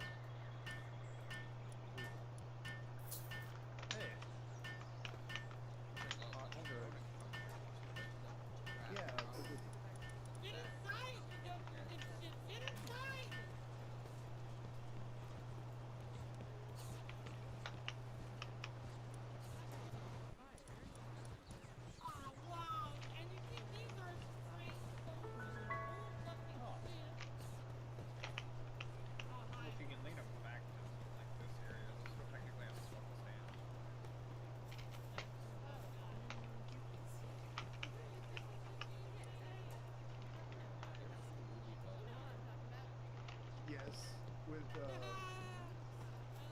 Tommy Lee Jones. Fuck yeah. Yeah. Stop reminding me of Logan. You gotta build a giant wall around the llama. King Pekka, King Pekka. Frost, hurry up, hurry up, hurry up, hurry, Frost. Oh yeah, Frost. Oh no, oh no, no, no, no. Hold on. Before you go. All right. Here. There's fire resistance right here. Fire resistance right here. Oh. Alright, good to see you. I'm still gonna take a fuck ton of damage, but... Yeah, you're verified. Fine, so summer fine. Verified as a thug. Roger cares more than I can. Crap. No, you gotta go now or never. You can get it closer. It's closer. It's closer. Closer. Get it all? Or... It said items recovery, so one of them should like... Yeah, it did. No, it didn't. Gather, ref. Get out. It's crazy that these aren't. See, the other option I see is we have to go higher, but the problem is.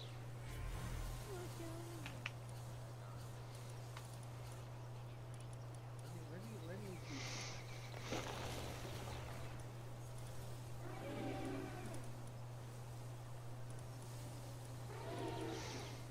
Oh, I got a bust here. Flame Bella. And bust here, Ox. I think we need to work on for how to do this properly. Got all the rocks. It's too raw battle for a Careful, Ralph.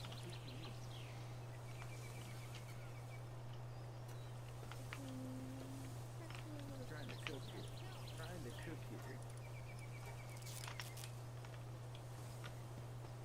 And you don't have to be at ground level. You can be remotely close.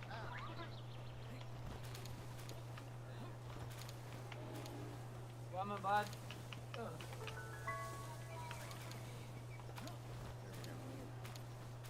Give me a second.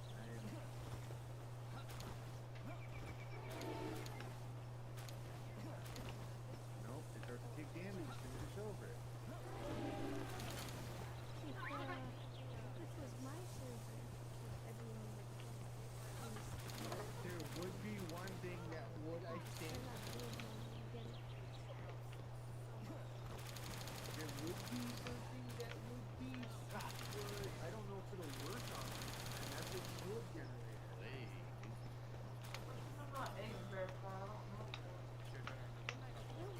Yeah, that's what If you don't have it, you've already done it.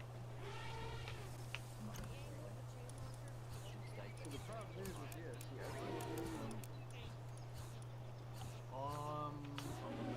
Yeah, it would have to be from metal beam. Isn't that what this is from? Yep. Under main user settings, click on my account and right at the very top where it shows you all your accounting I'm gonna let you tell her all this.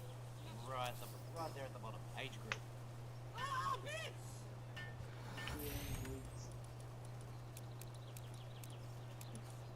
Yeah. So you go to on the computer, I don't know if it's different on the mobile or not, but your main user settings, open that, and then click on my account. And right there at the very top, it'll have my name, username, email address, phone number. Directly under that, it'll have age group unverified.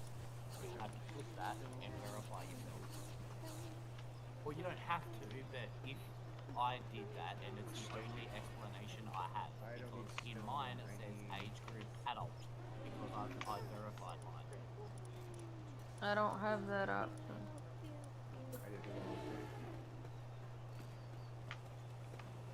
Maybe you go to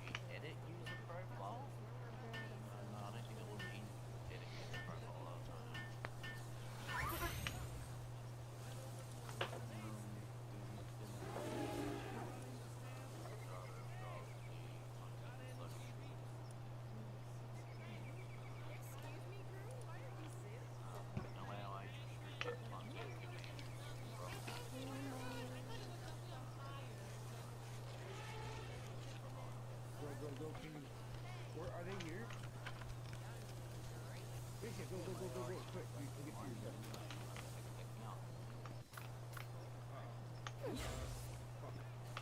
Well, actually, no, Tetris.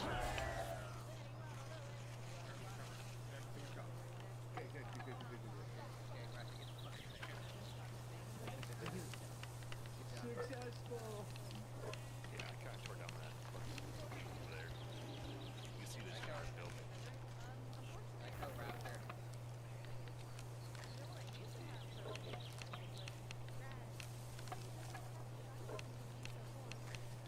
I just tore down the point. See, anything I think default, I mean, I don't know if that's like the main thing or not. See, that was the problem, is I could only get so far before I ran out of fucking route.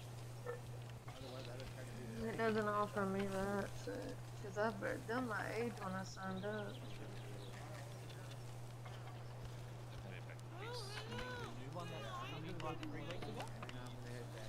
I didn't. Kitty.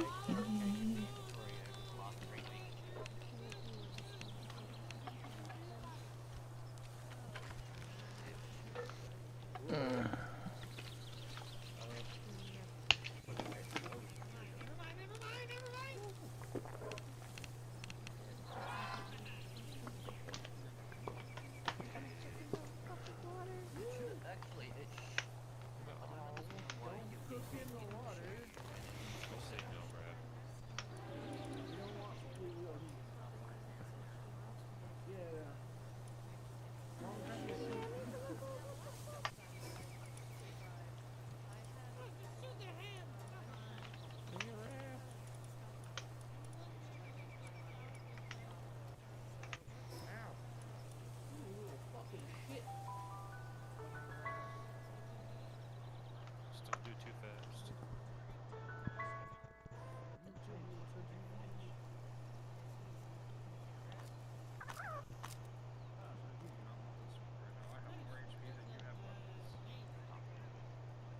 Son of a bitch, move! What the fuck?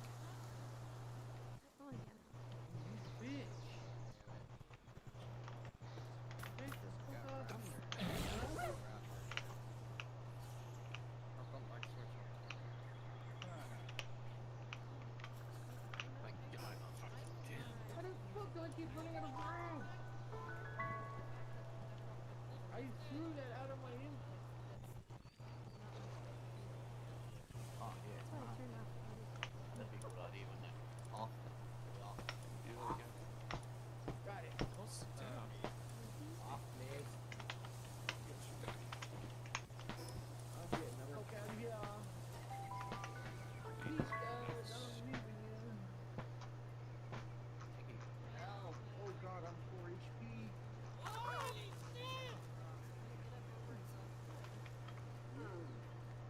Ooh. And ooh. Oh god. We got fire resistance. Running. You know. Oh god. That's already. Yeah. I did. Yeah. Do that. I need to check that. See how looking.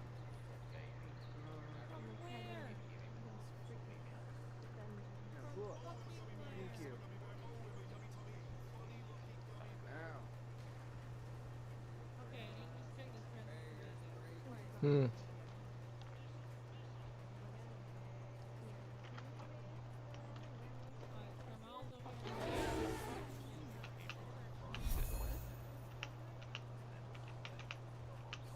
I'm walking in reverse. This motherfucker hurt me. Down at the,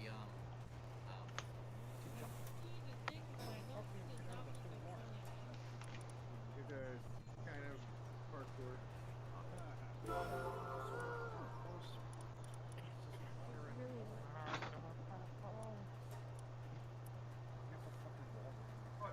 Yeah, it's kind of the wall run parkour. Why are you running like this? Chill.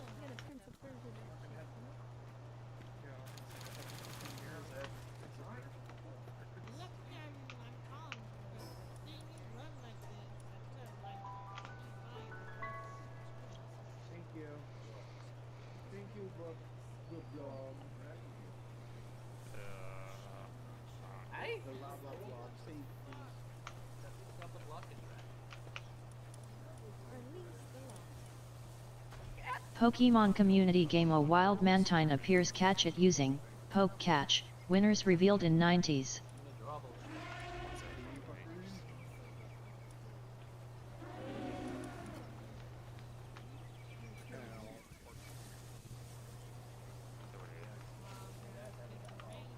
Hey, dwarven dude, help me! Burger, help me, buddy! You're at 1-star, the burger. Go fuck him up. I have bones for when I get there. To help with the shield. Dude, at the 1-star, watch careful on that hill there. There's a 1-star. I don't know whether that was anything that, you know, he had put away or stuff like that, because he does stuff like that. Okay.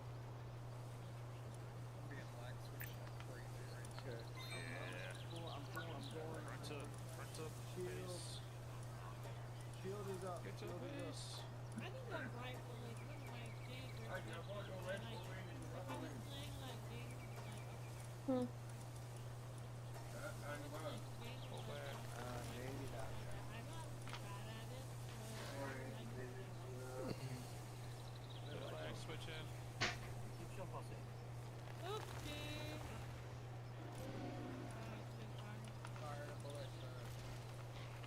Pokemon community game Mantine escaped. No one caught it. Switcher. Come on. Jump across. Back. Oh.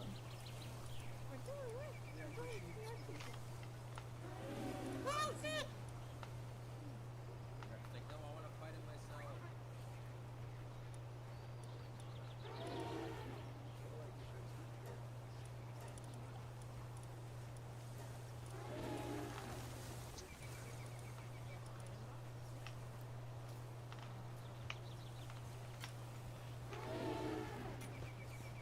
Oh my god! Oh yeah!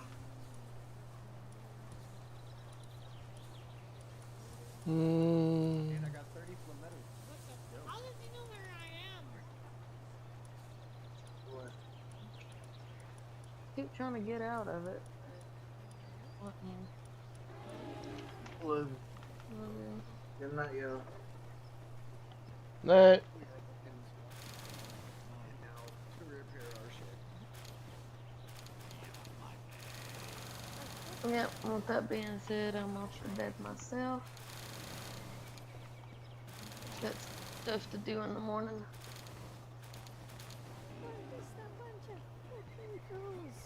Alrighty. have a good one. Bye. Oh my god!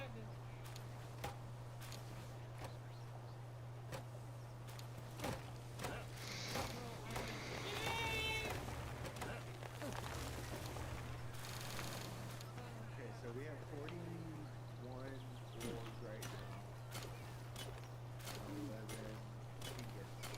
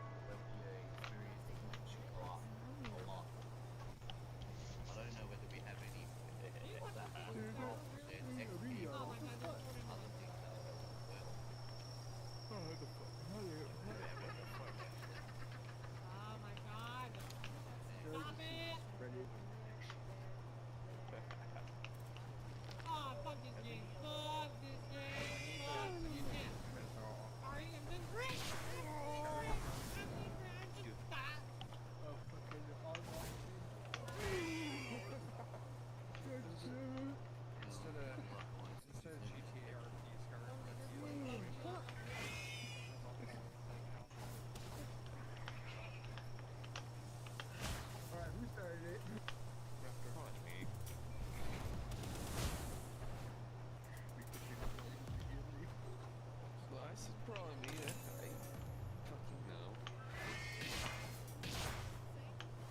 I stopped. Oh my god, it went all the way down. I said it's probably me. The fuck? Not for nothing. Pick it up. It's okay. As I'm trying to take the accountability, but Another fire today.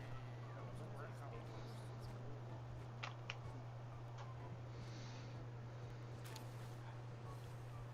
But yeah, drawing paper. Drawing paper. We can take turns crafting or what we say, the cooking pots. Not the campfires, the cooking pot, which are the good things for last levels as well.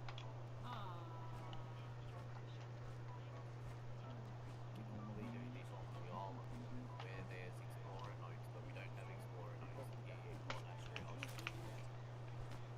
But yeah, quickest way is drawing paper. Cutting yourself a massive piece of drawing paper or put it on.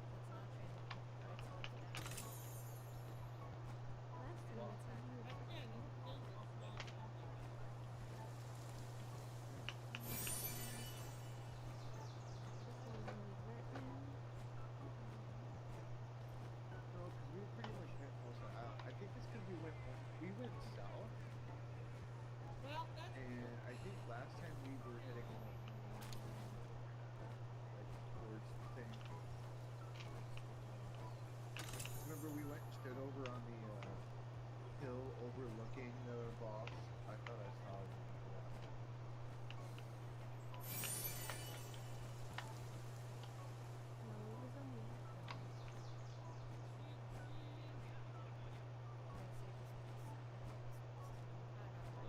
Well, one way to find out. Time for you guys to go back.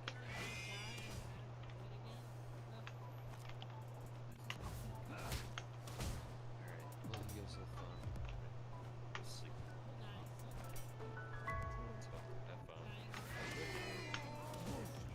Pick my entire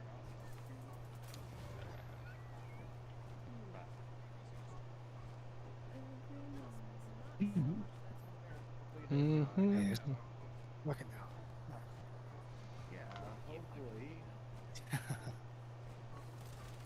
Hopefully next time you don't pass out before you. Touchy. And And plus 12. so that way we know.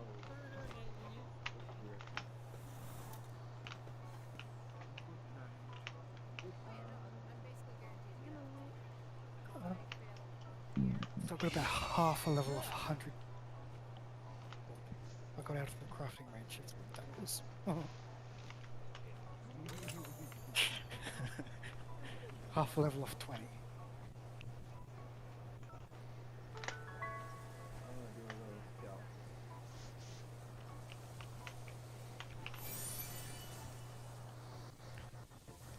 I didn't even realize it's getting even heavy when I heard you say it. I was like, oh. Oh. It's been so long trying to fix it. Yeah, it's just one of those things. Yep. Do you know what it was? It's because I'm using my headset mic. Oh! Told them everything. He explained the reason for his exile. He spoke about Elfie and Lindworm. He also talked about Arya's situation and how he destroyed the Gold Man. He believed the king wanted to punish him above all else. Even if the king could not find him, Lumiel village might face retaliation instead. Levin's father saw how serious the situation was. Because of that, Levin suggested moving everyone from Lumiel village to Lindworm's back. Fiona asked if he truly meant relocating the whole village. Levin's father asked if he was serious about living on the back of a dragon. Levin looked nervous. He knew it would not be easy, but it was the only idea he had. Then his mother spoke. She said the idea sounded wonderful. She even suggested leaving the country behind. Levin's father agreed while tears ran down his face. Fiona loudly agreed as well. Levin felt shocked. He did not expect such a reaction. Fiona then coldly said that Torcus had no right to remain king after exiling her younger brother in such a foolish and shameful way. She could not believe the king had cut off the country's future with his own hands. Levin grew worried and tried to speak with his father. However, his father only smiled brightly and declared that Lumiel village would now become independent from the Elwyn kingdom.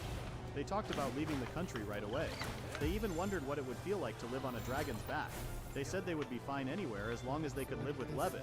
Levin asked them to wait a moment. His father asked if something was wrong. He thought Levin had come expecting that kind of decision. Levin said that was true, but he still felt surprised by how easily everyone accepted it. He also said they still needed the agreement of the villagers. His father then stood up and opened the window behind him. Outside, the villagers were already excited about the idea of living on a dragon's back. They said they would follow their lord Levin's father and move whenever he decided. They also felt angry that their young master Levin had been exiled. Many of them said they had never even seen the king's face before. They trusted Levin's father far more than a king they did not know. They also believed in Levin. Some villagers had already run off to spread the news across the village. Levin asked if it was truly fine for them to treat the matter so lightly. His father said they should thank the king for having little control over such a distant place. Still, Pokemon community game A Wild Sunflora appears catch it using Poke Catch. Winners revealed in 90s. Levin then realized he had to act. He summoned Miss Admin. His father watched in shock. Levin told her that he wanted to welcome the villagers into the city. Admin congratulated him. She confirmed that the city population had passed 300 people. Because of that, the city's rank had increased. New commands had also become available. One command called Migration appeared in the city admin panel. Levin felt glad and showed it to his father. He said this was the power of the ancient civilization of the Divine Dragon Clan. His father could not see the screen panels, so he asked what Levin was talking about. With this new command, Levin believed he could protect Lumiel village. He planned to keep his promise to Arya in his own way. Meanwhile, far from the village, a group of knights traveled on horseback. They complained about how far Lumiel village was. They could not believe they had to ride all the way to such a remote place. They asked the prince if he was not tired. Zex thanked them for their concern and said he was fine. As they continued their journey, the prince moved closer to the village. He looked quiet and deep in thought. The new command called Migrate allowed Levin to move buildings from the ground onto Lindworm. However, the command could not move people. Levin explained that it might still be possible if they had some helpers. His father asked what he meant. At that moment, some villagers noticed something in the sky and asked Levin and his father to look. A griffin flew toward them, followed by a flock of wyverns. The griffin called out to Levin and said he had brought some friends. Levin's father felt confused when he heard the griffin call his son Mama. The villagers also wondered what was going on as they watched Pokemon the community griffin leave game the wyverns. Sunflora escaped. Levin assured everyone that No everything one was caught fine. it. He explained that the flying creatures were his partners. Then he asked the griffin why he had come. The griffin flew close and rubbed against Levin. He said he could always sense what his mama was thinking, no matter how far away he was. He knew Levin planned to move the villagers to their new homes, so he told him to leave the work to them. The wyverns lowered their backs and offered rides in an organized way, almost like trained soldiers. One wyvern stepped forward and asked Levin if he was the boss that their leader served. Levin confirmed it. The wyvern quickly understood. Since their leader served Levin, that meant Levin was also their boss. If Levin gave an order, they would follow it. Levin remembered that griffins stood at the top among flying creatures. If this griffin led the wyverns, then as the griffin's master, he could likely communicate with them as well. He was not completely sure, but the situation seemed to work that way. Even so, Levin thanked the wyverns for their help. The wyvern representative replied that it was nothing and told him to leave the work to them. Their discipline impressed Levin, and he felt they were very reliable. The griffin said he would help as well. Levin thanked Eternal Sky for the support. However, the griffin suddenly looked unhappy. Levin asked what was wrong. The griffin admitted that he did not like the name Eternal Sky. He said a strange person had started calling him that without asking. He wanted Levin to give him a new name. Levin thought for a moment and suggested the name Van. He explained that it meant wind in a foreign language and asked if the griffin liked it. Van quickly said he loved the name. He looked happy to finally have a name he liked and thanked Levin for giving it to him. Levin felt glad to see him pleased. Van then declared that it was time to work hard on the move. Soon the villagers began relocating. The houses were teleported onto Lindworm's back through the Migrate command. The villagers rode in large carriers tied to the wyvern. Miss Demise also helped with the process. After sending some of the villagers on Lindworm's back, Levin's father praised him for the good work as he landed on the ground. Levin asked how everyone was doing. His father told him to take a look around. The villagers were excited. The soil felt soft and rich with nutrients. The calm river shone like small gemstones. The air was clean and the sky stretched wide above them. Many of them even said Lindworm was the best place they had seen. Levin's father said everyone looked happy. Levin felt glad when he heard that. He explained that most of Lindworm's large continent was still untouched. If everyone in the village worked together, they could surely grow into a strong and prosperous village. But Levin's father was not fully happy yet. He said their whole family was still not together. Because of that, it was too early to feel complete joy. He then asked Levin what he planned to do about Arya. He doubted Levin would leave her behind. Levin quickly said he would not. However, the power of the Holy Knights and the Dagger of Loyalty kept Arya tied to the kingdom. Levin swore he would free her from all of it, and bring her back to the village. He had already been thinking about what he should do and was working out his next move. Levin's father apologized for bringing up the topic so suddenly. He told Levin to ask if he ever needed help. After all, Arya was part of their precious family. Levin thanked him.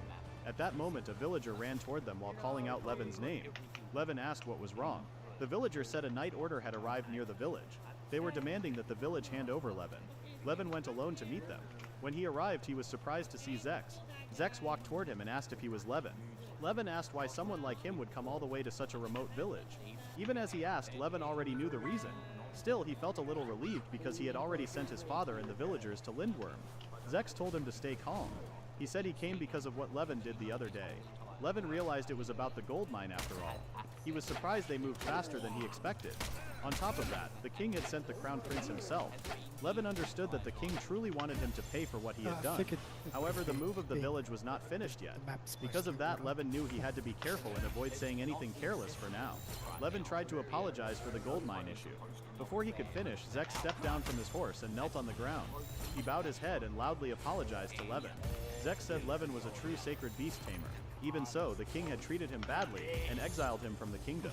He said the problem with the gold mine was caused by his father, who pushed Levin into that situation.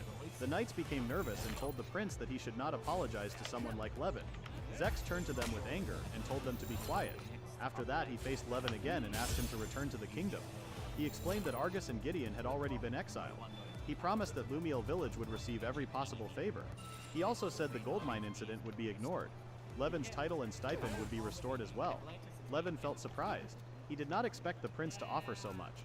If he accepted, his life would change from exile to success in one moment. Even so, Levin politely refused. He explained that he had already started walking on a new path. More than that, the king had used Arya's power to begin a reckless war. The king also planned to use her for his own gain. Levin said he had no intention of serving such an incompetent ruler. The knights suddenly rushed toward Levin. They called him a cur for daring to insult their king. Even if they knew it was true, they felt that saying it out loud went too far. They were frustrated because they could only complain about the king in their own thoughts. Soon their mood changed and they started laughing. They praised Levin for having the courage to say those words openly. Zex looked at them in disbelief. The prince then said Levin's answer was not surprising after what his father had done to him. Still, Zex asked Levin to talk with him alone. Levin looked uneasy. Zex told him to relax because he was not planning anything. He even signaled his knights to stay behind. The two of them went into a house. Zex asked if it belonged to Levin. Levin said it belonged to his parents. He also told the prince that his answer would not change no matter what offer he made. However, Zex did not seem to listen. He suddenly lay flat on the floor and bowed deeply. Wisebot 8 viewers, +1, alarm clock 7 hours 56 minutes and 54 seconds. He did not want to do that because the only option after would be to let Levin destroy the county for him.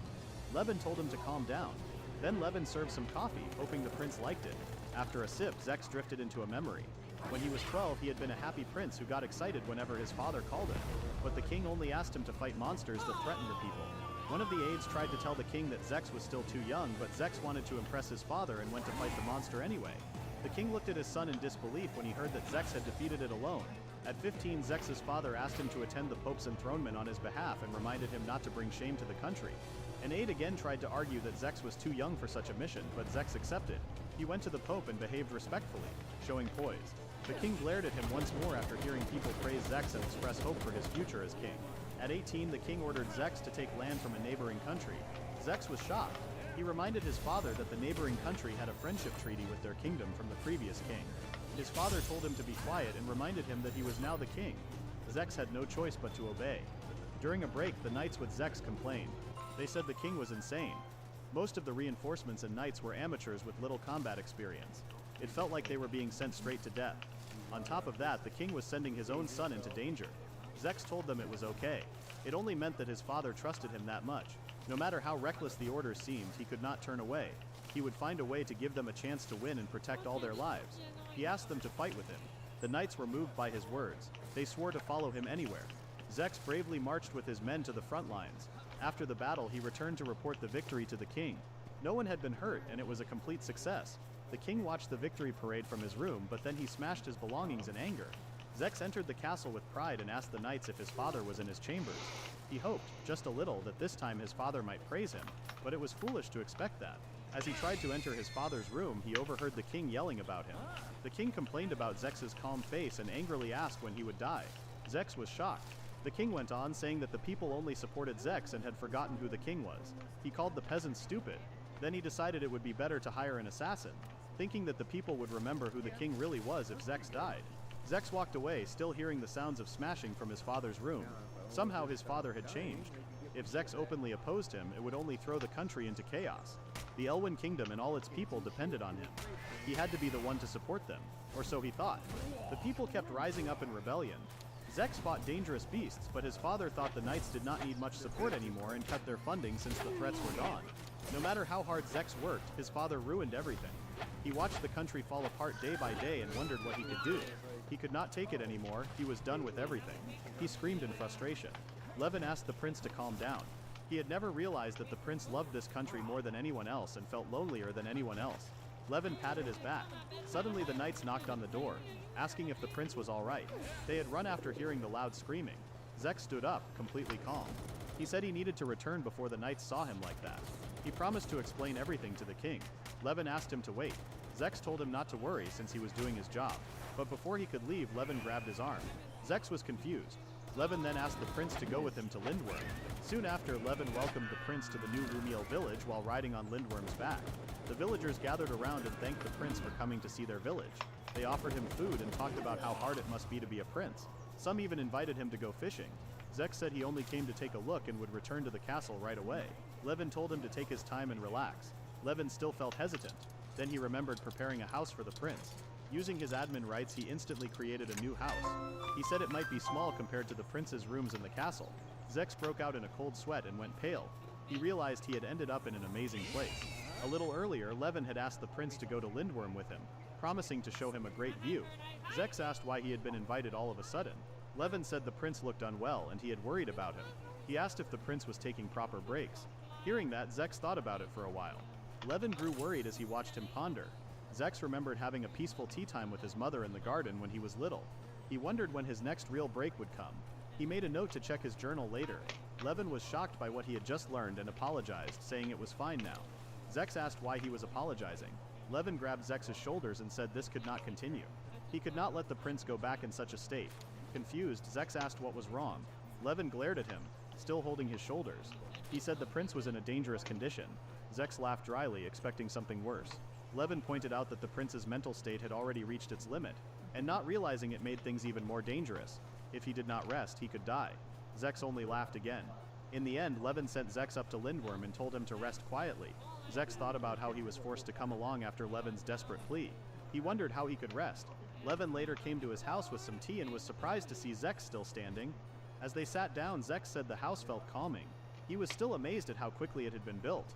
Levin said it was important to have a proper place to rest, but Zex asked how he was supposed to rest. Levin realized the prince was in bad shape. He asked if no one had ever told him to take a break. Zex explained that his father always yelled that if he had time to rest, he should be working.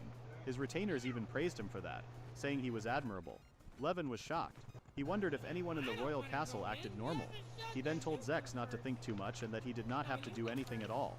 After the meal, Zex noticed that Levin cooked very well. He went to his bed. Levin told him to eat, lie down, and close his eyes. That alone counted as proper rest. Zex enjoyed the soft bed that smelled nice. This was the first time anyone had told him to rest. The night was quiet and calm. Zex realized how peaceful it was and slowly fell asleep. In his dreams, he saw his mother, who gently caressed him with a smile. Zex cried in his sleep because he missed her. The next morning, Levin came to wake Zex and said good morning, even though it was already noon. Zex got up, still drooling. Levin asked if he had slept well. Zex was still dazed and shouted for his mother while falling back onto the bed. After he calmed down, Zex apologized to Levin for shouting in front of him. Levin said it was nothing and served a bowl of soup. Zex noticed how good it smelled. Thinking back, he remembered that the dinner from the night before had been just as good. Levin thanked him for noticing. Zex took his first spoon of soup and froze. He asked if Levin had made it. Levin said it was one of his best dishes. Zex trembled with surprise and then exclaimed how delicious it was. He could taste the gentle acidity of the tomatoes and the rich flavor of the chicken and vegetables, all packed in the soup. He could not believe that Levin was not only a sacred beast tamer but also talented at cooking. Levin told him to calm down. Zex apologized again and promised to work on his habit of shouting. Levin agreed. Still, Zex realized something. It had been a long time since he had slept so well and enjoyed food this much. He finally made a decision. He told Levin he would follow his suggestion and asked him to show him around the continent. Levin was glad, and so the prince began his stay in Lumiel village. They visited the fields managed by the villagers and those cared for by the Valkyrie sisters. Levin even introduced Miss Admin.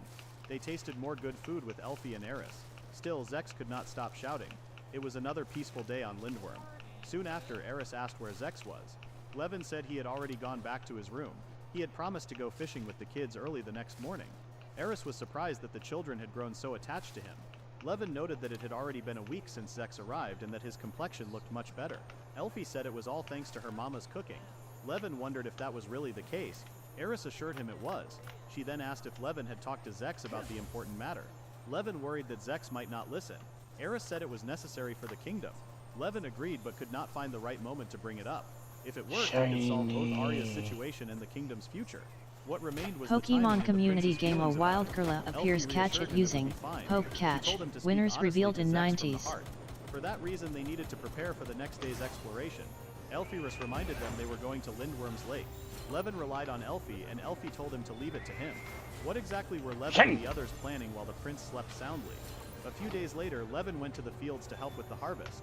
After they picked enough tomatoes, a boy and his mother came to greet him. The mother thanked him for playing with the children the other day. The boy asked what game they would play next. Zex thought for a moment and remembered Levin mentioning the big cave near the lake. The boy said he wanted to go there. Zex invited him, and the boy agreed. Then Zex told him to help out at home and build up his strength first. As he watched them leave, Zex realized it had been 10 days since he arrived in Lindworm. He had spent the days calmer than he ever thought possible. In the mornings, he slept until he woke up naturally. At night, everyone gathered around the table and ate together in lively company. The villagers and Levin kept a comfortable distance, and Zex felt that this was a wonderful place. No! Still, he knew he could not stay No! They he shiny! what he was supposed to report to his father. He could not bring back Levin, and Lumiel village had slipped out from under the kingdom's rule. His father would become angry again, and Zex would be the one to calm him down. He asked himself if that was truly okay. He wondered if that was what being a prince meant. He thought he had to support the kingdom and its people. He questioned what his role was and what his reason for living should be. The next day, while everyone ate breakfast, Levin noticed that Zex looked troubled. He went over and asked if Zex had a moment. Zex asked what was wrong. Pokemon Levin community said he game wanted Zex Gorilla to meet escaped. someone. A fairy No one then caught appeared it. and asked if Zex was the person she was looking for. She said that Zex's heart seemed very tired and that it was a pleasure to meet him. She introduced herself as Philmimi. Zex was surprised to see a fairy. Philmimi said she was a healing fairy and loved to help people. She then created a sparkling powder and asked Zex to breathe it in slowly.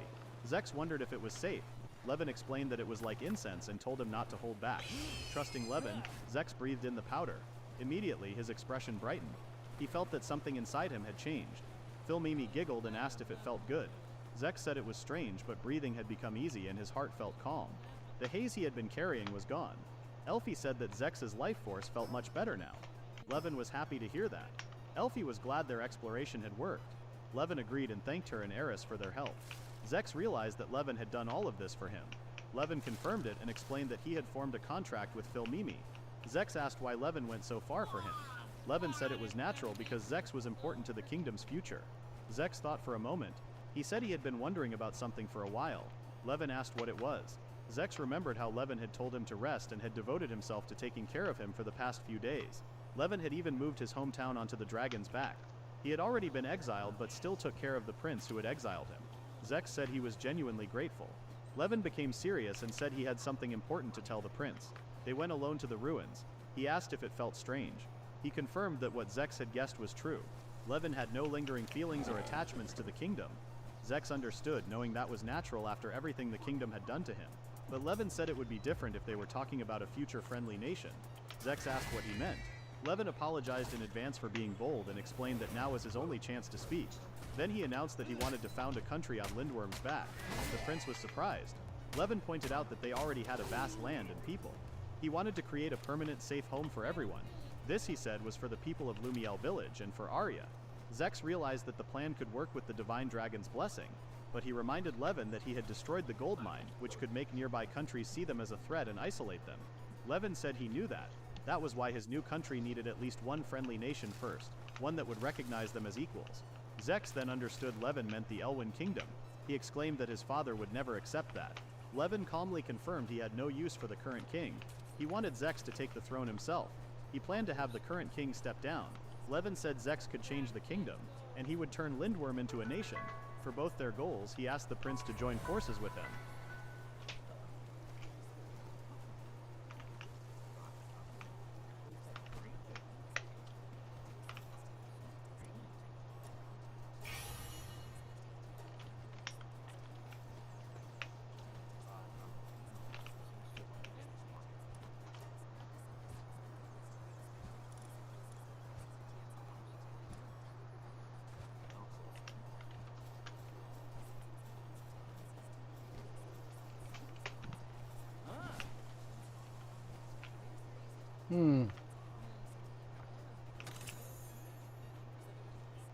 Now, where did I die at? Over here.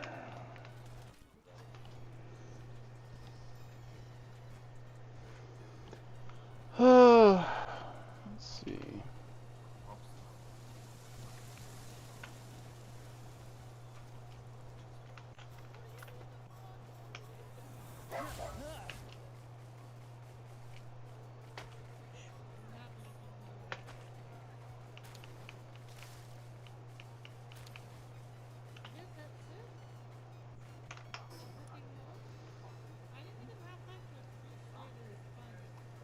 I'll vacuum shortly. Day of water currents, and asks if he's sure about skipping his sword practice because Will goes totally silent for a second before he and all the animals completely lose it. The kid starts panicking and says they really have to get going right now.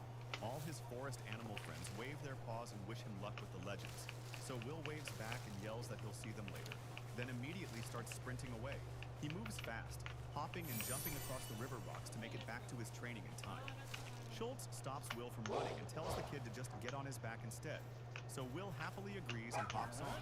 And then the giant wolf starts sprinting through the woods at top speed. As they move, Will starts thinking back to how he was actually an orphan a long time ago. He was abandoned as a kid, but he isn't sure if it was because of the wars or the famine. Back then, he was just a tiny baby left to drift away all by himself on a little boat.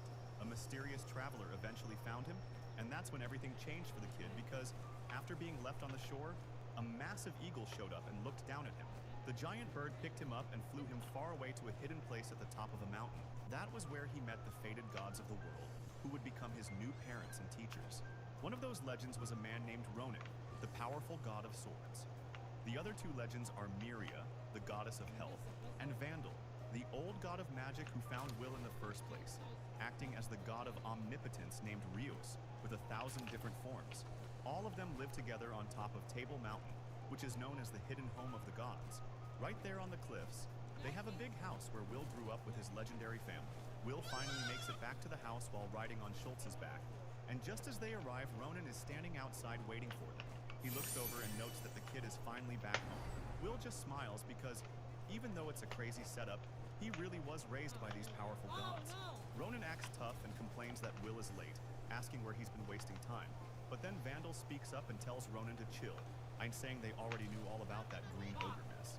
Miria rushes over to check on her cute little Will, asking if he's doing all right after the big fight. Will tells them he's totally fine and that he took the monster down pretty easily, but Miria just squeezes him tight, saying she expected nothing less, which makes Ronan speak up, bragging that it's obvious since he's the one who taught the kid everything he knows. He stands there ready to go and tells Will to get prepared because it's time to start today's training session. But Miria isn't having it and pulls Will away, yelling that he just got back from a dangerous fight and needs to rest. She suggests they spend the day studying healing instead, which makes Ronan lose his cool and yell at her not to mess with his schedule.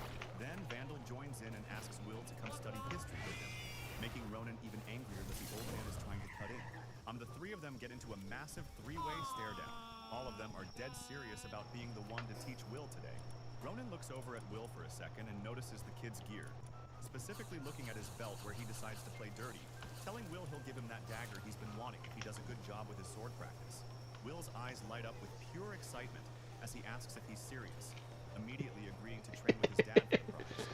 Ronan laughs and asks if that's the deal while rubbing Will's head, but the other two are just standing there annoyed since they've reached a massive wooden stump out in the field where the training is supposed to happen. Ronan explains the goal is to cut the stump using only sword pressure, telling Will he passes if he can pull it off, and the guy just gives a confident smirk, telling the kid he's going to show him exactly how it's done. He gets into a serious stance and focuses his energy, looking like he's ready to drop something huge. Wrong one. Ronan lets out a massive swing that slices the stump clean through. Will just stands there with his mouth open, totally blown away. Ronan says that's all there is to it, and Will starts shouting about how amazing his dad is while the other parents watch from a table nearby. Ronan tells the kid it's his turn now, and Will is hyped to try. Will steps up to the giant piece of wood and gets a good grip on his sword, trying to copy the form. He puts all his strength into it and lets out a yell as he starts his own swing at the stump. Will keeps practicing his swings with everything he's got, but Ronan just laughs and says those weak hits won't even break a twig. The guy watches the kid struggle and starts wondering if maybe he's trying to teach him all this too early. Will is sweating and staring hard at the target, thinking to himself about how he just can't quite get the hang of it. He tries to figure out his dad's secret, tightening his grip while telling himself to picture the blade's power going all the way to the tip. Something clicks and he lets out a huge yell, swinging with every bit of power he has. The force is so crazy it blows the stump apart, leaving everyone watching completely stunned. Will turns around with a huge smile and asks his dad how that looked. But Ronan is just standing there sweating and barely manages to say it was fine. Ronan realizes the kid is actually ready for the real deal, so he decides it's time to finally pull out something special he's been keeping. He reveals a beautiful new dagger and hands it over to Will, who looks like he's seeing the coolest thing in the world. Will is so hyped that he runs straight over to show off to Schultz, shouting about how he finally got his very own weapon. Ronan crouches down to check the damage, picking up a glowing shard from the blast. He tries to keep a straight face, but he's sweating while thinking about how he only told the kid to cut the wood. The guy just stares at the remains of the stump, totally floored that Will actually blasted the thing to pieces. Moving on, Will shows off his brand new dagger and asks if it looks cool, and Schultz tells him it looks great. Vandal's face starts twitching from the sidelines, so Miria looks over and asks him if he's okay. The old mage decides he wants in on the fun too, asking Will if he'd like a special gift from him as well. Will gets hyped as Vandal brings out a massive grimoire, telling the kid it's finally time to start learning some magic. He offers up the Book of the Fire Dragon first, but Will casually mentions that he's already memorized that one. Vandal is stunned and asks if he really means the one written in the ancient magic dialect, and Will just nods. The kid explains he can speak the dialect perfectly, and he's pretty much mastered every spell in the book already. Vandal is totally shocked and can't believe the kid is serious, so Will tells him he'll prove it right now. The kid starts focusing his energy, chanting under his breath while magic starts building up between his hands, and then he lets it rip. A massive firestorm tornado blasts into the sky, lighting up the whole area, while Vandal just stands there sweating, confirming that it really is the legendary spell. But Will just acts like it's no big deal. Suddenly, a little squirrel runs over to them, catching Miria's attention as she asks the little guy what's going on. Vandal starts chuckling while Ronan looks pretty impressed, asking if the kid really pulled off everything they're hearing. Nymeria explains that the squirrel told her Will has been out in the woods using his healing magic on all the animals. She gets so excited that she pulls Will into a crushing hug, gushing about how proud she is of her cute little kid. Ronan notices the kid is turning blue and warns her he's about to pass out, while Vandal just watches the chaos. Once he catches his breath, Will looks at Ronan and asks if he can head back out to show the forest animals his new dagger. Ronan gives the kid the green light to head out, and Will shouts thanks as he starts running toward his friend. He hops on Schultz's back and waves goodbye, yelling that he's off to see the rest of the animals.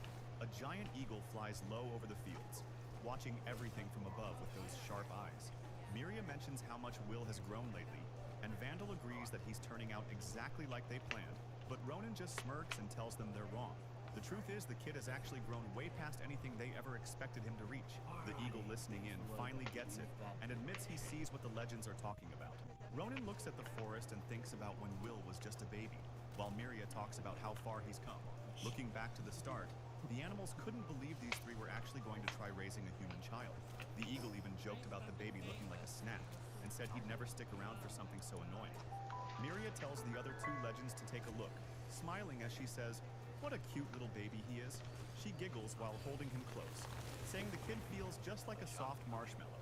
Ronan looks a bit annoyed and tells Vandal he needs to say something too, but Vandal just takes a quick look and admits he doesn't like small kids since they're usually just loud and greedy. Miria tells them to look over at the trees. All the shy forest animals have actually come out to see the child. She calls him the kindest child in the world and promises he's going to grow up to be its greatest healer. Ronan isn't so sure about that, asking if this tiny baby is really going to be a top-tier healer one day.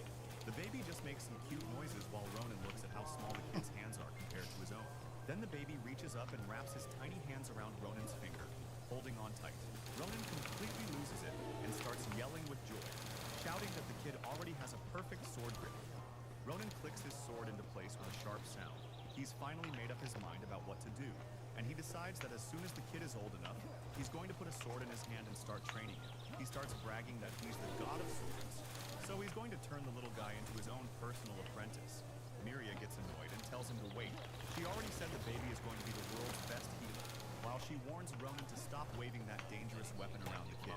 Ronan just yells back, asking why he can't be the one to take him.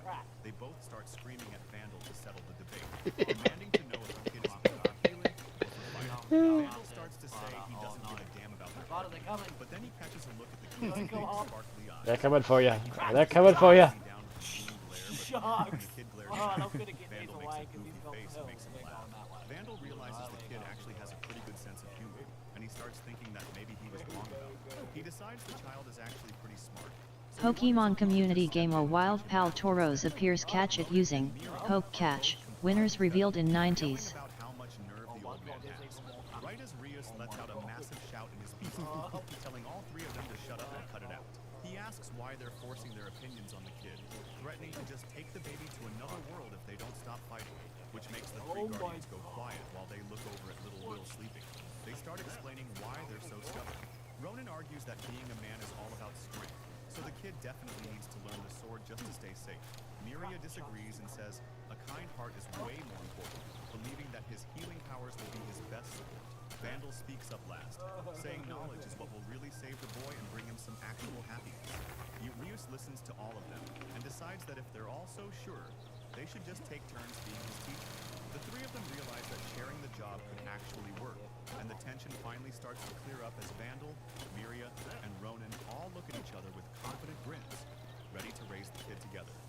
Ronan lists out the skills like swordplay and magic, while Miria agrees they should give the kid the best education possible, starting with a promise that one day he'll be something great. The Guardians all get fired up as Ronan laughs like a maniac, saying the boy is definitely going to become the greatest swordsman in the world. Miria gets a creepy look on her face too, declaring she'll turn him into the saint for her temple.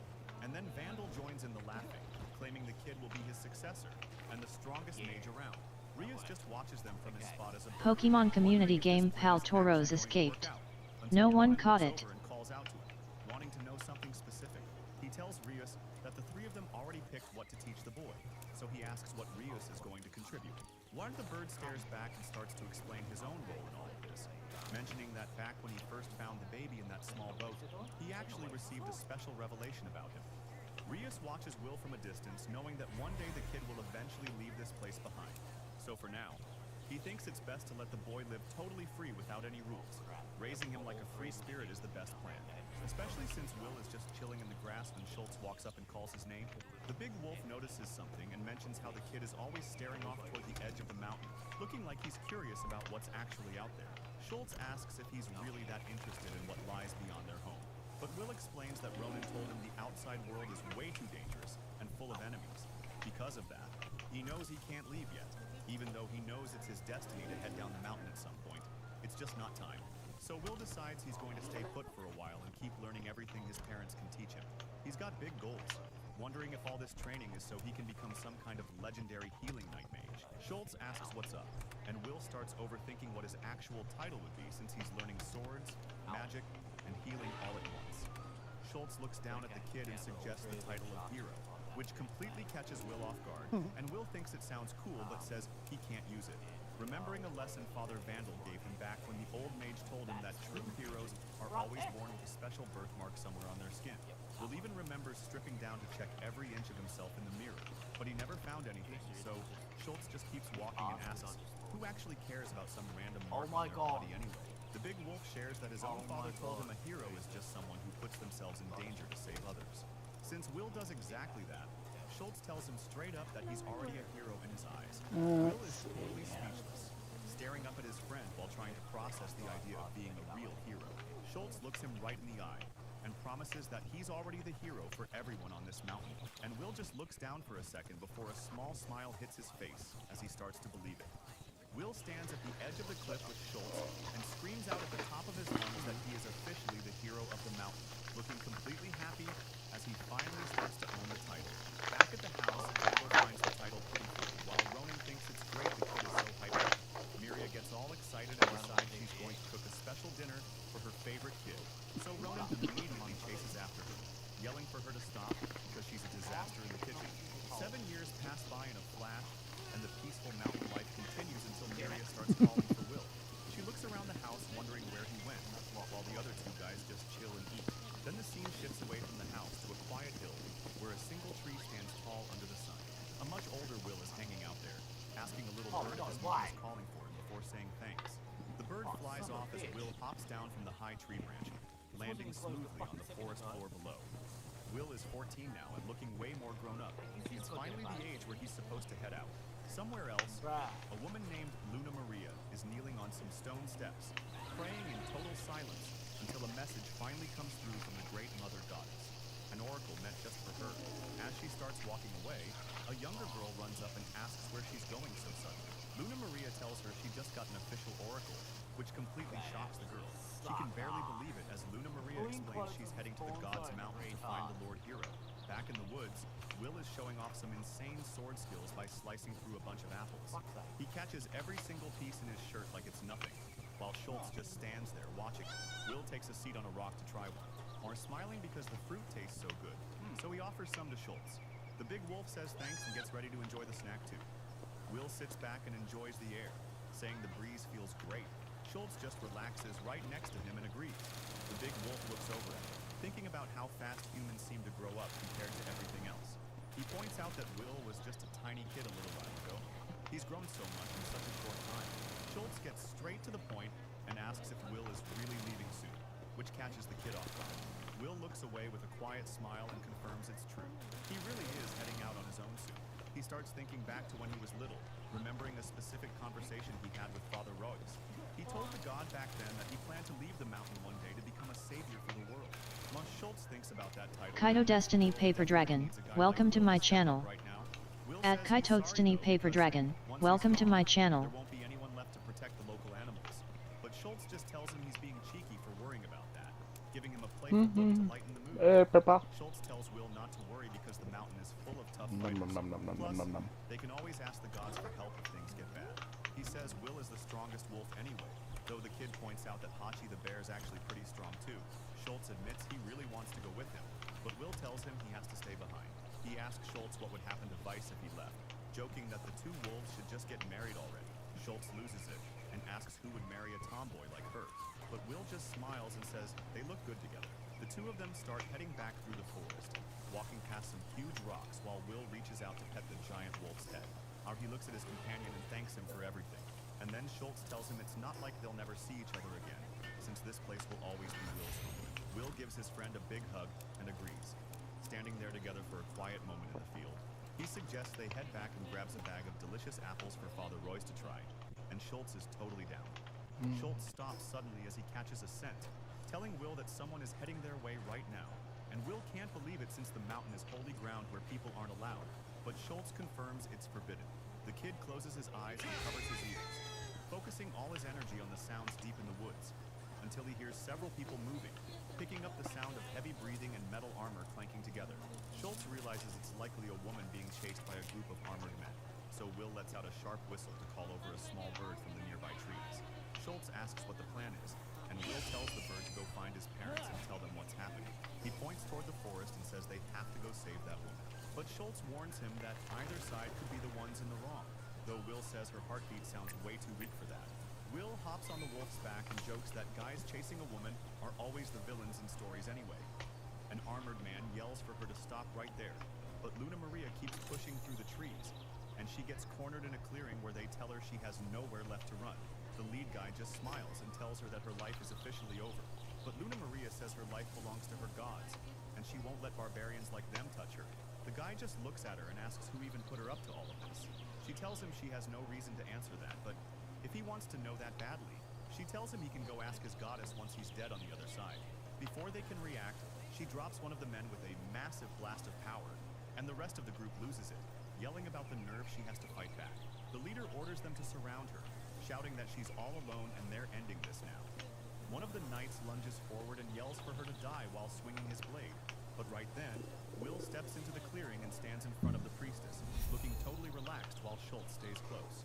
He looks back at her with a smile and asks if she's doing okay, leaving Luna Maria completely stunned, especially when the knights stop their attack, confused about why a kid and a massive wolf just showed up out of nowhere. The guys wonder what he's even doing there, while Will thinks about how far they are from any town. The lead knight laughs at the weird group and says they'll just kill the kid along with the priestess. So Will tells Schultz these guys are just like the villains from stories, and he decides not to hold back. He casually turns to Luna Maria and asks if she's okay with him saving her right now. She just smiles at him and tells him she's ready, calling him the Lord Hero. Will is totally confused by the hero title, and he finally notices she's wearing a mask. Will stands his ground and explains that this is the God's Mountain, a holy place where no one is allowed to enter, and since they're trespassing, he offers them a single chance to walk away and leave the area immediately. The knights don't listen at all, screaming for everyone to kill both Will and the priestess as they rush forward. Will isn't worried and calls out to Schultz, who lets out a sharp growl to show he's ready for the fight. So Will moves like a total blur, weaving through the knights' weapons before they can even react to them. He thinks to himself that he could easily just cut through their heavy armor, but he decides to try something else.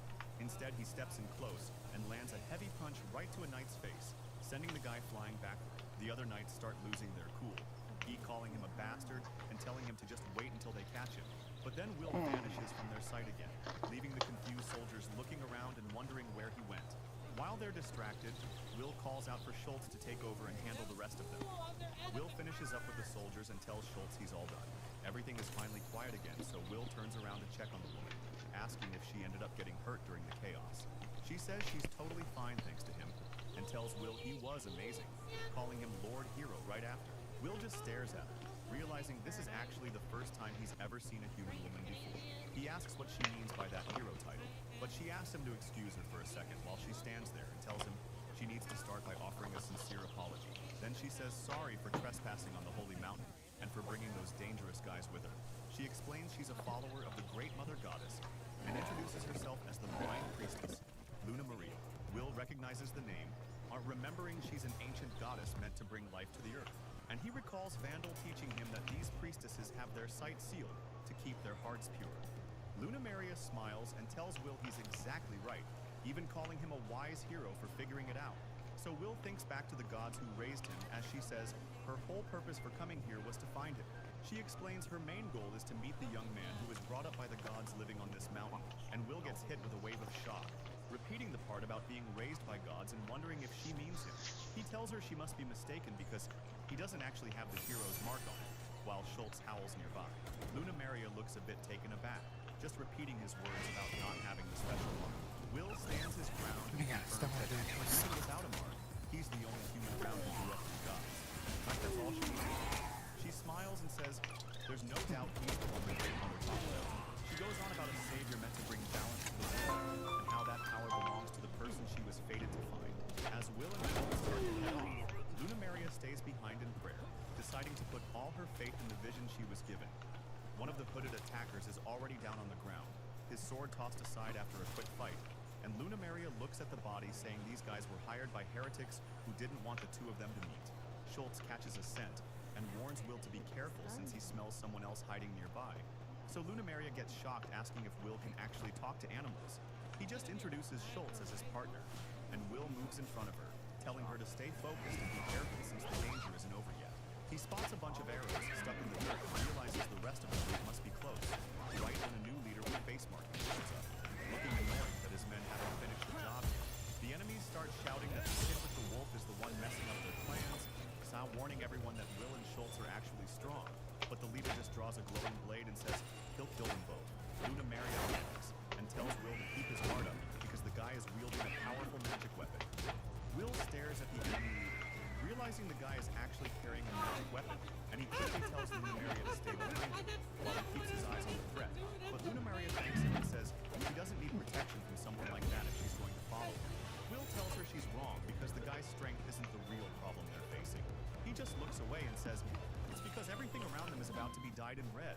So Luna Maria gets confused and asks if he's planning on using some kind of fire magic, but Will says he's not the one doing it. It's just that the attackers brought some huge trouble with them. Everything starts shaking as a massive shadow covers the ground, and one of the guys yells out wondering what it is. Suddenly, a giant dragon slams right into the middle of the battlefield, wrecking everything. Will and Luna Maria can only stand there and watch as the massive beast takes over the scene. One of the guys is totally freaking out, stuttering as he asks what that massive thing is even doing there, and it's a red-scaled dragon, a literal monster standing right in front of Will and Luna Maria, looking like it's ready to wreck everything. The attacker can't even move, just sweating while he tries to process seeing a dragon. The knights on the ground are losing it, yelling about why a creature like this would show up in a place like this. Will doesn't move an inch though, keeping himself steady while blood from the fight splatters everywhere around him. Luna Maria looks toward the beast and comments on how it's a dragon, and the size of it is just insane. So Will looks at her, pretty surprised she can tell all that while being blind, but she just tells him she can't. She explains she can feel its massive wings and roar. And more than that, there's this crazy life force coming off it. The dragon keeps its eyes locked on the group of knights who are shaking in their boots. Right then, Will realizes the dragon is actually after the guys following him, noting that while they aren't on this mountain, they're everywhere nearby. Looking up at the sky, dragons are circling the area. It looks like the guys stumbled into a nest. Pokemon community game. A wild Pyakumiku appears. Catch it using Poke Catch. Winners revealed in 90s. The lead guy yells for everyone to get their arrows ready, thinking they can actually drive the dragon off if they hit it together. But the arrows just bounce right off its skin. Turns out the scales are way too hard for normal weapons to do anything. One knight decides to go all out, pulling out a glowing magic sword to see if that can do the trick, while he lets off a massive blast of magic energy that hits the dragon dead center. But even with that huge explosion, the dragon doesn't have a scratch on it. The knight is losing it, he calling the thing a damned lizard while he realizes they're in trouble. The other guys decide they've had enough and start running for their lives before they end up becoming the dragon's dinner. As the dragon starts charging up its breath, Will stays calm and tells Luna Maria to stay exactly where she is, right before the beast opens its mouth and lets out a massive wave of fire that covers everything in sight. The dragon's breath hits the ground with a massive roar, sending a wave of heat and wind everywhere while the lead knight just stands there sweating, totally shocked by the sheer power of the attack. The guys ask what's happening as Will casually drags two full-grown knights out of the fire's path, and then he tells them the forest will burn if they keep this up, adding that even bad guys have families waiting at home. He drops the two knights on the grass like they're nothing, leaving them sitting there completely speechless. Will turns around and walks toward the giant beast, looking tiny compared to the dragon, as he yells at the monster that he's its new opponent, telling the thing to give him everything it's got. The knights check on each other. Pokemon community game. Pyakumiku escaped. No one caught it. Wondering how a kid is going to survive against a dragon like that. From the sidelines, Luna Maria screams out for the hero as she watches him step into the line of fire. Miria looks down with a calm smile and tells Will not to worry about a thing, so the kid gets this serious look and says he's actually got something special ready for this monster. He stands there looking tiny as the massive dragon lets out a deafening roar right in his face. But behind him, Luna Maria and the knights are completely losing it, just shaking while they watch the kid.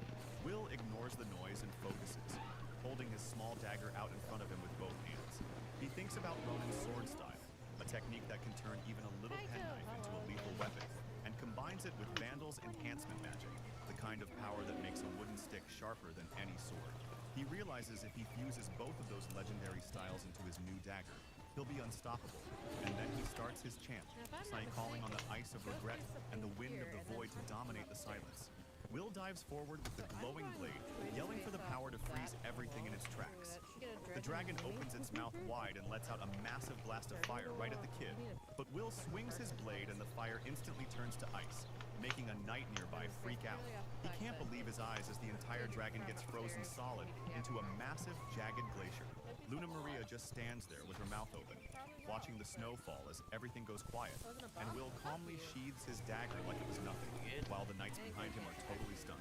The soldiers Yeah, start he's just trying to get back to the land. yelling about how the giant dragon was turned into a block of ice, so the lead knight stares at the kid's back, wondering who this brat is and where he got that power. He calls Will a monster and tells everyone to retreat, running away while Schultz just watches them leave. Luna Maria looks over at Will. She's quiet for a second before finally calling him the Lord Hero. She slowly reaches up to her face and takes off her blindfold, standing there in the middle of the snow. Luna Maria introduces herself again, telling Will that she is the blind priestess of the Earth's mother goddess. She looks up toward him and asks if he would be willing to finally tell her his name. The kid replies that his name is Will and clarifies that it is just Will, nothing else. He goes on to explain that even though he is a human, there is something pretty unique about him. Will gives a small, calm smile as he mentions that all of his parents are actually gods. The priestess processes this, thinking about how he is still the hero she was looking for. So Will asks if she's really sure it's him, reminding her again that he doesn't have any special mark. Luna Maria says she's positive because the oracle said, the kid living on this mountain is the hero who brings peace. She adds that, since she can't see, there is no way for her to check for a mark anyway, and Will realizes she's truly blind and says he'd apologize. But he feels like saying sorry would just be rude. Luna Maria confirms that she gave up her sight on purpose as an offering to the goddess, which leaves Will pretty surprised. But she just smiles and says she doesn't regret becoming a priestess at all. Will takes it in while hanging out with Schultz in the grass.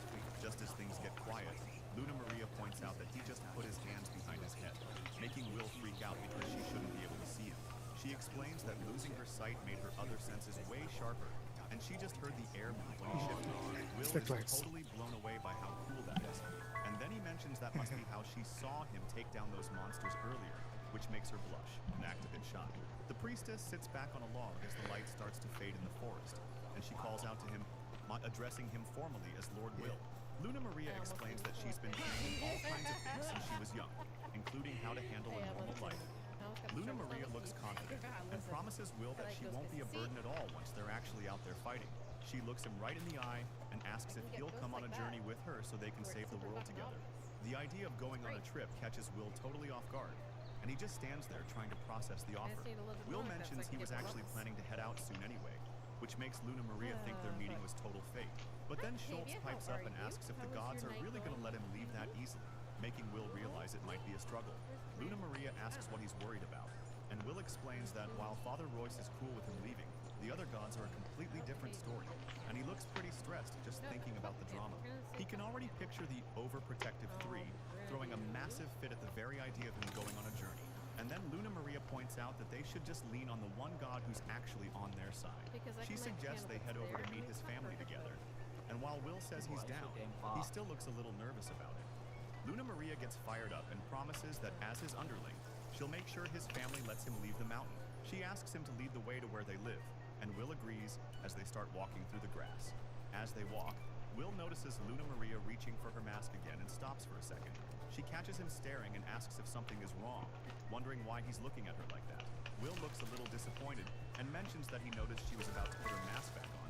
He tells her straight up that her eyes are beautiful, and it would be a total waste to hide them, making her blush. She gives him a huge, happy smile and decides she'll just keep the mask off for now. Will asks if she's really sure about that, but says he's down if that's what she actually wants. He starts panicking internally because her smile makes his heart race. Realizing he's not used to hanging out with girls his age, Schultz notices he's turning bright red and asks what's wrong, but Will just yells that it's nothing. Luna Maria is totally caught off guard and starts blushing when Will reaches out toward her. He gives her a nice smile and says they should get going, offering his hand for her to take.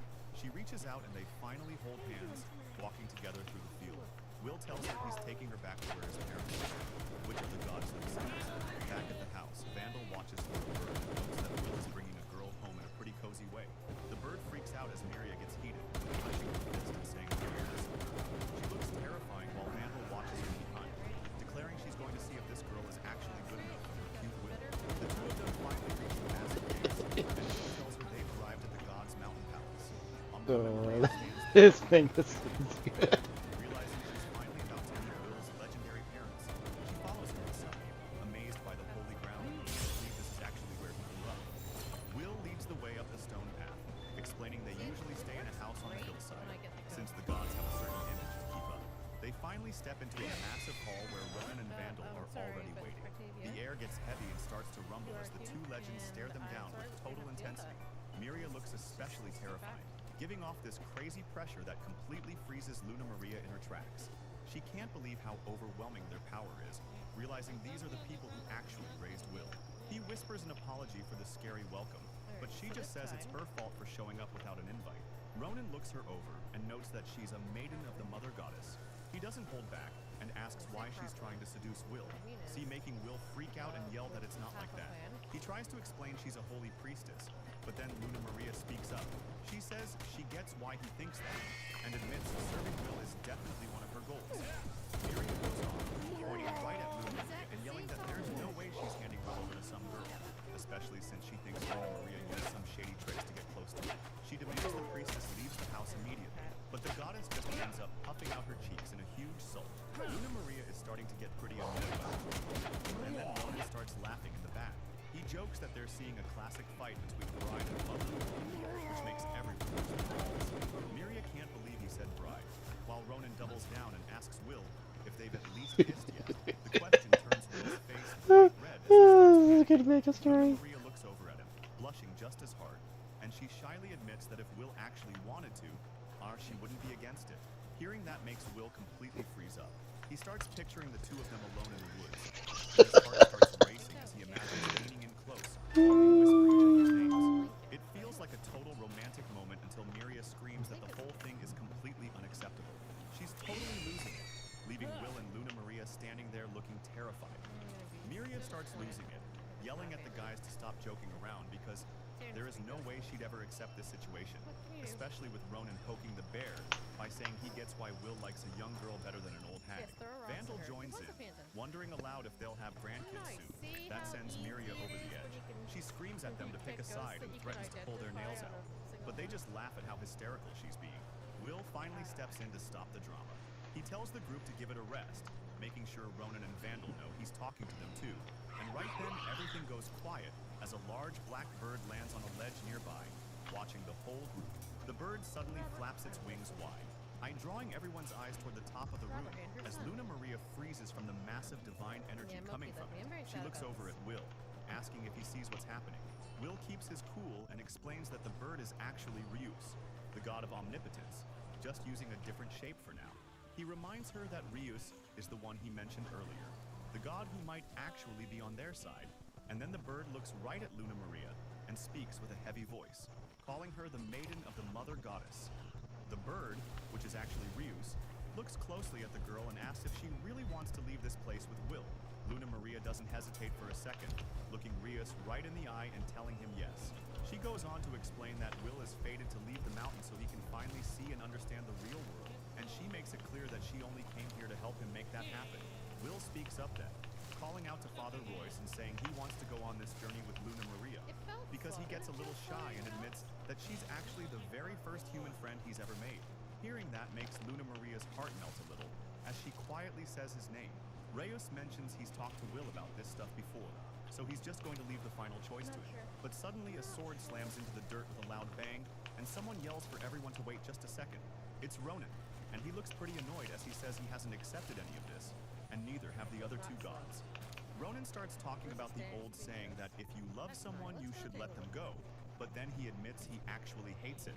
Will tries to cut in to explain his side, but Ronan just says his name to shut him down right away. The swordsman gets a serious look and warns the kid that the outside world is just full of evil and bad stuff. He says it's a parent's job to keep him safe from all that, and Miria shouts that he's totally right, especially since she looks completely determined while saying she'll personally defend Will from everything out there. Vandal just watches them with a smirk, acting like he's finally hearing something interesting.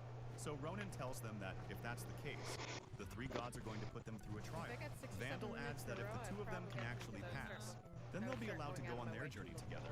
The old mage rubs his chin and thinks the whole idea of a trial sounds like a lot of fun on its own. Miria looks back with a confident smile and says she's down to accept those conditions as well. Miria gets this totally creepy look on her face while promising she'll never let that guy near her cute little Will again. And Will turns to Luna Maria to get her on his side. She looks right back at him and agrees immediately. So the two of them stand together and shout that they're definitely going to pass and clear whatever trial gets thrown at them. Ronan likes their attitude, but tells the old man to go first and use his wisdom to mess with the kids a little bit. The old mage gets annoyed and calls him a brat, asking why he can't show some respect to his elders. He decides to go along with it. So he holds up a finger that starts to glow with magic and swishes some water through the air while he sits back and acts all cool. The water pours perfectly into two cups. A simple trick that lets him feel like his drink and asking if it's really just a cup of water. The old man just says that's right and points out the mountain through the window, telling Will to head straight for the single cedar tree growing up there. Vandal sets the timer with an hourglass and tells Will he has 2 hours, but there's a catch. He can't spill even one drop from that cup. Will stares ahead and keeps repeating the 2-hour limit to himself, making sure he's locked in for the challenge. And Miria mentions that Will usually finishes this kind of run in under an hour, So Luna Maria wonders if this trial is actually too easy. Luna Maria tells Will not to worry, since she's done training like this before, and suggests they just pass the whole thing together. Will looks at her and gives a small smile, agreeing that she's totally right about them being able to handle it. So Vandal sees how pumped they are, and decides it's finally time to get things moving. Miria gives the signal to start, while Ronan tells the kids that the three of them will be waiting at the finish line. And Will hits the ground for some deep leg stretches to get loose while Luna Maria stands ready with her drink. Will asks if she's finally ready to go, and she confirms she's all set to start the run right now as Will shouts the countdown, and the two of them bolt forward, starting the race toward the mountain at full speed. Luna Maria looks completely stressed out. The reality of this training run is finally hitting her, and she calls out to Will in a panic because he's already way ahead of her, just sprinting into the distance. Will slows down and looks back, asking her what's wrong since they only just started the race. Luna Maria points out that the water is definitely going to spill if they keep moving that fast, but then she looks down and notices the water is barely moving. It's just gently rippling, like not a single drop could ever fall out. She catches up and apologizes, admitting that she just can't keep up that kind of speed with the cup in her hand. The two of them share a quiet moment of focus, both feeling the heat as they try to keep Pokemon community game A Wild Frigivax appears catch it using Poke Catch. Winners revealed in 90s. Luna Maria sighs in relief and thanks him for being so nice. Moving on, they keep walking through the forest side by side, finally finding a rhythm that works for both of them. Will and Luna Maria head down the path while some deer watch them from the bushes. Shiny inbound. Commencing attack. Animals actually cheer them on, so Will waves back with a big smile, while Luna Maria just enjoys the vibe because she's impressed that Will hasn't lost his form at all. She expected him to be good, but his stance is still perfect, even though they've been moving for about 40 minutes. It's starting to look like things aren't going well with their current pace, and Will points it out. He tells Luna Maria they won't make it in time like this, so he asks if she can pick up the speed because the suggestion catches her off guard. She looks pretty surprised by the idea, and immediately apologizes. She explains that she's just not confident she can go any faster without spilling the water in her cup. So Will brings up another option. He knows the other routes are dangerous, but he thinks they really need to take a shortcut, and he stops to check if she's actually okay with that. He doesn't want to force her into a sketchy situation since it's her call. Luna Maria gets a disappointed look and says she'd rather face the danger than fail just because they ran out of time. The two of them keep moving through the forest, crossing over a stream using an old fallen log, and Will reaches back to grab Luna Maria's hand, making sure she doesn't slip while they climb down the rocks until Will stops and asks if she's doing all right. Seeing how Luna Pokemon community game Frigivax escaped. No one caught it. Tries to act fine, asking him if something's wrong since there's only 30 minutes left and she's clearly hitting her limit, so Will tells her they should just take a break, and they find a flat rock to sit on for a second to catch their breath. Moving on, Luna Maria looks at him with a bit of guilt, but Will just smiles and tells her not to worry about it because he realizes Vandal probably knew this would be a struggle when he set the challenge. He looks up at the sky, Saul wondering what to do while Luna Maria tells him his stamina is actually crazy. She's impressed that he hasn't gotten tired at all, and Will explains that he's been running around these woods with animals since he was a little kid, so his energy is the one thing he's really proud of. Luna Maria suddenly remembers something and brings up how Will called her his friend a little bit ago, and Will immediately starts panicking and apologizing, worried that he might have crossed a line by saying that. He's completely red in the face, standing there with his heart pounding while he waits for her to say something.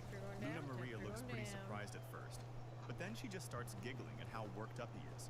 She smiles and tells him that being his friend is actually a huge deal, and she considers it a total honor.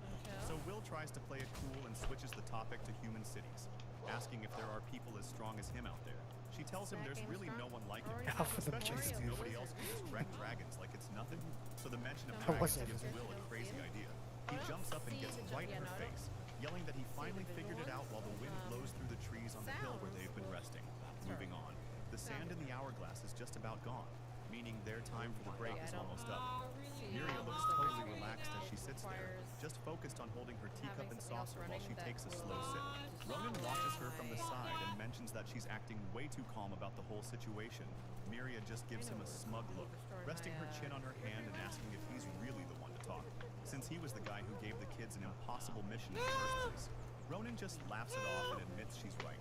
He says the trial would be a total breeze for Will alone, but having the girl with him makes it much harder, and time is definitely running out. Looking at the hourglass, there are only 5 minutes left on the clock, but Miria isn't even worried. She's just fangirling over Will, saying she can't wait to hug and comfort him when he returns. Ronan looks completely disgusted, while asking if this is a punishment for it. He tells her she smells like sweat and needs to back off, so the two of them start brawling, grabbing each other's faces while Miria yells about whether things could actually go south. Vandal just sits back with his staff, casually mentioning he was just thinking about how little faith they have in the kid.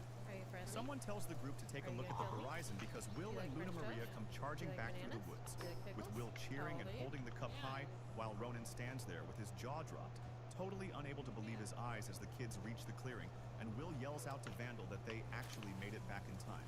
Ronan admits he expected Will to be fast, but Miria is losing it over how the maiden ran the whole way. She starts panicking, demanding to see the cup and asking if there's even any water left inside, so Ronan looks down at them, saying that if they really ran that fast, the cup should definitely be empty. But Will and Luna Maria just stand there with huge, confident smiles on their faces. The Guardians look into the cups and realize the water didn't spill because it's completely frozen solid. Ronan just stares, muttering that there's no way it would spill if it's like this, and everyone is just stunned. Luna Maria is totally shocked and asks if this counts, but Vandal just laughs and says, of course it's allowed. He explains he only told them not to spill the water, and he never said anything about freezing it. So Will mentions he thought of it because of a dragon he fought before. Once the water was ice, they just ran. Vandal looks at the hourglass and reminds Will that time is almost up, and he still needs to finish. He points out that Will hasn't actually handed over the water yet, which is the whole point of the test. Will just gives him a confident look and says, yep, reaching his hand out toward the table where he uses his magic to hit the cups with a quick burst of heat, and just like that, the ice melts away instantly, leaving the cups filled with perfectly clear water that starts to ripple. Vandal picks up a cup and takes a drink right there in his chair, while Will stands by waiting, and the old man gets a huge smile on his face, saying the water tastes really good.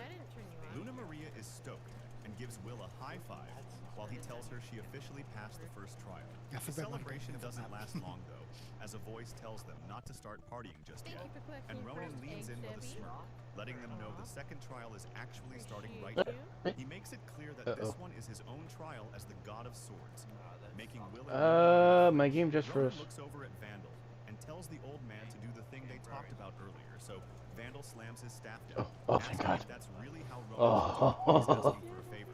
A massive magic circle starts glowing on the ground with a loud hum as the spell activates, and Ronan reveals that they'll be fighting Vandal's training golem, which is a giant made of solid rock. The two legends stand there while the massive monster looms over them, ready for the kids to start. But Will and Luna Maria can barely believe what they're looking at as they face down the huge stone beast. Will thinks this golem fight is a pretty simple test, mostly because Ronan hates it when things get too complicated. So Miria giggles and calls Ronan a total musclehead, which makes him yell from the back that he can hear everything she's saying. Will tells Luna Maria he's actually happy about this, since they should be able to pass easily, but she's not so sure about that.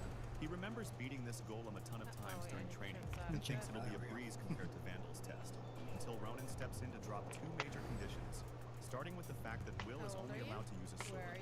Will doesn't really get the point of that rule, and says he doesn't see how using a sword changes anything.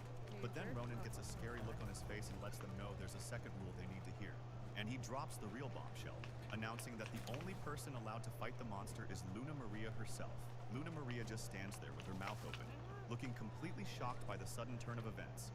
Will asks if that means he's not allowed to fight at all, and Ronan just looks at him and says, that's right. Ronan looks at Will with a smug grin and tells the kid he's fully aware of what he's capable of doing, but he wants to see how Luna Maria compares, since he isn't about to just let Will stand around acting like her bag boy. Will tries to argue that the girl has probably never even touched a sword in her life, but Ronan just tells him not to worry. Ronan leans in and asks Luna Maria directly if she actually knows how to use a blade, and she reaches behind her neck and pulls a hidden cord, quietly confirming that she does indeed know how. She explains that while the mother goddess doesn't exactly like weapons, their duty to travel the world means they have to train with them, and as she reveals her hidden blade, Will completely loses his mind while Ronan asks him if he's finally satisfied. Luna Maria gets into a fighting stance, looking pretty intense until Ronan tells her there's no need to get so worked up. He explains that the golem she's about to fight is so weak that Will could have easily wrecked it when he was only 5. So Vandal speaks up too, mentioning that by human standards, the monster is only a level 2 threat. Luna Maria tells Will he can run away if he wants to, but warns him that he'll fail the trial the second he does. So she grips her sword, admitting that while Will is strong, his followers have to be able to protect him too. She says his people can't afford to be weak and declares she's going to take this trial with everything she's got. Will calls out her name as he watches her get into a fighting stance, and he starts to say something but stops, thinking he should give her some advice but deciding to stay quiet. Luna Maria looks back with a serious face and tells Will she's going to pass this no matter what happens, and Ronan raises his hand, looking pretty amused as he mentions she finally looks ready to go. He chops his hand down and yells for them to begin, sending the massive stone golem straight at her. The golem smashes the ground with a huge crash, but she dodges it easily while Ronan just stands there whistling. She stays completely focused, listening to every rustle and movement as she waits for her next opening. Ronan notes that even though Luna Maria can't see, she's using her hearing to dodge every single move, and as the ground shatters from another heavy hit, it's clear that just staying out of the way isn't going to be enough. So Ronan reminds her that she won't pass the trial just by running away. Luna Maria knows he's right, and she makes a big leap, diving right under the golem's massive stone arms to get within striking distance. Will is watching from the sidelines. He tries to act like he's fine, but his nerves are totally shot, while Ronan keeps a close eye on the kid. Meanwhile, the heavy golem shifts its weight, trying to pin her down. She finally lands a hit, but her face drops. She realizes the thing's body is way too solid to cut through, yet the golem doesn't give her a second to think. It swings its massive arm in a huge, crushing arc that catches her off guard. Will loses it and yells her name as he sees the attack coming, but Luna Maria isn't backing down. She tells herself she'll just keep at it no matter how many tries it takes. The massive rock golem stands its ground, looking like a total wall of stone as Ronan notices that Luna Maria's hits aren't doing a single thing to the monster. While the girl starts to sweat, she's totally stuck and doesn't know what her next move is. Will asks Vandal if this thing is really just level 2. Vandal says it's definitely just basic magic, but the old man admits with a smirk that he might have poured way too much mana into it. So he thinks its raw strength is actually closer to level 10. Will yells that he's being way too weak. It turns out Will only won his past fights because they were rigged in his favor. Right as the golem takes another hit, rocks fly everywhere, but the thing won't go down. Luna Maria tries to find a weak spot, realizing she can't even cut through its joints. Meanwhile, Ronan is impressed by the sword. He can tell it's a great blade that's been boosted with holy magic. Ronan points out that while the sword is great for undead, it's useless against magic constructs. So Will realizes that if her current attacks aren't working, he needs to find her some more power. He gets ready to cast a spell from the sidelines to give Luna Maria a massive buff, but Ronan moves like a blur, drawing his blade to cut through the air and stop Will's magic instantly. The old swordsman puts his katana away and tells the kid he's not allowed to interfere like that. He makes it clear there will be no buffing her, and definitely no debuffing the golem either. Ronan says the only thing Will can actually use is his voice, so he better just start cheering, while Luna Maria keeps struggling against the giant, her face covered in sweat as she tries to. Will finally shouts for her to win the fight, and she yells back that she's on it. But deep down she's starting to freak out, wondering what the hell she's even doing right now.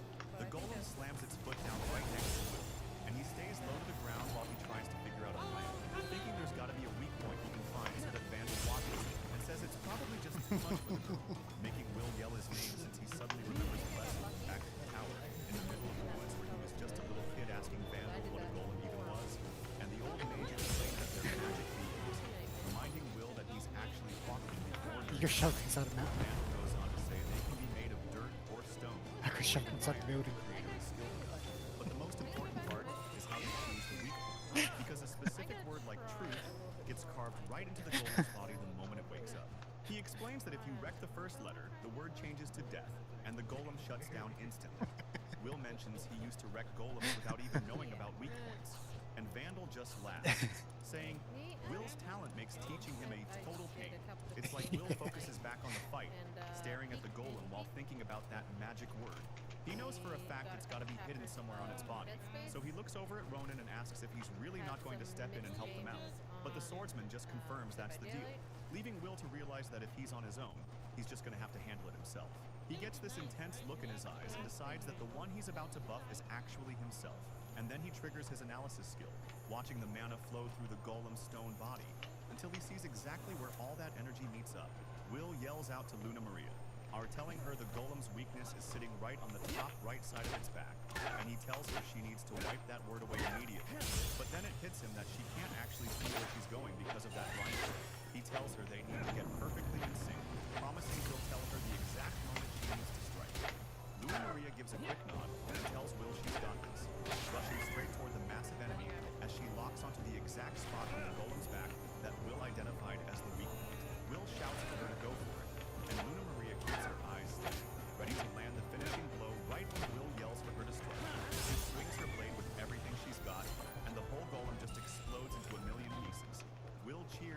their plan worked perfectly, while he turns his attention back to Ronan to see what the legendary swordsman thinks of their victory. Ronan just gives him a cool smile and tells Will that he actually did a pretty good job. Then he turns to Luna Maria, praising her skills and saying her hits only failed before because Will's golems are special. So Ronan gets this sneaky look on his face, thinking to himself that just testing her power wasn't the only reason he did this. Turns out what he really wanted to see was if the two of them could actually work together as a team. Since Will spent his whole life training alone, he never actually had the chance to fight as part of a team. But now that's changing. Will runs across the field calling out to Luna Maria, knowing she's finally putting all her trust in him. As soon as she sees him, Luna Maria shouts that she actually did it and tackles Will into a huge hug. Maria sees the two of them getting close and absolutely loses it. She's fuming, wondering what that girl thinks she's doing. Luna Maria realizes she's being a bit much and pulls back, blushing while Will tries to hide how embarrassed he is. Ronan steps in to break the tension, telling them they both did a great Pokemon job. community game A Wild Porygon 2 appears. Catch it using Poke Catch. Winners revealed in 90s. Nymeria gets this really mysterious look on her face as she starts thinking about the final challenge. While some monsters fly over the mountains in the distance, she wonders exactly what she should put Will through next. The day finally ends, leaving the mountains looking peaceful under the light of a massive full moon. The sun goes down and Will sets up a small camp with Luna Maria, sitting by the fire as he stirs a pot of soup over the crackling flames to make sure it's cooking just right. Once it's ready, Will hands over a bowl and tells her the soup is done, but warns her to be careful since it's still pretty hot. Luna Maria blushes a little while she takes the bowl and thanks him. She takes a bite and her eyes light up, telling Will it's delicious and that he's a great cook. So Will mentions he's used to cooking in the mountains, and even his parents have started liking his food lately. Suddenly, Luna Maria gets this huge pout on her face, making Will wonder if he said something wrong. She says as his follower she can't fall behind him in cooking, which makes Will ask if she actually cooks too. Luna Maria explains that as a priestess, she basically had to learn how to do everything for herself, and she insists on making the food next time, even though Will suggests they just take turns with the chores. Luna Maria asks Will if it's really okay to just go to sleep for the night, but Will tells her he's just way too tired from everything that happened today, and they need some rest. He explains that they're heading toward the testing grounds for the final trial next, and since the dragons over there are nocturnal, it's safer to move Pokemon community game Porygon 2 escaped. No one caught it. Wondering what kind of task she should set. She points right at them and demands that they kiss each other right then and there. Ronan and Vandal completely lose it, yelling at her and asking what kind of crazy trial she's running. Miria starts freaking out, saying Will is going to pass anyway and she can't stand the thought of them being alone. She screams that if something is going to happen, she'd rather see it herself, and wonders why no one gets her. Will and Luna Maria just stand there blushing like crazy, with her barely able to even say his name. Will can't believe he passed the trial just by kissing Luna Maria, and he starts shaking his head like crazy because Ronan steps in and hits Miria on the head, yelling at her to stop giving Will trials he'd never actually accepted. Vandal tells her she needs a better task or they won't even recognize her. So Miria finally gives in and starts wondering what to do, sighing about how her makeup doesn't even seem to work on people anymore. Ronan and Vandal just stare at her with these super intense looks. It's like they can't even believe what she just said. And Miria looks completely dazed as she realizes that old age might finally be catching up. It's like her soul is leaving her body right there next to some old wooden grave markers in the sun. Miria snaps out of it and says she's out of skincare herbs. So she asks Will and Luna Maria to go pick some more for her as the new trial. And the two of them are so relieved they agree immediately. Miria thinks Will is the cutest kid ever for being so polite, while he and Luna Maria get ready to head out. Miria looks at them with a serious face and asks if they should really be celebrating right now, making Will stop in his tracks. He looks pretty worried and asks her exactly what she means by that. She explains that the herbs only grow in one place, the Northern Caverns, which everyone knows is the dragon's lair. Luna Maria looks over at Will while Miria mentions that's where the local dragons live, and even the wild animals avoid it. The plant they're looking for is called the Holy Orchid, a super rare flower that isn't even supposed to bloom this late in the year. She lays down the law and says they have to bring it back by tomorrow at noon. Will doesn't even flinch. He just looks determined and tells Mother Miria that he's going to get it done. Miria just gives a little laugh and tells them they better give it their best shot then. So they start heading out immediately, passing by the old grave markers as they leave the sunny clearing behind. Later that night, the two of them settle down in the dark forest to get some sleep before the real challenge starts. Will wakes up under a massive tree, stretching his arms high as the morning light hits the forest. Looks like he's ready to go. He says morning to Luna Maria, who hands him a hot bowl of food that he finishes in seconds. The two of them make it to the cliffside and stand right at the edge of a huge dark crack in the mountain. Will uses a magic light to lead the way inside, and Luna Maria follows him into the dark tunnel, even though she asks if this is Luna's place. Will says the echo makes it seem pretty small, but that's just because Vandal told him the dragons actually use an entrance at the top of the mountain. He's pretty sure they just need to keep going deeper to find the main part of the lair. And then Luna Maria warns him to be careful. She says these dragons move their feeding grounds a lot, so you never know what's waiting. Will says these beasts are a nightmare because they hunt the forest animals and cause everyone trouble. They finally reach a huge open area inside the mountain, standing on a ledge overlooking the massive dark cave. Luna Maria notices how deep they've gone and figures they finally made it to the lair, and Will just nods along. Will looks around and says he doesn't sense any dragons nearby, wondering if they're just not hunting. Since the place is totally empty, Luna Maria mentions that it seems like luck is actually on their side today. She says they need to find a holy orchid fast, and Will agrees they shouldn't waste any time. The two of them start making their way through the giant rocks scattered all over the cavern. Will searches between the stones, but tells her he doesn't see the flower anywhere in this area. He says they might have to go even deeper if it's not. But then Luna Maria catches a scent. She stops in her tracks, totally confused because she can suddenly smell the scent of flowers. Luna Maria tries to say something, but Will sees something and yells for her to get down fast. Something huge slams into the ground where they were just standing, nearly catching them in the blast.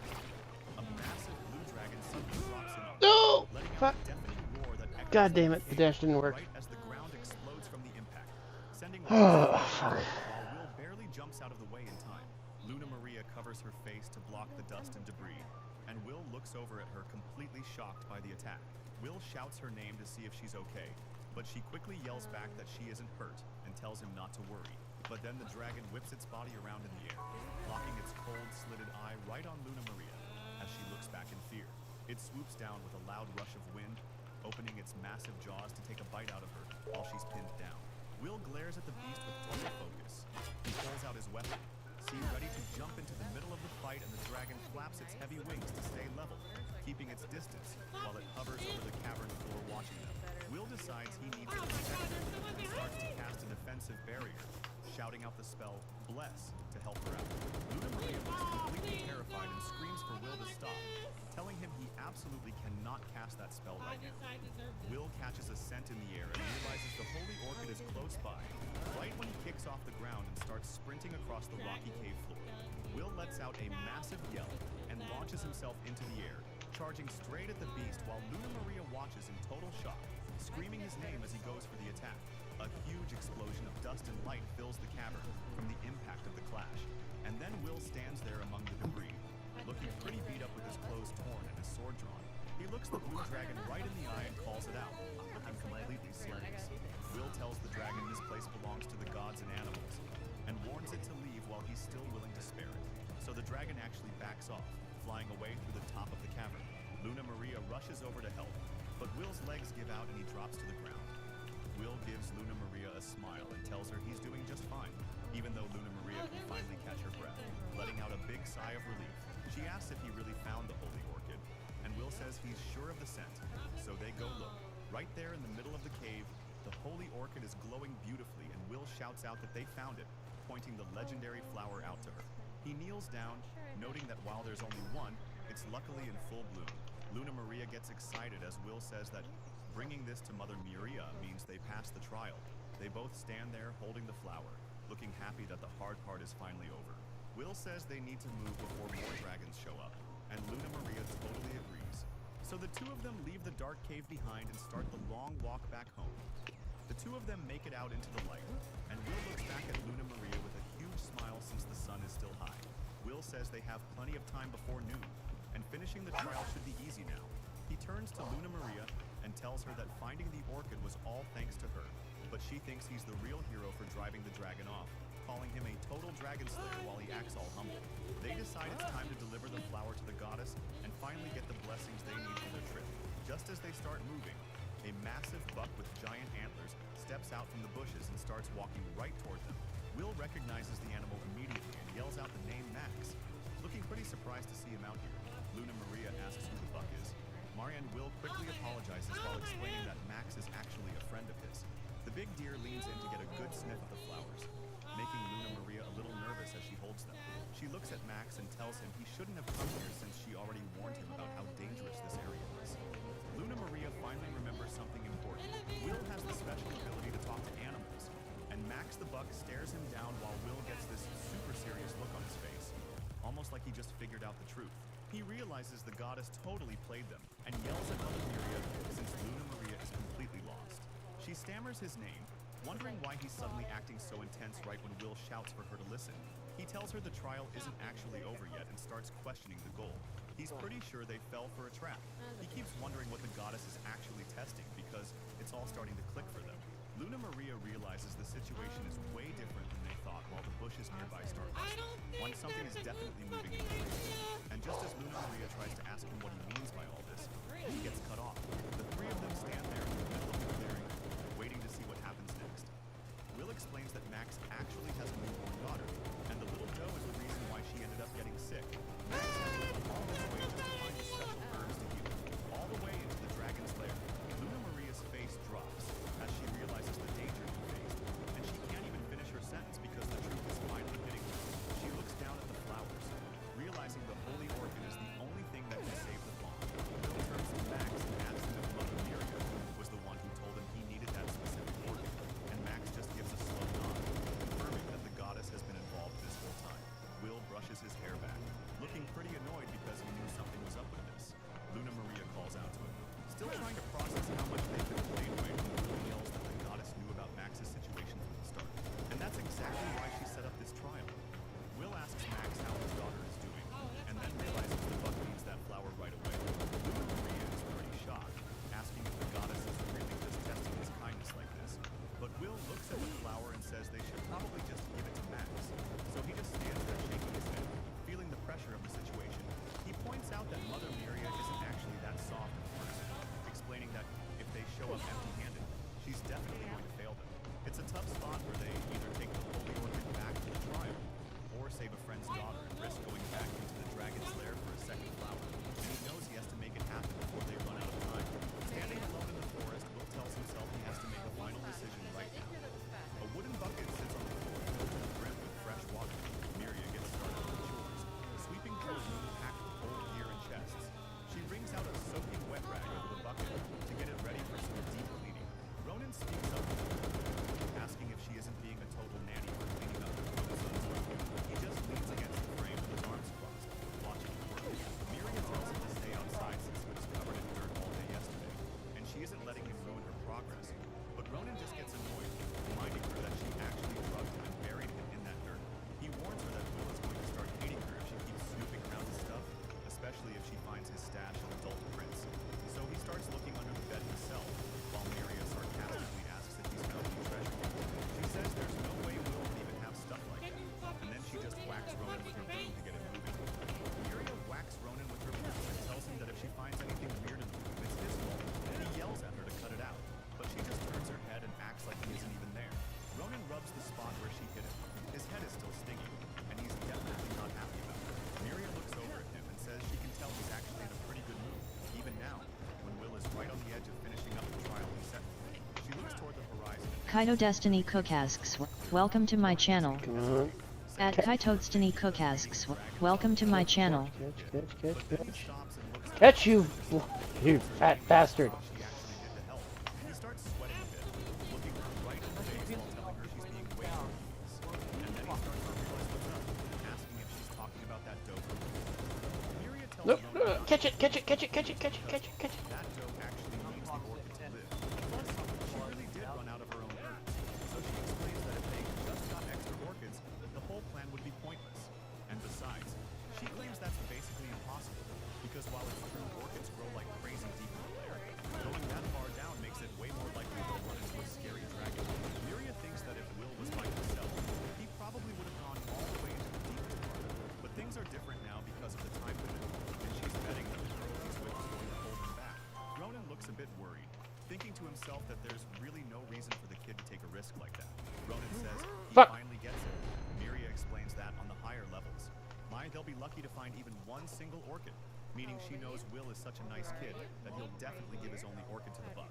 She wonders out loud if he even has enough time to go all the way back and grab another one before the clock runs out. Miria starts walking off, asking herself if she should air out Will's futon next, since the room is going to be occupied for a while anyway. Miria looks completely caught off guard, just staring back at Ronan while she asks what he's even talking about.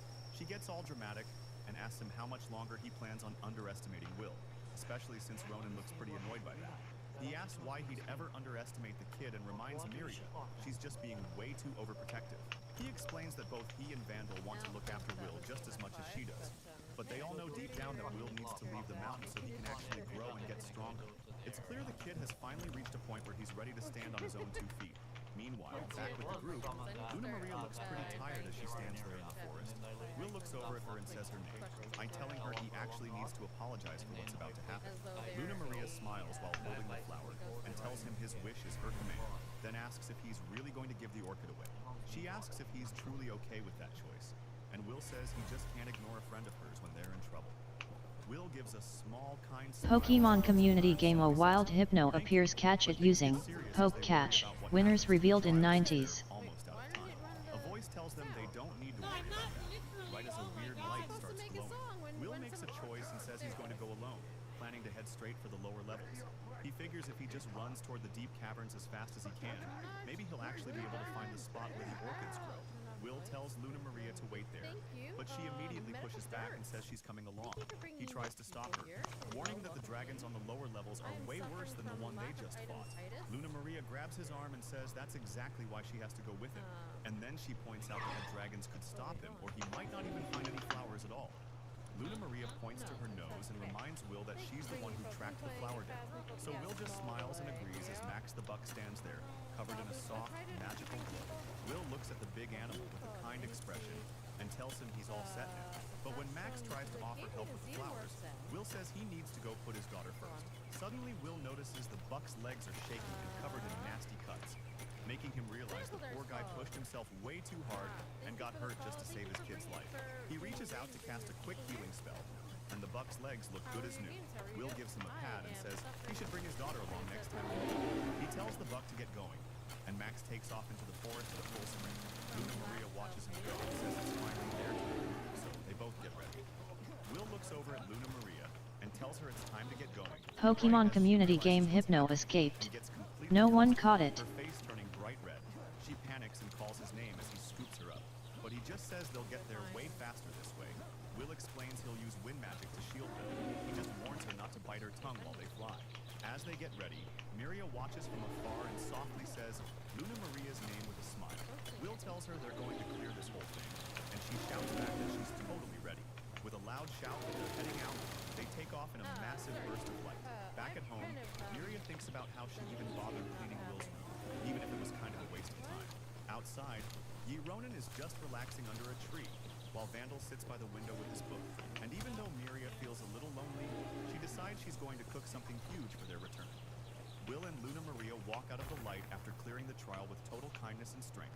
And just like that, the scene shifts back to the house on the hill, where everyone is left wondering what Miria is actually thinking. Ronan walks over and tells Miria that it's about time the two of them got back, but Miria just stays quiet. So Ronan asks her if she's really still sulking about the whole thing. She snaps back that it's obvious why she's upset, since Will is definitely going to leave them soon. Vandal watches them from the balcony and just chuckles to himself while they keep bickering, and then he mentions that they can't keep Will locked up like a bird in a cage forever, no matter how they feel. Ronan looks up at the sky and says that judging by the sun, they should be showing up any minute now. Right on cue, Will and Luna Maria finally appear, looking tired but happy with a bunch of flowers. And Luna Maria says she's back while Will gives a simple greeting to his mother and father. It's a bright, clear day with the sun beating down and a single leaf floating through the air, right as the group finally makes it back to the house, where Miria greets them with a warm welcome home. A hand reaches out quickly to give a greeting of its own, and before Will can even set his bags down, Ronan starts rubbing his head and joking about how much stronger he got over 3 days, even though Will reminds him it hasn't even been a full day yet. Ronan turns to Luna Maria and tells her she did a great job too, noticing she's carrying a massive pile of holy orchids. He starts thinking to himself that with a haul this big, even Miria won't be able to stay mad. But then Miria suddenly charges in and tackles Will into a giant hug, sending Ronan flying back while she yells Will's name.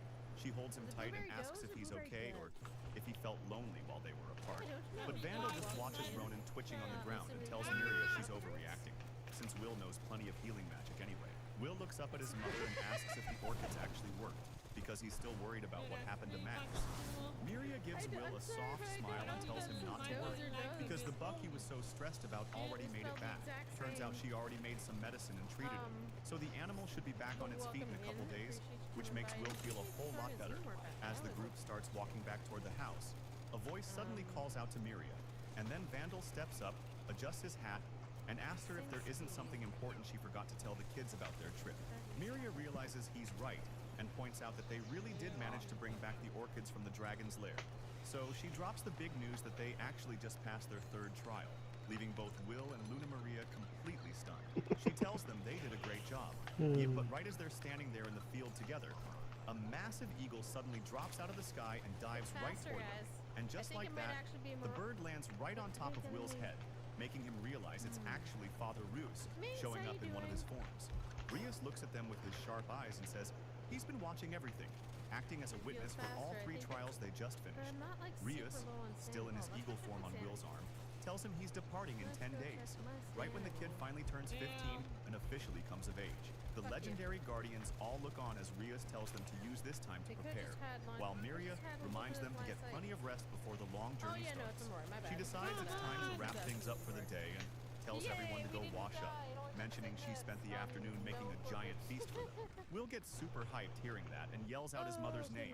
He grabs Luna Maria and tells her to hurry up because he's obsessed with the food. As they head off, Ronan whispers to Luna Maria that she should probably stay away from it, but Miria catches him and jokes about how her dinner definitely isn't a threat. Luna Maria mentions that Miria always sneaks medicinal herbs into the cooking, which makes it taste pretty bad, even if Will likes it. Right as Ronan jumps in and tells the kid not to worry since he made some of the food himself, and suggests Will relaxes for his final 10 days. Luna Maria looks super excited and promises she'll definitely take it easy and enjoy the break. They all head into the dining room where a massive spread of food is waiting for them on the table. It's like a total feast. Will and Luna Maria sit down and start digging into everything, enjoying the meal together while the legendary guardians hang out in the background, laughing and having a good time watching the kids eat. But when Miria asks how the food is, the herbs finally kick in. Luna Maria ends up totally dizzy while Will just breaks into a cold sweat. Or later that night, Luna Maria is knocked out in bed while Will sits on the windowsill, just staring out at the moon and thinking. Moving on to the next morning, the group is back out in the mountain fields again, and Ronan reminds Will that he's only got a few days left before it's finally time for him to be home. Ronan tells Will the remaining time is strictly for sparring, and Will tells his father not to go back. Later on, Vandal asks Will if he still wants to read that one book he was looking for earlier, and the old mage tells the kid he's an adult now, so keeping his mind sharp is just as important as fighting.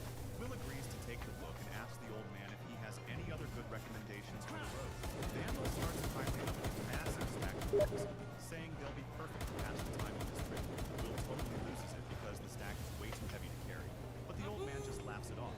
Getting serious, Will looks at his teacher and promises he will I'm being pinned. Vandal smiles and tells him the trick is filtering all that info to find exactly what he needs out there. The sun finally sets over the mountain house as the stars start to come out for the night, and Will heads to the bath to wash up, while Luna Maria calls out from nearby to ask him how the water feels. Miria pops in with a smile and tells Will she's there to wash his back. Will completely loses it and splashes around in the water while yelling out her name. He argues that he's almost an adult, so she doesn't have to, but she says since he's still a kid, it's fine, and she starts running her hand through his hair, noting how it's as glossy as a girl's. Will says it's because of her special shampoo and all those long lectures she gives him about cosmetics. She tells him to make sure he takes care of himself while he's traveling, and he promises he will. The goddess leans in close against the back of his head, things getting pretty quiet as she tells him to come back home if his journey ever gets way too difficult for him. She reminds him that the mountain where the gods live is always his home, and he just nods. But then Miria says it's time to scrub from head to toe, making him panic and try to get out of there. Luna Maria gives a sincere thanks to Will as they walk through the bright mountain scenery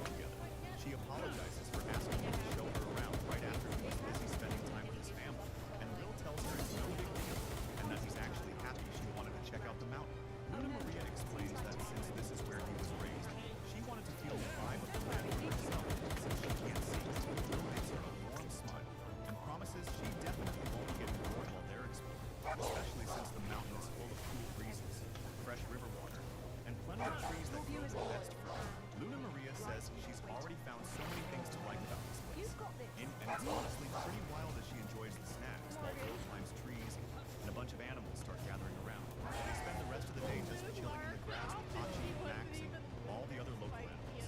Moving on, it's now been 10 days since Will finished his final trial on the mountain.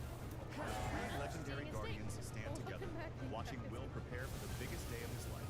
Will tightens his gear and hoists his pack onto his shoulders, getting ready to finally head out, and Miria tells him today is the day he departs.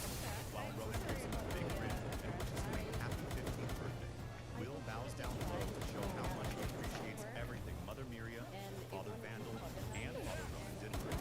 The fearless kid finally starts his journey to see Does someone need a hug? Huggies!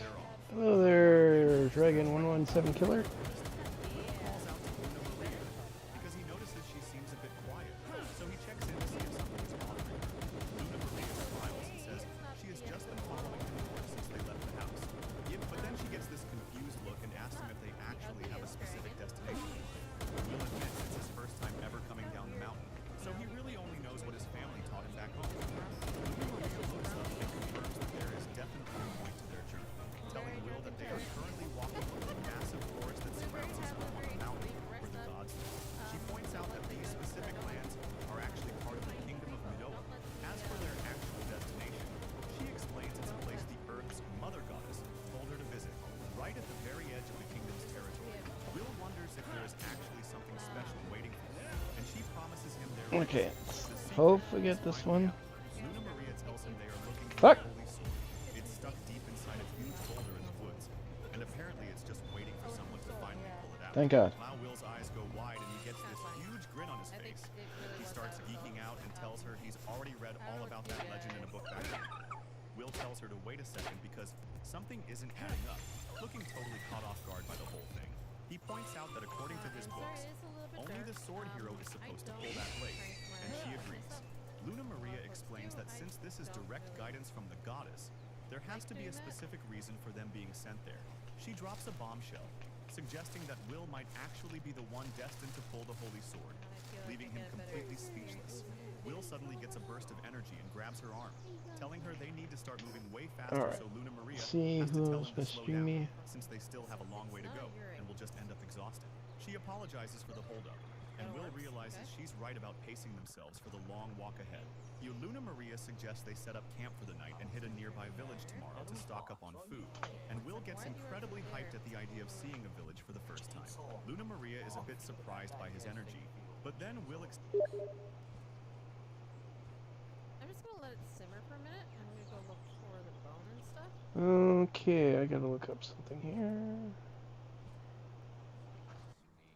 I'm not gonna be able to see the bone without a flashlight, I think. This map in particular kinda needs a flashlight.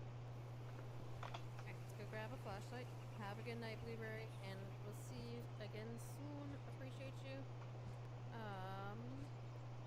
Appreciate you bringing people here and breaking the street. Where am I? Let's see. Honk, did you just honk at me? Ah, okay.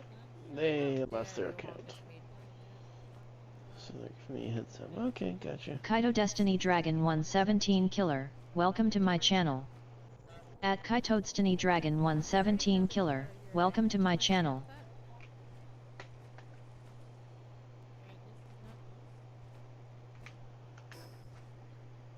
Just hoping the bone isn't like hidden underneath stuff. We all know the bone is kind of broken sometimes, and sometimes you just can't get it. Okay, I should head back to base. Yeah. Yeah, that's not even. Is it summon circle maybe? Let's see.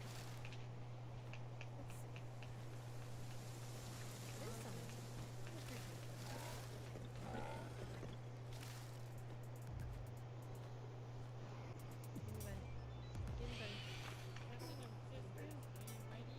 explains that he's only met one human in his entire life so far, which is her, and she tells him it's an honor. Luna Maria mentions they won't hit any major cities on this path, though there are plenty of big ones up north, and Will is just totally shocked by the news since he's never seen one. Luna Maria tells him to hang on for a second, but he's already darting off into the trees because he wants to handle all the food gathering himself. He finds finds this What is the huge, word I'm looking tasty-looking for? mushroom Oh my right goodness, away my brain is and brags really about not how he's a functioning natural today. at surviving in the Does he play woods. a lot Luna of, Maria just smiles and goes along with it. So Will starts hauling a big bag of supplies and asks if they can variety finally games, start or moving does he play faster. Luna Maria usually can and just barely doing keep up with something his else energy today? and just sighs while calling out to him. The scene shifts deeper into the forest, where there's a really nice waterfall flowing into a clear lake. A young girl is sitting right by the edge of the water, humming to herself while she enjoys a quiet afternoon of fishing. But then, the bushes behind her start shaking like crazy. She completely loses it and starts panicking that a bear is about to jump out at her. She grabs her fishing pole and points it at the grass, screaming for whatever it is to stay away.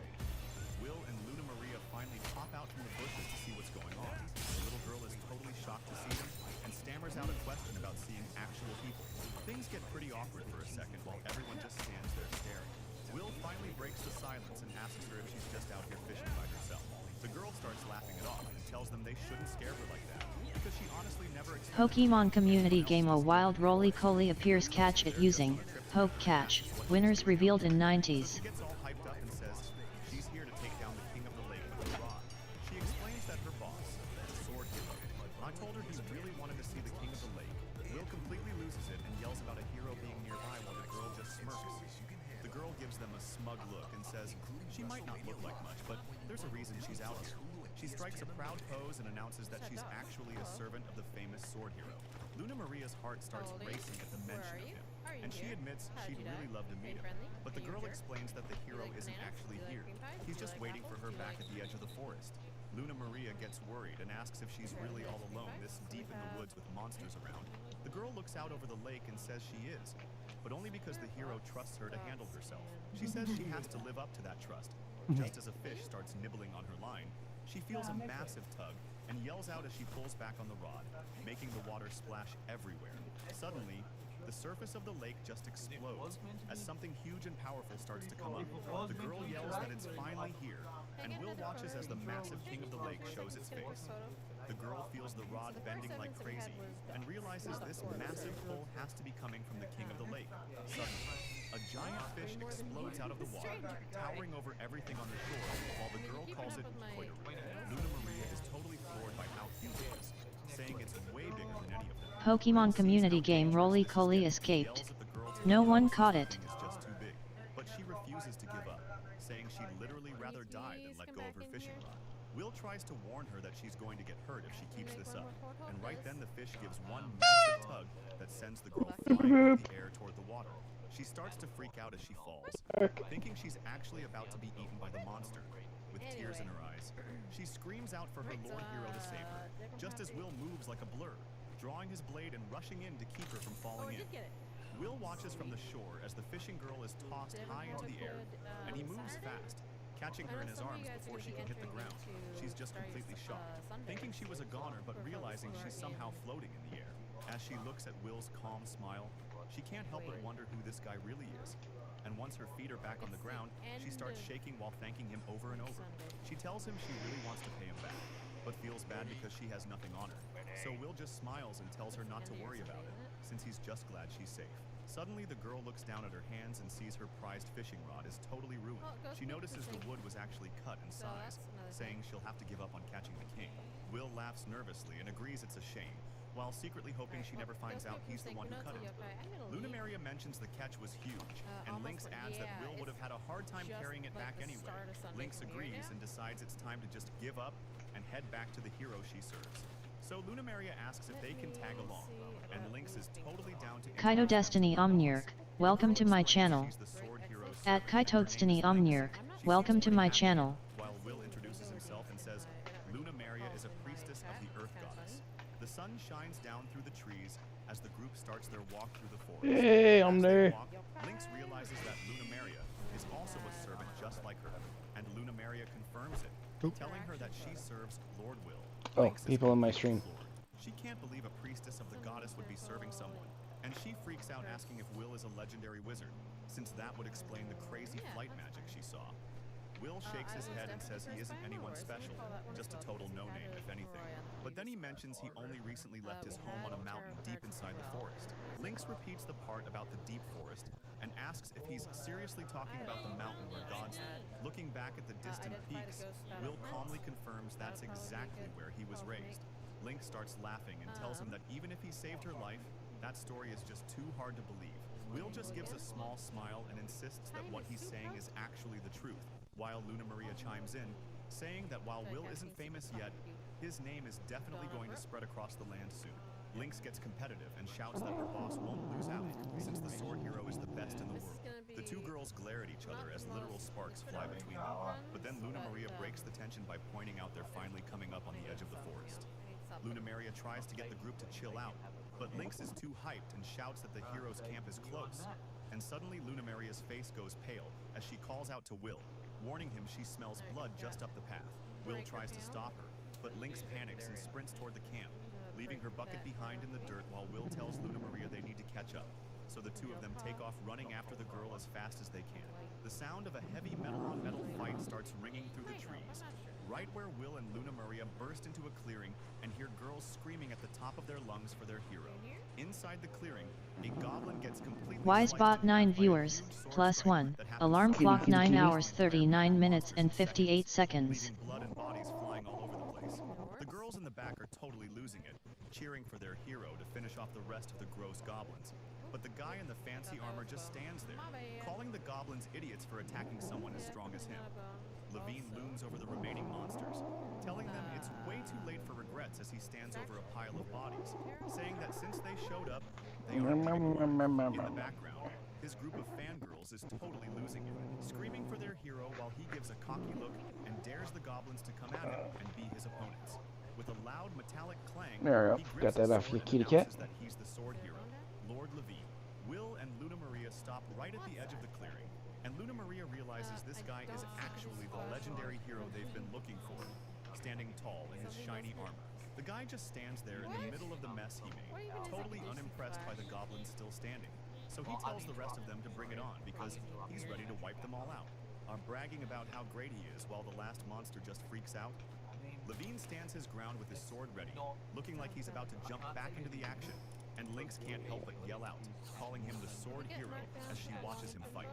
A whole group of girls starts cheering for him, making Luna Maria wonder who they even are, while Will just shrugs because he has no clue. But Lynx is the loudest one there, cupping her hands and screaming for the hero to keep going. Will finally catches up and calls her name, and Lynx turns around, looking relieved to see him. He tells her he's just glad she's okay, so Lynx apologizes for making everyone worry about her.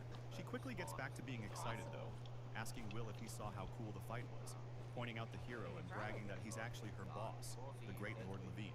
Luna Maria notices something weird, and points out that the guy has a pretty feminine voice, and Will totally agrees. She keeps looking him over, saying he's just a slim, good-looking young man who's only a few years older than they are. Lynx keeps bragging about how Levine is the best swordsman in the whole country, saying his blade is so fast it can catch birds mid-air. Luna Maria thinks that sounds pretty cool, while Will just stares, thinking to himself that he can actually do all that stuff too. Levine stares down the group of monsters in front of him, counting about 30 It's a woman hero. and he tells them they made a huge Playing mistake as a by guy. interrupting his dinner prep, asking if they really think he's going to forgive them for that. His fan club starts screaming for him in the back, so he flashes a smile and thanks them, before telling everyone to stay back so they don't get hurt. Luna Maria asks who those random girls even are, and Lynx explains they're basically a cheerleader group called the Heroes Girls. I Will watches closely. He's curious since this guy is supposed to be the strongest sword user in the land, so he wonders what kind of skills Levine is about to show off. Meanwhile, the hero taunts the goblins, asking why they won't just come at him, since the monsters are just standing there frozen. Levine grips his sword tight and decides to take the lead. He yells that he's going in and launches a massive attack, scaring the life out of a goblin as he swings his blade right at them. Levine stares down a goblin that's shaking in its boots, just waiting for the right moment to slash right through it. He smiles as the blood sprays, bragging that he's already got the first one down. He starts swinging his sword in huge circles, taunting the monsters and telling them to try and keep up with him. The goblins get sent flying everywhere while Levine just laughs, calling them all pathetic and weak. Watching from the side, Orbital supply drops. Alright. She's finally seeing how strong a real hero is. Will watches him closely and admits the guy is definitely good, but for some reason, he feels like something's wrong. The way Levine fights is starting to make Will feel really uneasy, and he can't can't quite put his finger on why, but the goblins aren't done yet. Strings A and group of then archers things. suddenly starts raining arrows down on the hero. playing Levine art just with? bats them out of the air like they're nothing, calling the think that was goblins anything trash for trying to use bows. But then 3 of them jump him yeah, at I once, don't know. grabbing onto I his would head and say may arms as to well try and mark pin it him off. down. Levine starts losing it, screaming at the likely. little runts to let him go while they swarm all over him.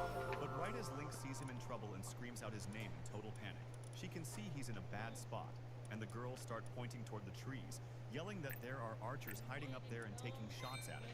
Just as the arrows come flying in, a flash of steel cuts through the air, knocking them away before they can even touch him. Will has stepped right into the mess, standing in front of Levine to keep him safe. The two of them end up back to back in the clearing. Will is focused, but Levine is clearly confused why this random guy is helping. He actually points his sword at Will's neck, demanding to know who he is and calling him suspicious. Will puts his hands up, telling him his name and that he's just a traveler. He can't believe this is how he's getting treated. He explains he met Lynx earlier, and Levine seems surprised to hear about his servant. Will doesn't back down though. He tells Levine straight up that he's going to be the one protecting him for now. Levine's eye twitches as he repeats Will's words back to him, clearly annoyed that a random traveler thinks he needs protection, and yet he decides it's fine for now, telling Will he'll allow the help as long as he follows one simple rule. So the hero charges back into the swarm, yelling at Will to stay out of his way while he swings his blade. Watching him closely, Will realizes Levine's fighting style is all wrong for this. He only focuses on one target at a time, leaving his back wide open. Will grips his sword tight, deciding he'll just have to follow close behind and cover all the openings Levine is leaving. And then the two of them start moving like a team, with Will perfectly picking off every monster that tries to sneak up from the side. Note Levine catches a glimpse of the kid moving and is completely floored by how smooth his sword work is. But meanwhile, his fan club is watching from the sidelines, confused about where this strong kid came from and why he's so good. Some of the girls start getting jealous, screaming that he's just trying to steal the spotlight from their hero. But that's when Lynx loses it and cheers at the top of her lungs, telling Will to show everyone how many enemies he can take down at once.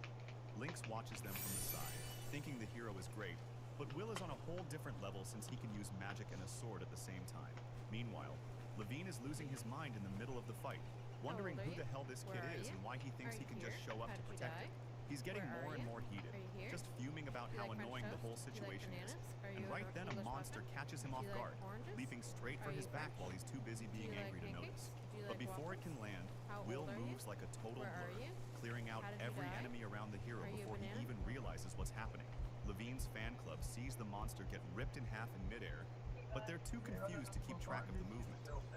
So they just assume their great hero must have pulled off some crazy fast move to save the day.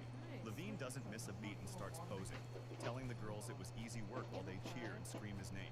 But on the inside, the guy is actually terrified. He knows for a fact he didn't move, and he's starting to realize that what he just saw was a sword flash so fast it didn't even look real. Levine is completely shaken, thinking that moves like that should be impossible for anyone who isn't a top-tier swordmaster. He looks down at his own hand and notices it's shaking, finally admitting to himself that he's nowhere near that level yet. The guy just can't wrap his head around how a kid so much younger than him can be this much of a beast. And meanwhile, Will just turns around and starts walking through the bodies like it was no big deal. The goblins are totally terrified and start scrambling to get away while Lynx just stands there with her mouth open, realizing they're about to get wiped out. The rest of the pack dives into the trees to escape, so Levine starts acting tough again, yelling at them to come back and face his sword of justice, while Will just watches him. Lynx comes running over to the group, he's calling out to Levine to get his attention, and she starts gushing over him, telling him he did an amazing job and that his skills were as cool as always. Levine's group asks if she's the one who brought these two along, and she introduces Will and his servant, Luna Maria. Lynx looks completely crushed while she tries to apologize, saying the fish was just way too huge and she couldn't catch it. She goes on to explain how Will actually had to save her life, right when she was about to be dragged into the lake. Levine doesn't care at all, just saying she came back empty-handed. Then he calls her a useless servant, making her shake with fear. Will can't believe what he's hearing and asks the guy what he just said, clearly getting annoyed at how he's treating her. Luna Maria steps in to back Lynx up, telling Levine that the poor girl almost got eaten and literally almost died back there. Lynx grabs Will to hold him back, begging him to stop, even though she did nothing wrong. She says it was her mistake. Levine's fangirls start losing it. He's screaming at Will and asking who he thinks he is, acting like he's trash for defying the sword hero. That's the final straw for Luna Maria, who gets right in their faces, yelling that Will hasn't said anything wrong at all. Levine just stands there looking down at Will, saying this is actually perfect, since he didn't get to finish off enough goblins earlier. He says he's sick of Will even being around, and then he reaches for his sword, ready to start a fight. Levine points his blade right at Will and tells him to grab his sword, because they're settling this with a duel. He says he's going to teach him a lesson. Right then, Will doesn't even flinch. He just looks him in the eye and says he accepts the match. Before they can start, Luna Maria rushes in and grabs Will, yelling for him to wait a second and pulling him away from the fight.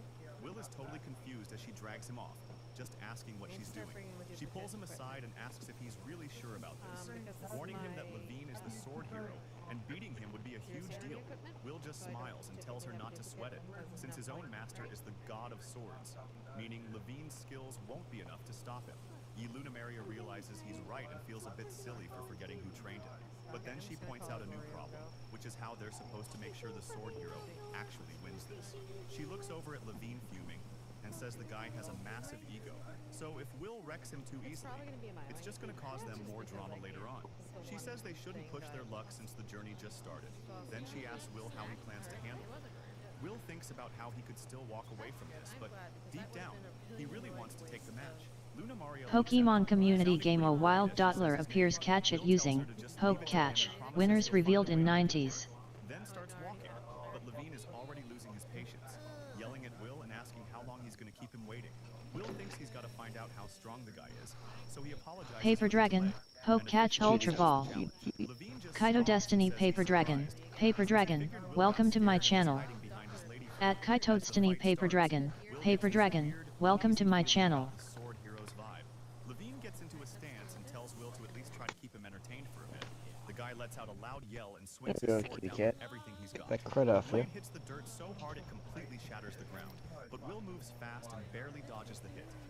Levine gives a little smirk, telling Will he did a good job dodging that first hit, but he warns the kid not to get cocky because he won't be able to keep up for long. The hero swings again with crazy force, but Will stays planted and blocks the blade, which totally blows Levine's mind. He can't believe those skinny arms actually stopped his attack. Levine just laughs it off and admits Will is a little bit tougher than he looked, so he yells that a lucky break like that won't happen again, and starts a wild barrage. His fangirls are losing it, cheering for his splendid moves, and saying Will's just stuck defending. Lynx is terrified, begging Luna Maria to stop the fight before Will gets seriously hurt. But Luna Maria just stays calm, telling her not I to got a staff. she knows how strong Will is. Or the hero keeps hammering away at the defense, and Will just grits his teeth through the pressure. Pokemon community game Dottler has been caught by Paper Dragon. Going on with this fight, and as Levine keeps yelling and swinging, Will can actually feel all the hero's determination coming through the sword. It reminds him of a lesson Father Ronan gave him back when he was first learning how to use a blade. Back then, Ronan actually smacked him mid-training because the kid was totally spaced out. So Will was shaking like crazy, while Ronan told him there was no way he could hide anything from the master. Ronan pointed out that even if he looked serious, his heart wasn't in the work and asked what was up. Will confessed that he found a cool cave with his friends yesterday and couldn't wait to go explore it, which just made the old swordsman sigh in disappointment since his student was thinking about playing instead of fighting. He told the kid to listen closely because he needed to understand a real battle, and Ronan explained that war is about way more than just two people throwing their power at each other. Ronan explains that a real battle is the ultimate stage where men refuse to compromise on what they believe, and it's basically a clash of ideas. He follows through with a heavy swing, telling the kid that since that's the case, he absolutely has to become one with his target. Ronan looks him dead in the eye while making his point, since the spirit to win and the promise to protect friends all turn into raw power. But the old man doesn't stop there because he warns Will that if he starts second-guessing himself, that doubt will turn into a weakness for his enemy to exploit. Young Will is totally wiped out on the grass. His body feels like jelly, and he can't even stop himself from shaking. Even though he's exhausted, Will smiles and says he definitely learned something new today as he thanks Father Ronan. The training was so brutal that Will couldn't even move from that spot until the sun went down. But right now, he's clashing blades with Levine and realizes he can actually feel every single emotion coming through the hero's sword. Will can sense exactly how impatient and confused Levine is getting as the fight drags on.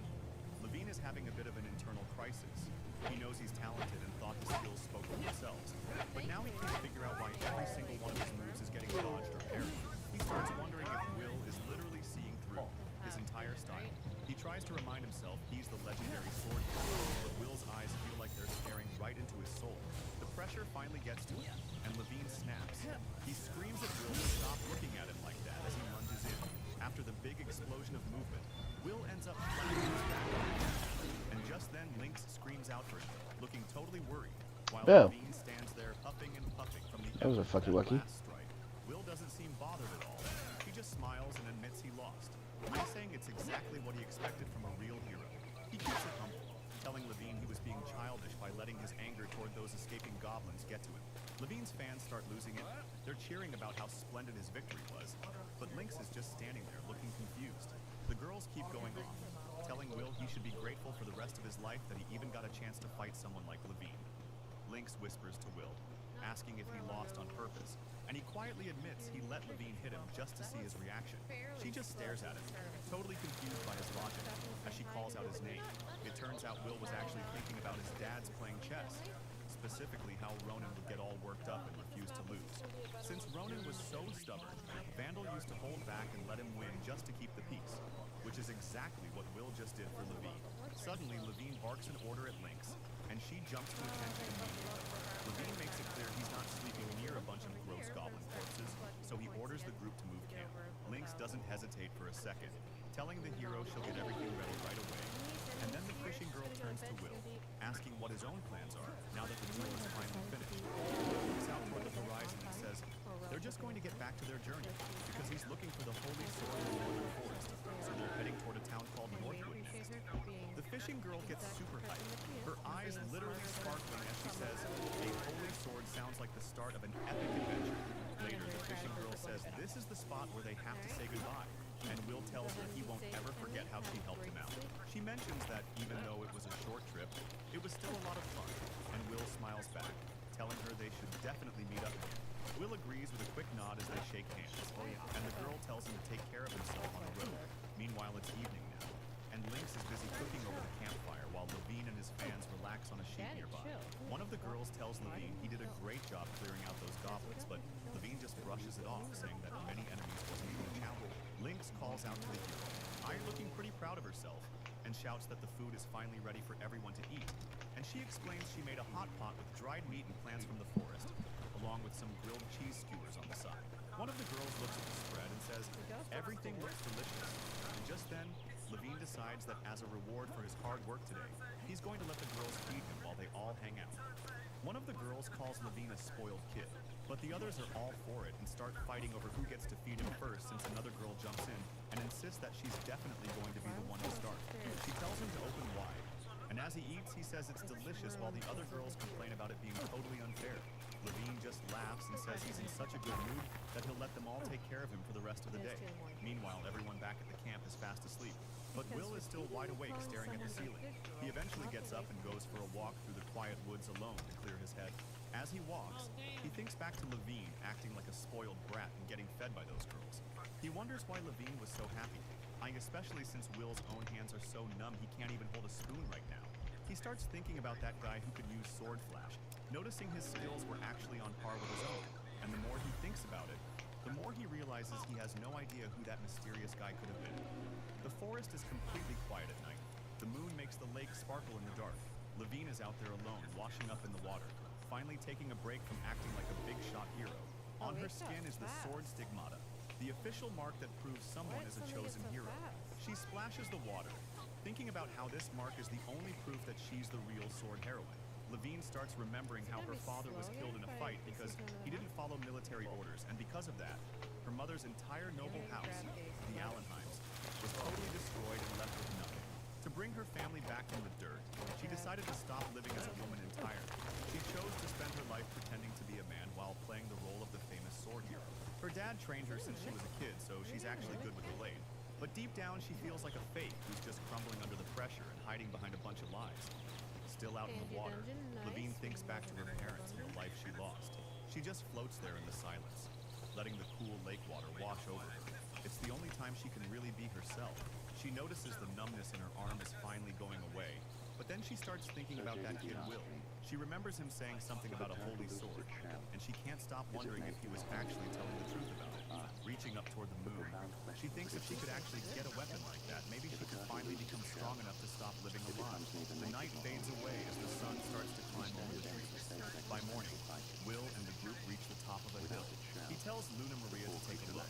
Right there is the road heading straight for the northern border.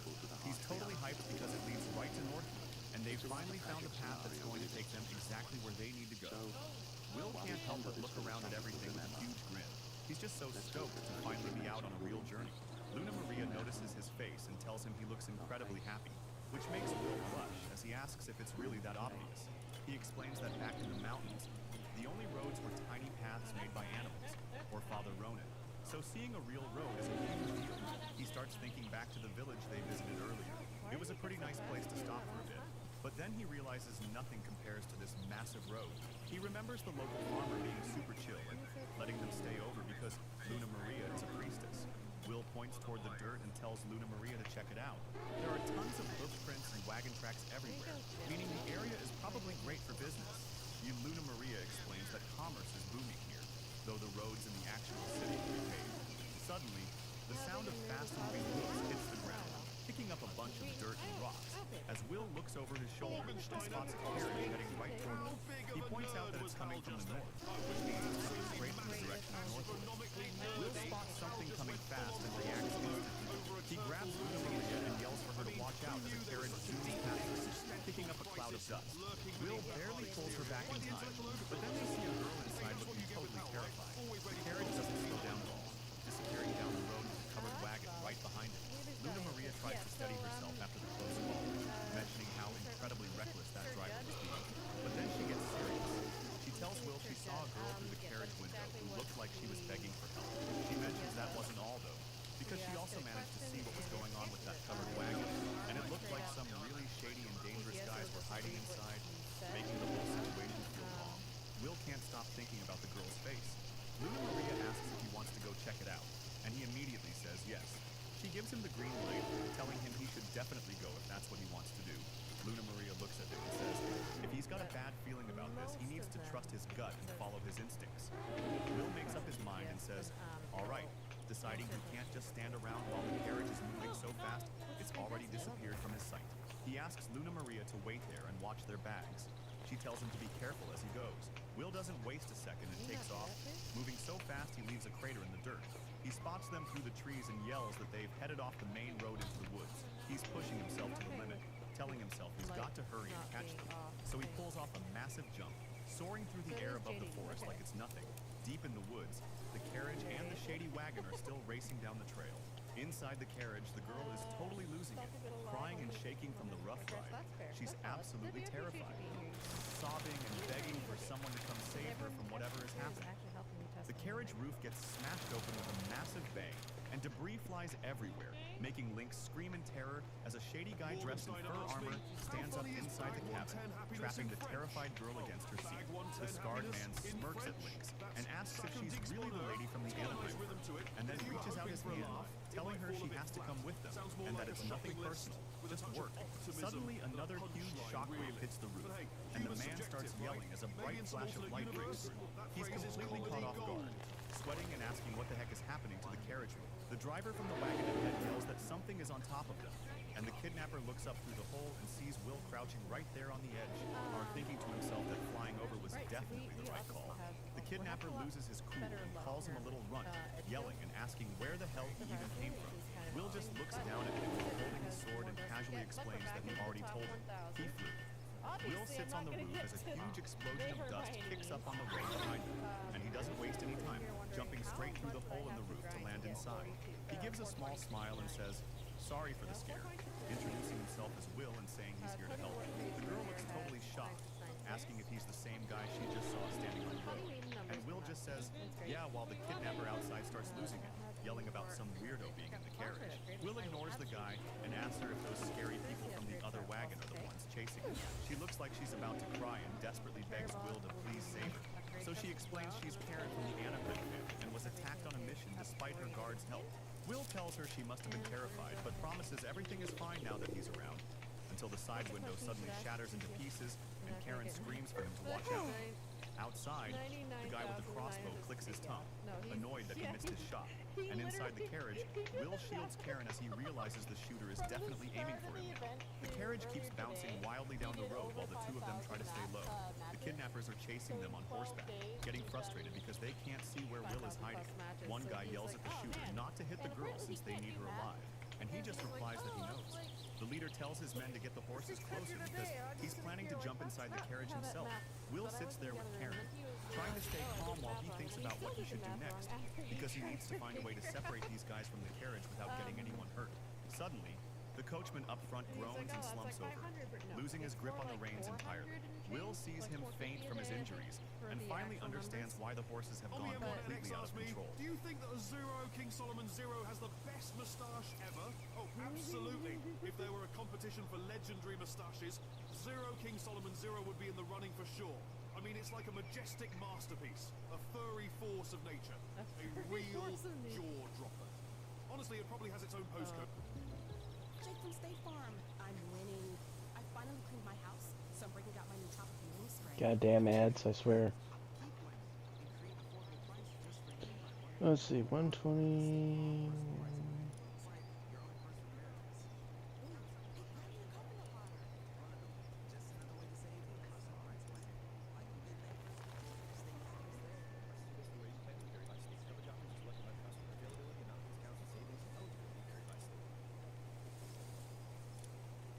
Pokemon community game A Wild Marowak appears catch it using Poke Catch, winners revealed in 90s.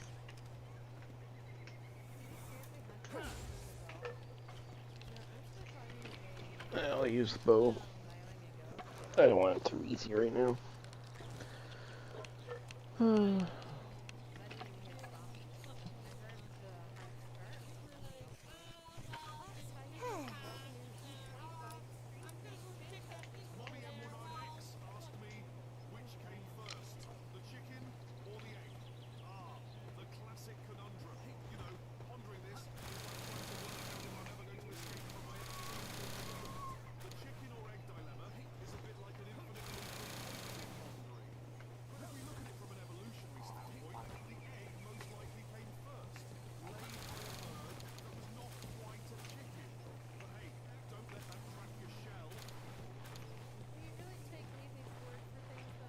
The mammy's taking a bath. Yes, brilliant. Just enough like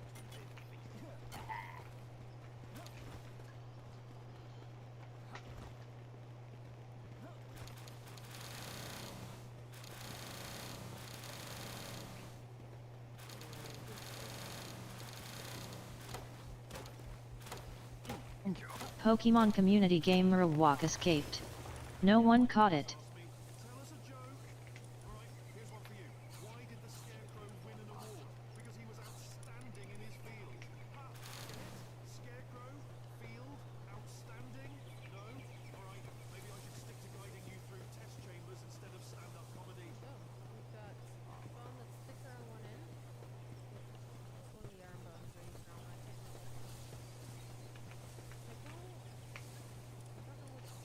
Okay.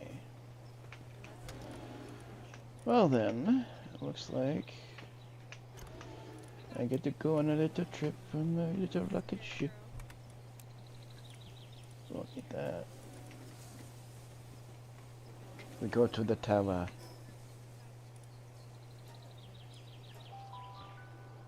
Boop! And boop the kitty nose. And boop the kitty noses. Yes, yes. Now I just wish you would stop trying to sneeze on me. Alright. Oh! I see you, Sphere. I will grab said. Oh, fuck, there's more. Come here, pupper.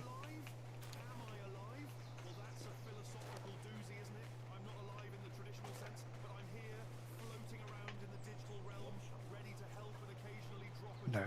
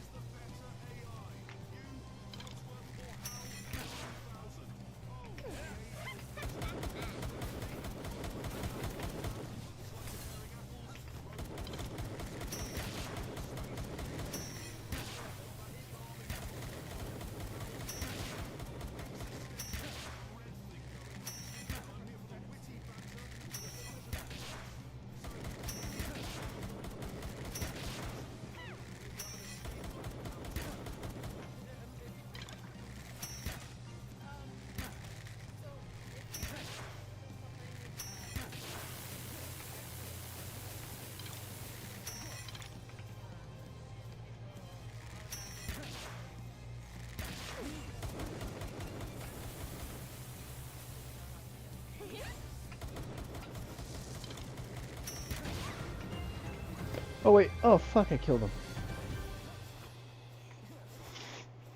I didn't watch the health, fuck. Let's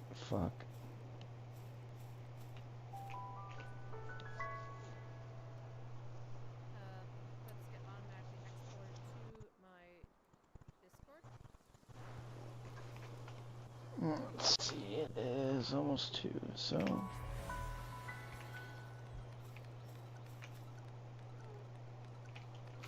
Oh.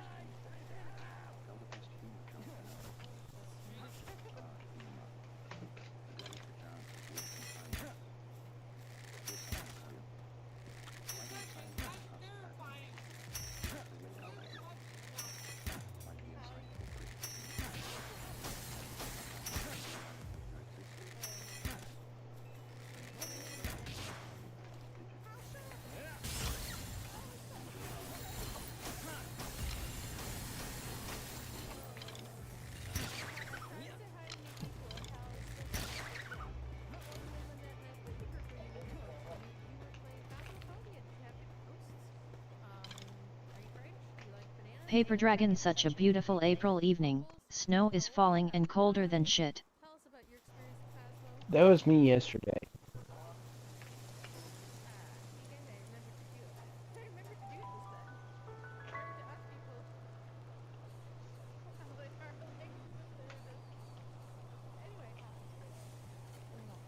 Oh, I even left the window open so I can air out the place.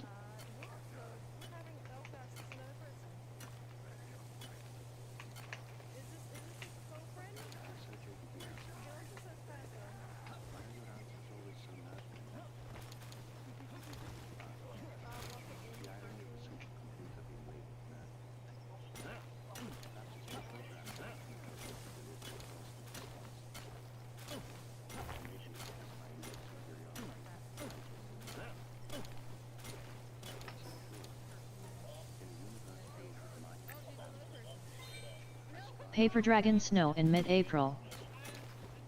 Yeah, Mother Nature is having some kind of fucked up pissy fit. We have no idea why she's like this. Mother Nature's on her PMS period and is duking it out with Old Man Winter, who's cranky because he's not having his morning coffee or something. Or his cup of tea.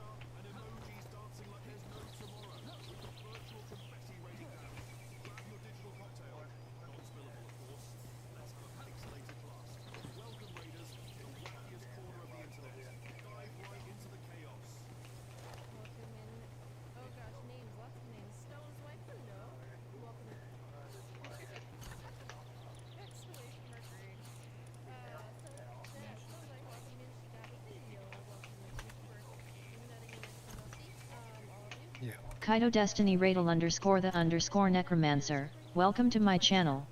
Hey, Ratel, how you doing, bud? At Kaito Destiny Radel _the_ necromancer. Welcome to my channel. Kaito Destiny. So to Radel _the_ necromancer. Stream elements look it's Radel _the_ necromancer. They were playing Lucid Blocks. Go check them out and give them some fluffy cheers and support. Radel _the_ necromancer at URL. Most prepared to deal with this bullshit. Look at that.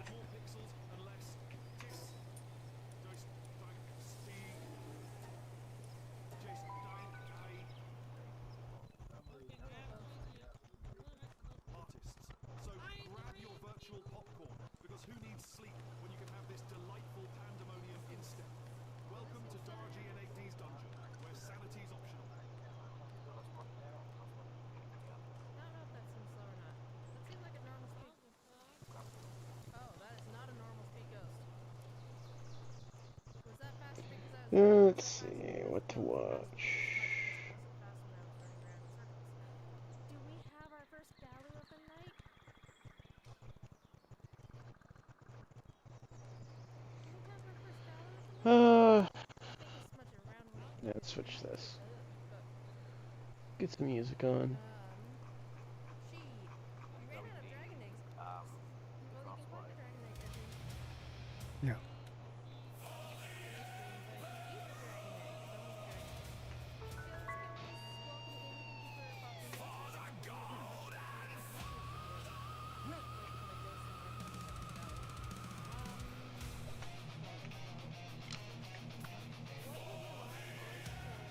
There was one in there.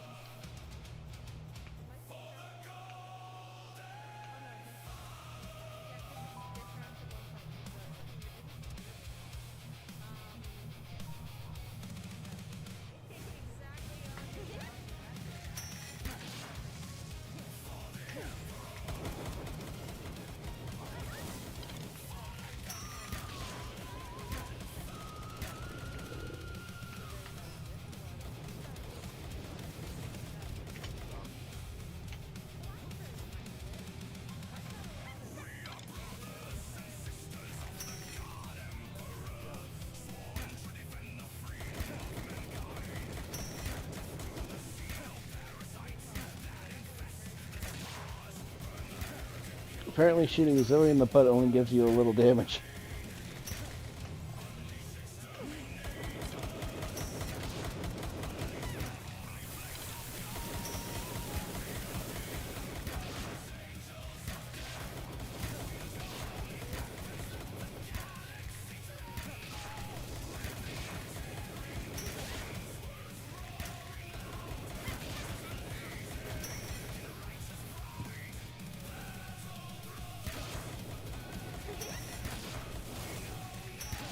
Right between the eyes.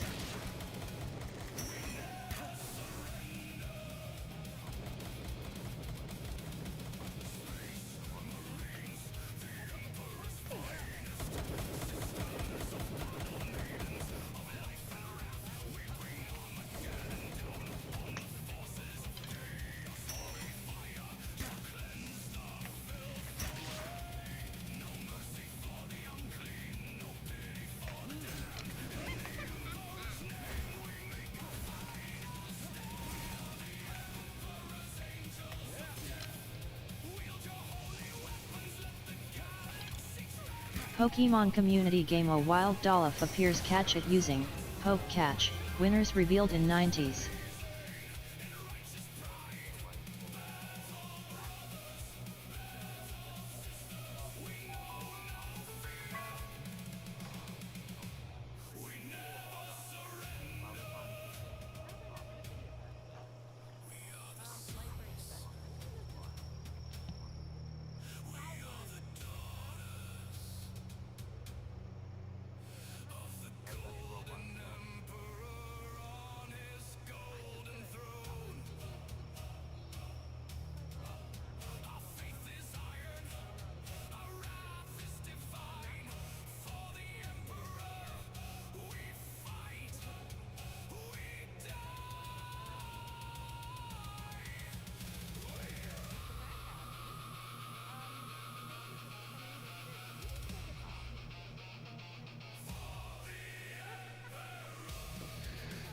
Who is pinging me?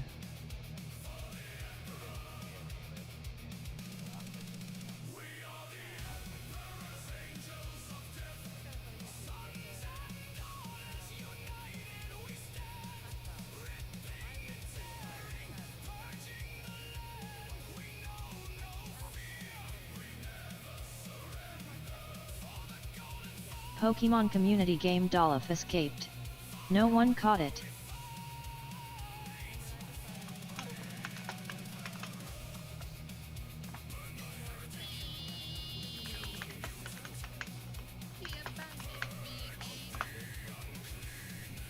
Nope.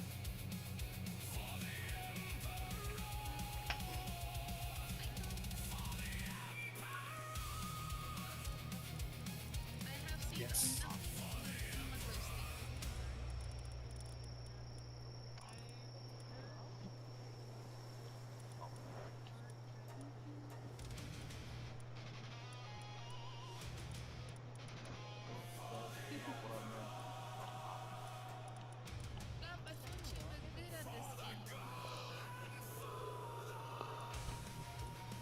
There we go.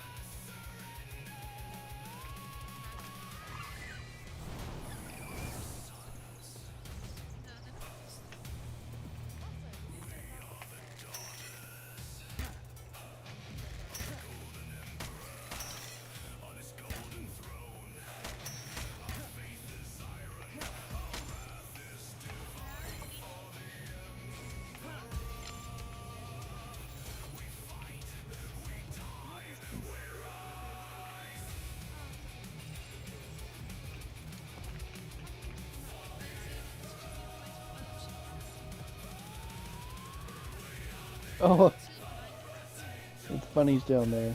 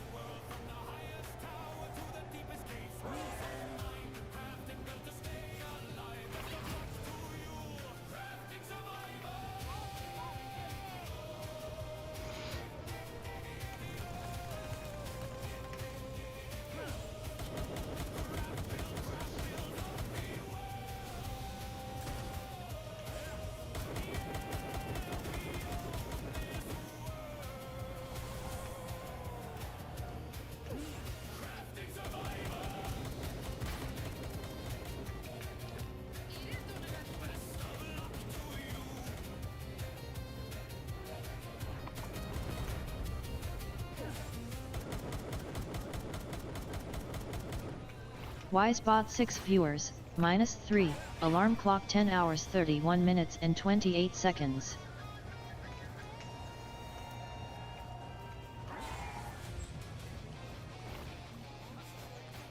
Yeah, it's all good. People come and go.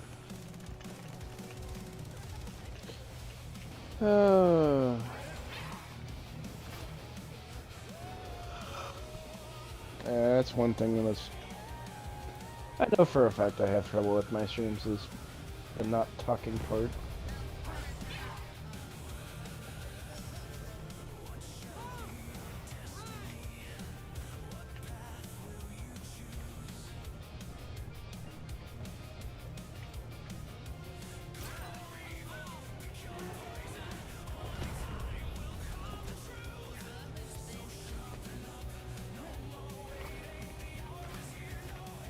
Damn, she got bitch slapped hard.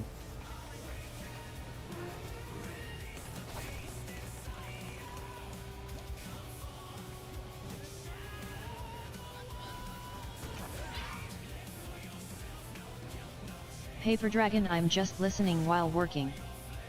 Oh yeah. Which is all good. Oh. Well, I was watching my health.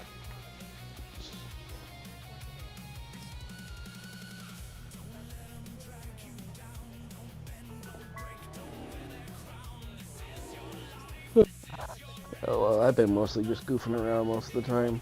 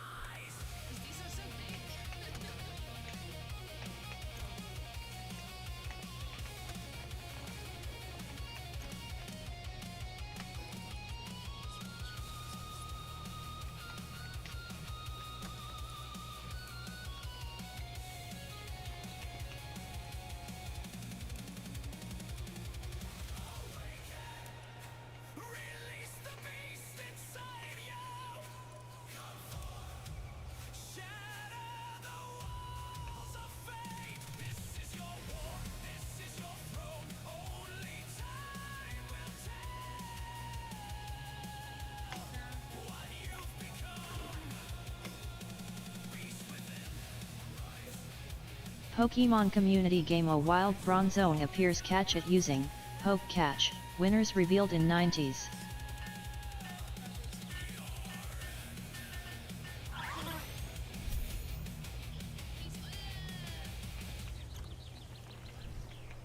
Paper Dragon, Poke Catch Ultra Ball.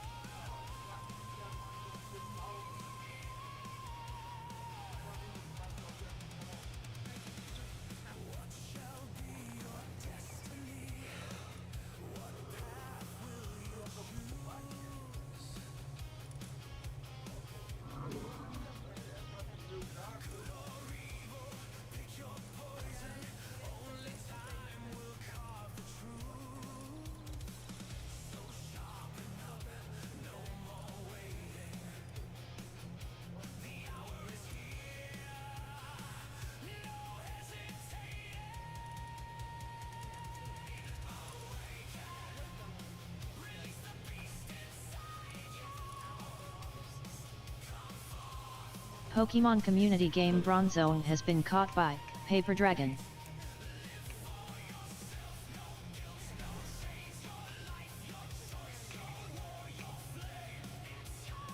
Congrats there, Paper Dragon.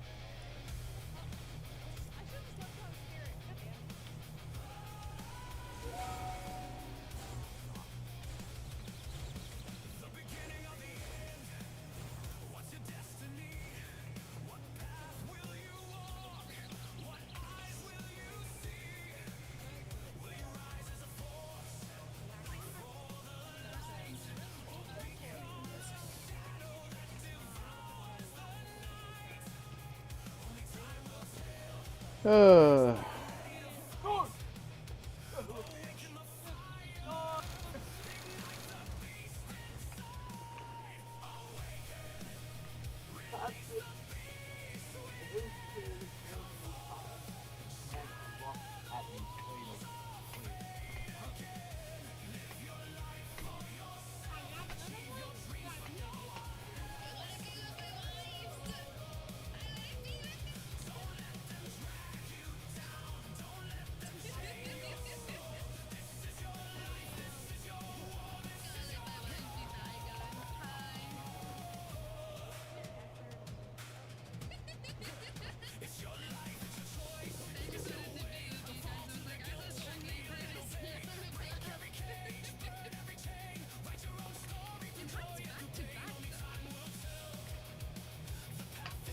Omnirk, so too Trisna. Stream Elements look it's Trisna Let's they go, were playing let's go, art. let's go. Go check No, them out Robert! and give No, them some Robert! fluffy cheers No, and no! support. Trisna at URL. Let's go! Let's go! Ah! Fuck! Okay. Eh? No! No! No! Wait! God damn.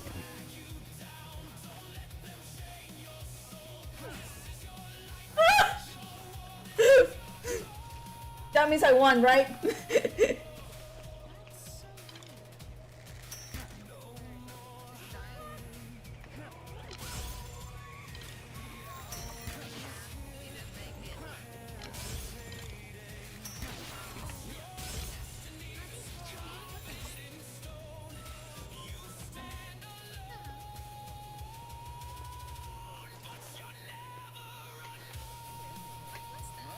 Omnirk tries can be a dingbat sometimes. Yeah, especially with how loud her clips can be. Holy shit.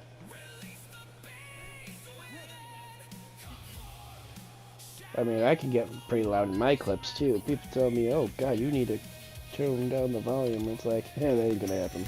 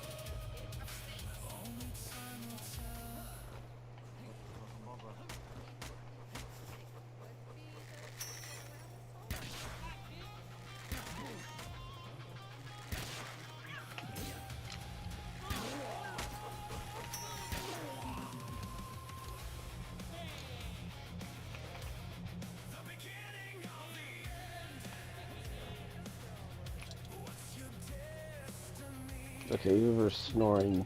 I can hear you. I know who it is. It's my cat.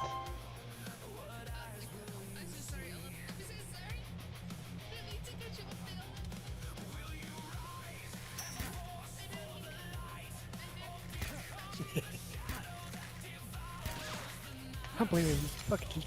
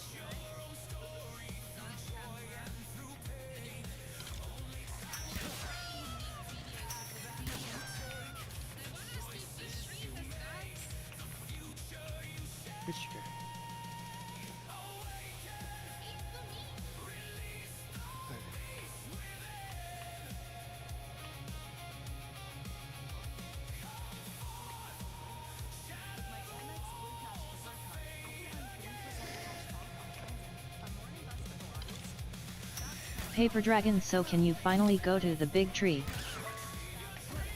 No, we still cannot go to the big tree.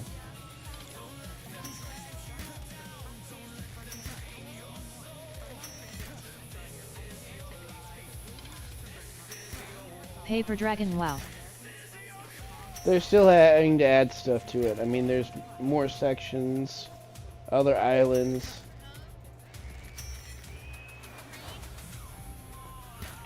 Kaito Destiny Lucifer _ Fallenster, welcome to my channel. At Kaito Destiny Lucifer _ Fallenster, welcome to my channel.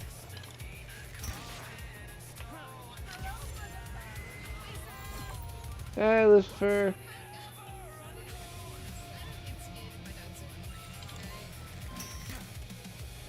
I mean, I would love to go to the frickin' tree.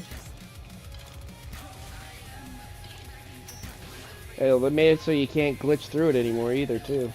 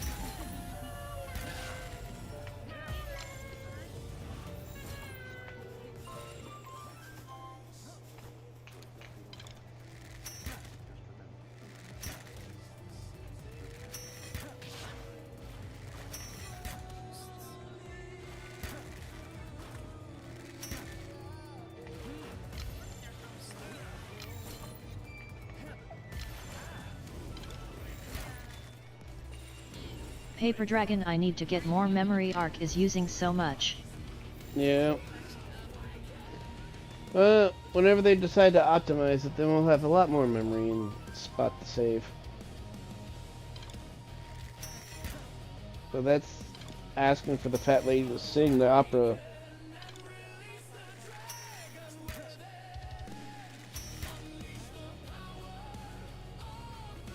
Get your bitch ass back here, Stingray.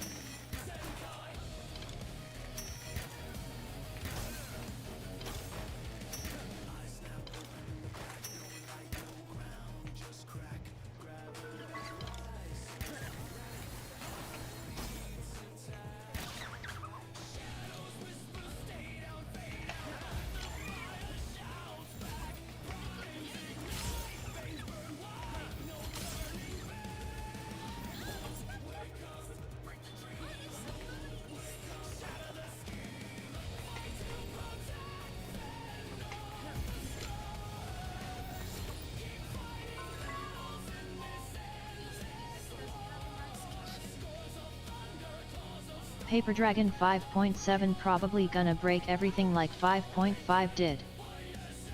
Yeah. Sounds about right.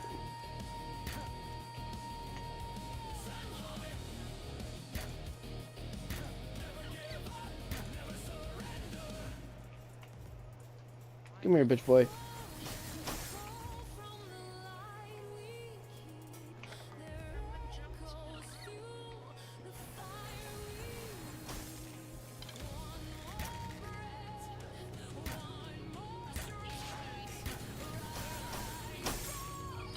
Pokemon community game A wild Farigiraf appears. Catch it using Poke Catch. Winners revealed in 90s. Yeah, that's it for the penguin. Paper Dragon, Poke Catch Ultra Ball.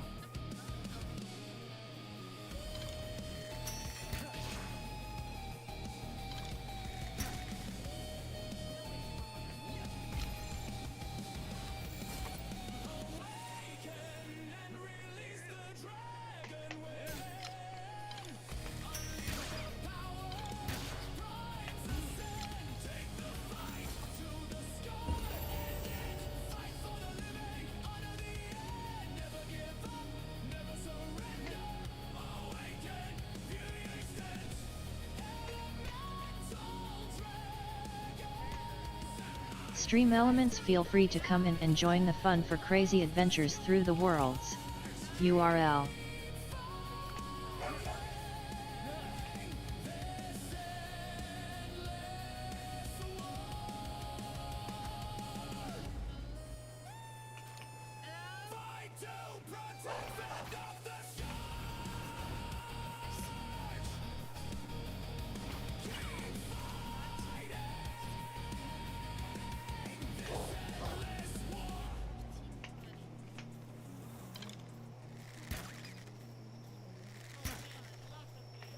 Pokemon community game Farigiraf has been caught by Paper Dragon.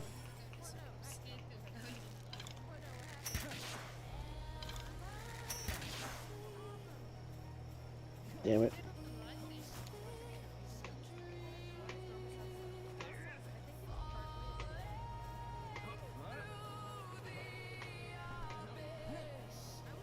Another kitty has come over to cut those.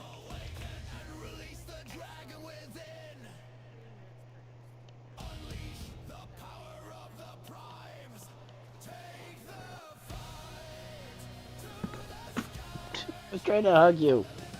Why'd you run away?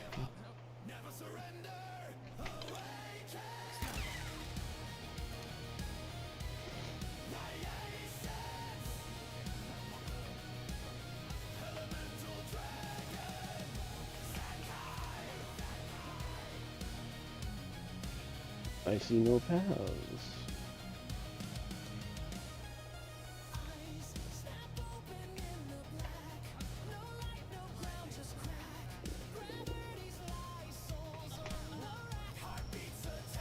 I need to figure out who I'm gonna raid because I really should go make something to eat. Stream Elements. Hi everyone, as a heads up I have sleep apnea and tend to fall asleep sometimes in my streams.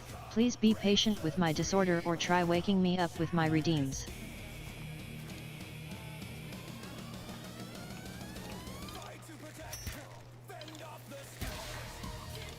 I was gonna say back place there, sleeping back in the room.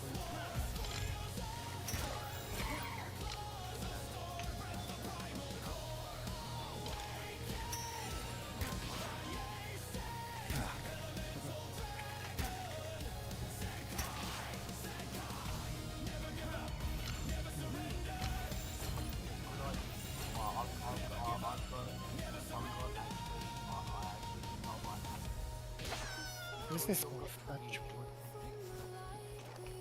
I need more ammo.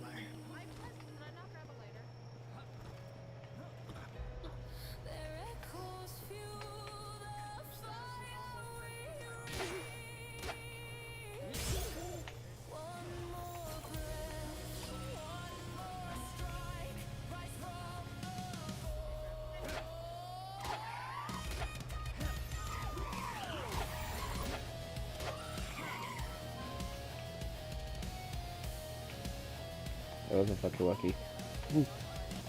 Whoopsie! I'm trying not to kill them. I want to capture them so I can get the achievement. I'm a little too strong for my good.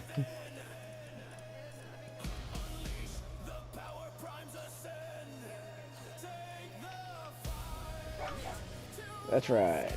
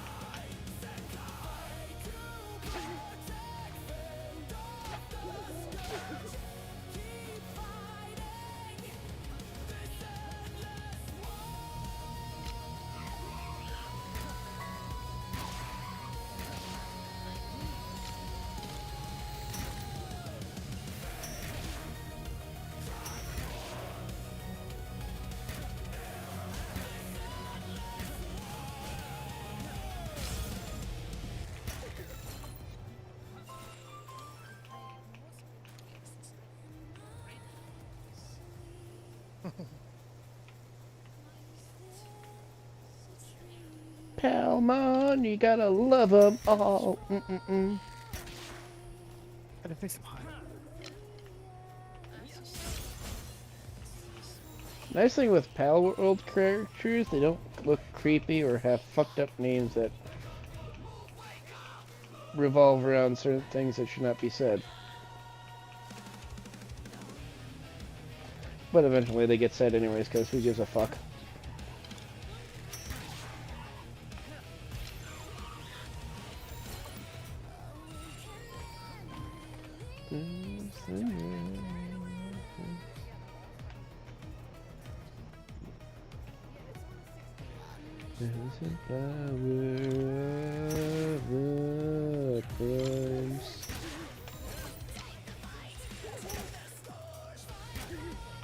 You get caught, bitch.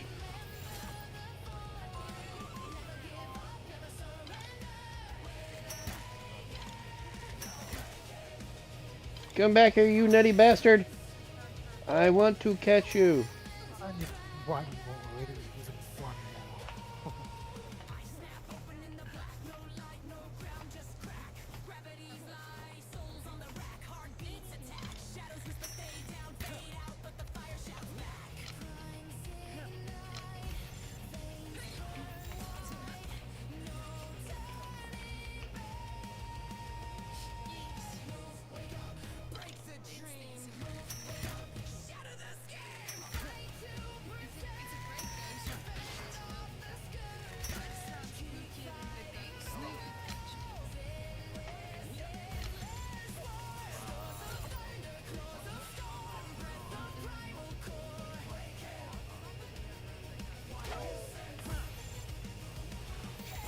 I'm gonna boop them all. One boop, catch. Boop, catch. Boop, catch. Boop, catch. Catch. I'm a dick.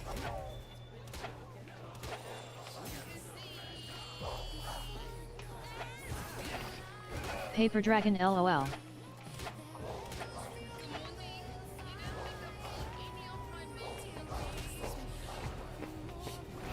Wrong weapon. Wrong weapon.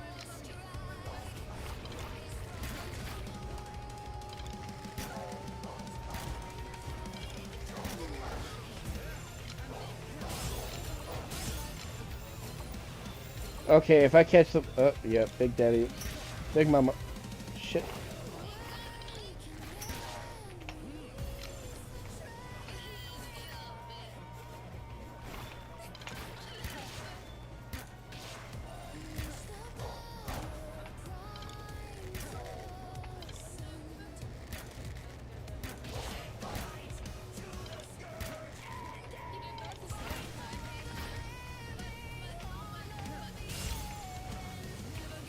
Get caught, bitch.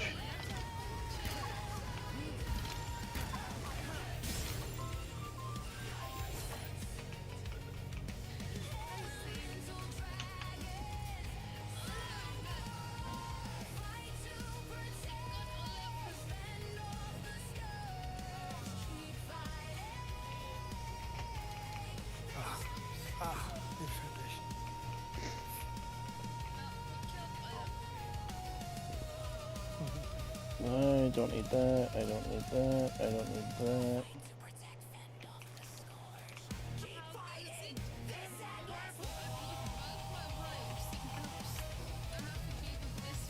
that. The wood, I can skip one.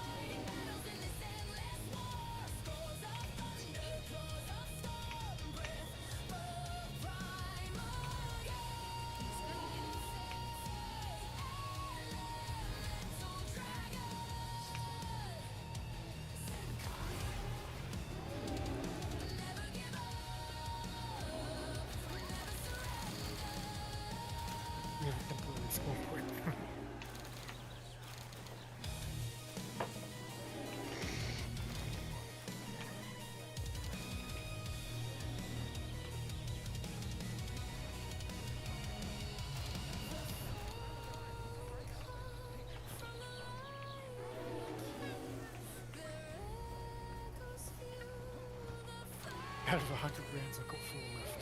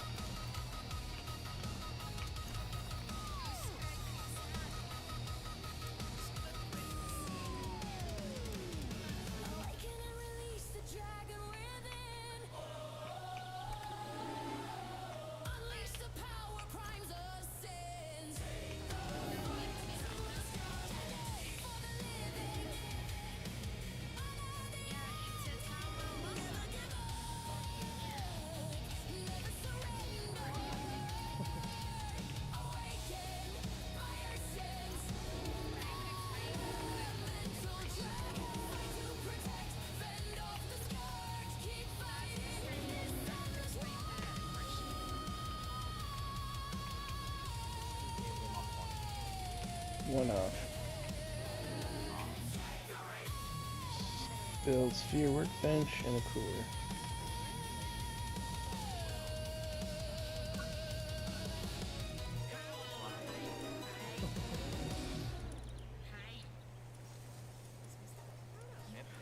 I made it then.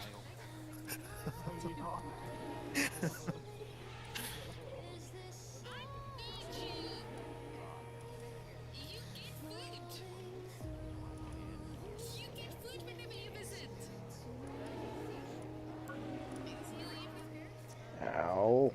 That's with the claws, dang it.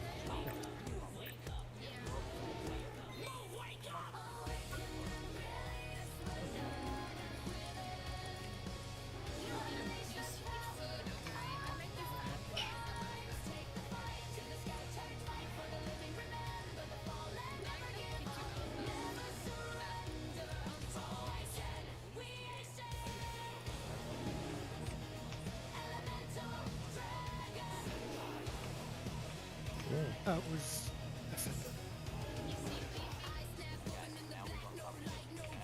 Pokemon community game. A wild Venomoth appears. Catch it using Poke Catch. Winners revealed in 90s.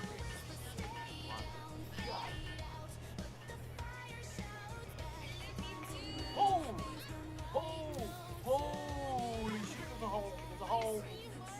the big hole. Got a big hole. Holy, holy, holy.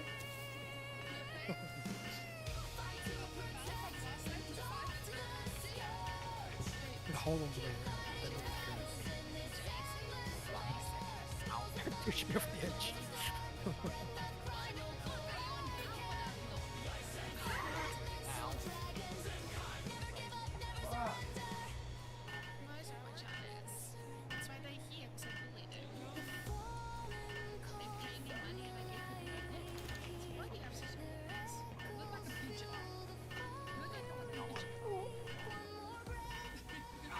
Buster of ouch.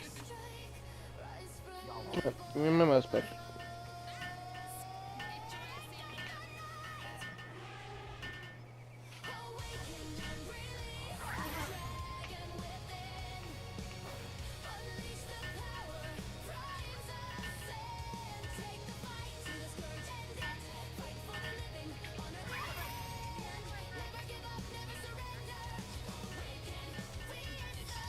Pokemon community game. Venomoth escaped.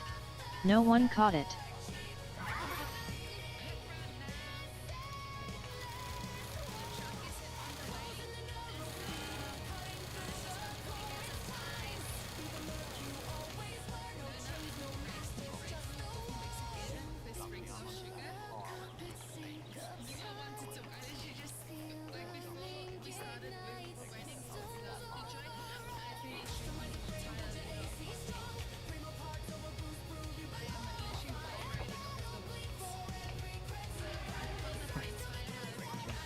Oh, how I feel.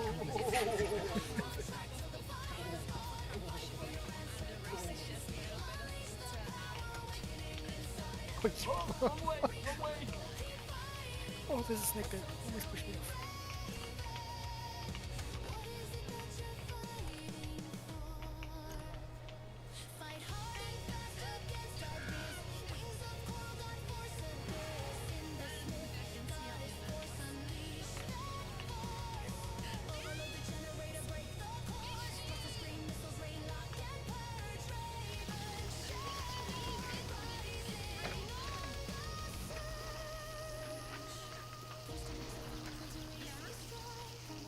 Alright, kitty cats are acting up. I'm gonna shut the window.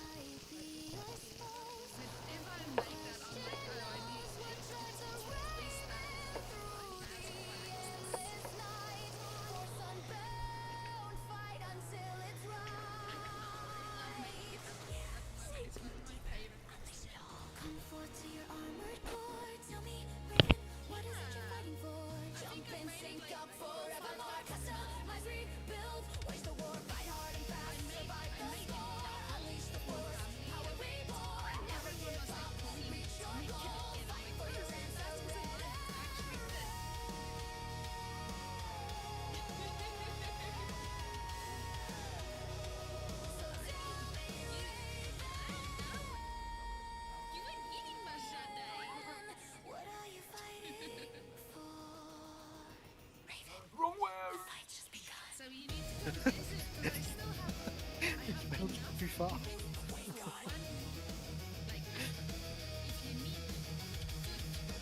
Swallowed by the hole. Well, is a bad cook, Sam? Fuck off. No, I'm not. You can ask these two fucks.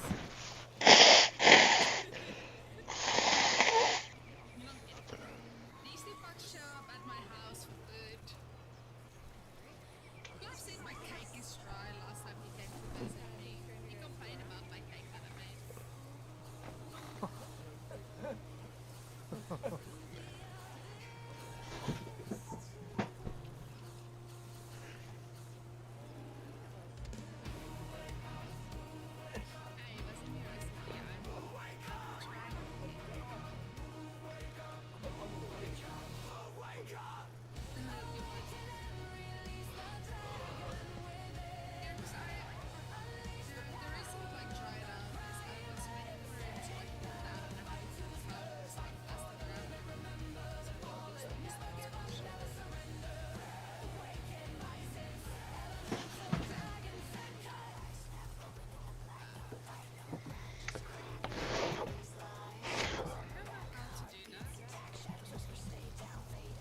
Oh, chill, kitty cats.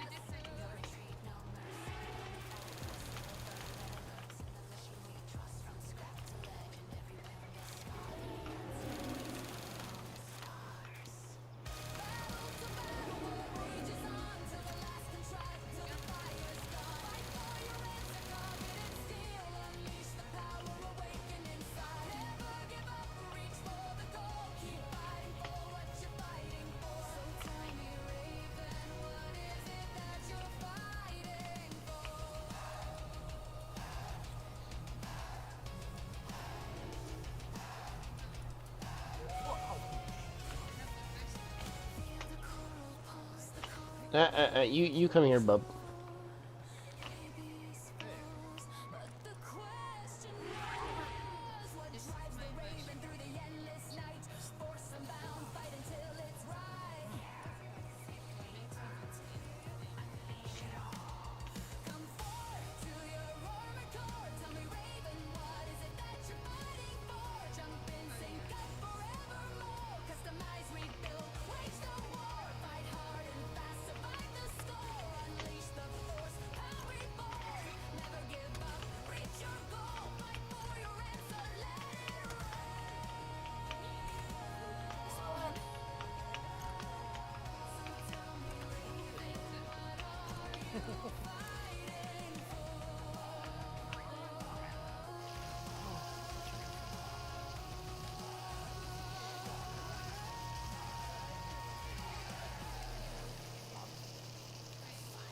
Need grapple freaking points.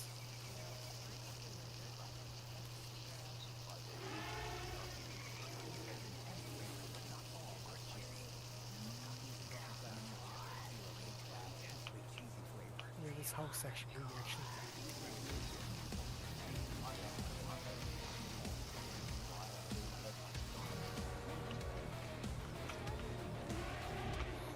This section I need grapple to go well.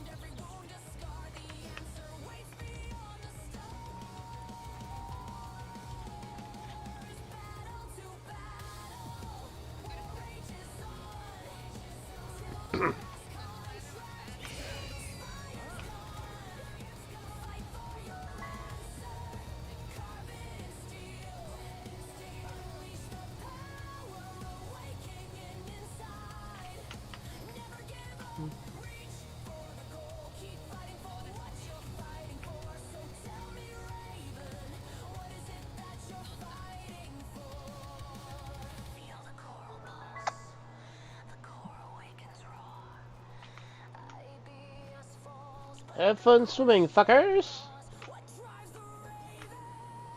Hey, Scarlet, you coming over to cuddle by Daddy? Hmm? Oh.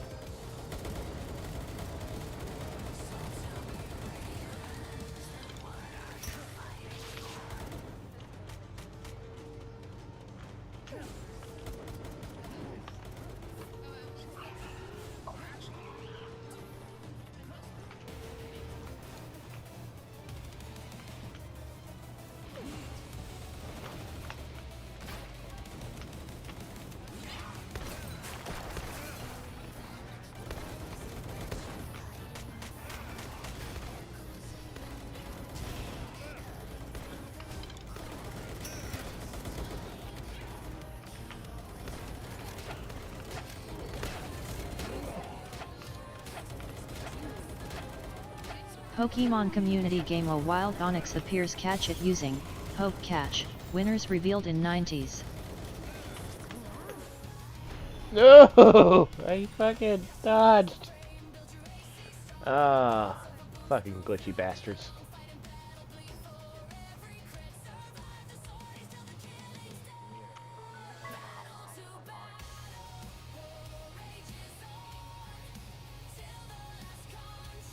Oh, it's not here. Oh, yes.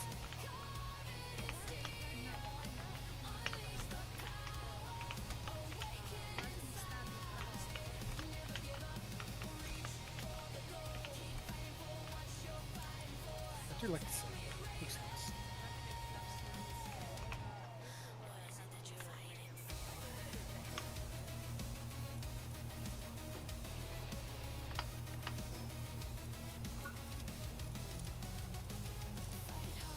Paper Dragon, Poke Catch Ultra Ball.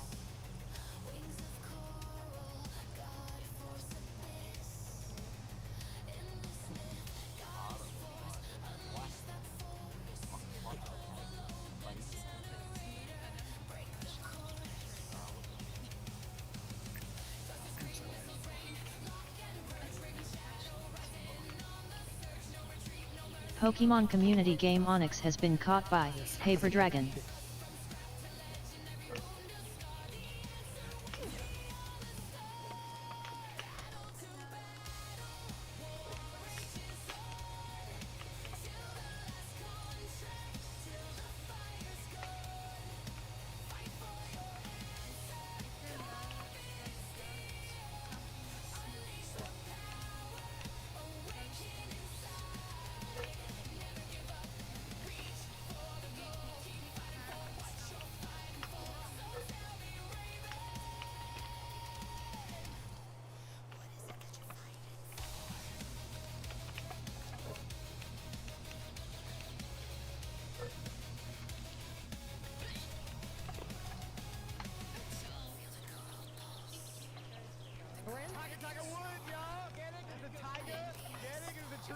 Okay, no one drives their golf cars into a fucking SUV. That's a relative joke right now, any taller get.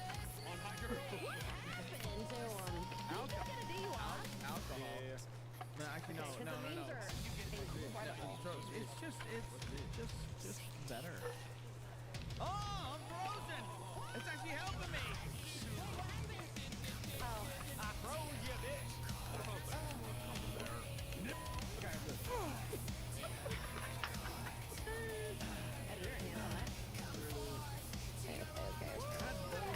Wisebot 7 viewers, +1.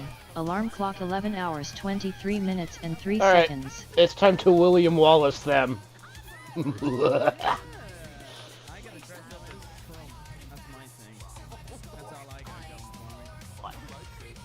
I got William Wallace's great sword. For freedom!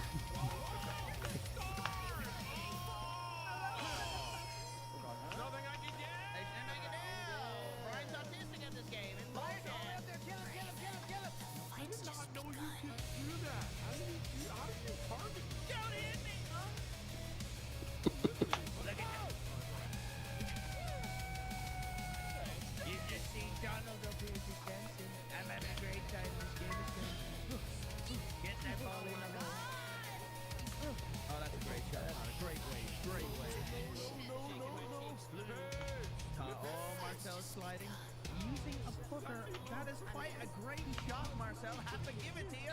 He is the Tiger Woods of the group. And not because of his golf skills. I hit myself with my own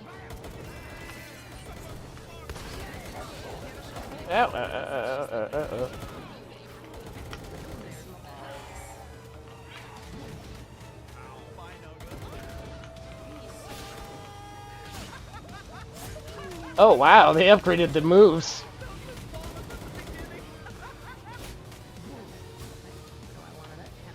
Okay, the sword's better.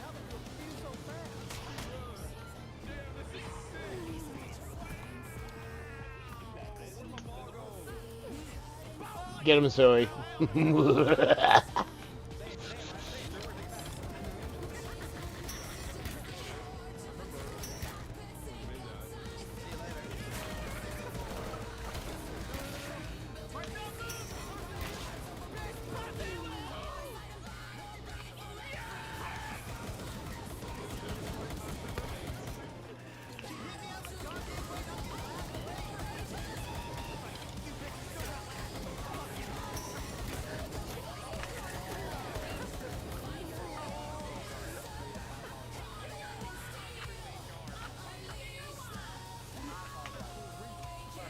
Alright, let's go get some loot.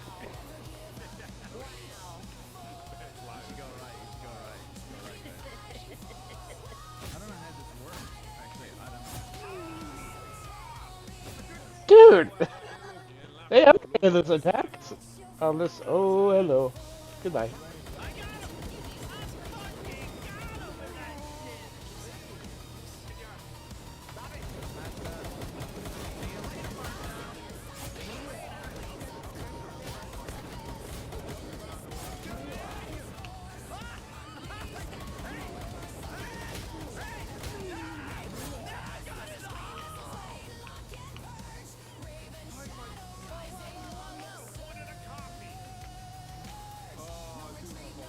Yeah, there, napkin.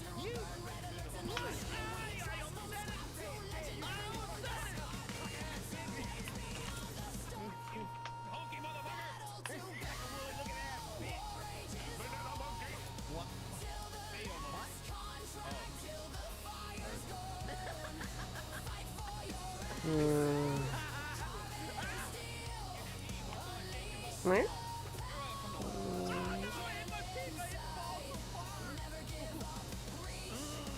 Kitty, kitty, kitty.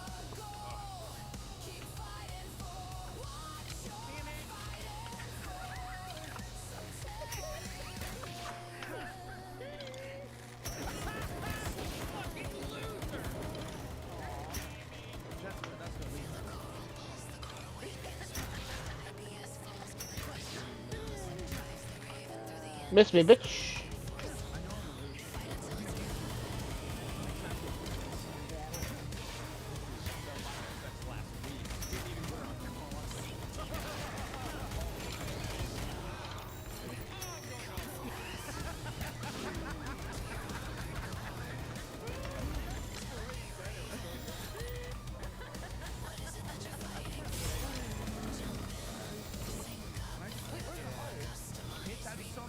Yep, just caught.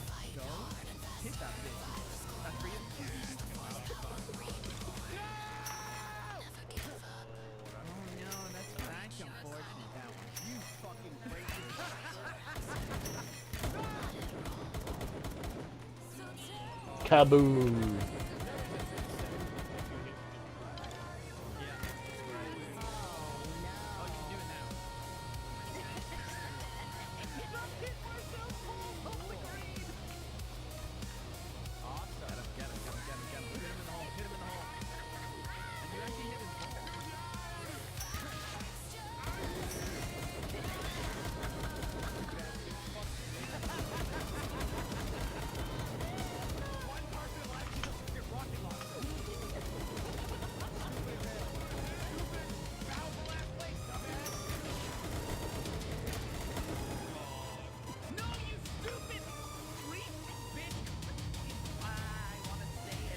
Come here, motherfucker. Come here. There we go.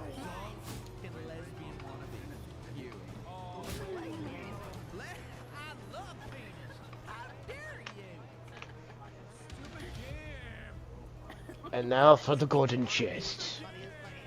God damn it, where's my mic?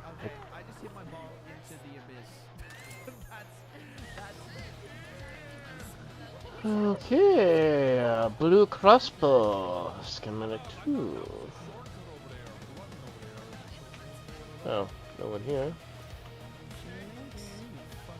No big fat Betty?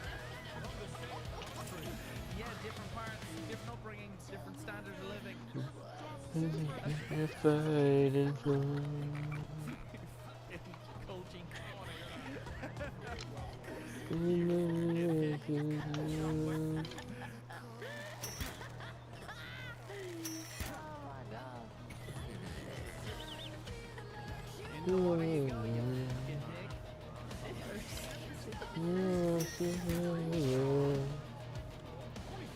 Oh, bring me that turtle. Oh, he's a pyro. He's a pyro.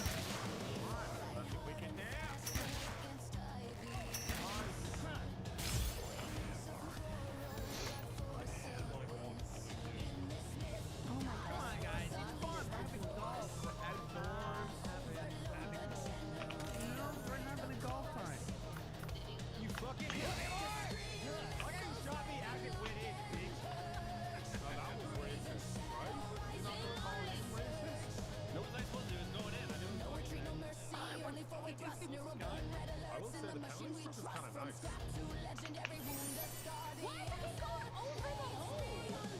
Driver out. I wonder how much I can hit this without driving back. See you later. Oh, it's gonna bounce on your head and in the hole. Let's see. I can get out of the way. Freedom!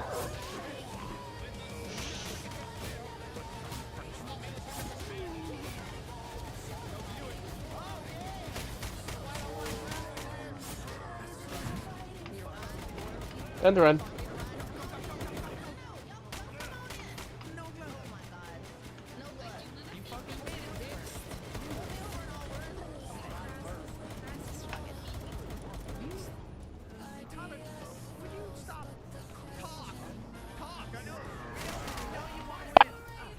As soon as I get him out of my inventory, you motherfuckers. Fucking dicks.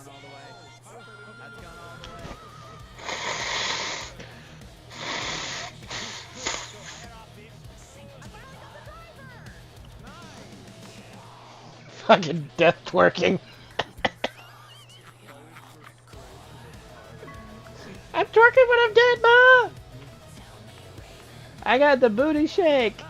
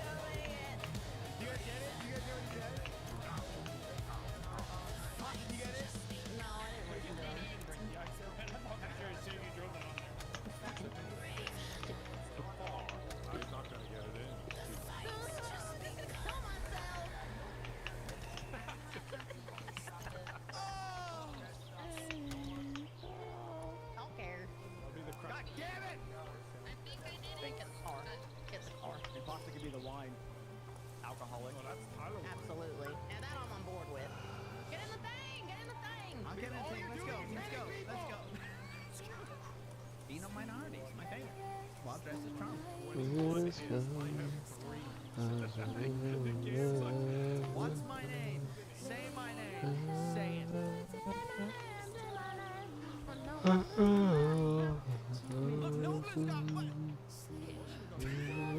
Nova's got an instant, like a constant fucking red chastity belt on.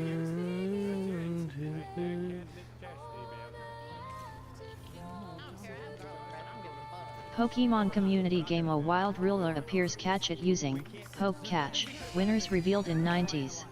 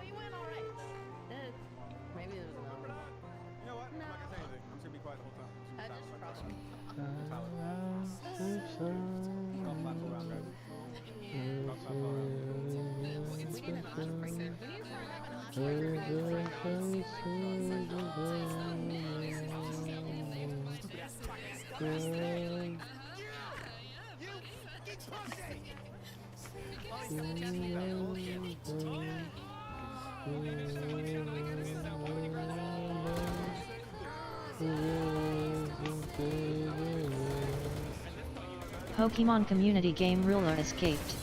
No one caught it.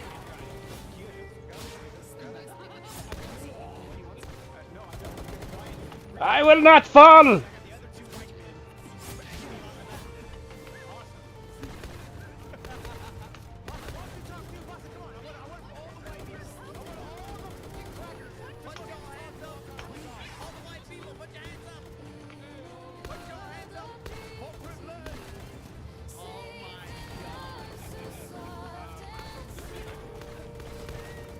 Shit.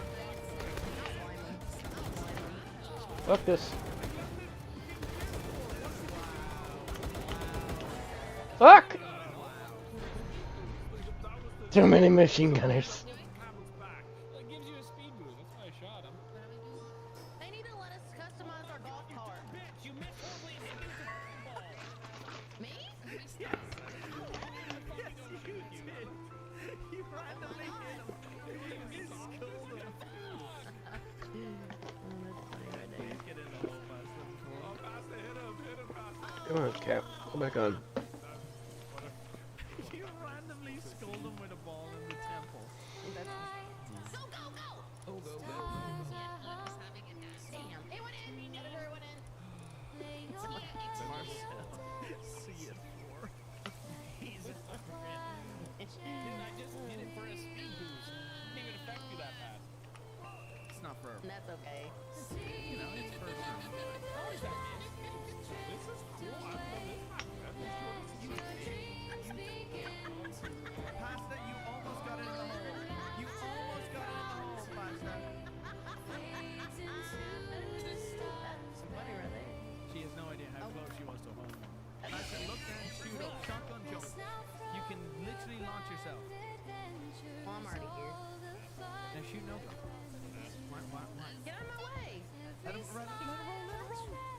Your ball's not. I win. Pasta, what's your ball's I on the win. protection and it's in. There it is. That's the end of the shot. Thanks, I'm being surrounded by fluff babies. I know. Sit in the lobby of white people. You're winning. Exactly. See what I mean? I hit a bad shot.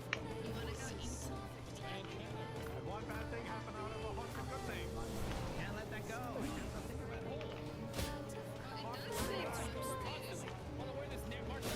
it. Revenge, motherfucker!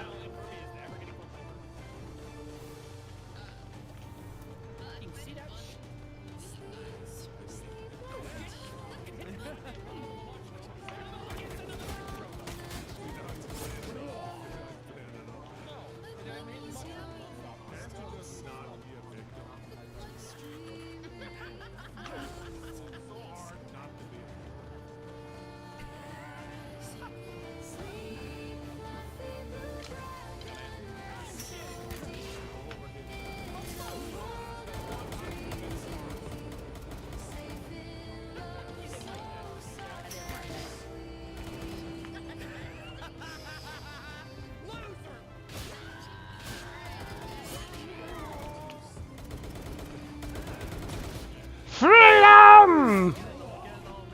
For the pals! For the fluffy! You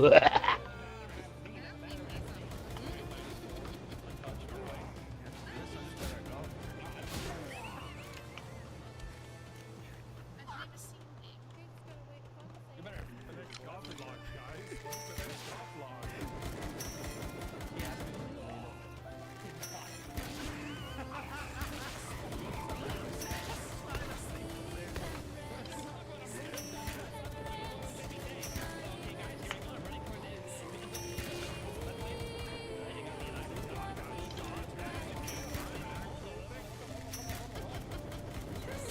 The presser gives no fucks, he just wants to go to bed.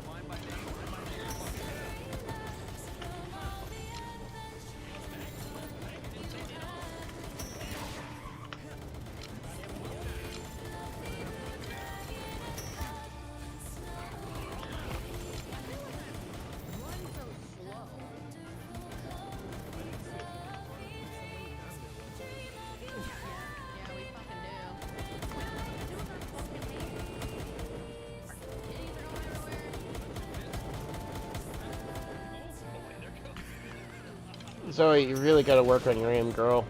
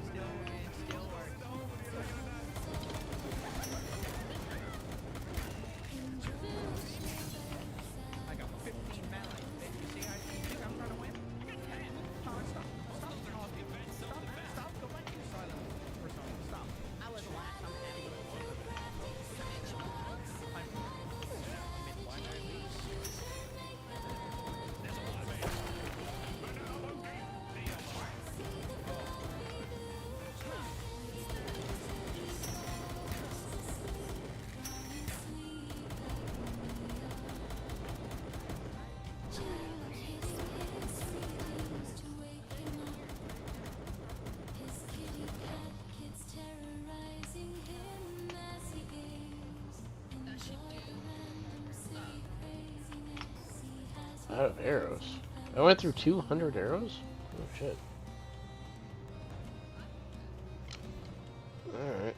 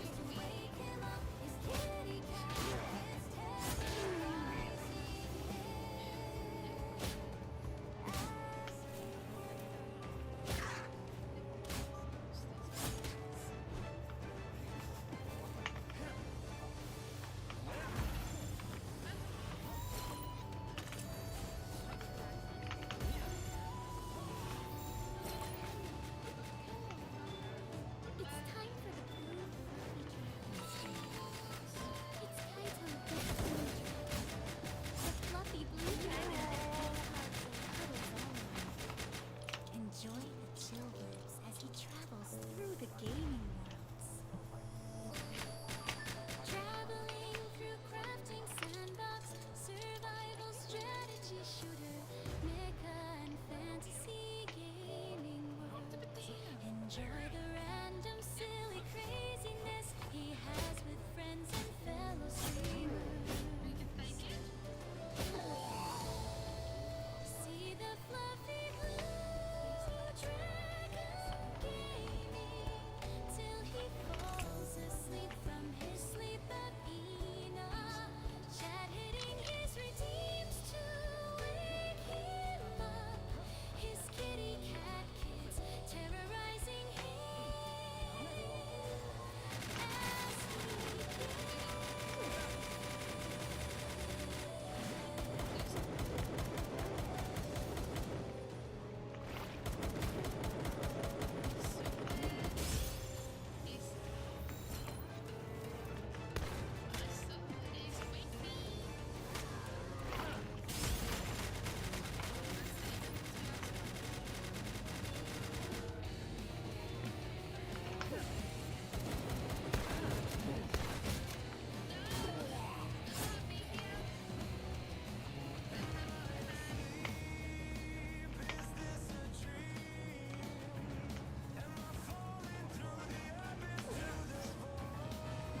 Pokemon community game Demon 8 event spawn a wild Victreebel appears Demon 8 event spawn catch it using Poke Catch, winners revealed in 90s.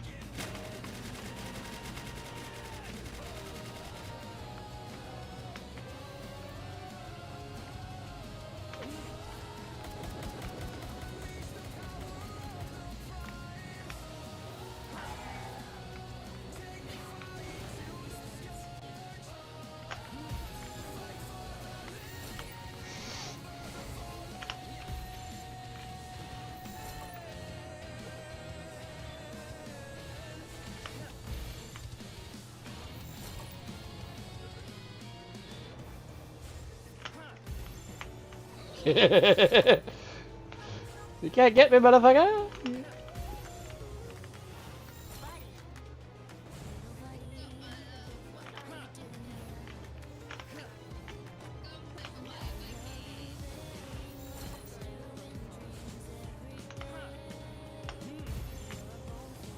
Getting stuck here.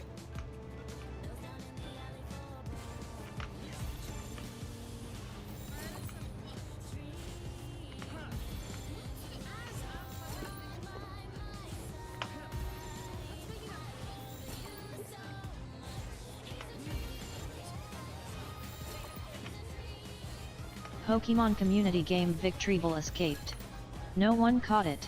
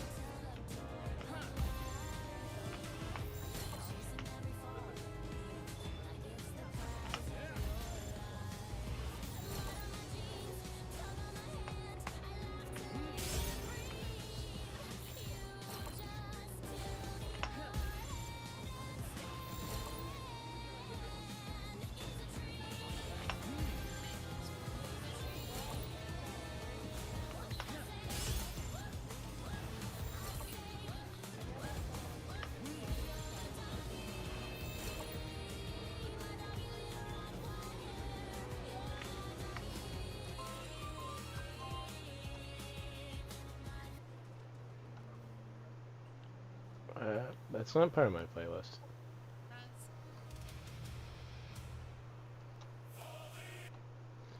Actually...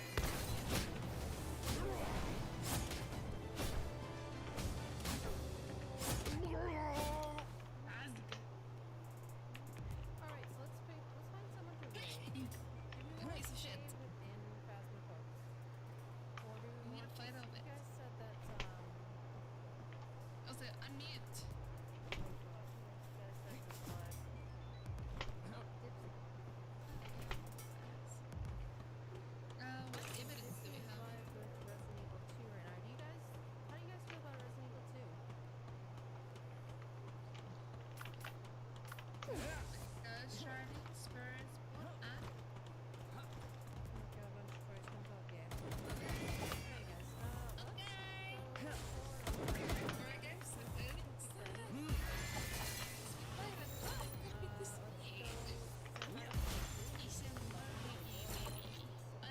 you copy my homework? I am a Targaryen but the Lannisters have such fantastic fucking music. Okay, finish cleaning this area out, then I go back to base and call it quits. I really do need to make food. 3 hours after I said that.